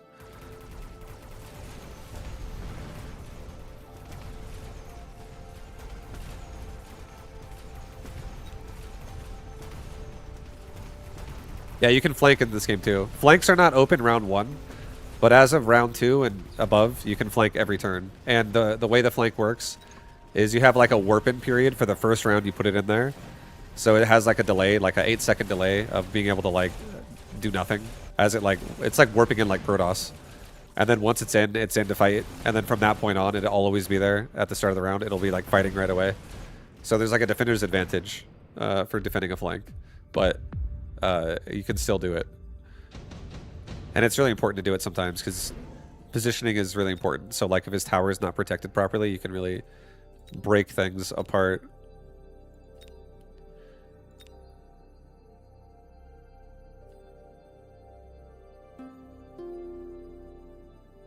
Here, I'm going to do a wasp swarm and I'm going to put them like right here. And they're just going to set off the missiles of all the fortresses. So all my Phoenix are protected for at least the cooldown of anti-missile, which is like 10 seconds. Yep. I'm gonna get an Abyss. I'm gonna put it right here. I'm gonna get a crawler pack. Put it right there. Going for a big unit. We're going big. I'm gonna get another crawler pack. I'm gonna put it in the corner on this side. Maybe put the Abyss right here, actually. More in the front. Alright, let's go. So I just put a really big air unit in front. That's going to take a lot of those missiles instead of my Phoenix. Abyss around 6? Yep, it's in. The Abyss is here.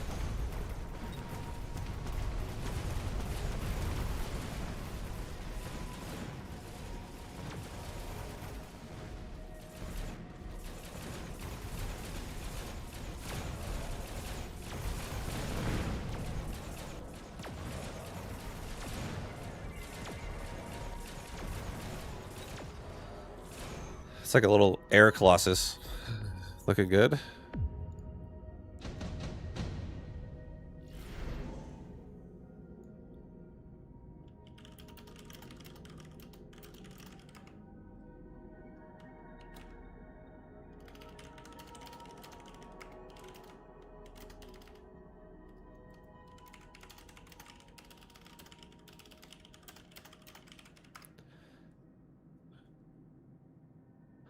Okay, we could get more tanking on my air. A free Overlord is a pretty nice addition here, honestly. It's not bad. We could also do it on this side, and it could be the tank for the other side of air. And I could just give it regen. I could give this boat regen. And I could give this Overlord wreckage recycling. That would also not be bad. Level up my Phoenix, level up my Mustangs. Let's get range on the Mustangs. Let's actually keep them. Let's get 2 more, like put them right here and here. So we actually have just simply more Mustangs to kill his fangs with. Let's get wreckage recycling now. Let's get, I guess, yeah, the heal, the regen. And now we have an Abyss and Overlord that are both providing tanking support.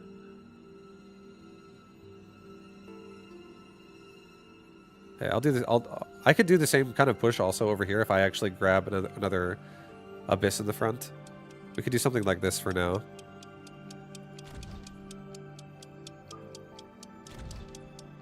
Okay, that's decent.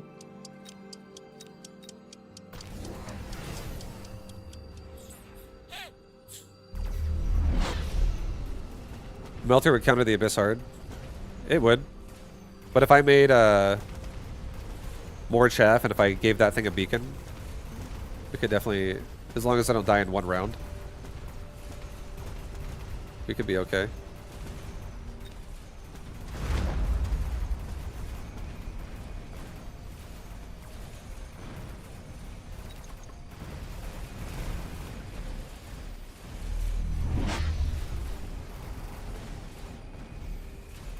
Leave me alone!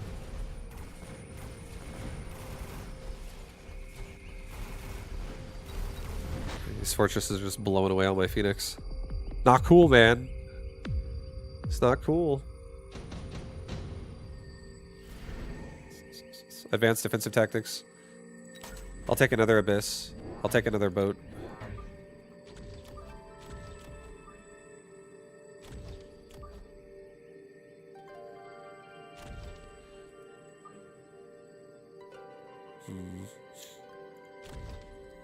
Do I have vertical swipe? I do have vertical sweep.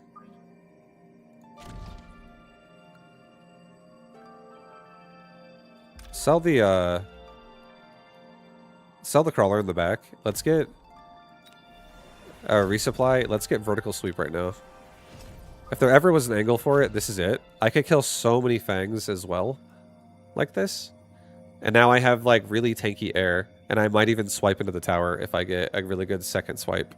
And I might double paralyze him. This is a really good vertical angle. Okay, he's got EMP from my right side.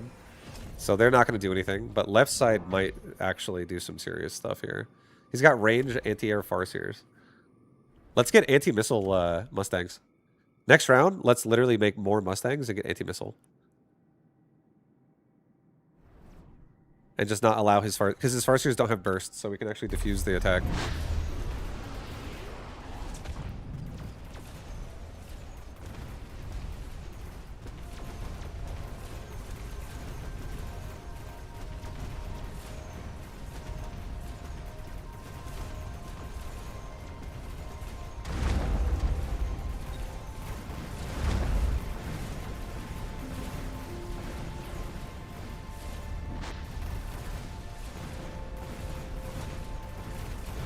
Yeah, we'll just get anti-missile on my Mustangs, and I think we actually might have it.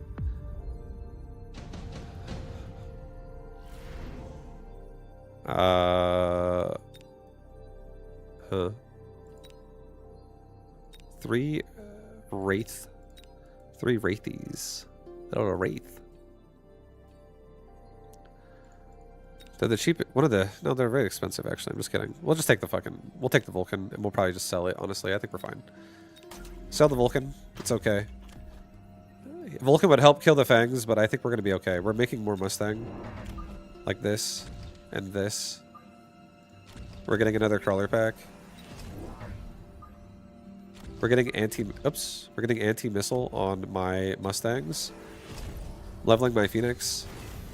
Level my Abyss. And I think I'm going to get Photon Emission. I'll do a resupply. We'll get temp range. Level both my Mustangs on left side. Dude, this is going to be fucking serious. Guys, we're going to heal. I'm going to heal. He's going to have anti-air marksman. Oh, then he's going to have he's going to have anti-air fortress, anti-air range farseers, and also anti-air marksman. Let it be. Let it be so. I have lots of healing on my air units. We have Overlords with regen behind Abyss with photon coating now and wreckage recycling. And one of them is level 2. This thing is actually going to be a fucking beast. It's going to be insane. Let's get move speed for everybody so we rush. He moved the Fang.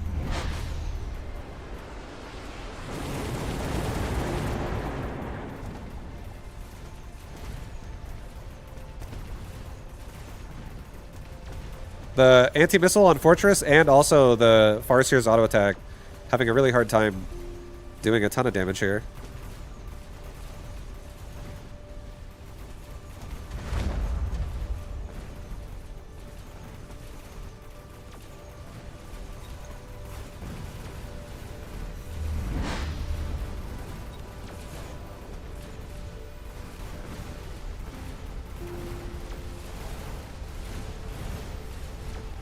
Oh, the heals, man. When we kill those forts, it's just like, boom, full heal.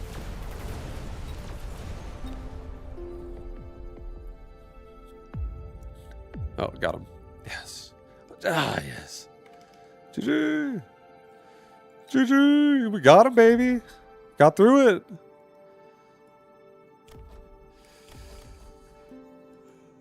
Ugh. Vibe, I tried your Ling Bane thing we talked about. Seems though I get countered if I go 3-hatch with Terran Air. So here's what you do. You just add a Spore Crawler to each base when you're at ideal saturation. So remember how I told you when you get to ideal saturation, make gas. At the same time, make Spore. That's all you change. And put it 1 Spore Crawler per base in the middle of your mineral line. Put it against the hatchery in the middle of your mineral line so it doesn't block mineral patches proper. Because if you put it against the mineral patches, you could block patches that way. So don't do that. But put it against your hatchery, and then do it right as you're fully saturated on minerals. Like with the next drones that get spawned, like you're at 16 out of 16, 5 drones are in production, then you're suddenly at 21 out of 16, and you take one of those, make a spore. Take the other ones, make gas, however many you need. Do that. That's the only change you need to make. And then make, I guess, an overseer that if you have creep spreading queens at all, I don't know if you use any creep spreading queens. If you don't, try to use like at least 2 in the future of your games. When you're ready to start incorporating in creep spread, a lot of it, try to make 2 creep spread queens and try to consistently drop tumors with them as often as you inject your base. Give them an overseer as well when you make the spores. Because by then you should have a layer. Anyways. Yeah, having 60 drones and no layer would be a little slow. Yeah, you have creep starting queens? Okay, good. Just add an overseer to that group. Just be like, hey, queens, you have an overseer with you. Have it auto-follow queen if you have to. Whatever you want to do. I would say put it in the same control group, but give it that so they can at least see detection. Like see a banshee. And then if you have a Spore Crawler in each middle of your mineral line, your opponent will have, like, he'll have to micro to use the Banshee, which nobody wants to do.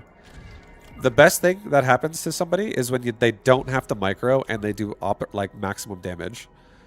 So you don't want to give them that option. You want to have a Spore that pulls the Banshee in and kills it without you having to be there.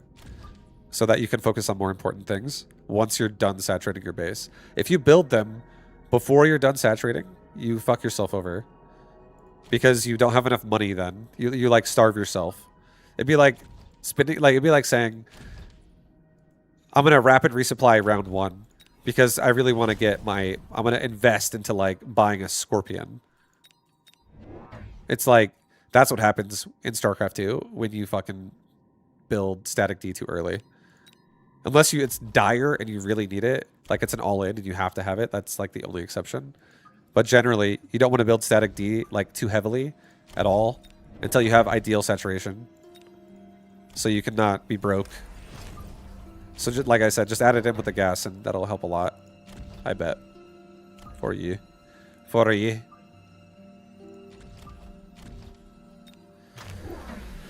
Vibe, sounds like you could be a school teacher about StarCraft 2. I used to be.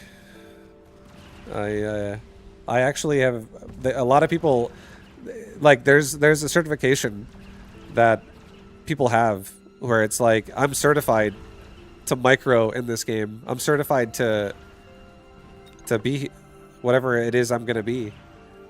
And the diploma they show is they graduated in Vibe's Bronze to GM series.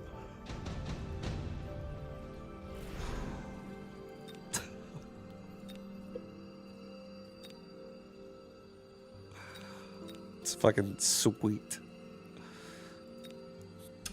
I actually used to coach a lot at that game. I used to be a competitive competitor at that game. So I have so many fucking hours of coaching in StarCraft.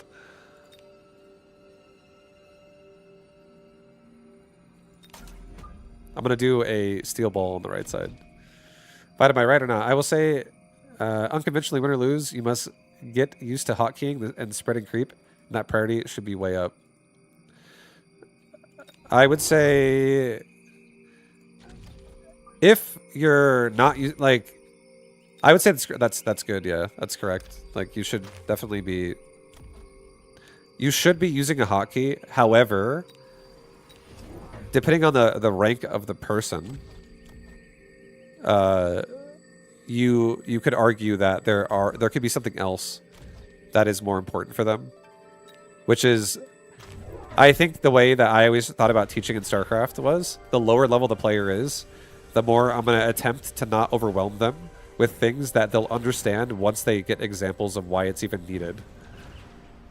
So, if somebody was like Silver League, I wouldn't tell them about using a control group because I feel like telling them that would make them probably be confused and be like, if they're losing and they're frustrated and then they're also confused, I feel like they can tune out what's being said because they're like, I don't understand. This is too much. I don't understand. Like you're overwhelming me. And I think once a player has like a visual example as to like how this will help them, like, oh, I've been doing it like this and now I can do it this way. I feel like having that epiphany moment, it makes the game fun. So I feel like it's too much at once will just make somebody quit because they'll be overwhelmed.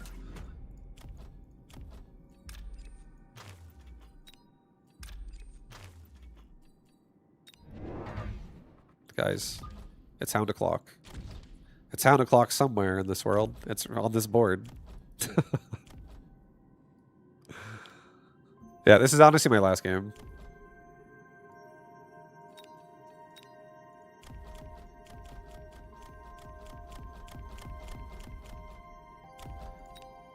I'm gonna put it on the ball. Dude, look at this ball. It goes from 2 to 3 damage.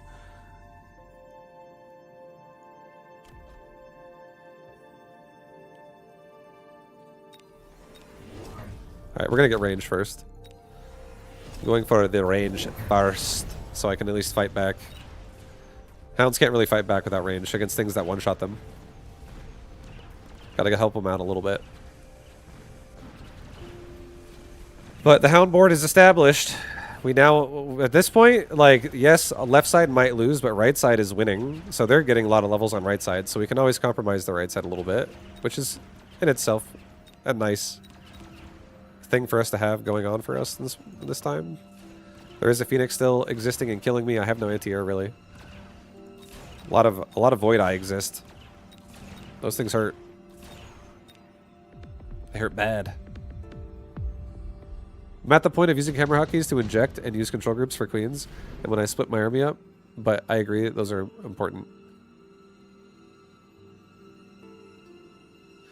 Yeah, I feel like there are definitely like layers and depths to control group usage as well. Being able to hit the keystrokes required on your keyboard to minimize time investment, to maximize efficiency of like regrouping and remanaging things. That does exist. So like, for instance, there's a command called a steal command in that game. And a steal command is fucking amazing for saving you time at making whatever you're doing happen really fast. You eliminate like a multi-hotkey process by hitting one hotkey. It does like it assumes like you're doing it this way, so you skip a step and you get you get a free boost of your time because you don't have to sit there doing as much of a code. And if you're doing it like repeatedly to like change things around, it can be time consuming. So that would be an amazing tool for someone to have once they're kind of comfortable. But I feel like if you were to teach them that command like right away, like, oh, you gotta know this thing. It's insane. It changed my games forever. If they like don't even know the basics, they're gonna fucking like they're gonna be like, what is going on? I don't even understand. All right, guys, I think we're actually having a problem in this game as well, by the way. This is not good. I don't understand what's going on right now for me. Get a fang. Put it behind the tower. I'm afraid. Put a barrier, or put a shield on those Mustangs. I'm gonna sell them, so it's gonna come off of them, but I'm actually terrified. This is very scary.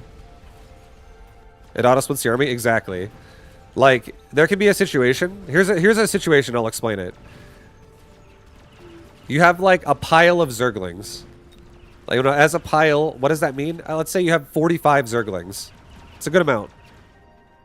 You're running at your opponent's base, and as you get there, you see an opportunity to kill workers in multiple locations.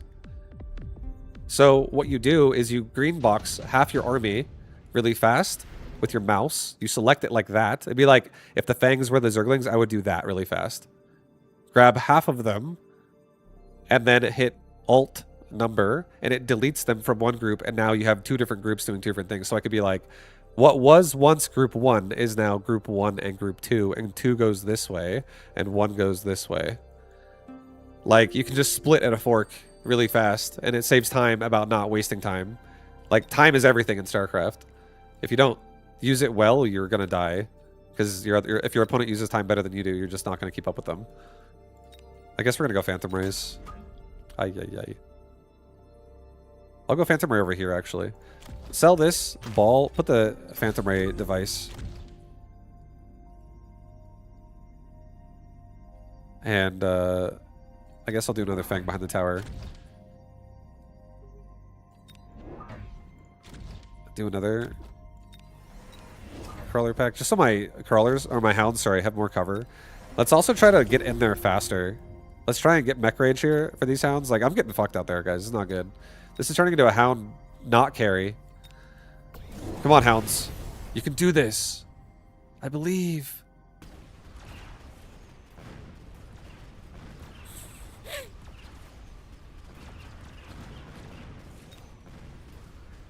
We're killing the sledge a little bit. There's still way too much Void Eye left over. But our Phantom Rays are alive, so our Phantom Rays are going to massively thin out the amount of damage we're going to take here. He's got a Phantom Ray in my flank. That Phantom Ray is going to kill so much they might even get level 4. They have a damage device too, so they'll wreck a tower.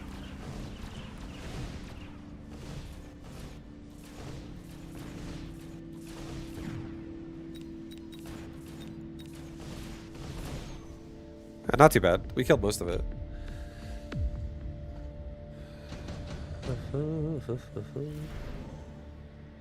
Extended range Phantom Ray? No, it's okay.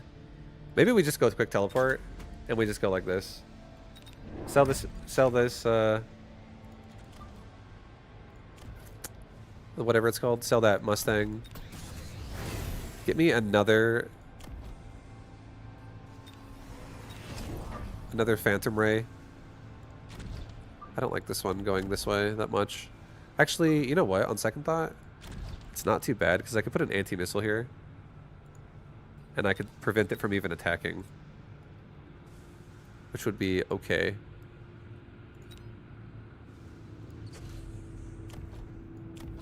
Let's get double damage and a single HP. Let's try to make the hounds like push fast. Let's also give these hounds right here maybe 2 barriers just for this round. We have no chaff. It's kind of scary.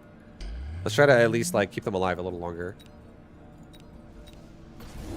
Okay, he has regen on tanks, so that's not good for us. That'll make them harder to kill.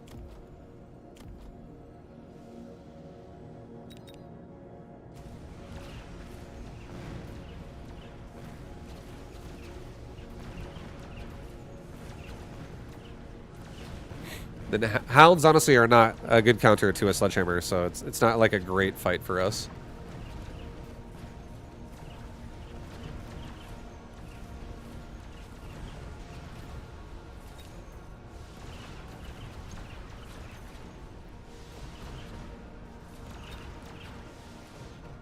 I guess that's good or something.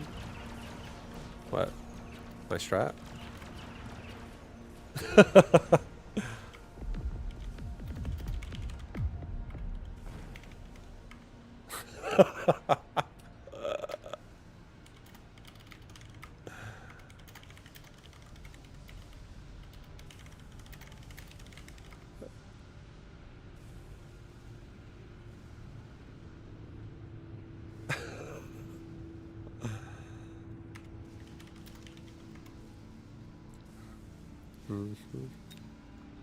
Alright, well, nice guys. Yeah, Sledgehammer versus Hound is definitely not a favorable position for the Hound to be in. It's a... I was wondering why not a Scorpion transition? I mean, players are so much nicer in this game than SC2. I mean, yeah, I think so. Overall, yeah, I think so. I think this right here, though, I'm not sure. I am not gonna lie. I have a. This is the internet, right? So I feel like, I mean, right here, I guess that's good or something. It's incredibly sarcastic, but it's also no big deal. Because I understand that sledgehammers are a favorable matchup versus a hound, so it's not necessarily good for hounds, even though hounds can do it. Chaff is not favorable for a sledgehammer. The Mechabellum algorithm reached only boomers. But, I mean, you could go Scorpion. You could do a lot of things, honestly. I feel like if I were to add the best possible unit to my composition there that would make that board broken, I actually would have added a hacker. A hacker with a barrier and a fucking... just turning his own tanks around. And it would have been a... It would have been much nicer for the hounds. Because the hounds don't need to actually kill the sledgehammers, even though they can, if they have a level advantage. That's just how it works. But a hacker can slow that board down dramatically with just making their own tanks with regen shoot themselves.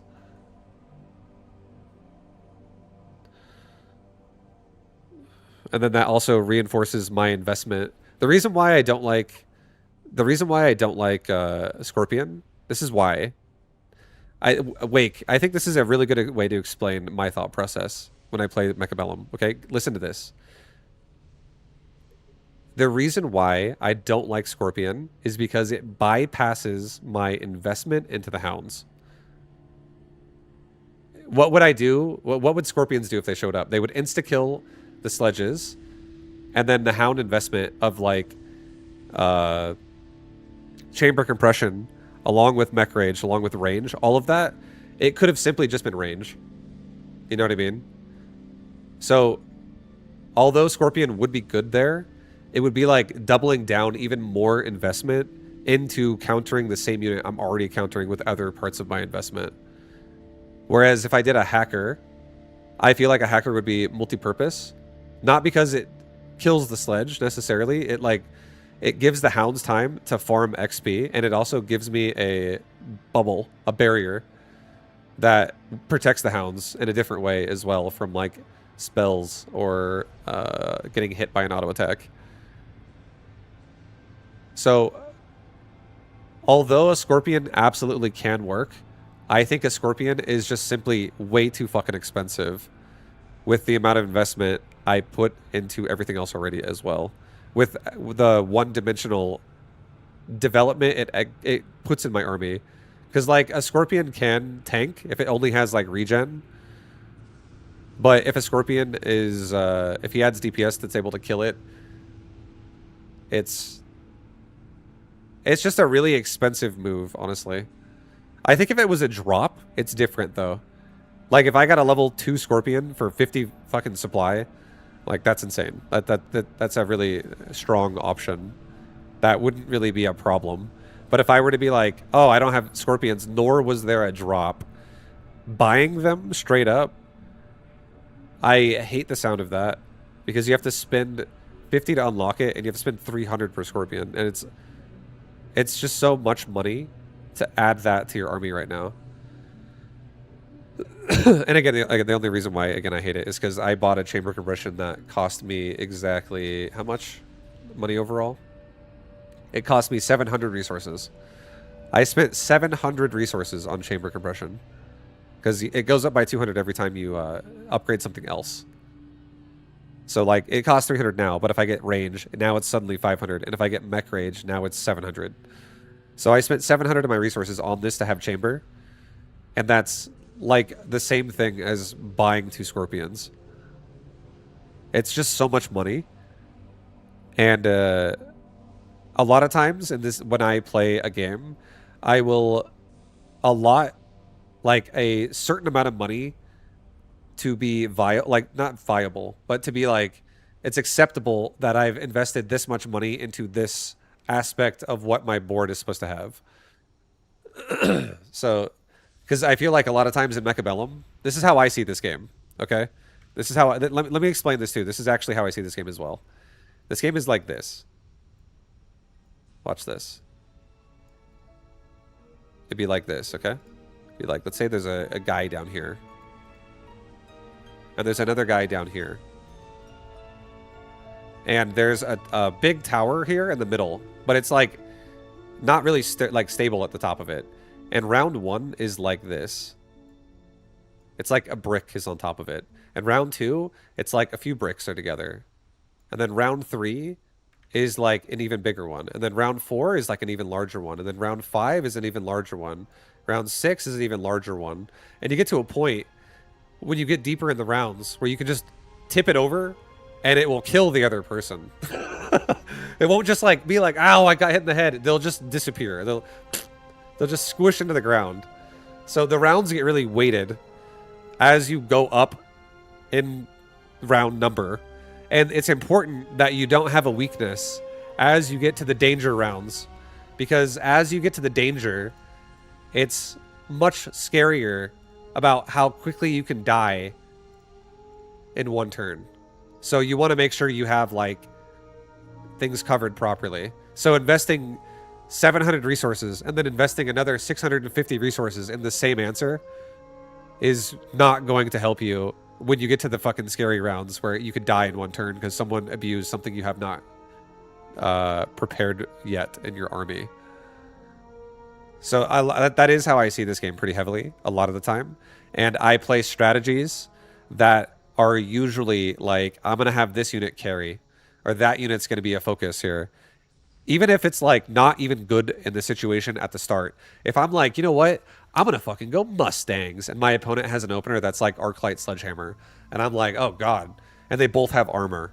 And I'm like, oh, this is not a good Mustang time. But sometimes I send it. I'm like, let's go Mustangs. Let's fucking get it done.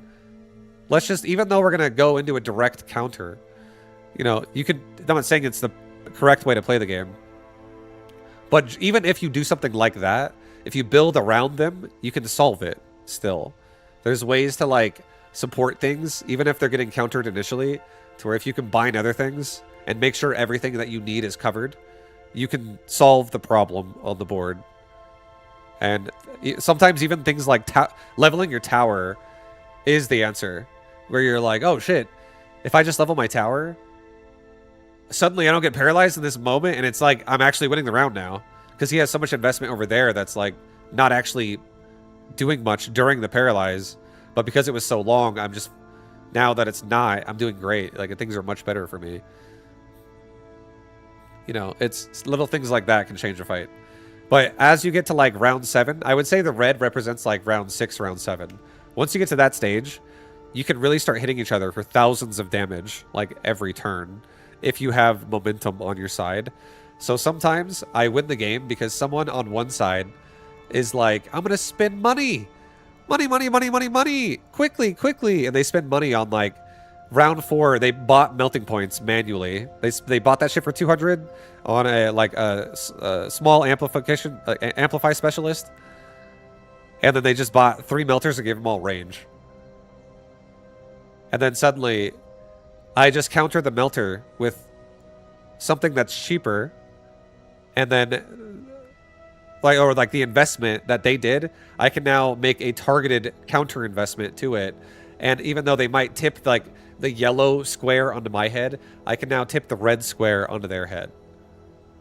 So it like the damage they do early on with the investment puts them into a hole where they can't really climb out of it very easily because they already have the investment.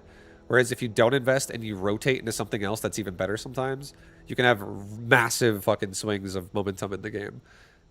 It's a lot of times why I justify things like I put Mustangs in front of Hounds on the line because I'm like, I don't give a shit. I'm going to sell the Mustangs and have a momentum shift with higher level Hounds in like 5 rounds from now. Once they level up a few times because Mustangs are the ones dying instead or something like that. And then if Mustangs are going to get sold anyways, who gives a shit how many levels they get? But then sometimes as well, if something levels up and you level it up and then you sell it without upgrading it later on, it could do something well for you for a few rounds and then you just rotate it anyways with all the money you had. This is also like balancing your budget as well in like drops where it's like, do I want to take the free option or do I want to buy something actually for like 200? Like, just allotting enough money to really do things that you think are powerful is a strong way to play the game. It's really a financial game, honestly, a lot of the time too. Like if you all in your money every round, you're going to be having such like weak momentum shifts repeatedly. Are you able to sacrifice a round or two to prep? 100%, yeah. That's why a lot of people like watching my games, or this is something I hear frequently, which is they call me the comeback king. People say, Vibe's a comeback king. And the reason why is because I'll go down to games where I'm like below 500 hit points or below 100 hit points, sometimes even below like 50 hit points left. And it's like that's the round where we have an addition to our army that changes the scale of the board, where it's like our investment here is now turning on and it just makes the board change entirely. And then it's like, then it turns into like we start winning rounds deeper and deeper, and the opponent can't rotate with me as I have now rotated the board. So it's like they're out of energy as I'm now rotating it because their finances are not able to support what they need anymore. And a lot of times this happens because somebody might double dip something that does something already. They might be like, oh, I need DPS. I'm going to buy something else that does more DPS. And both the DPS are getting countered by the same problem. Something like that. But yeah, you don't actually lose anything besides potential XP that could have been acquired when you lose a round. You only lose your health at the top of the screen, which is like if you run out of it, you lose the game. But you don't actually like, it's not like your opponent makes more money for winning a round or something, or they get, instead all they really get is they get the option to level their units. And not everybody levels their units like crazy. I feel like actually it's rare that people level their units like crazy.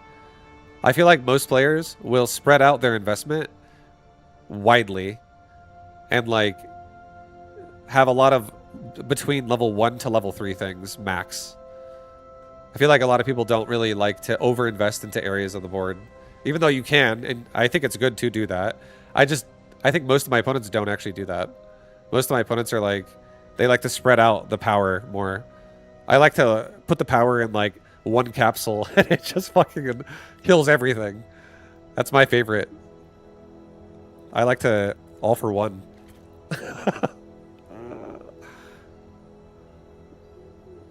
But yep. There's a lot of games where you can easily lose 5 rounds and then win the game. Like you can lose 5 rounds and then win the game in 2 turns or in 2 rounds. I think some of the craziest games you can have would be like losing the game for 8 rounds in a row, and then you just win the game in 1 turn. It's like, oh shit, like each round, it's like you slow down like the bleed out over time because it could be something like you're being greedy. So this is another way. This is another visual. Let me say it like this. This is another visual that I think might help represent how to play Mechabellum well. Okay, watch this. So you have these things. You have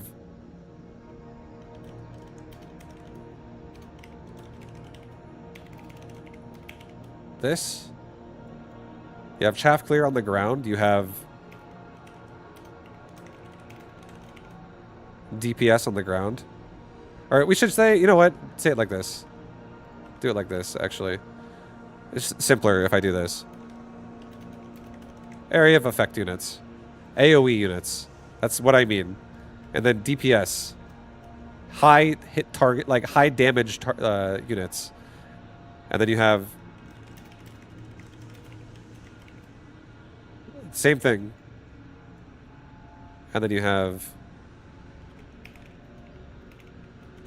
that right there. So... you don't have to play Mechabellum where you play like this. Where it's like, I'm going to go like round 1 is going to be like this. And then round 2 is going to be like this. And then round 3 is going to be like this. And then it's like you fill up these bars a little bit. Oops.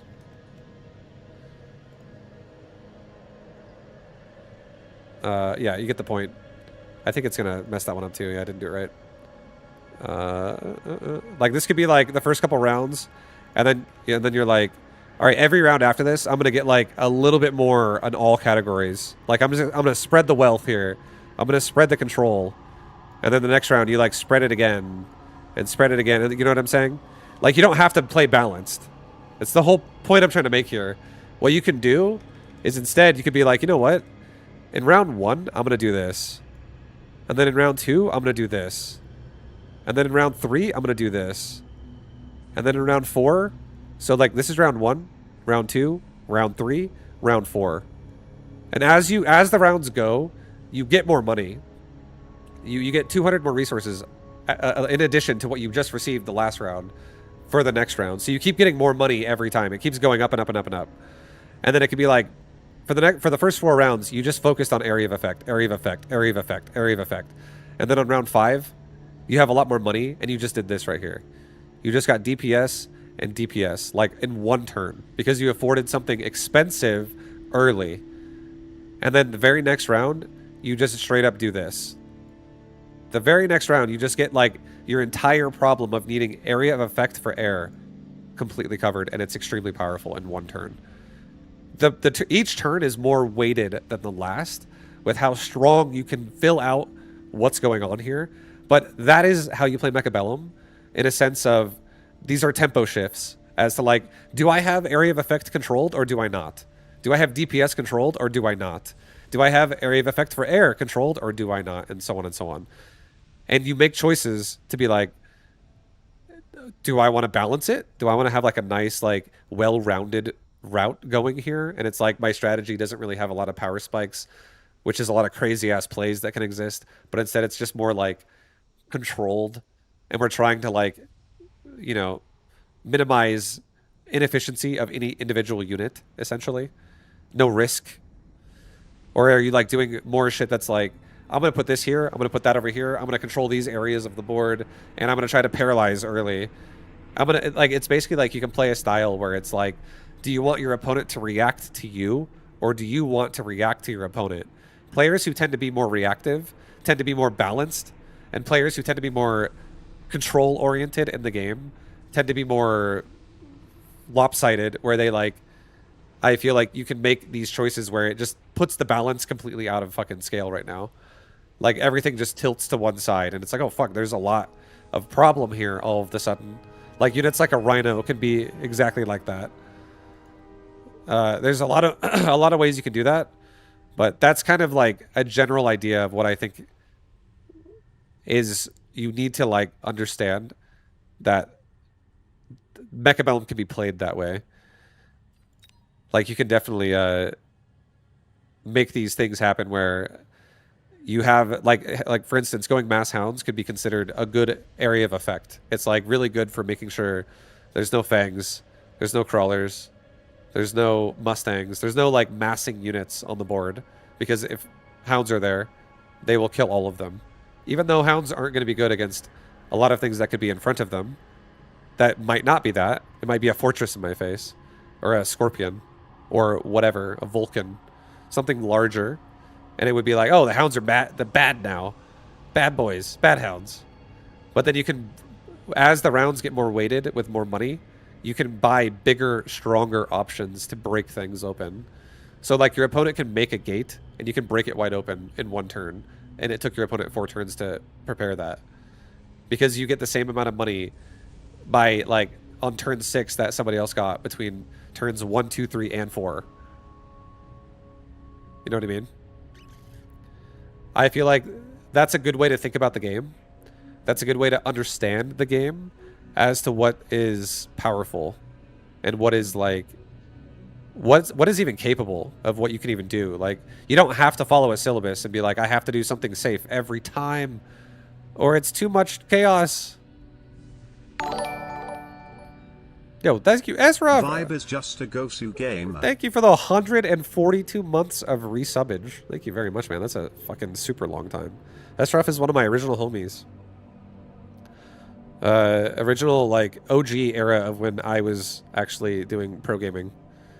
That man was flying on planes Going to events. We were fucking. That was definitely a fun time. Really early days. That was like 2010, 2011. It was like 16 years ago. Yeah, the good old days. It was fun times, honestly. It's not very. Thank you very much, dude, for running the sub for 142 months. You're. I have to look at it, but you're definitely like in the top 5, if not even number 1 at this point of continued subs. So thank you so much for that, man. You're a beast. That's rough. You were looking for Mecha Chameleon streams and you just bumped into this. Nice. Well, I hope you enjoy it. Honestly, this is coming from somebody. I'm going to say this before I leave. And anyone who wants to follow my stream, thank you for following, by the way. Anybody who wants to follow my stream, that's all my links right there in chat. And I stream 5 days a week. I stream every single Tuesday until Saturday, usually starting at 2 p.m. Pacific time. So, every day I go for like anywhere between like 6 to 10 hours. But yeah, lots of streams to be had in the future. But I am also someone that was I've been a gamer my whole life, and I'm 30. How old am I? I'm 39. Yes, I'm 39. And I've played strategy games on like computer ever since like the late 90s, mid to late 90s. So I've been a gamer my whole life, and then I became a StarCraft 2 pro gamer in 2010, and I had some success with that. It was pretty cool. And then now I have fallen in love with Mechabellum. I think this game is honestly really fun. This game, I feel like I don't know what I want exactly out of a strategy game these days, but Mechabellum makes me feel confused, because before I thought it was just an RTS game, and ever since I played this game, I feel like I love auto battlers the way this game does it. Because I already liked games like Direct Strike and stuff like that in StarCraft custom games or Warcraft custom games, but this game is a whole other level that's honestly even more fun. The strategy like placement in this game is really cool. So currently I really like it. But Esraf, I hope you have a good 4th of July as well. Everybody, thank you for watching the stream. I hope you guys enjoyed it. I'll be back again tomorrow. Today's Friday, so tomorrow will be my last day of the week. I would say you can expect I'll do StarCraft 2 again. I was actually having a lot of fun with it today. I'll start my stream tomorrow with StarCraft 2, and then I'll follow it up with probably Mechabellum. I think PoE is becoming a game I'm kind of playing off stream. So all the PoE all the Path of Exile 2 players, just know I'm at least playing the game. I do enjoy it.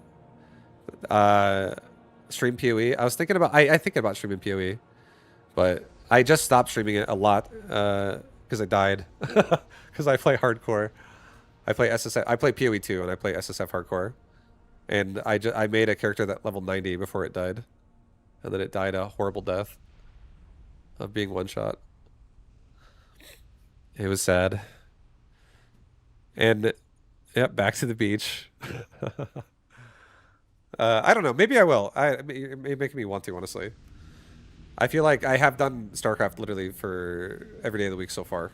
And StarCraft into Mechabellum every day of the week so far. Maybe I could do a shorter StarCraft session and do a shorter Mechabellum session and a PoE session tomorrow after instead. Like 3 hours each or something. You used to escort players in PoE 1 hardcore. Oh, nice. I played PoE 1 hardcore, but I didn't play the game long enough to really like stick. I played probably like 600 hours of that game,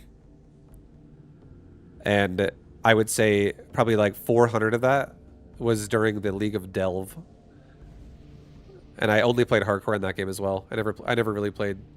I probably, out of all those hours I played it, I think I probably played like 1/10 of that as standard. Like, almost my entire experience on PoE 1 was hardcore. And then my entire experience on PoE 2 has been hardcore. I've barely even... It's like 99% hardcore in PoE 2. And probably like 90% hardcore in PoE 1. I fucking love hardcore. I played D2 as well. Hardcore back then. Back in like 2002, 2003. I was playing non-hardcore before that, but ever since probably like 2002, I played a lot, like only hardcore. And I like love it so much more. Just there's so much more like adrenaline that I get when I'm like, I don't want to fucking die. Oh god, I can't die, and then you do, and then you just feel awful. You're like, oh, oh man, I don't want to care, but I do. I lost so much time. When I first played PoE, I went straight to hardcore. This falling was a falling streamer that played it and encouraged me to play it. Died so many times to things you cannot telepath. Yeah, no, it was definitely PoE 1 and PoE 2. Learning the games was definitely a lot of like, oh, I'm dead. Oh, I'm dead. One shot. Oh shit, I got one shot again. It's like, oh, I'm doing pretty good this time. I got 32 hours in. Oh, one shot. Oh. Oh no. Oh shit, back to the beach. I gotta wake up again out of that bad dream I just had. I'm level 1. Levels are going fast.